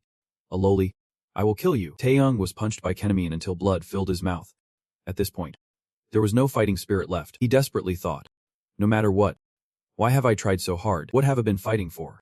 While Taeyong was thinking this, the guy prepared to deliver a finishing blow. Jian suddenly dove down from the city wall, creating a large ice block to block his punch. At this point, he regained his senses and spoke up. Jian, hurry. I will hold him off. Take this chance to find the saintess and heal yourself. Taeyong was surprised to hear this. He sat on the ground looking at Jian in front of him and shouted, What are you talking about? You are no match for him. You should run. Jian suddenly yelled loudly. So we had to stop him. The only one who can take down that monster is you. Taeyong, didn't you come here to stop the dungeon break? Don't you realize if you die here, it all ends? Jian's words were like a wake-up call. He snapped back to reality. Taeyong gritted his teeth and thought, that is right. What I need to do is figure out his purpose. This is not the time to sit and think about why I lost my skills. No matter how frustrated I am, the situation won't change. If we can't defeat Contagion, everyone here will die. We have to find a way, but what can I do? With a body like this and no skills left, how can I face Contagion? Suddenly, his eyes widened as if he had found a lifeline. He still had skills to use, the skills that could not be used from the start. Taeyong remembered a system panel that displayed, Blood Rage cannot be activated. The activation condition is to absorb a significant amount of blood. He mumbled to himself. Strong blood. Taeyong turned around to look behind. Behind him was the mangled body of Kenakanas. Crushed under a large pile of rocks, Kenakanas lay motionless, with no signs of life. John, after struggling for a while, was completely exhausted. Her body covered in blood. Kenaman smugly said, A coward like you dares to stand in my way, but it does not matter. Using your blood to recover is not my intention. He approached her, who was unconscious, preparing to grab her. Suddenly, the large face of Ajay appeared behind him. Kentaman turned around in shock. Then he turned to look at Taeyong, who was gradually recovering, confirming the absorption of the strong blood. A massive power was awakening. The damaged body was being reactivated. All stats increased by 250. Kentaman felt the massive source of power and instinctively tensed up. Sensing this magical energy was from an unknown duke. What in the world is this? While he was still confused, Taeyong had fully recovered. The limbs that had been chopped off were now fully regrown, meeting all activation conditions. Blood Rage skill activated. In a dark place, the Oppo gangster sat confidently on the throne. He said to himself with an excited expression, Maybe I should let him use at least one skill. But Senza had nothing to worry about. By devouring the magical beast, who would have thought he dared to unlock the seal of the great Duke Igi Moon? That is right. It has to grow like this. Each battle more intense and challenging than the last. I have to realize how I have been living with such ease, and how different the strength he has been using all this time is. Only then did he stop to build the suspense. Back to the fight. Taeyong raised his bloody fist, ready to strike. Kenta Min was still confused, his face showing a hint of fear. He rushed in and punched the guy hard in the back. At this moment, Oppo gangster's unfinished words echoed. Only then could it reach him. The guy was hit with a direct blow, falling flat on the ground. One of Kenamen's arms was on fire. He struggled to prop himself up with the other arm to sit up. Kenamen's whole body was trembling in confusion. What was going on? Wasn't this guy just dying? How could this lowly human use the power of the Great Lord? It does not really matter. He is still the one I have to kill. I do not know how he got that power, but this is the domain of the Great Lord. If the current body is not enough, I will eat more corpses and absorb their mana, to completely tear the flesh of the victim and swallow it whole. Kenamin sprang up, as if he had fully transformed into a different version, his mouth and his belly full of blood after devouring the nearby corpses. Tae-hyun turned to look at Azan lying unconscious and felt relieved. He called her name. What? Then Tae-hyun realized thankfully that she was still breathing. He looked down at his blackened hand with sharp claws. So this is the power of the great Lord Ig Moon. Blood sadness. The boiling blood surged. The heart felt like it was about to explode. The pain from the body that had turned into a monster. Clearly this was not a power that could be used for long, but somehow, at this moment Tae-hyun had recovered and was madly rushing towards Tae-hyun. He saw nothing to be afraid of. Deep down he even felt a bit comfortable. His body felt weightless. The guy raised his axe high, pointing it at Tae-hyun and said, This time, I will definitely finish you off. Tae-hyun's axe swung down hard. He quickly dodged to the side. Part of the ground was splashed with water. Tae-hyun seized the moment while the guy could not lift the axe to attack. He charged straight at Tae-hyun, slashing a long line from his left shoulder to his right waist. Blood sprayed from the freshly cut wound. The guy roared in anger. That brat. Tae-hyun was like a mad monster swinging the axe wildly. Wherever Tae-hyun was, he would tear it apart. Every time Tae-hyun swung the axe was a time he smoothly dodged the attack. When he swung high, Tae-hyun bent down to avoid the blow. When Kenamin swung to the side, He quickly dodged past. The guy was not pleased at all. Getting furious and steaming. What the hell is happening? Why can't my attack hit him? Why am I being overpowered like this? My power is not inferior to his, in reality. I'm even stronger thanks to absorbing more corpses. But why? Why is Hun quickly lunged from afar and threw a punch, landing a direct hit on Kenemian. He did not have time to react, taking a direct blow that made him spit blood from his mouth. What you gain when you unleash your bloodline is not just strength and beast-like stats.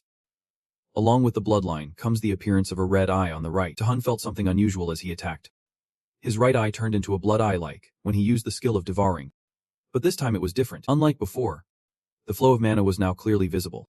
I could see where he was concentrating his power. Every action of the person was clear to me, even the position of the demon stone. The heart of the beast. Kenemian could do nothing now. Weakly asking, "What are you?" Hun crushed a part of the demon stone with one hand and replied, "What a..." The mouth of the prison that seeks understanding. His heart was destroyed, and he screamed like a beast caught in a trap. Then his upper body exploded, shattering the demon stone and sending fragments flying everywhere. Hun floated in mid-air, talking to himself. Of course, I will have to find out for myself. With the victory over Kenemian, Hun successfully ended the dungeon break crisis in Japan. The Japanese Player Association worked tirelessly to treat the wounded and restore the losses, while Kuro rejected support from other associations for personal gain. He was at a disadvantage and temporarily detained for investigation. Azone was lucky to have only minor injuries and no life-threatening issues. Yet she worried about being reprimanded by President Jinhee. Jinhee cheerfully told Azone, "Reprimand. I am just glad you are safe." Hearing that, she happily replied, "I will try even harder." The Holy Maiden and the Kneeling Sword. Hirado and Shinji held a press conference. Both sincerely bowed their heads and apologized. They confessed to all the illegal acts they committed using their player skills. And Sarada honestly revealed the bad things she had tried to keep hidden for so long. "I used the Holy Apocalypse skill to manipulate and control people for personal gain. I accept any punishment, and when it is all over, I will start again as a true player." At the American Player Association, Kevin looked at the screen and exclaimed, "This is amazing." The guy Teihayu said, "I knew he was a talented player, but I did not expect him to take down an S-level beast by himself. I thought only Cody could do that." Marcus chimed in, "But this time, he even surpassed himself fighting Gregor in the duel. That red mana could be considered the strength of a great hero." Which is not wrong. Kevin pondered. What a pity. Such a talent can be recruited by us. But there is no other way. People like him are not easily swayed by money or power. The only thing that guides them is faith and unwavering ideals. All we can do is hope that those beliefs do not conflict with each other. Marcus watched Kevin turn and walk away, then asked, "So the association's decision has been made?" To which he replied while leaving, "That is right. Besides that kid, it is time for us to take action too. After all, everything we do is for the progress of humanity." Kevin walked beside Lancan, looking at the enormous creature gradually taking shape in the culture chamber. It has wings and a strong body, but no face. Unknown name. Unknown properties. Level unknown. Leaving the American Players Association. At this moment somewhere, Taeyol is drinking a magic fruit. He drank it all down, not leaving a single drop, then reached out to try to use his skill. But nothing happened. Can't use the skill of Blood Rage. Can't use the skill of Blood Rage, he thought to himself. Still nothing. After releasing the Blood Rage, my beast-like body returned to a normal human state. But the sealed skills have yet to be unlocked. Currently, I can only use the power of the Duke, Blood Rage, and the skills obtained after activating the Blood Rage of the Demon Eye. The system panel displays information. Demon Eye activates the Demon Eye skill, consuming 10 mana points. I sought the help of the Master Alchemist, Sangik. One person in Taehyun's perspective placed a new potion bottle into the empty jar and said, "Failed again. I thought this time would succeed." He is Sangik, the leader of the alchemists, and S-rank player. Signature skill is potion creation. This skill allows the creation of potions that are far more effective than ordinary alchemy. From enhancing intellect, luring beasts, breaking curses, to healing diseases deemed incurable. Sangik walked over to Taehyun and sincerely said, "I am really sorry. I could not help at all." He quickly replied, "It is. Maybe the curse on you is stronger than we thought." Taehyun looked at his recently healed hand and thought, but if Sangik's power is also useless, then there is only one way left. That old Oppogang guy. Will he help lift this curse? He noticed Taehyun's silence and nervously asked, "What are you planning to do now?" Taehyun turned to him and replied, "If even the Guild of Matter Sangik can't resolve this, maybe I have to go abroad." He ignored his hesitance and continued, "That is right. To meet the second-ranked player in America, who is also the world's #1 curse breaker. Ricky, the one just mentioned, is currently standing among a crowd lying flat on the ground." She looked up at the man standing tall and said, "Long time no see. President Jiang Long, I have notified many times. But today I am not here as a member of the American Players Association, but as an investigator for the World Players Association. Jiang Long looked pleased to see her. She ignored the old man's expression and continued. I am here to investigate the illegal experiments near the unexplored dungeon area in China. Please cooperate with the investigation. Jiang Long's face darkened at this. What do you intend to do? Taehyun quietly told himself. Of course. Before she disappears. Ricky heard Jiang Long laughing. Refusal. She recalled when Marcus was preaching about conquering the untouched dungeons. There are currently two. One is the Japanese dungeon, the Kentakena Storm, conquered by player Taehyun. The other is the Chinese dungeon, the Grey Abyss, which has wiped out countless conquering teams. What we need to focus on is the unconquered dungeon in China, which has many mysterious laboratories around it and magical energy discovered in the area. Clearly, under Jiang Long's direction, some experiment is being conducted. We can't just stand by and watch this situation. We must uncover the truth behind it. Jiang Long looked at her with a hint of caution. He thought to himself, Ricky, as the second highest ranked player, thinks, I did anticipate this. But I did not expect her magic to overwhelm me like this. At this moment, she was extremely eager. Just a small move from him, and she would jump in to fight. Jiang Long suddenly felt extremely pressured. But he did not expect she would be so perceptive. I invite you to the laboratory. Ricky's eyes widened at his words. Feeling a mix of astonishment and confusion, Jiang Long looked down at her with a sly expression. Tomorrow, you can witness our experiment for yourself. And then we can discuss further. At the player hotel in China, Ricky was sipping a drink in her hand, looking out at the white city while pondering. An invitation. What is he planning? He would not make it so easy to cooperate. Jiang Long, unpredictable as he is, I must be very careful. But, ending her thoughts, she spoke. How rude. You barged into a lady's room like this. Sitting across from Ricky was Hun, not knowing when he entered. She observed him cautiously, silently warning herself. Hun, promising talent from Korea. The American Players Association has also started paying attention to him lately. I thought I would meet him sooner or later. But I did not expect to meet in a situation like this. What are you scheming? While her mind was in chaos, Hun suddenly stared at Ricky and said, You will die here. Ricky was stunned into silence upon hearing this. Like her, Hun was also silently worried. Ricky, the second-ranked player from the US, had gained global fame, but her most famous skill is the contract cancellation, a skill that can nullify even the awakening contracts of others. Right now, besides the monster form and bloodlust, I can't use any other skills. To conquer the unexplored dungeon, I need Ricky's skills, but she is known for never negotiating with outsiders. From what I remember before the regression, Ricky will die in the Guangzhou dungeon. It is a highly publicized event that has the whole world talking. But if you are human, you care about your life. I have to do whatever it takes to get her attention. After a month of shock, Ricky returned to her relaxed demeanor, placing her glass on the table and asking, What else? Her calm attitude made him pause for a moment. Ricky calmly looked at Taeyong and continued. Players always face danger and can die at any moment. Whether you believe me or not. With greater power comes greater responsibility. Taeyong saw her trying to leave and quickly said, Don't you care about your life? If you are human. Ricky stopped her actions and asked, Human, someone who can manipulate everything like me. Am I really human? With just a snap of my fingers. Not just this place. Everyone in this building would be wiped out. In some ways, I am no different from a monster. Therefore, players need something, be it justice, mission, dream, or money. Something to bind us together. What binds Taeyong? Ricky walked over, placed her hand on his shoulder, and asked, Which side do you belong to? A person who can control themselves, or a monster driven by desire? Taeyong seemed to snap back to reality. He did not look at her but spoke up. I do not know anymore. To be honest, I was a bit surprised. While not to the extent of being a monster. Many players have lost their humanity after consecutive battles. You are really quite principled. Taeyong looked up at Ricky with interest and continued. But I also live by principles. Upon hearing this, she fell silent. But soon after, Ricky smiled lightly, running her fingers through her hair as she said, You came here because you want something from me. Taeyong did not hesitate to speak his true purpose. I need your canceller skill. Most of my skills are sealed right now for some reason. Ricky quickly responded. With our level of acquaintance. Is not it a bit too much to ask for something like that? If I help you, what will I get in return? He replied. Setting conditions. Right now, your biggest concern is helping those who may be affected in Guangzhou. I can help you do that.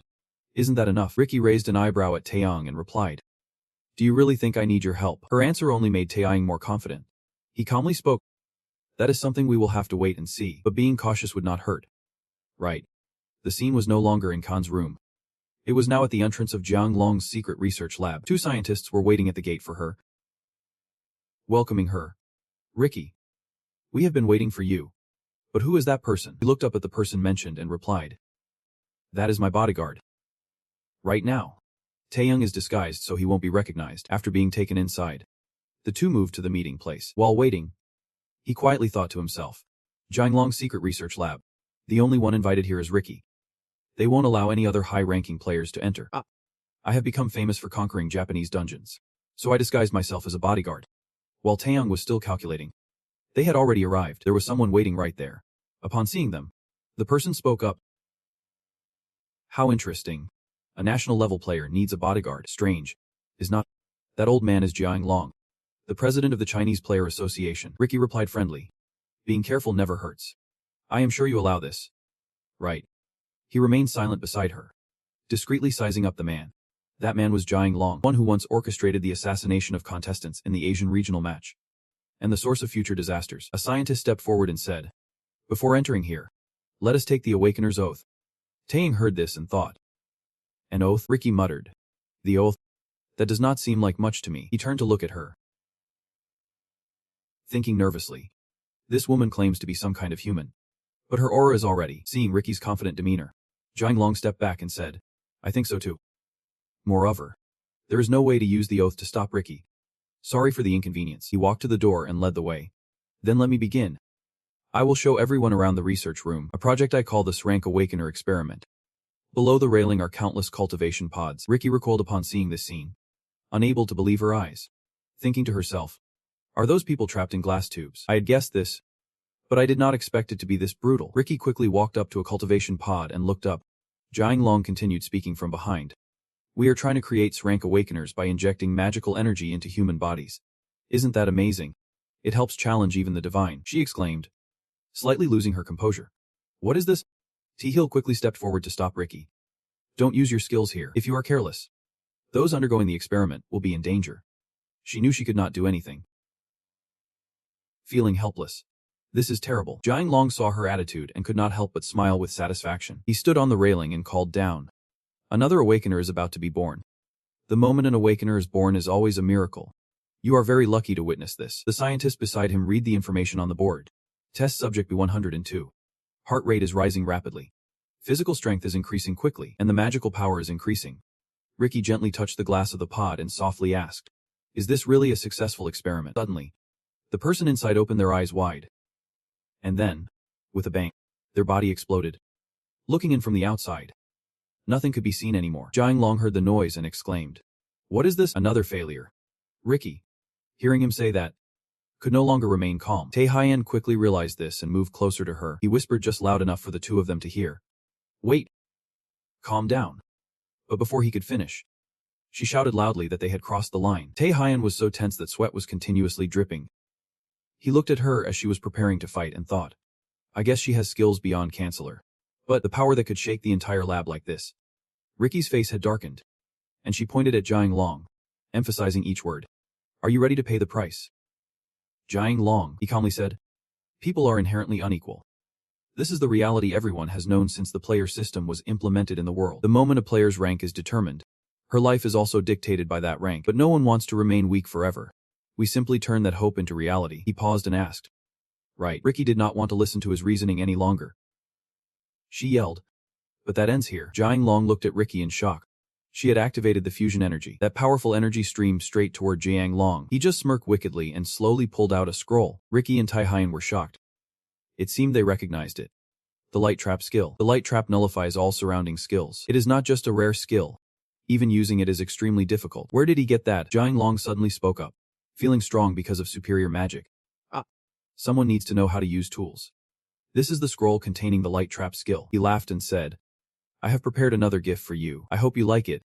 The data has been successfully transferred. Tae-Hyen was utterly terrified. No way.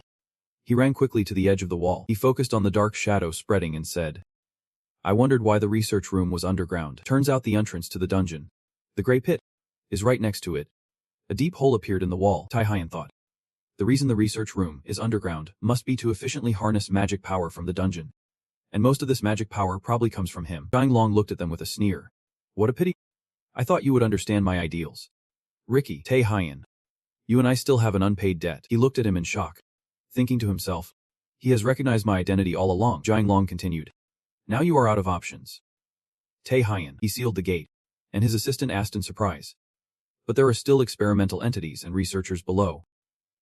He replied. So what? It is enough to have the experimental entities and researchers somewhere else. If we handle them this way, it won't be a big loss. Saying that, he left with his assistant, leaving Ricky and the others behind. Tae Hyen frowned. Looks like we have fallen into a trap. She replied. That is right. Even my skills are nullified.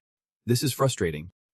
It is the first time I have faced an opponent like this. Suddenly, the other researchers screamed in panic. Muscular foot appeared, and with one stomp, it shattered the floor. The creature stared at the people in front of it, seemingly evaluating which one looked tasty. Tae Hyen and Ricky got into a defensive stance, surprised by what had just appeared.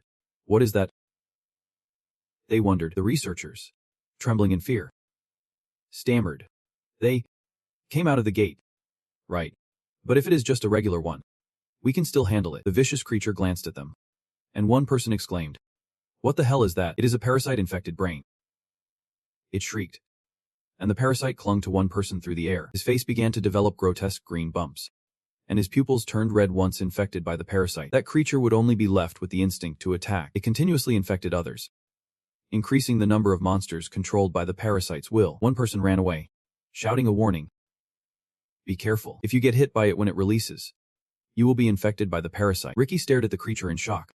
Her instinct told her to run, but for some reason, she was frozen in place. Taeyang was also in panic, muttering, Damn it. In this life or death moment, a loud explosion erupted, and the creature was blasted against the wall. As the dust cleared, Taeyang was seen running to hug Ricky, with blood circles continuously appearing around him. She looked at Taeyang in disbelief. Behind those glasses, one of his eyes gleamed with an unusual red light. Ricky gasped. How did you manage your skills? The situation was extremely critical. Most of the researchers had already been infected by the parasite. Taeyang reminded himself. He could not let anyone else get infected by the parasite.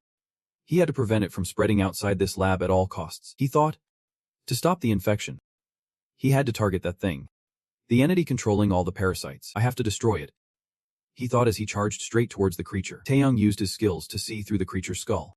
He felt a surge of relief as he spotted it, the parasite's core on top of the creature's head. Taeyang struck down hard on its skull. After missing the punch, he was shocked.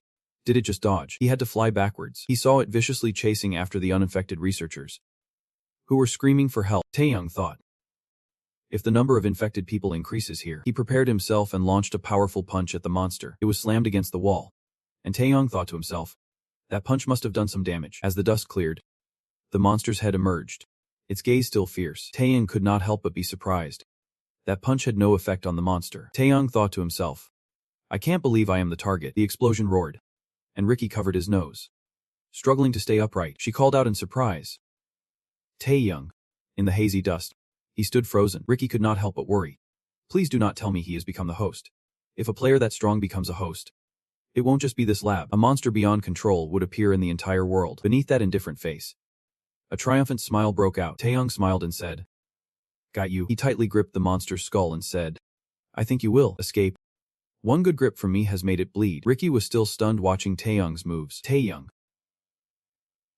wearing sunglasses, walked coolly. The enormous monster fell behind him. He smiled and asked, Ready. It is time to catch Jiang Long. Meanwhile, Jiang Long stood with his assistants and subordinates. One person nervously asked, Chairman, what if they survive? After all, they are two people from the national strategic level. He glared coldly at his subordinates. The one who asked jumped, a strange fear flickering across his face. Jiang Long turned away and replied, You are worrying too much. This lab was built with special materials to prevent the test subjects from escaping. It incorporates the latest technologies, durable enough to withstand most conventional attack skills, and the thick door made of the same material as these walls is at the end of the elevator. Once we are out of here, we will seal that place. No one can escape, whether it is Ricky or Taeyang. They will just die facing the monster in the dungeon. Suddenly, the base shook violently. Everyone was terrified. What the hell just happened? The sound of thundering echoed as the doors Jiang Long had just proudly shown were smashed through by an unstoppable force. From within, Taeyang jumped out with authority. He was shocked and said, How did they break through the barrier? Taeyang smiled at him. We still have an outstanding debt. Do not. Jiang Long, at this moment, His eyes glowed red along with blood vessels on his face. He gritted his teeth in anger. Tae-young, you are still in my way until the end. He adjusted his outfit to look handsome. He thought to himself, Jiang Long has never acted personally. He probably has no real power. Thinking that, he charged forward. Jiang Long suddenly spoke up. Thinking that was it. And then he launched an attack. Fists collided, creating a loud clashing sound. Tae-young thought in surprise. How could he block my violent attack with just his bare hands? Jiang Long did not give me a moment to recover and added more force to his punch. Tae-young was pushed back by that blow. I started to think. I could not understand where that terrifying strength came from. But with my monstrous eyes, I saw it clearly. Jiang Long. He has infused the monster's magic into his own body. He is now half human, half monster. I knew something was off, but I did not expect him to experiment on his own body. Jiang Long laughed and said, I originally intended not to get my hands dirty, but you pesky brats are really annoying. Go drink some more milk. Good. Saying that, he threw a punch right at Tae-young's forehead. I looked at him and said, considering the time, it is probably almost over. Jiang Long's hand went numb, and he collapsed to the ground, looking at the ropes binding me tightly. Jiang Long trembled. Why was there no strength left in my body? Things clinging to my body are draining my strength. Tae-young suddenly looked up and said, she has arrived. Ricky. Your unexpected arrival surprised everyone. Turns out Ricky came to pull Tae-young out. She said, I am sorry for being late. I could not cover that distance like you. It took time to clear all the obstacles. But it is amazing. Not only can I use skills in the black hole, but I can also break through barriers. Based on you telling me to use Canceller, you must have many other skills. Right. I wonder how you will surprise me this time. Tae-young smiled and replied, is this really something to be impressed by? Jiang Long angrily cursed. You bastards dare, he shouted madly. Not again like this. Seeing Jiang Long break free, Tae-young sighed. Senza still has some strength to resist. Ricky replied, I guess. The two quickly got back into action, stubborn like cockroaches. He charged angrily. Ricky said, do not charge in so foolishly. It is really rude. Her light punch took one of Jiang Long's arms. Tae-young joined in the fun, politely saying, excuse me for a moment. His hand was now transformed by magic into sharp claws. Tae-young gently gave Jiang Long a scratch. Blood poured from his body like a river. Tae-young delivered another series of scratches to him and turned around with flair. Ricky watched this performance in surprise. She exclaimed. Jiang Long did not say anything, but that person is not an ordinary player. Jiang Long still has not given up. He glides past Tae-young, seemingly aiming to play against someone easier. He quickly lunges towards Ricky, trying to land a painful blow. Ricky, caught off guard, gets slammed into the wall. Tae-young panics. Ricky, and Jiang Long delivers a kick to Tae-young, although he manages to block with his hands. He is still forced back by the blow. Tae-young is horrified. Sweating profusely, he stares in shock at Jiang Long, who has the ability to heal himself. Jiang Long arrogantly says, all your attacks are useless. My body keeps regenerating. Tae-young starts to worry. Damn it. Having to block head-on. His arm is shaking uncontrollably. Is it possible to counterattack? Strokes his beard with a smug smile. Who can withstand this blow? I like your strength. Killing you would be such a waste. Do you want to come under my command? Moreover, you are one of the contract signers with the Grand Duke. He is taken aback. He knows about the Grand Duke. How does this guy know that? Jiang Long continues rambling. National strategy players. Those titles mean nothing before those who have contracts with the Grand Duke. Like us, humans are just meaningless pests. Grab my hand. T.Hill suddenly steps close to him and says, what nonsense are you talking about? Not trusting those who sneak attack from behind. Ricky weakly says, in this situation, I guess I can only rely on you. T.Hill says, I have never trusted those people. Then he uses his authority as a monarch to break free. Jiang Long looks at T.Hill in shock. What is this? Why am I being overwhelmed by this aura? He points broadly and asks, you want me to grab your hand? Someone like you? Your destructive skill has been nullified. You and I are not on the same level. T.Hill strikes. The destruction has been lifted. Jiang Long can't believe his eyes. I am being swallowed. Wow. Have I really been defeated by a kid like that? I have taken on the power of a monster and successfully evolved into a new species. But it is all useless. I need more power. More power. Even more power. Give me that strength. Just when he thought everything was over, a shadow appeared behind him. T.Hill cautiously turned around. That black creature blew out a bunch of bright green liquid. T.Hill narrowly avoided it. He examines the ground and speculates. The ground is melted. Is it strong acid? Could it be that? The strange creature lifted its head, posing as if it were modeling. Actually, it was just gathering momentum. Without waiting for everyone to recover, the monster spat out several blobs of green goo. The bodies of those affected by the green fluid are corroded, even falling apart. Ricky, terrified, shields her body. She thinks in horror. I have seen countless monsters by now, but that monster is on a whole different level. Just then, T.Hill rushes over and hugs Ricky tightly, using his body to shield her. T.Hill says, I had a feeling, and its appearance has confirmed it. The Lord of the Abyss, the master of the uncharted dungeon in China. That is Grey Venom. His eyes shine with a fierce energy, a world-famous event long before my regression.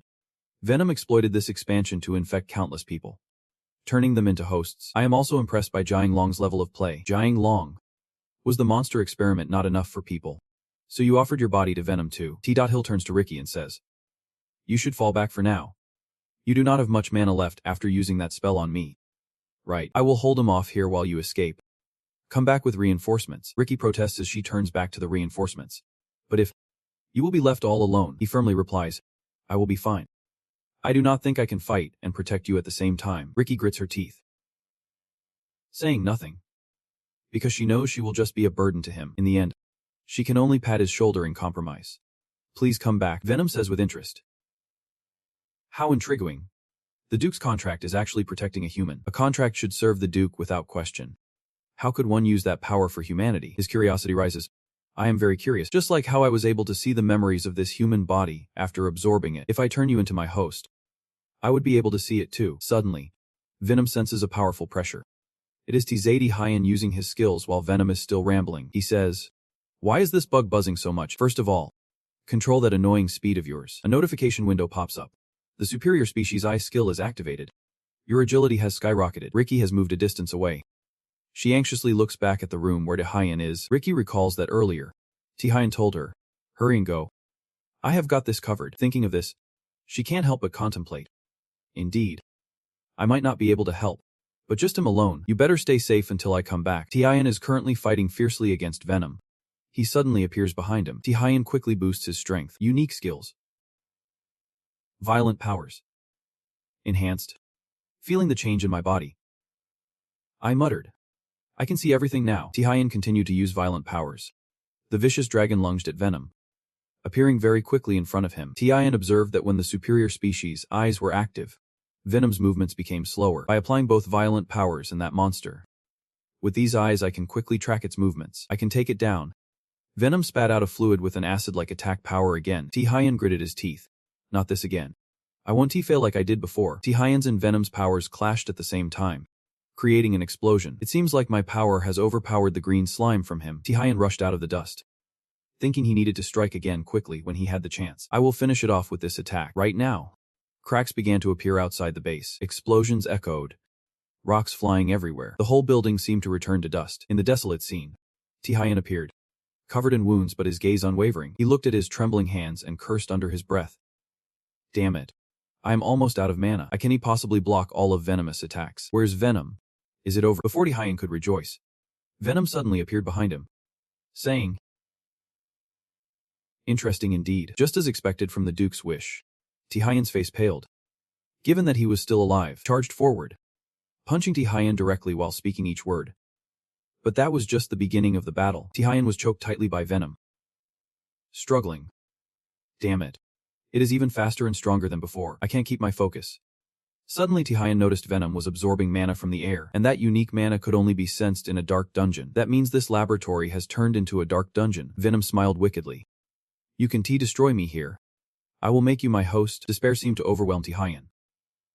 He thought, my body is freezing. Is this fear? The fear of imminent death. I am used to things like this. T.Hill snapped out of his thoughts with a spectacular counterattack. Venom now had more power and became more talkative, laughing maniacally.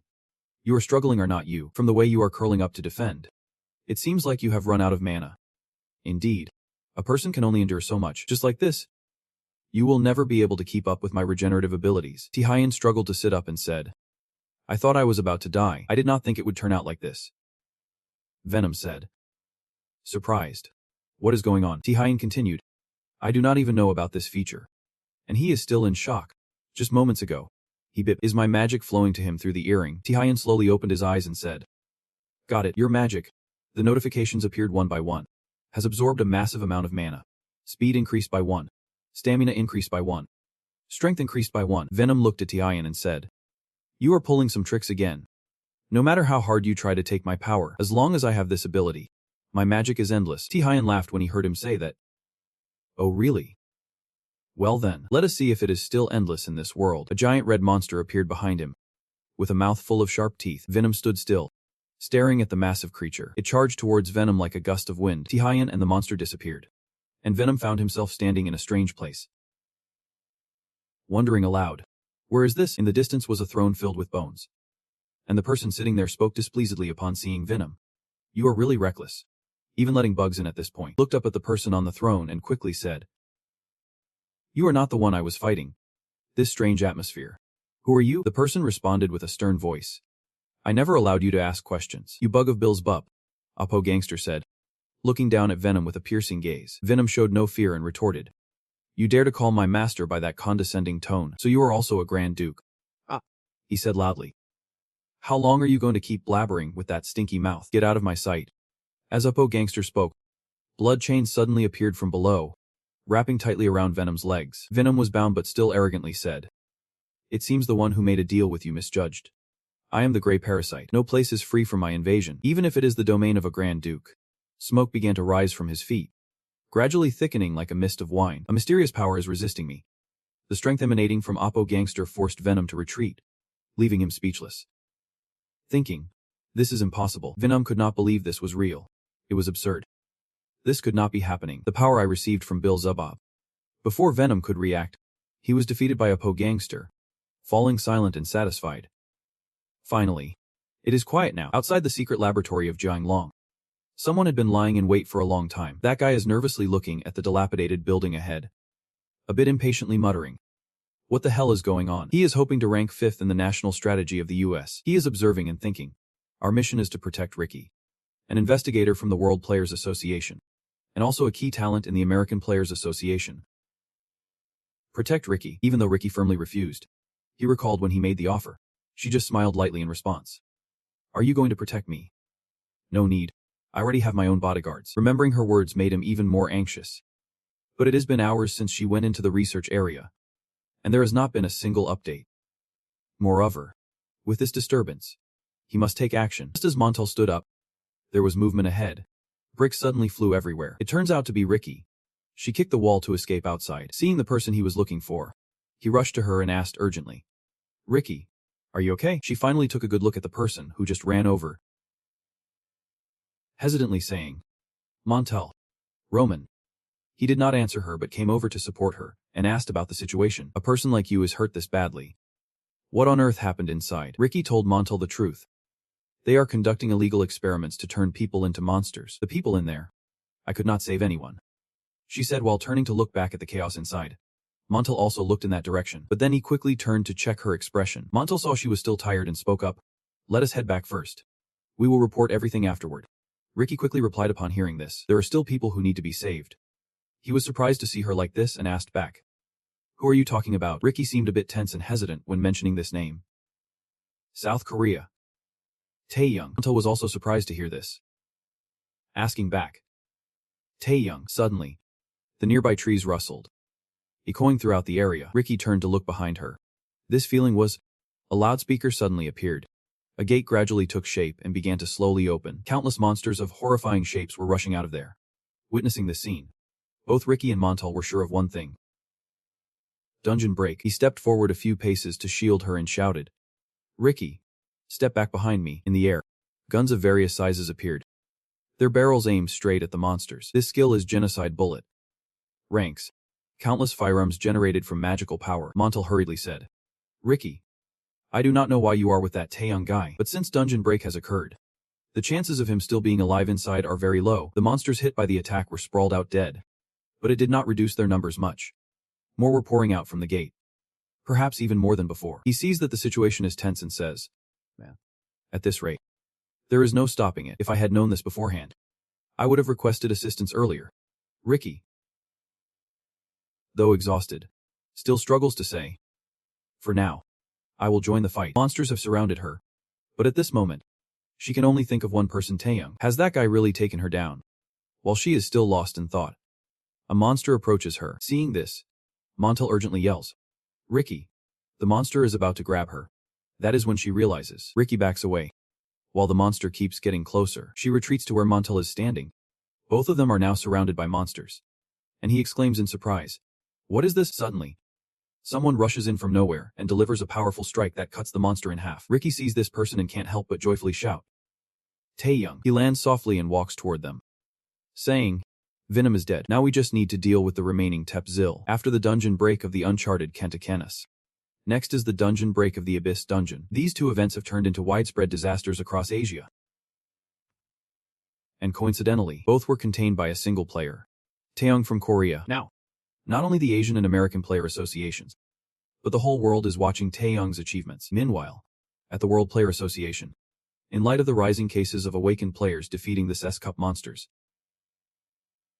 including Taeyong, they began discussions on implementing a new system, a realm that can no longer be limited to cups. For SSS Cup players, in a desolate area, the sunset casts a red hue across the sky as someone walks deeper in without making a sound. The demon looks to one side and speaks. Impressive? Has that person gotten even stronger? Korea looks at someone sitting on the back of a giant monster that has just been defeated. The person, still stained with some blood, responds, "One of the great ones. I have successfully signed a pact with the organ beast." Demon below is not surprised. Indeed, this power suits the one in control. The person walks over and places a hand on the demon's shoulder, saying, "Long time no see." Demon, knowing that your visit means there has been an issue outside the abyss. Right. The demon turns to him and replies, "Yep. While you were away, many things happened." Hearing the other party say this, the man shows no emotion. He is Jihan, who just arrived and now smiles. But it does not seem genuine as he responds, "I look forward to it. It has been weeks since the uncharted dungeon of China. The abyss was breached, and the new Korea, an isolated island offshore. While the world is spinning with drama, Ricky is out enjoying the summer sun. She stretches comfortably after some tiring days. It is nice to finally have some time to relax. Jihyun crosses her arms and declares clearly, "I invited you here. But this is not a vacation." Ricky, looking unfazed, chugs down his drink and says, "Go on. I have been swamped for a long time, so I have to enjoy it while I can." He gazes thoughtfully at Ricky. The girl in front of him has a special status.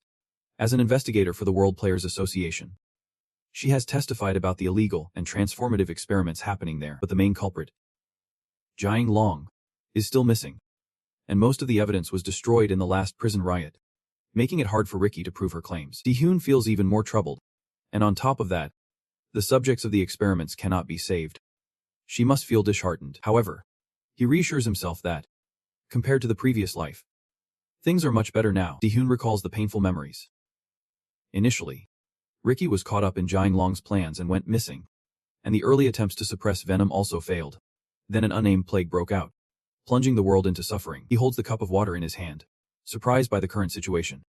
He had originally sought Ricky to lift the skill seal. This outcome is also unexpected. Jihyun smiles and responds, "All right then, just for today." Just then, a young girl chimes in sarcastically, "Look, I need..." "You suddenly say you will go with Ricky. And I thought something big was happening." Azan catches them like an admin in an anti-group, pointing and exclaiming, "Who would have thought? It is just a date." Seeing her so smug, Ricky laughs and asks, "So you led her here?" Azan quickly explains, "I said it was not like that." He raises an eyebrow in skepticism. "But I did not call Azan here. So why did you follow me?" She innocently replies, "Well, obviously to supervise. After all, the place you are renting is under our management." Right. After hearing this, Jihyun stops to refute. "But I already paid extra for the rent." Azan does not hesitate to retort, "Just because you have money, it does not mean you can do whatever you want. Who knows what you will pull over there." Watching the two act like young lovers, Ricky teases with a hint of sarcasm, "You really are a charming man.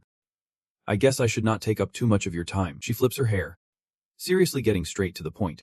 "Let us move on to the main issue." Shifting scenes to the training area, Azan presents the situation.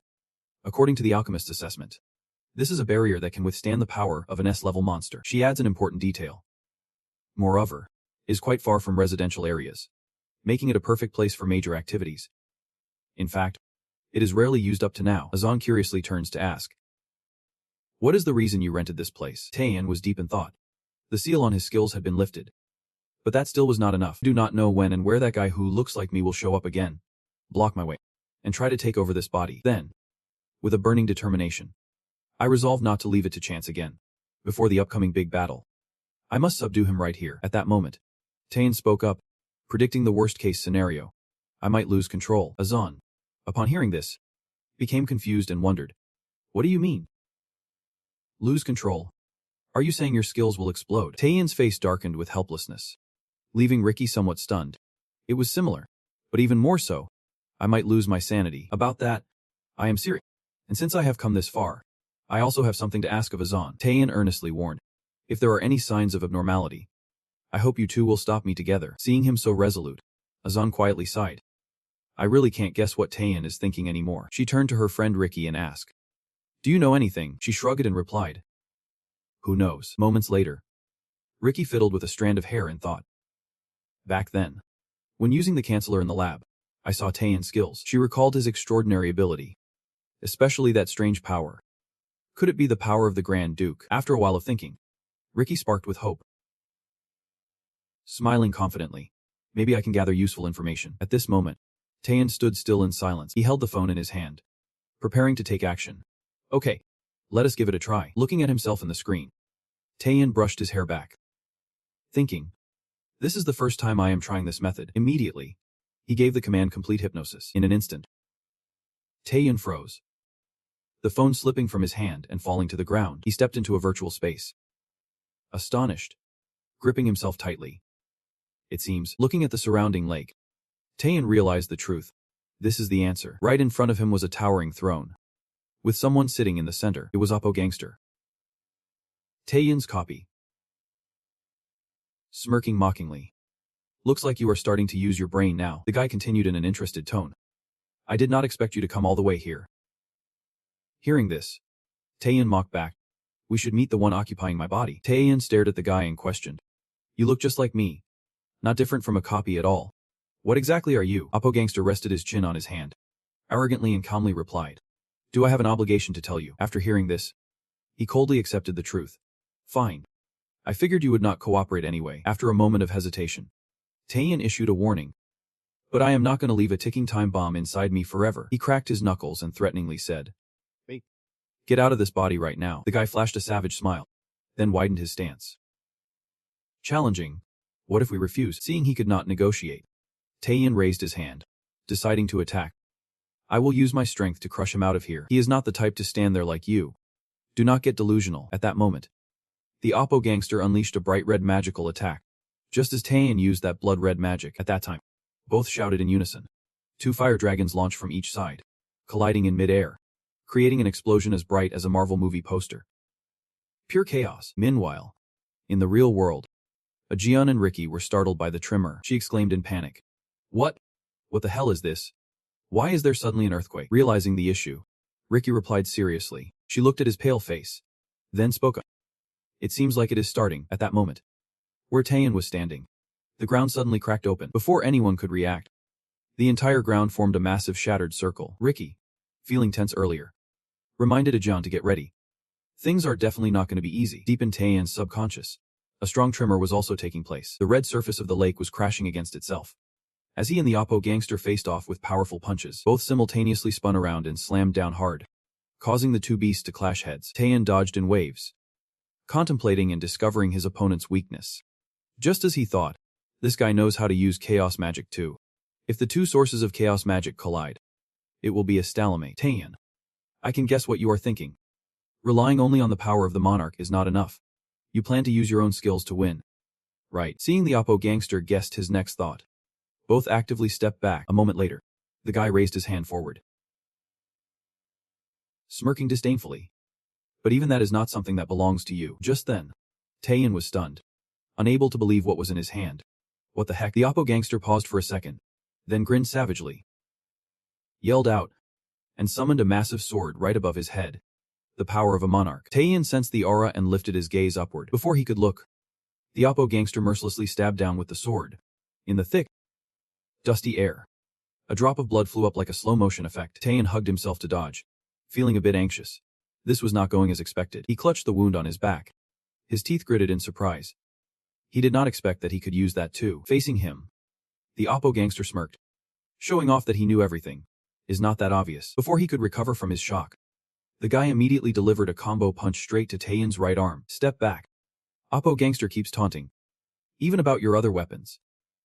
Ultimately about the things you gain through the king's power. He raised his fist, smirking provocatively. You think I can't use them? Taeyeon struggled to hold on, shaking his head in frustration.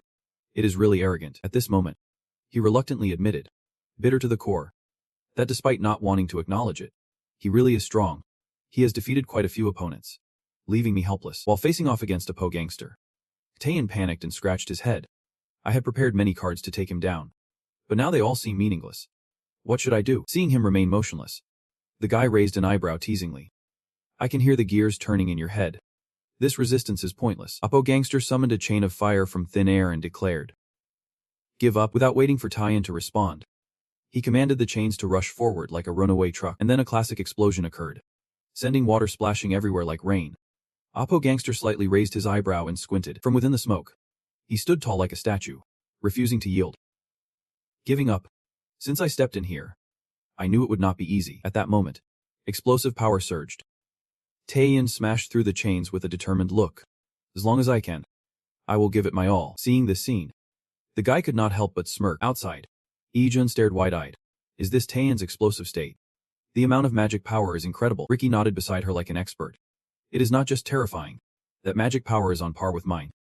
One of the greatest wizards. Seeing the overflowing magic power, she seriously noted, it might even exceed that. Realizing the seriousness of the situation, Ricky turned to urge her teammate, Aegeon, we should act right away. Delaying any longer will only cause more trouble. Then, she carefully instructed, in the button, I will use my skill. Before she could finish speaking, something startled both of them. Taeyeon seemed to be screaming, rushing towards them like a fiery arrow. Aegeon activated her magical artifact to block his attack. Looking at the person before her, she curiously asked, has he woken up? Then, she unleashed her power with a loud roar. Aegeon, confused, asked, Ricky, what do I need to do? She nervously replied, I need a little time, while I chant. Just hold Taeyeon back. As soon as she understood, Ijun confidently said, just leave it to me. She boldly charged forward like a warrior goddess. After all, I have wanted to fight Taeyeon at least once. At that moment, he seemed to be possessed by a deity, lightly waving his hand, and then a stream of green energy burst forth from Taeyeon's fingertips. As they collided, a burst of light exploded like a fireworks festival, and Aegeon braced herself against his strike. She kept urging him on, then firmly said, remember the Grand Fondus block. That time, the situation was completely the opposite. Aegeon spoke to take charge of the situation. So now it is my turn. She jumped up and swung the stick hard, trying to wake him up. Without hesitation, she struck straight down. However, Taeyeon dodged like a professional dancer and quickly leaped up. He kicked the stick with his foot, and then delivered a kick to her face. Aegeon saw this and swung the stick to counterattack. She clenched her teeth and leaned back. At the same time, Ricky launched a support attack from behind. She created a small ball in her palm. Ricky did not expect it and raised it high. My trump. I really did not want to use it, but there is no other way. Right after that, a small ball transformed into a gigantic one. Inside the ball was a strange, shimmering light. Ricky silently made the ball grow bigger. At this moment, Aegeon was struggling to resist, secretly thinking that she looked confident charging in, but her arms were starting to go numb. Watching him unleash his move, she was astonished, wondering how he could still dodge attacks even unconsciously. T-Hill, what are you really? In a critical moment, Ricky signaled, and Aegeon ran. From the giant ball, a large tree trunk emerged, and Aegeon, startled, leaped over it. She turned her head, confused, and asked, Ricky, what is this? Next, Ricky climbed onto a branch, introducing his mysterious power. My skill. The portal of annihilation. From the annihilation, I summoned a beast from the deepest layer of the abyss. She continued to explain how it works. Using Teal as a test subject, it reacts to strong magic, and once it latches on, it will drain all the magic until there is nothing left. When the magic is exhausted, the skill will automatically be cancelled. Hearing this, Ijun was wide-eyed, truly amazed. Using human power to open a portal to the abyss, and even summoning a magical creature to fight. Looking at the American player in front of her, she admired him silently. Truly the power of one of the strongest players in America. Ricky. At this moment, T-Hill was still straining himself, but behind him, he let go of everything. Seeing everything winding down, she breathed a sigh of relief. It seemed to be over. Aegeon quickly ran over. T-Hill. She hurriedly called his name. T-Hill, are you awake? Ricky stood quietly behind, observing. Even when the beast drained Teal's magic, his power continued to rise. If they waited any longer, things would become dangerous. Just as she was mumbling about her next move, a beam of light severed the tree trunk. She guessed this would not be an easy task. She would calculate this debt carefully. At the same time, a perfect slash cut through Aegeon's body, leaving her stunned. Ricky was horrified, frozen in place, staring at the terrifying scene before him. continuously calling out, "Ang." She heavily stole another fruit. Unable to believe it. How could he still move? At this moment, T-Hill raised his hand. Astonished. Replying. Demon transformation. Not a bad idea for a human, but anyway. An individual cannot absorb a level of magic that exceeds their capacity to endure, sensing the ominous sign. Ricky pressed. T-Hill. She raised her chin. Grinning smugly. I am not him. Do you think I am that weak? Getting the situation? Ricky asked irritably. Where's T-Hill? He felt emboldened. Flashing a wicked smile. He has lost to me. Now this body belongs entirely to me. Looking at the person in front of her, she quietly speculated. This feeling is like an S-level creature. To which Ricky dismissively replied. Is that? But I have no idea what you are talking about. She quickly made a decision. I will make the first move. Ricky snapped back to reality. He asked loudly. After all, you are the enemy. Right. Lightning bolts rushed toward Oppo Gangster. However, these attacks were nothing to him. Easily brushed off then, using his foot to stomp on the lightning.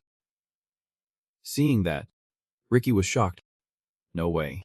He blocked my energy burst with his bare hands. Taking advantage of this opportunity, Oppo Gangster excitedly warmed up his body without waiting for her to take shape. He started to show off. I should warm up a bit. Ricky had no choice but to grit his teeth and step back inside Till's subconscious. His soul lay limp beneath the water. The whole space fell into a deep silence. Just at that moment, T-Hill's fingers moved slightly. Now, steam was rising from the water into the air like a newly opened hot spring. T-Hill lay struggling on the floor, realizing the harsh reality, thinking the distance had been significantly closed. But was the power so great? What the hell was going on? He recalled the past and concluded. The king I met was not a madman like this. Something the king had planted inside me. In the midst of confusion, T-Hill struggled to sit up, suddenly becoming determined. I do not know why he did this. But now is not the time to think aimlessly. I must stop him. However, a big question arose in his mind, as his body was slowly fading. But how could he do this? T-Hill looked up, grinding his teeth. In the end, this is the only way. At the same time, outside in reality, Oppenheimer was using Ricky like a toy. He lifted her up and sighed dramatically. Is this all there is? So disappointing. Even warming up is not enough. Ricky would not back down. Smirking. The first to underestimate me like this, but even so, I still hold a national strategic level. Oppenheimer's face darkened at that. The arbitrary standards set by humans really do not matter. Anything else, he continued in a suggestive tone. If we are talking about national strategic levels, what I mean is... Unexpectedly, Ayan called T-Hill's name, leaving him stunned to the point of freezing. Jun's wife placed her hand on Oppenheimer's arm. Then resolutely, with one last hope. Let go. He is not that kind of person, Ian firmly called out. Get a grip. The guy fell silent for a moment after hearing that. Oppenheimer mercilessly threw Ricky down, then used his speed ability to move behind Ayan. Without hesitation, Oppenheimer tossed her aside. He looked at her with blatant disdain. A bug like a human. With a piercing glare, Oppenheimer snapped his fingers. Daring to touch my body again, he gloatingly watched her fall to the ground, waiting for her turn. Because soon, she would die too. Suddenly, Ricky spoke up beside him, catching his attention. It seemed he could not bring T-Hill back anymore. Then, Ricky raised his hand, issuing a challenge, and started gathering consort magic. You asked me what else I have to show. Right, she continued to explain in a mysterious tone. Although the demonization had disappeared, the magic it absorbed still lingered in the air. Oppenheimer looked at the Exhale magic sphere, slightly narrowing his eyes, focusing all that magic into one point. At this moment, Ricky was worried. She held on, knowing that if this monster was released, the consequences would be even more horrific than a dungeon break. It could not be allowed to happen. With one last desperate whisper, she said, Ti-Hoon, I will be your final companion. Look closely, Ricky said fiercely, extending her hand toward his face. This is all my power. Right after that, the massive sphere came crashing down on Oppenheimer's head. He stood still, watching the sphere, as if he had caught onto something, and the corners of his mouth curled into a smile. A gigantic dragon burst forth, snatching the sphere. Seeing the scene, Ricky was stunned. She exclaimed in disbelief. What? How is that possible? Oppenheimer, exasperated, burst out laughing. I have seen enough. Are you done performing? Ricky, feeling hopeless, had no other choice but to kneel down, sobbing. This is no different from cheating. I can't handle it. He smugly walked over with a benevolent demeanor, considering it a reward for entertaining him. Especially, I will take you in with my devouring skill. Without hesitation, Oppenheimer absorbed all her magic with satisfaction. At that moment, Something made him stop dead in his tracks. In Oppenheimer's mind, the vague figure of Taejun appeared. Seeing him stop, Ricky opened her eyes wide in astonishment. He furrowed her brow in confusion and slowly looked up. He exploded in anger, gritting his teeth as he pronounced each word. Taejun, in his subconscious, he angrily cursed. This crazy guy. Seeing that familiar shadow, Oppenheimer closed his eyes, smirking. Is it here? I can't believe it. He delved into his subconscious to question. What the hell are you thinking? Looking at the magnificent scene before him, Oppenheimer exclaimed. You dare use violence on yourself, Taejun? Seeing this, confidently asserted his hypothesis. Looks like I was right. Your goal is to get me to touch something. You did not kill me to steal this body. He continued with a warning. If I die right now, you might face a huge problem. After hearing this, the man replied. What a ridiculous threat. You think I care about what you call a vessel? Taejun mockingly asked. A guy like you rushed back here. Oppenheimer raised an eyebrow threateningly. Don't act tough. Chances like this do not come around twice. He looked at his palm and firmly said. Yep. I know. I have died once already. This is my second life as a reward. Finally, Taejun concluded with a sharp statement. If I do not achieve anything here, I would rather die. At this moment, determination flickered in his eyes. After pondering, the guy admitted. Looks like I underestimated this. Suddenly, his soul fragment automatically returned to its original place. Oppenheimer reluctantly conceded. All right. This time it is your win. But remember, the guy warned mysteriously. The only reason you are still alive is because of my purpose. Oppenheimer gradually vanished into the air, repeating eerie phrases. Struggle. Struggle until you touch the king. And if I see you can do that. And finally, the guy unleashed the monster and threatened. I won't hesitate to swallow you whole. T-Hill was not backing down either, responding fiercely. Even if you come now, I won't give in easily. Then, the screen displayed the player's information. Black Gold T-Hill. Age 19. Rank A. Strength 219. Stamina 220. Speed 218. Magic 327. Wu power 150. Fatigue level 99%. Remaining magic 10 out of 327. Skill. A grade violent consumption. Can swallow desired target. Magic cost 50. A grade shadow concealment. Enhances the body and hides oneself. Magic 10. A grade sovereign realm. Creates a special area enhanced by magic. Magic 30. A grade sovereign aura. Releases an aura enhanced by magic. Magic 20. A grade binding chains. Designates a target to bind. Can trace and nullify skills. Magic power 20. Servant of Queen A. Stealing the Queen's dream. Rosalia. Magic power 300. Absolute hypnosis. Target designation and hypnosis. Magic power 100. Bloodlust A. Maximum activation of the body. Magic power 200. Beast type. Activation of the unique eyes. Magic power 10. Back in reality, he focused on his palm and wondered if he had surpassed a rank. Reaching a rank now. Just then, Ricky spoke up anxiously. T-Hill.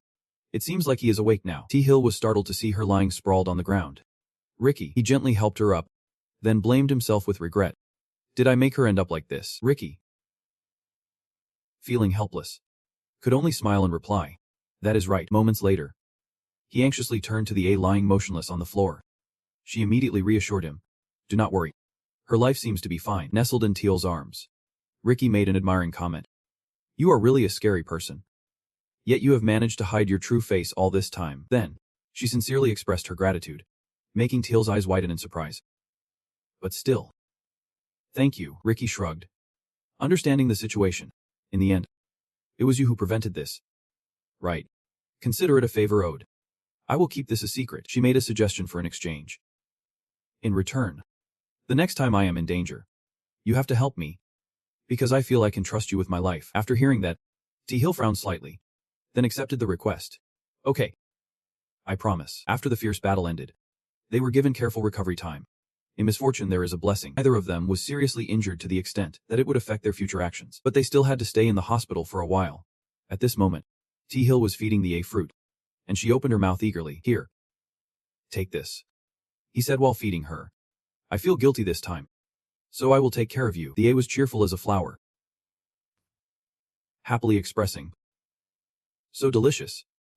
I wonder when I will get the chance to eat fruit peeled by T-Hill himself. Sometimes being injured like this is not so bad. He awkwardly smiled and turned away. This is enough for one time. Do not make me feel this way again. A little later, she sadly confided. It would have been nice if Ricky stayed a little longer. I did not expect her to leave so suddenly. T-Hill diligently peeled the apple and replied. After all, she is very busy. Seeing this, the A agreed. Suddenly remembering, that is true. It is coming soon. The SSS-Rank ceremony, she asked. Is Ricky also on the list? He continued. Yep. The A replied with the information.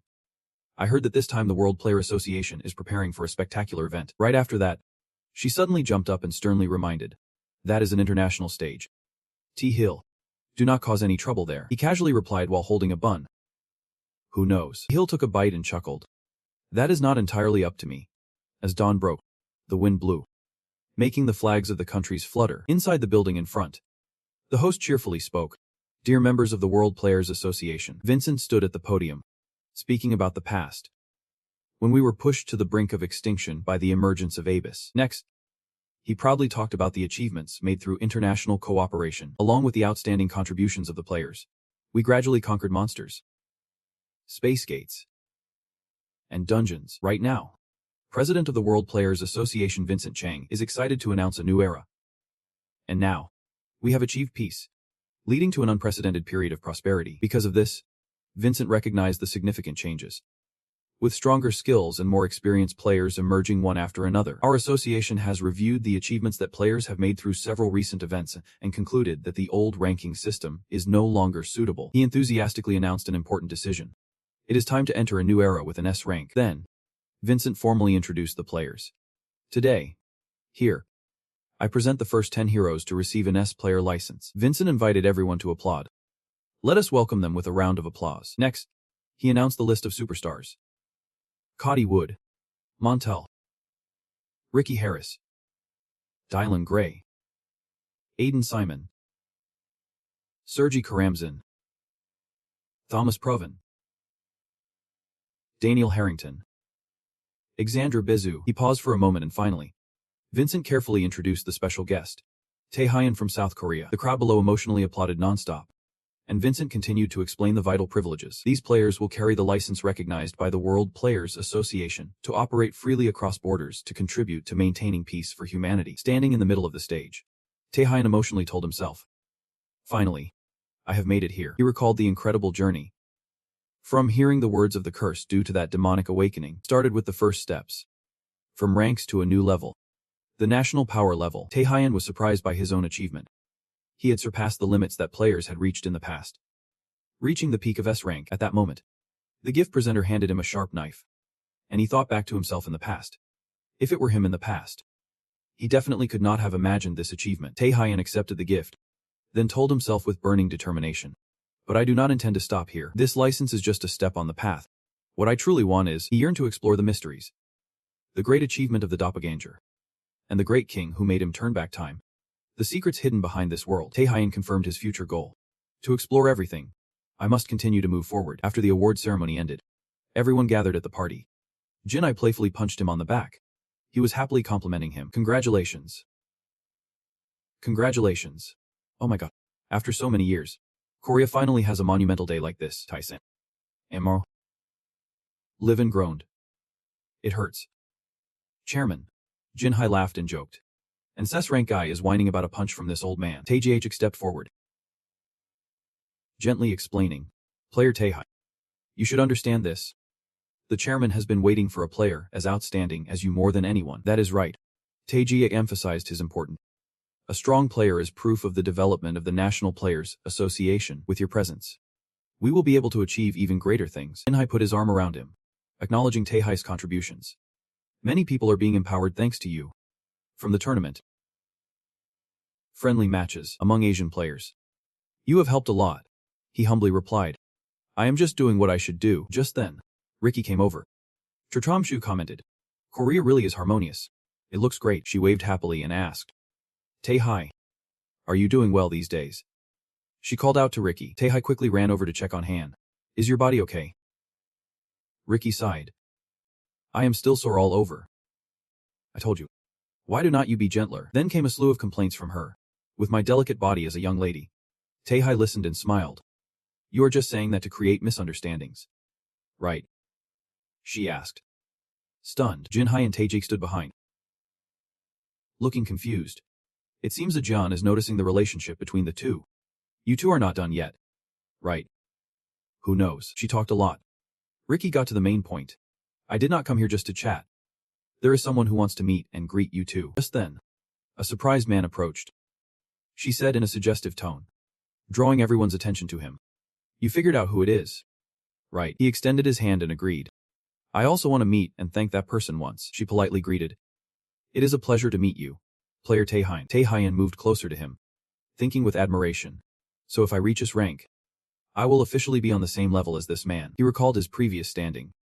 If I had to choose someone to represent all players from my past life, everyone would definitely mention his name. Taehyun remembered the role of the man in front of him, the one who always stood on the front lines against the abs. He commented on his opponent, the strongest player. Taehyun sensed the strength of his opponent. Just facing him already felt like a heavy pressure. He extended his hand and replied solemnly, I am the one who should thank you. Both shook hands. Taehyun expressed his respect. It is truly an honor to meet you. After hearing that, Xi seriously promised, I am sure we will have many opportunities to collaborate in the future. I look forward to helping out. Taehyun raised an eyebrow at that. Collaboration in the future sounds good. Just then, a man pushed the door open and shouted, Everyone. Vincent continued to grab attention. Everyone. Please pay a little attention. He continued to present an urgent piece of information. Though a bit abrupt, but we have a new announcement to share. Jinhee and Taek looked confused. Announcement. Vincent announced an important decision.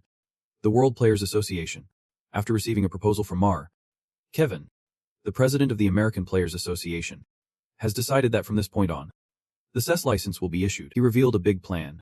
With explosive energy, we will form a large strike team to conquer all the uncharted dungeons on Earth. Vincent affirmed the new strategy with a strange leverage move. This will be an unprecedented scale campaign, and the SSS-Rank players in the US have agreed to participate. Just listen to this. Everyone around was astonished. What level of scale are we talking about? Another person commented on the presence of the players. If all the S players from the US join in, then another person speculated further, making the high-level players wary. It also means some players from around the world might be involved. Right after that, Vincent called for cooperation, hoping that other associations and SSS-Rank players would also consider it. It is time for the world to unite to build lasting peace. Jinhee was silent. He furrowed his brow in skepticism. On the surface, it seemed like cooperation. But is it really that simple?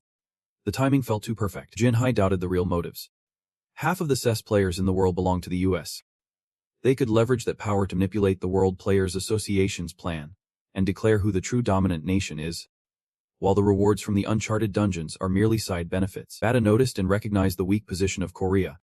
Although aware of it, aside from player Taehyung, Korea's power is still weak. Jinhee had to accept the reality.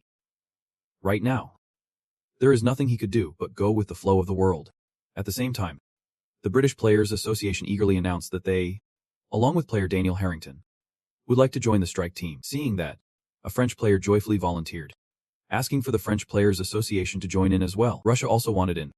Russia would participate too. Seeing everyone agree, Vincent clapped in celebration. Great. And more than that, just as he turned around, he saw a hand raised. Everyone was shocked by his surprise. Player Taehyung, Vincent solemnly invited. Does Korea want to join? However, Taehyung bluntly refused. He firmly asserted, we will act independently. After hearing that, everyone around the hall was wide-eyed and speechless. Like, really? Even Cody raised an eyebrow, staring at him. As time passed, on the plane, Ricky lamented to Cody. It is such a pity. I failed to recruit Marcus and Gregor before, and now I got rejected again. Upon hearing that, Cody inquired. Feeling regretful, she added with a thoughtful tone, if he joined, you would be a formidable force. He speculated. But it seems that is not the reason for your regret. Is it? Ricky chuckled. I am just personally interested. How about you, Cody? What do you think of player T. Hill? Cody coldly remarked. He looks very strong. Now I understand why you got knocked down like this, seeing you evaluate that way. Ricky thought. Even the strongest person in the world would not think so. So it seems I was not mistaken. He explained. T. Hill is a contract faker of the Abyss Grand Duke. The title of the strongest person in the world means nothing at all. Ricky quietly looked out the window and wondered. Really? A moment later, she hesitated a bit and said. Then, during the stormy flight, Ricky asked. Let me change the question. She curiously asked about his abilities compared to other contract fakers. Does he look strong? The question was so heavy that outside the window, thunder crashed loudly. Cody frowned in annoyance. A little later, he mysteriously answered. We will know the answer eventually. At that moment, in the tall building amidst the quiet dark night, inside, an angry man slammed the table, cursing. Damn it. Ass level, what the hell? Large-scale demolition team, what the hell? This grumpy man is the new chairman of the Chinese Players Association. He angrily gritted his teeth. They do not even bother to look at the Chinese Players Association. Zhu Jin blamed everything on him. It is all that bastard Da Hun's fault. He pulled out a drawer and decided to take drastic measures. There was no other way. Zhu Jin held the USP in his hand, then agreed to use the secret technique. The documents he worked hard to obtain from researching the gray area. It is the only way to use it. Zia Jin leaned back in his chair mumbling, Chairman Jie Jin, for things to turn out this way, should I be thankful that at least you left this behind? While he was deep in thought, suddenly a loud scream came from outside. He asked in shock, what is going on out there? Blood spilled in from the door. And right after that, the door burst open. A man with a mysterious voice entered. He is the new chairman of the Chinese Players Association. Sorry for dropping by unexpectedly in the middle of the night like this. He explained the sudden visit. I just returned from AB's. Still affected by the force now. Seeing the person in front of him, Zia Jin's face turned pale and he stuttered.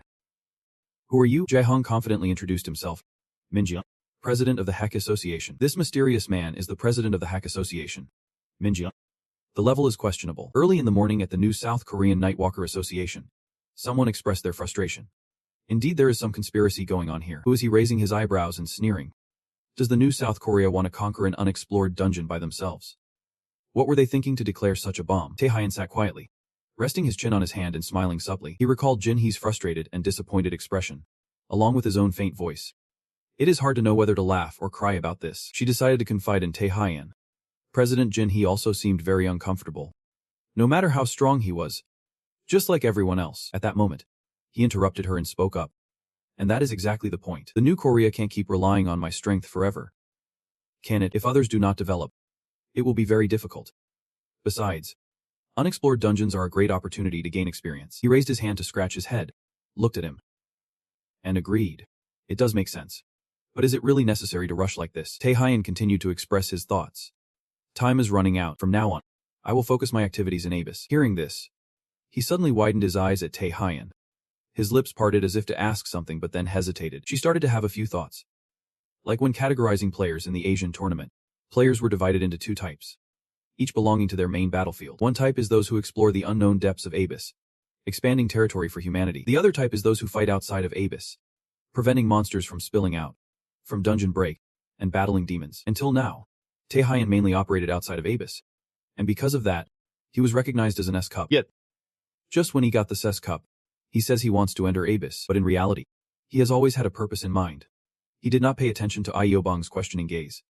Focusing on his own thoughts, the king, clues about him are not on Earth, but in.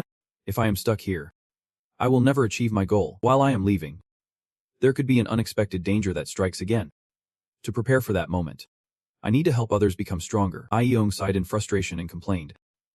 Taeyoung, you really are unpredictable. It is like living in a completely different world. Her words, unintentionally yet intentionally, hit Taeyoung's dark heart. He has too many secrets. Just like when his skills went out of control before. That was not a normal skill. Right. Ieo touched the armrest of the chair and slowly stood up. Then she walked straight in front of Taeyoung and asked directly, who are you? Kim Taeyoung. She kept stepping closer, her gaze fixed firmly on Taeyoung. He seemed confused, with a restless expression and eyes that could not look straight. He could not stay silent forever. So Taeyoung gave a short reply. I do not want to say. And Ieo seemed to expect this answer. So she quickly asked, what? His expression of indifference right now is driving Ieo crazy. I am not joking. I am being serious here. Taeyoung gently replied to help her understand. Even if he explained right now, she would still have a hard time accepting it. One day, there will be the right opportunity for me to say everything. As he said this, he suddenly paused. Naturally, Taeyoung's expression turned sad. Even though his lips were still smiling lightly, Ieo had to continue his earlier answer. She scoffed and then declared, there is no need for a contract of any awakening. Right. Taeyoung immediately denied. I am not the type to go back on my word. She also stopped this line of questioning and began to bring up something else. All right. I understand. So why did you come looking for me right after joining the new Korea? Taeyoung stated his position directly. I want to bring Aegean into the new Korea's chase team, but it seems she still has a lot to do. After hearing that, Ieo joked even more. Thanks to someone she had to stay in bed for a while. Unable to do anything, Taeyoung pretended to cough and continued. So I want to ask you to introduce someone else as a replacement. She immediately understood who he was referring to. Just that kid. Right. Even though it is annoying, you are really being cautious. Are you waiting for my permission? Taeyong propped his chin and looked out the window, still responding frankly. Even if you disagree, I will take him anyway. In another building, Kang Hui-wook was laughing joyfully. That is Taeyong for you. I knew you would come looking for me. After being treated by the goddess for his lost arm, Kang Hui-wook regained his position as the #1 tanker in Korea. Sungjin, sitting nearby, also smiled lightly, pushing his glasses up to show a hint of danger. It seems like I am getting caught up in something earth-shattering again. Still one of the most important powers in the new Korea. While the two of them were getting more excited, Han Ji-woo looked a bit hesitant, unsure if someone who once betrayed the new Korea like him deserved to be here. Saijang approached and patted him on the shoulder, thanking Taeyong for giving him the chance to go.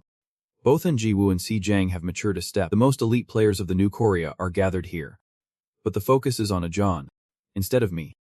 Do I really deserve to sit in this position? While everyone was still chatting, a voice arose, making everyone silent and turn to look, thanking everyone for being here.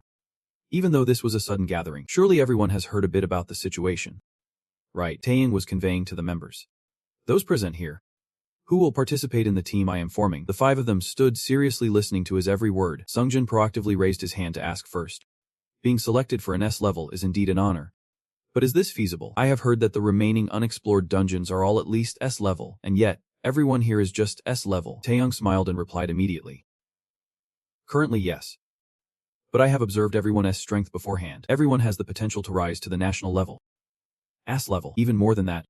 And in this dungeon raid, everyone will prove that. Including you. Zeon. Zeon clenched her fist and placed it on her chest. A soft voice coming from her. If you have said that much, my mind kept spinning with a jumble of overlapping thoughts. I am not the type to just say things to motivate others. The people here are all talents who reached S level in their previous lives. Even though that was supposed to happen in a distant future. But since everything has changed, I will change too. Speeding things up, growing impatient and eager, his face lit up with enthusiasm. He boldly declared, all right. Taeyong. Little brother, I need to quickly guide everyone. But if we rush into the unexplored dungeon, it will only lead to death. With the professional and serious attitude of a leader, Taeyong warned everyone. We will enter the dungeon in a month. Before that, you all have to promise to train with me first. We are going to roll around until we can't Tae anymore. Seeing his wicked face break into a smile, everyone exclaimed, scary. Really scary. A month later, at the unexplored dungeon in the Opera Theatre in France, armored feet stood firm on the stage. Shinji showed no expression other than a determined pursed lip. In an instant, his body was clad in armor, his hand raised with a sword, his gestures gentle yet skillful. Shinji struck the blade down onto the ground, causing the earth beneath to shatter. Another person, apparently a team member, rushed over and complimented. Kadia's strength is always so terrifying. The other members attacked and defended but did not forget to join the conversation, along with other S-level members who were no less impressive. It really is a monstrous team. With this kind of strength, conquering the dungeon today is not impossible. They were fighting fiercely when suddenly someone shouted loudly, "Wait. Have you heard the news? New Korea and Taehyun are also entering the unexplored dungeon today." The person across responded, "Really? That idiot Taehyun. The unexplored dungeon is not a playground for kids. Bringing a bunch of S-level folks. What are they thinking? Trying to put their teammates in danger, just for some foolish pride. That means I can see this fun thing with my own eyes." Among the crowd, only Shinji was not participating. He stood still, listening to everyone and lightly brushing past them. At the same time, at the unexplored dungeon in Greece, Kang Huk could not even smile anymore, along with Saijang and other members, was busy running away from that massive venomous serpent. This tense situation made him silently vow in his head, if we keep fighting like this, I will really die at Taehyun's hands. Taehyun was just standing there, watching, smiling leisurely. Kang Huk understands the situation, so he warns the members. "Hey, you guys, if you do not step it up, do you want to get punished as a group again?" Saijang grimaced and pleaded. "It is just that, can you not sprint like that?" And Ju felt like crying.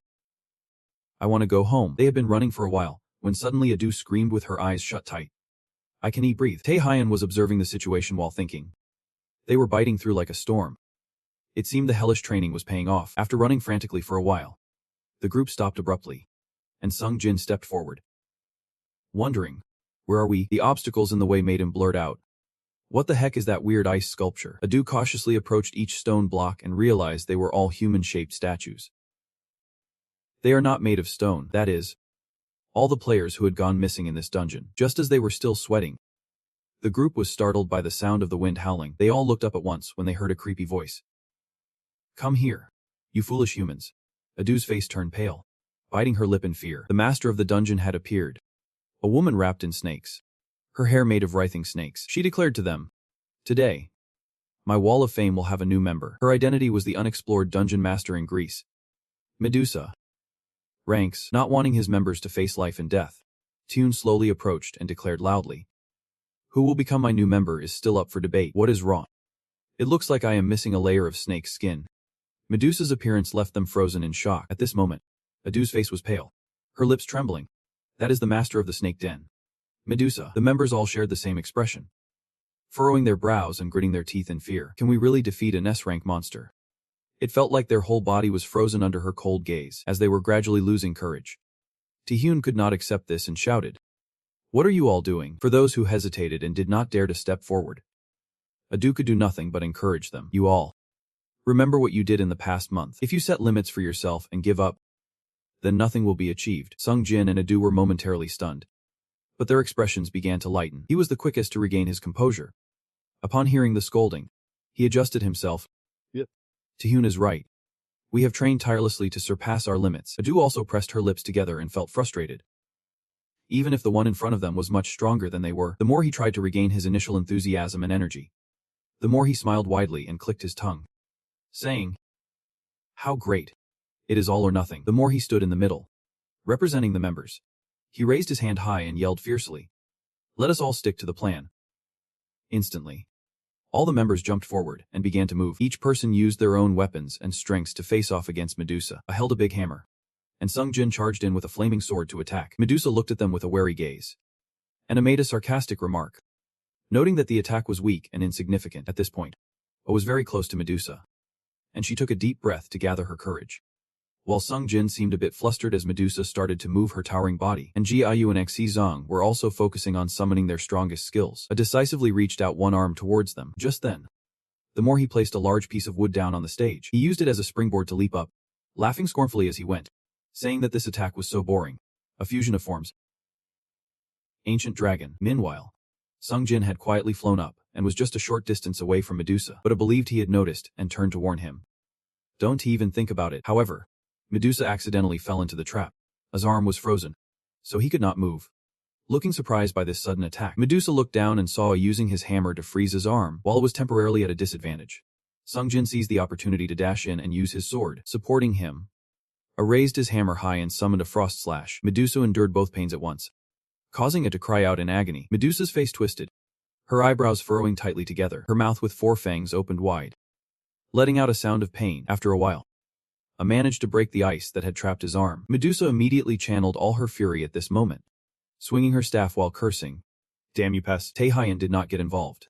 He quietly observed each player and analyzed, noting that the players' attacks were effective even against an SS-rank monster. Saijang and Hanjin, who were mages, continuously attacked from a distance, constantly obscuring the enemy's vision while the tank was protecting them from behind. Sung Jin and Ajong coordinated their attacks on the blind spot. There were no strong finishing blows, but they were accumulating damage steadily. Thinking this, Taehyun suddenly narrowed his eyes in caution. But Medusa would not just sit back and take the hits. Just as he predicted, Medusa began to hate this back and forth that wasted time, growling that it was over for them. A moment later, Medusa opened her mouth wide and let out a terrifying roar that shook the entire space. The haunting melody and eerie sounds echoed simultaneously, causing everyone's movements to slow down. He already knew the overall strategy, so he thought to himself, the moment Medusa starts to unleash an excessive attack, he pulled his hand back and aimed the sharp tip of the trident at the members, declaring confidently, "All of you will die." But at that moment, Medusa suddenly hesitated, her eyes wide as if she was noticing something strange. He counted the number of opponents and realized that one was missing. The one who baffled Medusa was Kang Haik. He was caught off guard and shouted, waiting all this time. Kang Haik seemed to have waited for this moment for a long time. While Medusa was still hesitating, he lunged forward and punched her in the stomach. Was so bored. The spirit beast. The form. Queen Medusa, he cried out in pain, leaning to one side, his face contorted in agony. Taehyun laughed with delight at Kang Haik's brilliant turnaround. The secret attack revealed at last, right now. Every member unleashed skills they had been holding back. Unleashing the Starlight Beam. Henjiwoo casting Magic Blow. Ajun summoning Ice Storm. And Sungjin activating his Shadow Blade skill. Each beam of light occupying the space in turn. The beams of light shot through decisively, matching the spirit of each member at that moment. This time, Medusa was directly attacked by all 5 members at once. He could only helplessly endure and scream. After a while, all activity gradually subsided, and the space was filled with an eerie silence. The remaining smoke lingering in the air, the smoke gradually dissipated, leaving only a few white traces. Medusa had officially fallen, lying on the ground with lifeless eyes and her mouth still agape in shock. And Ji Woo still was not sure, so he cautiously asked, "Have we really won?"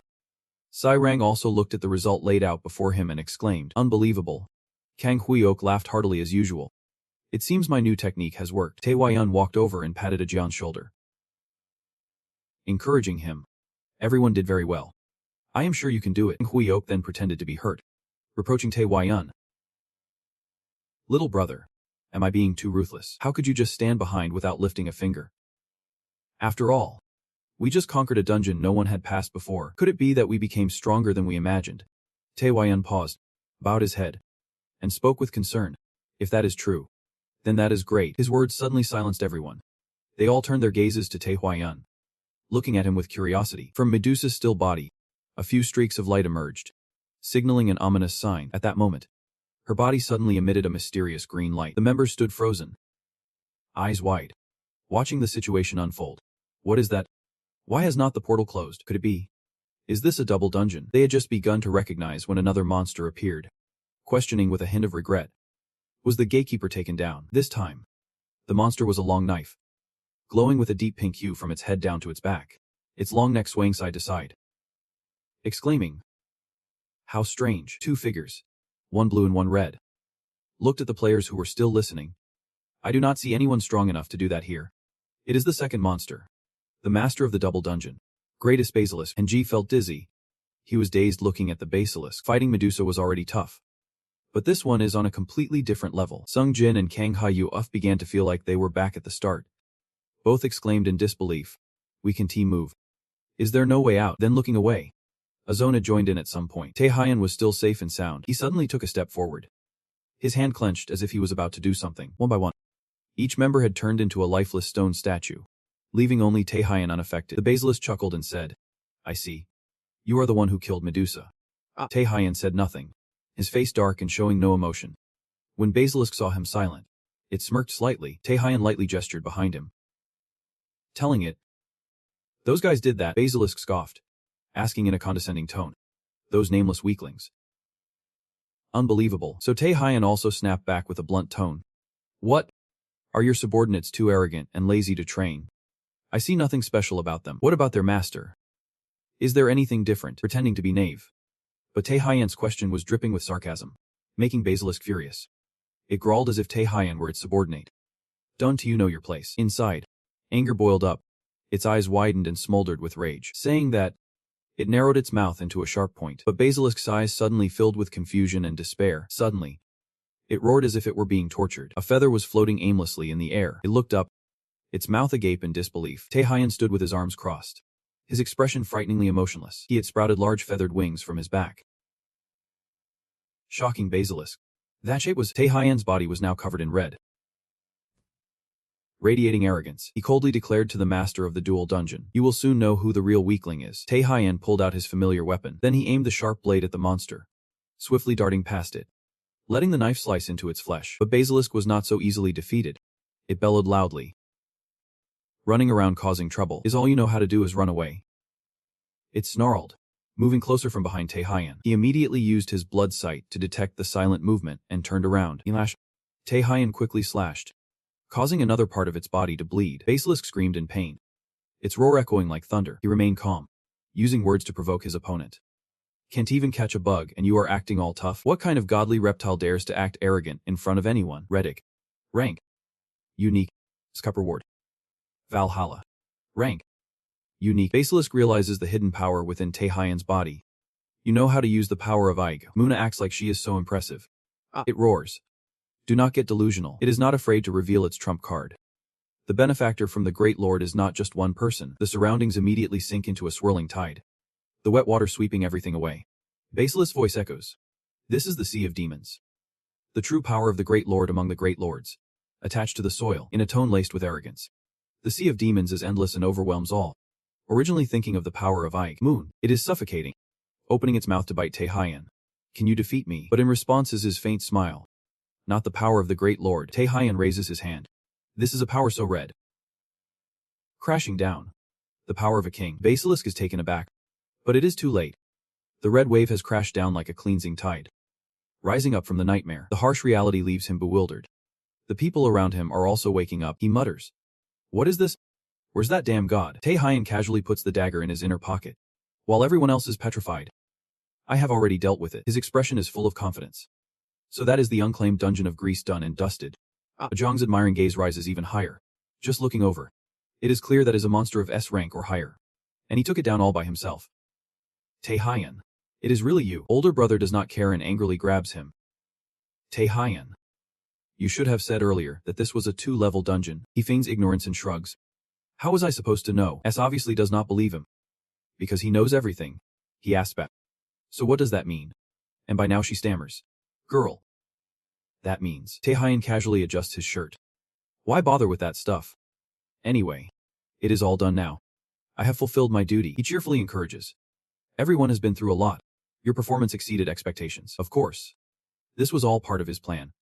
I knew beforehand that the unclaimed dungeon of Greece was a 2-level dungeon. But I deliberately chose it as the starting point, because I wanted everyone to have an extreme experience close to death. He smiles slightly, hoping everyone continues to strive. In his heart, a flicker of hope. They will become even stronger. The blue gate finally appears. Along with dreams of the future and one day, Greece quietly builds a solid foundation for them. Becoming a strong support for this place when I am not around. Stepping into the light. The flashbulbs are flickering. Reporters are always curious.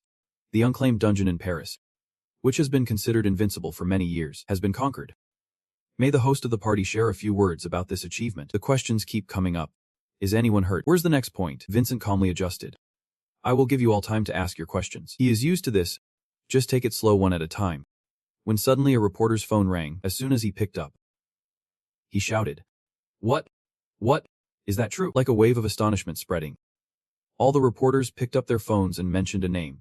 Tanhang. Vincent did not understand the situation when someone behind him spoke up. News about the conquering team of Tanhan Kwok has spread already. Marcus quickly updated. That is not it. The glasses reflected a blue light. Tanhang. He was surprised.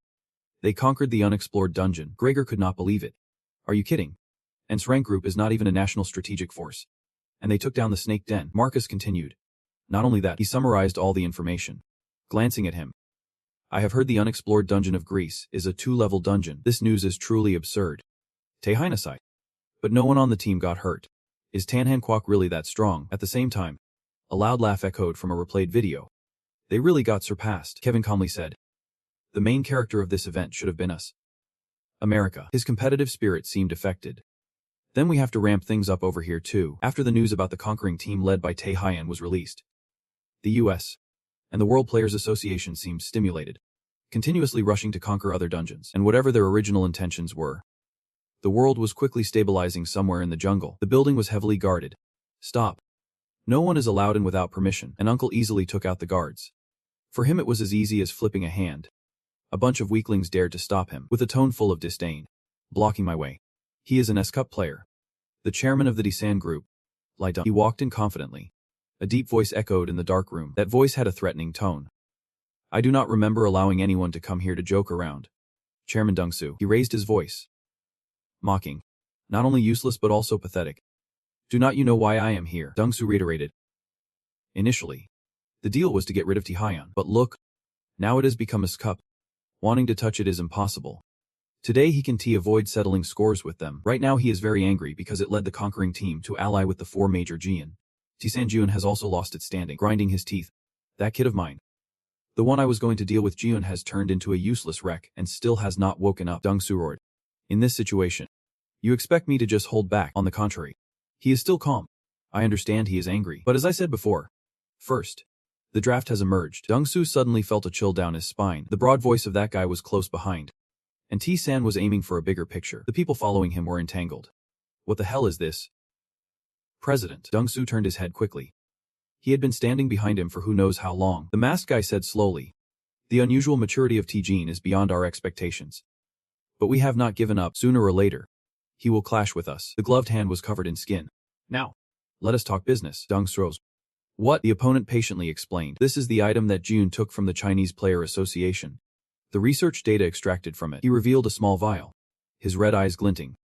"A smart person like the chairman must know how to use it for T-San's benefit." "Right." Deng Su seemed to be calculating in his mind. He slightly smirked. "Now this is a reasonable conversation." A victorious smile emerged on his cunning face. Back to the past. The green circle appeared. The World Player Association declared the conquest of all unexplored dungeons a year ago. Everyone gradually stepped out. And now, with the new South Korea entering the last unexplored dungeon in Mexico, all unconquered dungeons on Earth have completely vanished. Just like that, Sung Jin turned back with a satisfied tone. "It is all over now. We thought this was impossible. But in the end, we did it." With a beaming face, still full of energy. "I actually feel a bit regretful because there is nothing left to do. I have been at my peak lately." Sujiang suddenly spoke up. "You are the president of Onsamiro Jin. Right. How long are you planning to neglect your position?" He casually stretched his arms behind him, confidently laughing. "My association has an extremely talented secretary. Henji Wu must agree." Poor Secretary Kim. Jun hurriedly ran over from afar. "Everyone. Wait for me." Everyone has gathered. Now, all the players of New South Korea have reached national strategic level. Tae Hyun, feeling very confident, thought, "If this keeps up, reaching this level is just a matter of time." He looked at his own hands, feeling that the timing was right. And not only were they developing, but he was too. Conquering the unexplored dungeons has significantly enhanced his strength. Perhaps it is time. In front of a tall building, a voice came from within. "Long time no see." Sir Ji-sun excitedly welcomed him. "You are here. I am glad to see you." Shaking hands with player Tae Hyun, the two sat down at the table for tea. And he also congratulated him on the good news, hearing that he had become the head of the skills research department of the association. "Congratulations," he said with a smile. "What is there to congratulate about?" He gently sipped his tea, unable to believe that a worn-out person like him, who had lost all hope, could still make a comeback and keep living this way. Even now, it still feels like a dream. Ji-sun was very grateful. "All thanks to you." Ji-sun smiled happily, reminiscing about the past after meeting Tae Hyun, the gang leader. He had decided to turn himself in, confessing to the association about testing his skills on the monsters. Ji-sun continued with his work. Thanks to Tae Hyun's prayers and President Jin Hee's decision, he appreciated his talent. And now, he had become a member of the association. Working for the Awakeners of the New Korea felt strange and asked directly, "Hey, what brings someone as busy as you here?" "Just to chat," Tae Hyun replied straightforwardly. "Actually, I have a favor to ask of you." Ji-sun was willing to help. "Still something you need my help with? That sounds unusual." "Go ahead. I will help you with whatever I can." "I am proposing that I want to merge skills." He found it hard to comprehend. "What? But you have already merged them." "Right." Tae Hyun reiterated his intention. "I mean, I want to merge a skill that has already been merged before." He was both worried and panicked. Merging a merge? No one has ever tried doing that. You said that if the skills increase too quickly, the magic could rebel against the body. Ji-sun tried to dissuade him. "You are already strong enough. If you keep taking risks like this, even you," he smiled reassuringly. "Do not worry. I have prepared a body that can withstand this." Ji-sun sighed and accepted. "You really are something. I can T-win against you." Ji-sun stood outside and explained a bit. "This is the merging room, built with the latest technology from the alchemists. That machine is equipped with a powerful magical stone, helping to enhance my skills to the maximum level. Even though this is my first time using it." He asked for his opinion once more. "Once we start, there is no going back. Are you ready?" Ti-hun was also ready. "Yep. Anytime." Ji-sun hesitated before reaching for the button. So then, the machine said, "Do you want to merge multiple skills?" A surge of electricity began to surround him, initiating the skill merge. The electricity grew brighter. Ti-hun stood by, waiting. A mysterious person appeared, smiling with satisfaction. Choosing you was not a mistake. That person also reminded him to gently touch his forehead. But to control such a massive source of magic, the human body still has its limits. That person made a decision. Perhaps we should help a little. Ti-hun suddenly opens his eyes as the machine announces that, due to a mysterious power, his rank has changed to S, and a massive source of power is awakening. He finally succeeded. The new skills have been registered. Ti-hun wakes up and looks at his body. Curious. This is the information. Name Kim Tae-hun. Age 20. Ranks: Stamina 268. Mana 389. Willpower 210. Fatigue 20%. Remaining mana 389 out of 389. Special skills. Devour. Can devour the desired target. Consumes 100 mana. Hypnotic Mastery. Hypnotizes the designated target. Consumes 100 mana. Blood Rage. Activates all body stats. Consumes 200 mana. Superior Vision. Sees through opponents. Consumes 10 mana. Revelation. Creates an infinite space. Consumes 200 mana. Rage. Releases an enhanced pressure with mana. Consumes 100 mana. Beast Transformation. Changes the body into a beast form. Consumes 200 mana. Demon Fluid. Gives mana a toxic property. Consumes 200 mana. Recovery Skill. Rosalia. Revives Queen Rosalia. Consumes 300 mana. Hazard. Revives Dragon King Hazard. Consumes 11,000 mana. He is still focused on himself. Not only are the skills combined, but they have also been rearranged and supplemented with new ones. Is it because my rank increased that I can now perceive them? TG hurriedly runs from afar, opens the door, and asks, "What is going on?" He enters and sees the old man slumped down. Panicking, Director Chi-sun. Chi-sun reassures him, "I am still okay." TG is very worried. But inside, he looks in and says strangely, "It seems like Chi-sun is eagerly waiting, witnessing a historical moment. The person slowly opens his eyes in front of the building. Junhee sits with arms crossed next to TG. TG sits across from him, sweating nervously. He probably guessed it beforehand. "Then I got scolded a little," he cleverly reminds him. "It is not okay for player T to damage the association's facilities." He scratches his head awkwardly and apologizes. Junhee looks over and feels very surprised. "Anyway, considering what you have accomplished so far, I will overlook this. But come on. You have done the unbelievable again." He probes and asks, "Do you feel anything different?" He looks around and confirms, "Yep. My body is full of power. I even want to jump into abs right now." He is very excited. It seems there are also skills related to a great feat. Whatever it is, I really want to test it right away. He clearly shows his regret. "I also want to see it with my own eyes. But I can't keep a busy person like you any longer." Junhee snaps his fingers. "I almost forgot. There is a mission for you." "What are you going to do?" He mentions it comes from the World Player Association. Taeyong wonders, "What is it?" Junhee names it. Player Taeyong. Someone is busy trading. One person is busy stretching. Sarah Marquand turns to look. Jeffrey ponders. Waiting. Junhee says the mission. They want you to be a judge for the new SES license exam. Taeyong is really excited. Is it time for the SES selection already? Time flies so fast. The others look confused. Oh my. Is it really Taeyong? They are very eager and curious. The one being compared to Cody. They look towards him. The top SES player. Vincent approaches and thanks him for agreeing to participate. Taeyong. He turns around. So everyone is here. Then he points to introduce. The player Thomas Proven has arrived. Vincent continues to introduce. The player Cody. He loudly announces that the 3S players will be the judges for this exam. There can't be any fairer than that. Vincent asks everyone. So how do you want to conduct the test? The association suggests a scoring system based on the player's skills. Cody thinks for a moment, and Taeyong speaks up. It does not need to be that complicated. He unleashes tremendous power here. Vincent grits his teeth in confusion. Damn it. Taeyong. He then explains. What a player needs most is spirit and strength. Just look at who gets knocked out to know their strength. By the way, we can combine skill testing with this. Killing two birds with one stone. He quickly interjects. Wait a second. This is too violent. Cody is also intrigued. This is interesting. He is showing off his power too. Taeyong laughs for a while. Cody confirms. I will participate. Vincent steps back puzzled. Taeyong I can understand. But why is Cody too? One who is very worried. President. Will this affect our plan? Everyone looks very worried. Is the difficulty of this test really okay? Back in the exam room, Vincent makes the final decision. Then the exam will proceed in the form of a duel, as decided by the judges. He turns to the three of them. The judges. Please divide the participants and take charge of each group. Vincent announces. Training room number 1 is for player Taeyong. Room number 2 is for player Thomas. Jeffrey is very annoyed.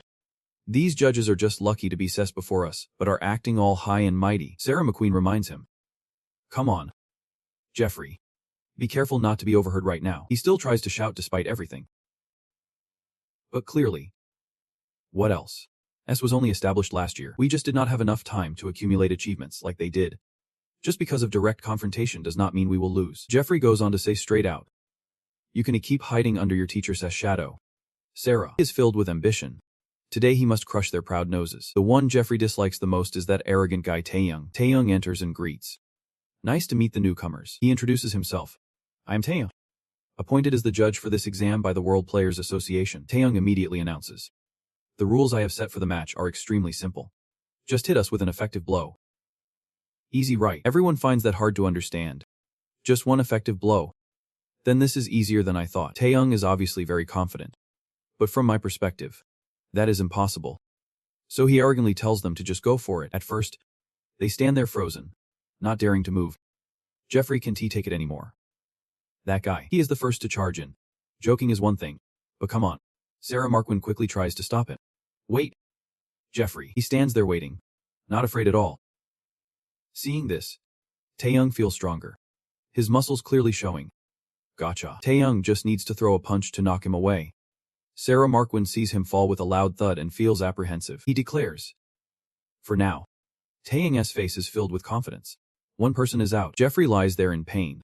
Sarah Marquand looks on in fear. She turns back to advise. Do not charge in out of anger. Everyone.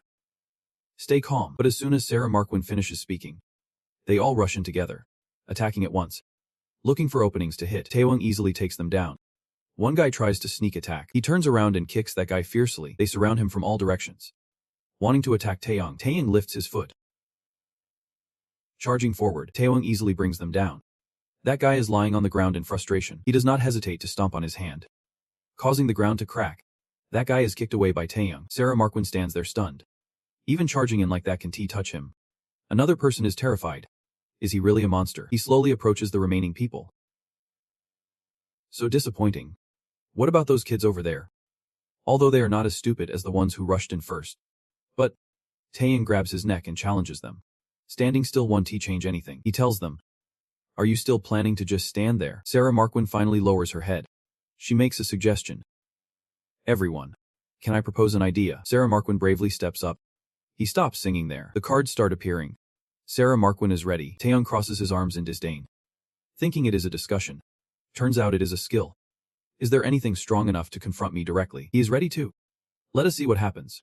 Both sides charge into attack. Taeyong is very surprised. He dodged that blow. Her ears tremble. Her mouth bleeding. Everyone. At this moment, Sarah Marquand calls out to everyone. Let us take him down together. One person understands her intention. Are you planning to use yourself as a sacrifice to hold me back? He smiles mysteriously. The power ball is revealed. A cloud of black smoke surrounds them. That person is now extremely scared. What is going on? What is this? I can't see anything. That person clutches their neck in pain. Unable to breathe. Someone else is totally out of it. Save me. Taeyong counts the skills he has. The monarchy world. The royal signature. And even the binding chain. Totaling 6 skills combined. Including low-level skills. Another person wants to give up. Isn't it? I quit. My senses are dull. You have calculated everything too. Gravity is weighing me down. My body is bound. My stats are debuffed. How can these low-rank kids handle it? Taeyong feels quite surprised. Yet she is still holding on. She has lasted quite a while. Sarah Marquand is extremely determined. My teacher has taught me that no matter the circumstances, you must never give up. Because if you do not give up, there will definitely be an opportunity. He gradually realizes her ability. She is drawing magical power from the surroundings and turning it into her own stats. Being able to withstand one of my blows is thanks to absorbing magic from others. Taeyong suddenly lets go. Sarah Marquand suddenly throws a punch. This is the moment. He stands still. 5 punches are coming. She does not understand why her body won't move. What is going on? Taeyong glides past. His gaze coldly turns. Taeyong still acknowledges that even if the 5 punches do not hit, well, that effort is commendable. Let us consider it an effective strike. He then confirms. Sarah Marquand, you made it? Taeyong can predict that the master of the terraforming skill, Sarah Marquand, will later be called the Hope of America. An S-level player. Truly has a different quality from the start. He also tries to guess. So the teacher she mentioned. Congratulations. Taeyong also figures it out. The disciple of the master has succeeded. That person is Cody. The announcement has arrived. Chairman. The exam has ended. Vincent worries. Is it over? What are the results? The other person stutters and replies. There is only one passing. Sarah Marquand from America. His face turns pale. Just one person. How disappointing. Vincent's plans have collapsed due to Taeyong's unilateral actions and the new Korea's impact. The influence that the World Players Association should have had in the unexplored dungeon has diminished. Aiming to recover it with this second licensing exam, yet Taeyong only chose one person. while Cody and Thomas could not choose anyone at all. Is not this exam too rushed? The other person urges. Chairman. He is feeling down. What is next? The other person announces that player Cody wants to borrow the highest level training room. That person continues, stating he wants to fight Taeyong. He is even more shocked. Wait. Seriously? The two are standing opposite each other in the arena. They are ready for a fierce battle, facing each other amidst the noodle smoke and broken stone floor. Congratulations. Your disciple has succeeded. Taeyong calmly crosses his arms. But I guess you did not come all the way here just to confirm that. Did you? What is your purpose? Cody slightly parts his lips, feeling a yearning. Right. There is no one here to satisfy me. Cody slowly steps closer to him. You and I are alike. Taeyong. His voice continued to echo in his serious expression. So why not give it a try? Cody's eyes sparkled with determination, ready for a fight. Hearing that, Taeyong smirked. I had thought that one day we might clash, but I never expected it to be in this situation. He clenched his fist tightly, unsure why Cody was acting this way. But I did not mind because I wanted to see how far I had come. Taeyong exuded an incredible aura, his expression full of confidence, as if he were about to face the strongest person in the world. The standoff between Cody and Taeyong was being observed by someone on the screen. The observer tilted his head in confusion, wondering what to do. Cody and Taeyong were ranked first and second in the world. Should he intervene? Vincent reluctantly spoke up, saying it might be best to let them do as they wish, which surprised the other person. What? But he immediately cut off. Instead, he should announce that all footage will be recorded. The lastest level exam had failed, so at least they should salvage something. Rubbed his chin, calculating that if he could get data on those two, it might lead to unexpected media coverage. The entire space was enveloped in the blue light from the screen. I take responsibility. Let us proceed. The announcement rang out, catching Taeyong's attention and allowing the use of facilities. But the message was clear. Everything happening here will be recorded by the association. And hearing that made him sigh. Meanwhile, Cody remained calm, shrugging it off. It did not matter, because once we start, those things will become useless anyway. Taeyong glanced over with some interest, surprised that someone like him was the first to make a move. Cody kept a straight face while rolling his wrists. Is not that good news for you? After all, you are still aiming for my #1 spot, he said. Surprised, Taeyong, confidently ready for battle, knew that as long as he wanted, he could take that position anytime. Cody's expression immediately turned cold and gloomy. So that is it. That tongue is Taeyong's weapon. But it won't matter to me. At this moment, the camera subtly moved, and the two fists collided, creating a shockwave that tore through the air. Taeyong swiftly threw a punch, while Cody furrowed his brow, realizing that Taeyong's punch had struck nothingness. Just then, Cody rushed in from behind, his punch brimming with power aimed directly at him. Taeyong easily dodged with a dangerous look on his face. Finally, he countered with a mind-blowing technique. Taeyong's eyes were fixed ahead, as if he had anticipated it. Cody's cold face emerged from the thick cloud of dust. He had blocked his opponent's strike, with both strength and speed evenly matched. Immediately, Taeyong kicked him hard in the stomach, so he still had to brace himself on the ground. This match would be decided by this. His eyes are sharp and dark, his hand reaching out to unleash power. A revelation. That power bursts forth with a dark, ominous aura. The other leg is quickly wrapped tightly by the red chains, and then even Cody's arm is restrained. His eyes are filled with astonishment, a source of terrifying power. With no information about how he possesses this skill, Taeyong smiles slyly amidst a realm of ominous energy. He still has a lot to learn about me, but a hand quickly morphs a weapon into something spectacular. So today, I will show you everything. Cody then uses his sword to slice the chains into small pieces. Is that all it takes to defeat me? In the next moment, his body is directly enveloped in armor. He is supreme. He charges forward with the sword in hand. Taeyong is not flustered and smiles lightly. Can he really break the chains of revelation in such a crude way? Truly like master. Like student, he also draws weapons from his cloak. Taeyong easily deflects the opponent's attack. The blades clash, causing power to surge. The ground is crushed beneath their feet. A small rock is falling through the air. Right after, it is immediately sliced in two. Taeyong nimbly dodges Cody's blade. He then counters, forcing Cody to block with his blade. The two fight fiercely, causing rocks to shatter. Boulders are sent flying and sliced apart. Taeyong's face shows no emotion, a fiery heartbeat in his chest. He looks at Cody, who is equally aggressive, something I have never felt before. Yep. There is no mistake. This person, the two wear excited expressions, confronting each other as the strongest. Inside the observation room, the screens are flickering. Vincent grits his teeth in irritation. What the hell is going on? The staff below are in a panic. Is there any camera still functioning? Contact the tech team. Send someone to the scene immediately. But someone hesitates. It is too dangerous. If they get caught up in this, finally. Vincent turns around. I will go there myself. The person next to him looks a bit confused. The association leader. Vincent's face is serious. The highest level training room is designed to accommodate dozens of HES-level players at once. Yet these two have surpassed that. Taeyang wipes his mouth and laughs out loud. If this continues, the building will collapse before we can determine the winner. She, in her discreet armor, agrees. I agree. So why do not you stop hiding your cards and end this? He is holding the weapon's hilt tightly.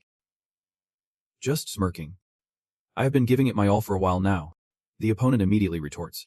Do not. The eyes hidden behind her mask gleam dangerously. Taeyang, you still have not used the power of the Grand Master. Right. This word decisively changes his expression. Taeyang hesitated to ask. How do you know about that? The other party immediately replied. It is not just you who knows the deepest secret of Abyss. She walked confidently with a sharp sword. I too have signed a contract with the Great Duke. What caught his eye at this moment was his fierce face. Go on. Taeyang. Which monster have you made a contract with? He forced a smile, realizing that it is not just China that has people signing contracts with the Great Duke.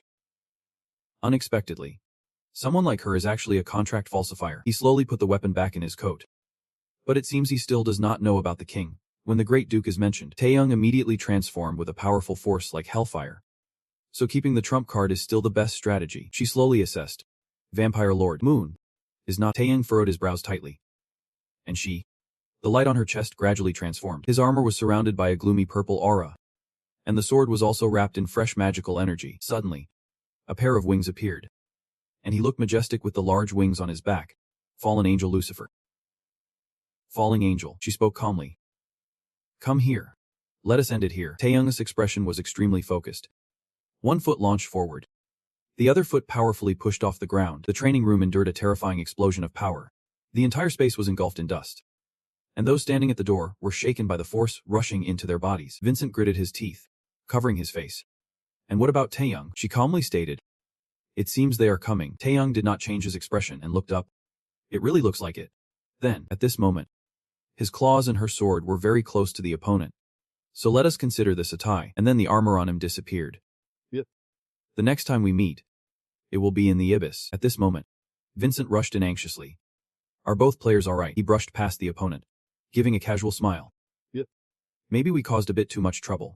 Sorry for that. Finally, Taeyang left a message. I hope everyone takes care of the aftermath.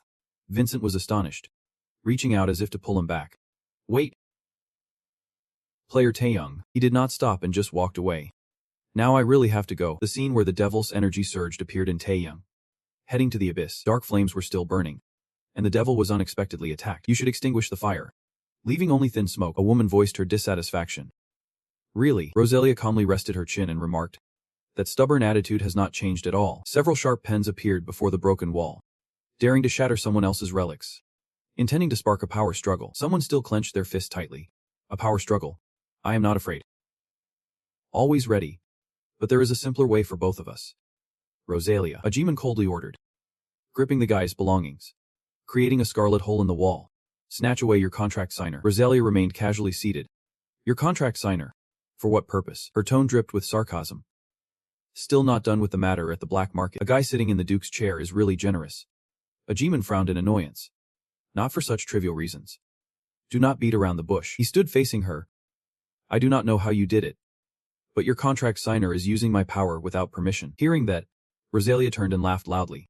So the recent rumors about your contract signer are true. See now, she continued to speak while laughing mischievously.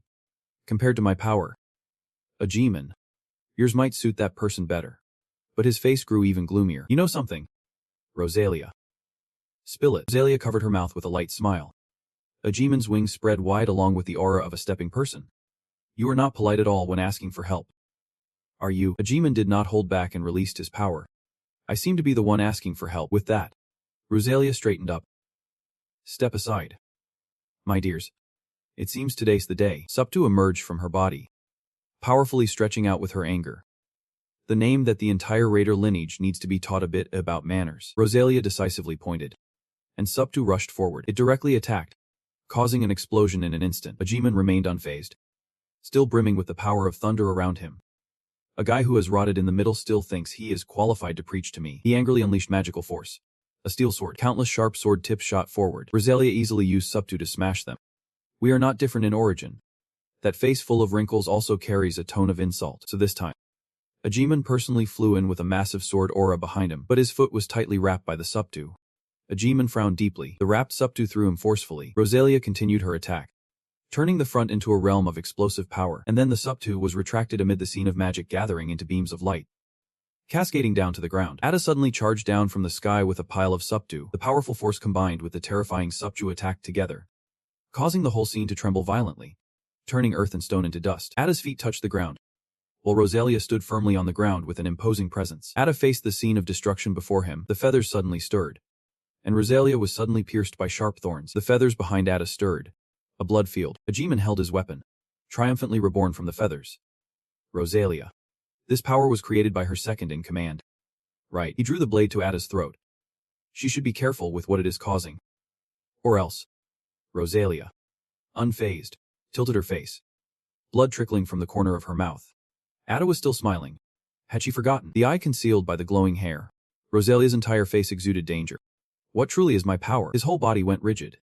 Everything around him and his weapon was gradually enveloped by thin shards of magic. The flame reignited. Rosalia sat on a throne with authority.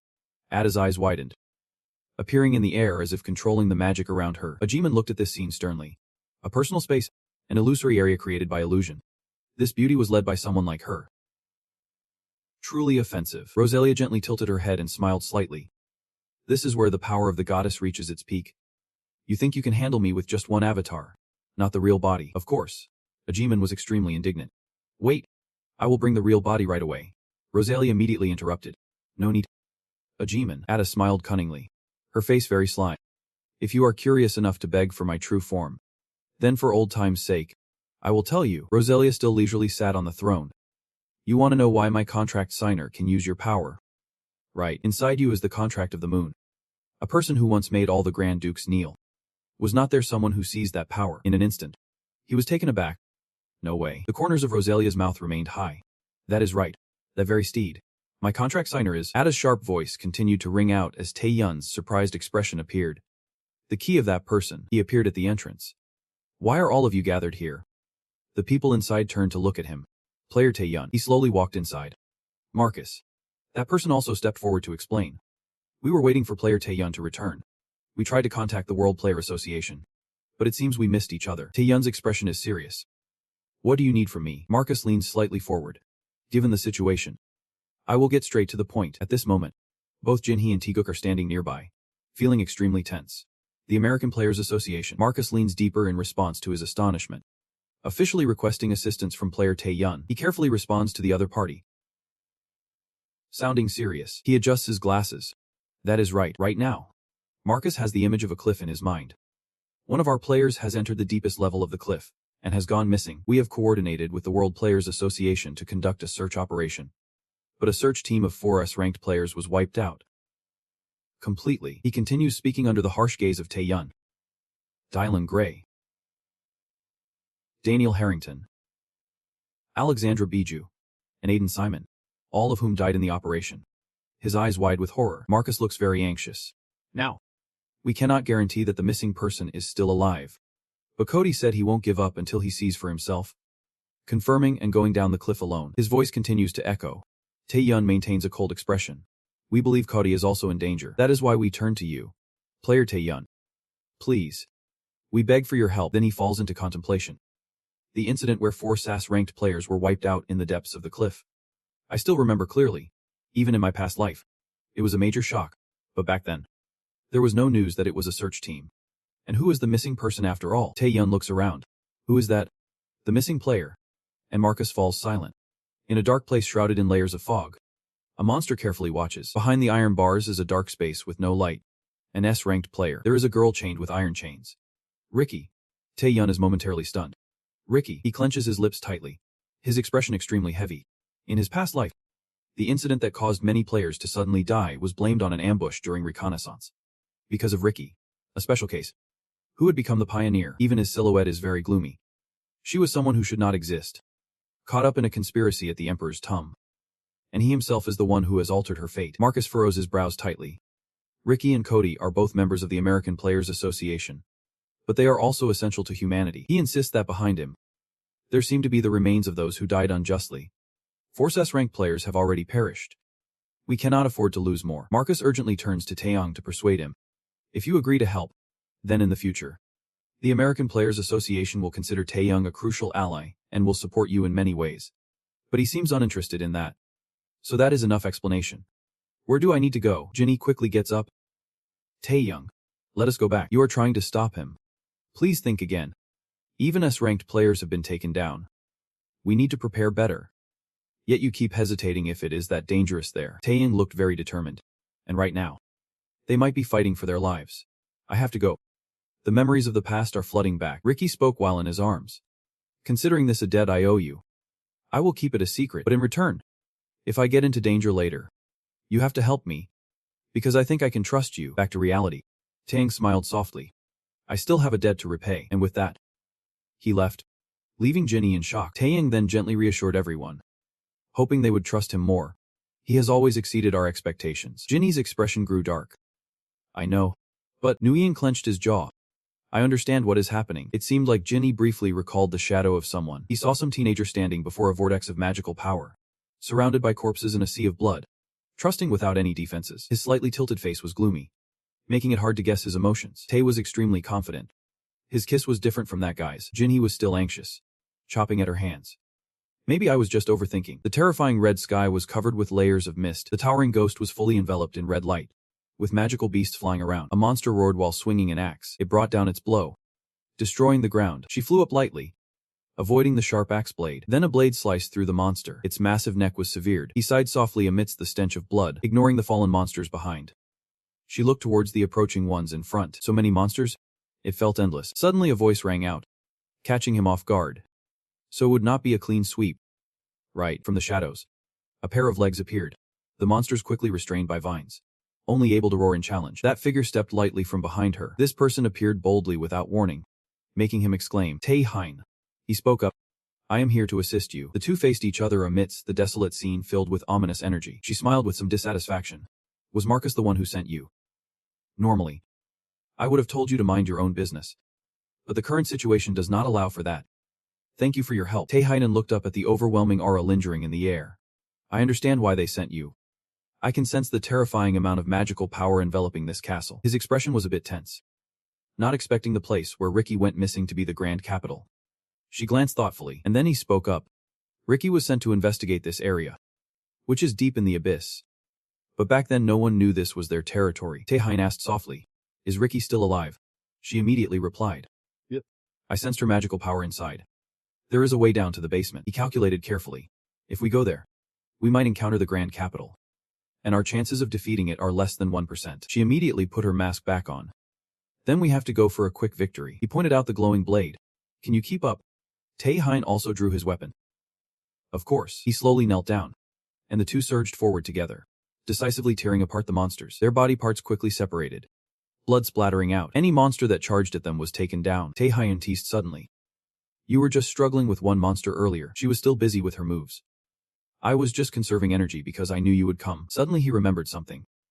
And hey, did not you say last time you would settle things when we met in the abyss? I did not expect us to team up like this. Tien Hein also felt moved. But if it were someone I could really count on, it would not be bad at all. They continued to fight crazily, both being the ultimate strategies of mankind. The gap in the mask of Kai sparkled. If only I could really be with him. Both of them easily smashed everything around. Perhaps saving Vicky is actually feasible. Tien Hein stepped onto the newly opened entrance. And here, Klee also stepped forward. Looks like we have reached the center of the fortress. An entire architectural space built meticulously appeared. He guessed there must be a way down to the basement around here. Xi proposed a plan. Let us split up and search. I suddenly feel like some guy is waiting to punch me. I might die here. With no defense at all, he was knocked away. Xi's body slammed into the wall, causing rocks and debris to explode. Tien Hein saw this and swung his sword.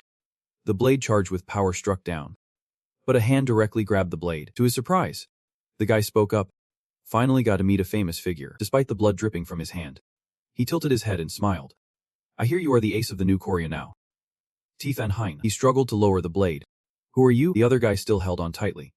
What? That old man Jin. He did not say anything to you. The opponent's other hand pressed hard against his face. How boring. Tien Hein's head was slammed down hard, and the weapon was also taken away. His hand squeezed tightly around to Hyen's angry face. My name is Ji-hong, president of Gildak Tun. Ji-hong smiled wickedly. Your sword was easily bent by me. Can I consider myself your senior? Li suddenly rushed to attack. The force from the sword slashed through, causing Ji-hong to awkwardly dodge. He glared dangerously.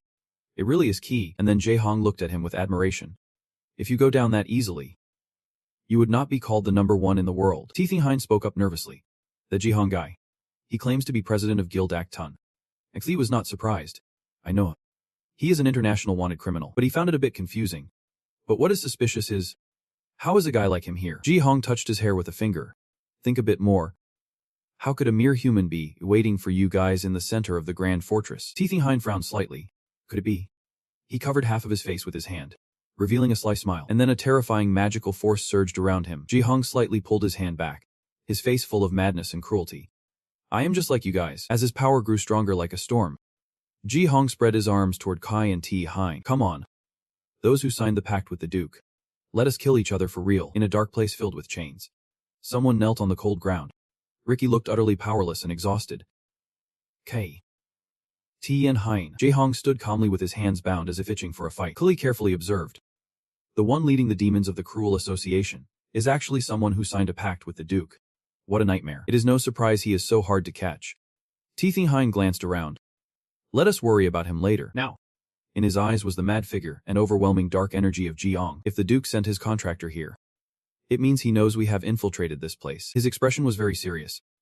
The fact that the Duke is not dealing with us himself means he is either too arrogant or caught up in something more important. Either way, we have to take this opportunity to get Ricky out of here. At this moment, Keiki was ready for battle.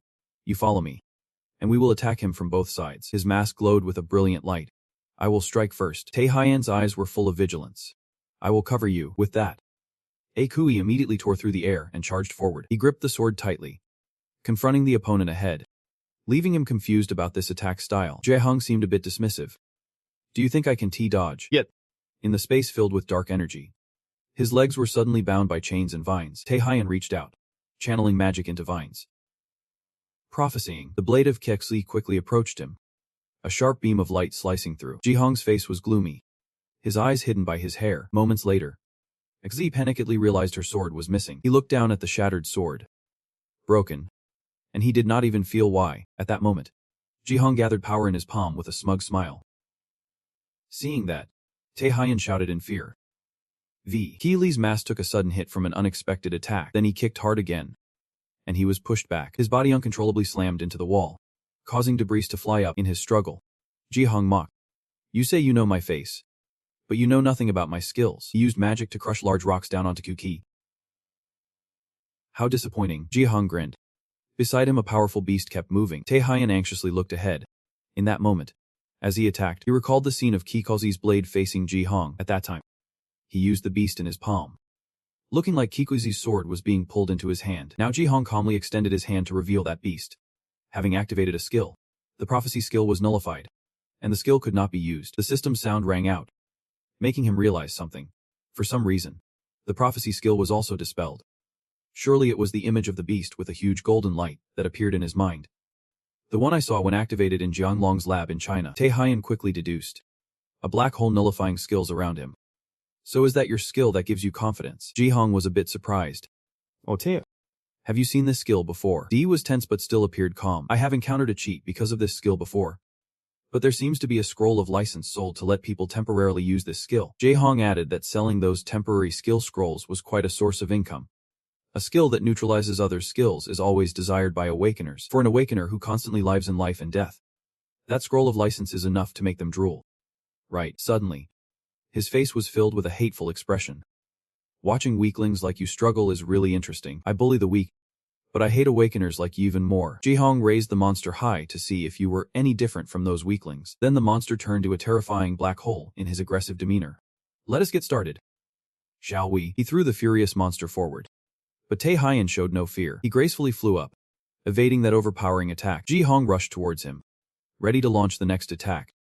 It seemed like the guy did not know about my skills. His eyes widened in surprise, while Ji-hong still wore a twisted smile. In that suffocating atmosphere, the red blood echoed, and a horizontal slash stunned him. Thus, Ji-hong knelt before my mocking tone. Is that all you have in this battle? That black hole cannot absorb the Duke's skills, let alone the Emperor's. Taehyun stood proudly with wide wings. The weapon in his hand gleamed with a sharp light. It is hard to say who has overly relied on the awakening power gained from signing a contract with the Duke. Ji-hong knelt on one knee. While he sighed, many people have learned something new. This is the first time I have faced someone who has a contract with the Duke. Ji-hong slowly stood up. Yeah. Your fighting style. One of his arms transformed, his face showing a trusting expression. Not bad at all. Suddenly, the ground shattered, creating a shocking explosion. The Kadu arm appeared. So you say the Duke's skills can't be absorbed?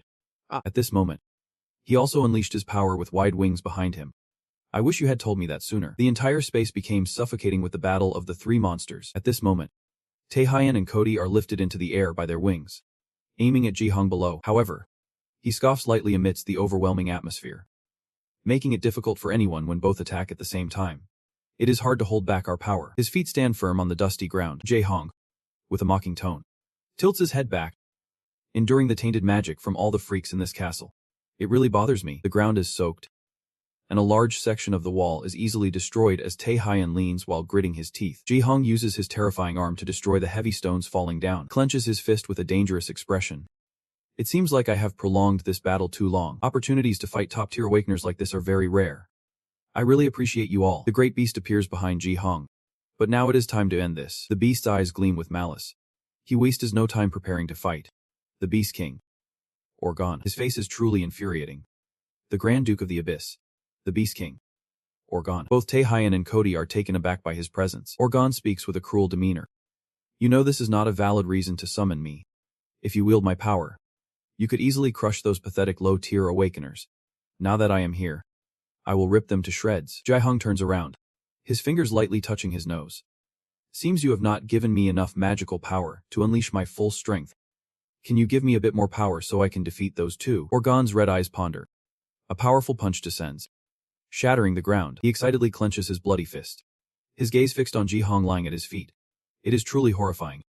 You think you can demand more power from me? Ji-hong lies still on the ground, only able to listen to Orgon's words. Now you just lie there and wait for me. Let us hope we can have a conversation. At this moment, he finally notices Taehyun and the others. As for those two insignificant ones, let us finish this. His demeanor radiates brutal malice. Try to survive in front of me. Taehyun suddenly shouts. Kadi. He looks back at the person behind. Orgon has already intervened in this battle. We have no chance. Just remember why we came here and try to act according to that mission. Cody seems a bit contemplative.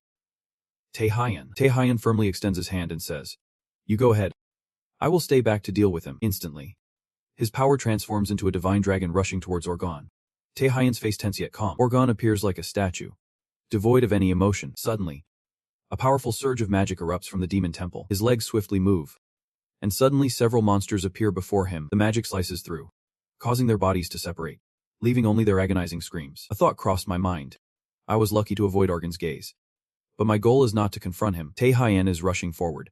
Where is she? Suddenly, he jolted as he realized something. He saw the magic floating in the air. That magic gathered into a small orb. Ricky's skill. Taehyun continued to follow the slowly drifting magic. Is it telling me to follow? The monster guarding the target is extremely alert. What the hell is that? Why is it here? A faint light shines down on Ricky inside the target. A pair of shoes caked in blood slowly approaches. She slightly opened one eye. Finally he found me. In front of her now is Taehyun with a bloodied face. Taehyun. He slightly tugged at the corner of his lips. I am here to settle the debt. Ricky, now that you have escaped the shackles, you dared to come to such a dangerous place, just to pay off a debt. You are really impressive. Taehyun worriedly held her shoulder.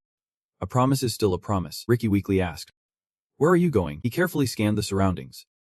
Maybe she is looking for Ricky from another direction. I also want to recount what happened. But there is not much time left. Hearing that, she commented lightly. Looks like the Grand Duke is starting to act. Taehyun was a bit surprised to hear that. She knows about the Grand Duke. She gently clarified that question. Of course. After all, I am an investigator for the World Player Association. He recalled the fierce and cruel figure of the Organ, the master of this city, the Grand Duke Organ. The magic was so chaotic it was immeasurable. Even scarier and more terrifying than any monster I have ever encountered. Taehyun's expression became seriously frightening. If she knows that, she should quickly retreat. I have held him off for a moment, but I do not know how long it will last. Can you walk? Hearing that, Ricky reluctantly replied. My legs have no strength left at all. He immediately helped her to stand up. I will support you. Let us retreat quickly. Both stood on the moving platform, slowly being pulled up. She pondered slightly. Ricky spoke with confusion. How strange. She opened her heart. Back in Jiang Long's research room. Even though I felt hopeless every time thinking I would surely die. But whenever I saw him, I had faith that everything would be alright. Thank you for coming to save me. Tae-hyun. Hearing that, he smiled faintly. The two stood on the stone platform in the silent atmosphere. Ricky's terrified eyes widened at a gloomy tone. Really, at this moment, the organ is waiting for them above. They do not think they can escape from me. Do they? The giant figure of the guy overshadowed Tae-hyun and Ricky's astonished expressions. The organ's face was filled with a gloomy cruelty. This bitch has such a high understanding of magic that I once considered using her as a backup substitute. I've been keeping an eye on you. So wherever you go is as clear as day. He gritted his teeth in panic, realizing that he could understand why that guy chased him here. But at this moment, the two of them were facing that brutal organ directly, and stubbornly carrying my mark. Come on. The chosen one by the Emperor. Step forward. Tae-hyun, furious, challenged him, saying to use that power again on me. He continued to unleash his magical power, urging the divine dragon to charge forward. Thinking I could not inflict a scratch on him, the organ had to confront the fangs of the divine dragon. Yet he directly grabbed its jaw and twisted it. The organ's face was extremely fierce. And if you wanted to fight me this badly, I will let you taste hell. The divine dragon was easily torn apart by him. My eyes were not wrong. Then Tae-hyun immediately rushed forward. His face was filled with determination. And even if my skills became ineffective, I still needed to try. He shot countless sharp, fiery blades from the air, using sword skills. However, the organ showed no change in expression, allowing the blades to pierce through his body. This is my power of resilience. Finally, Tae-hyun charged directly with his transformed hand. He did not avoid it, just watched him approach. The organ witnessed him activating his terrifying power. The energy behind him transformed into a mighty dragon, full of fury, enhanced by magical energy. The organ painfully endured that source of power. Tae-hyun's claws easily tore through part of his body. He still did not fall. This powerful aura is the power of the dragon race. The organ glanced back slightly, while Tae-hyun's arm was still swirling with magical energy, transforming his body into a beastly form.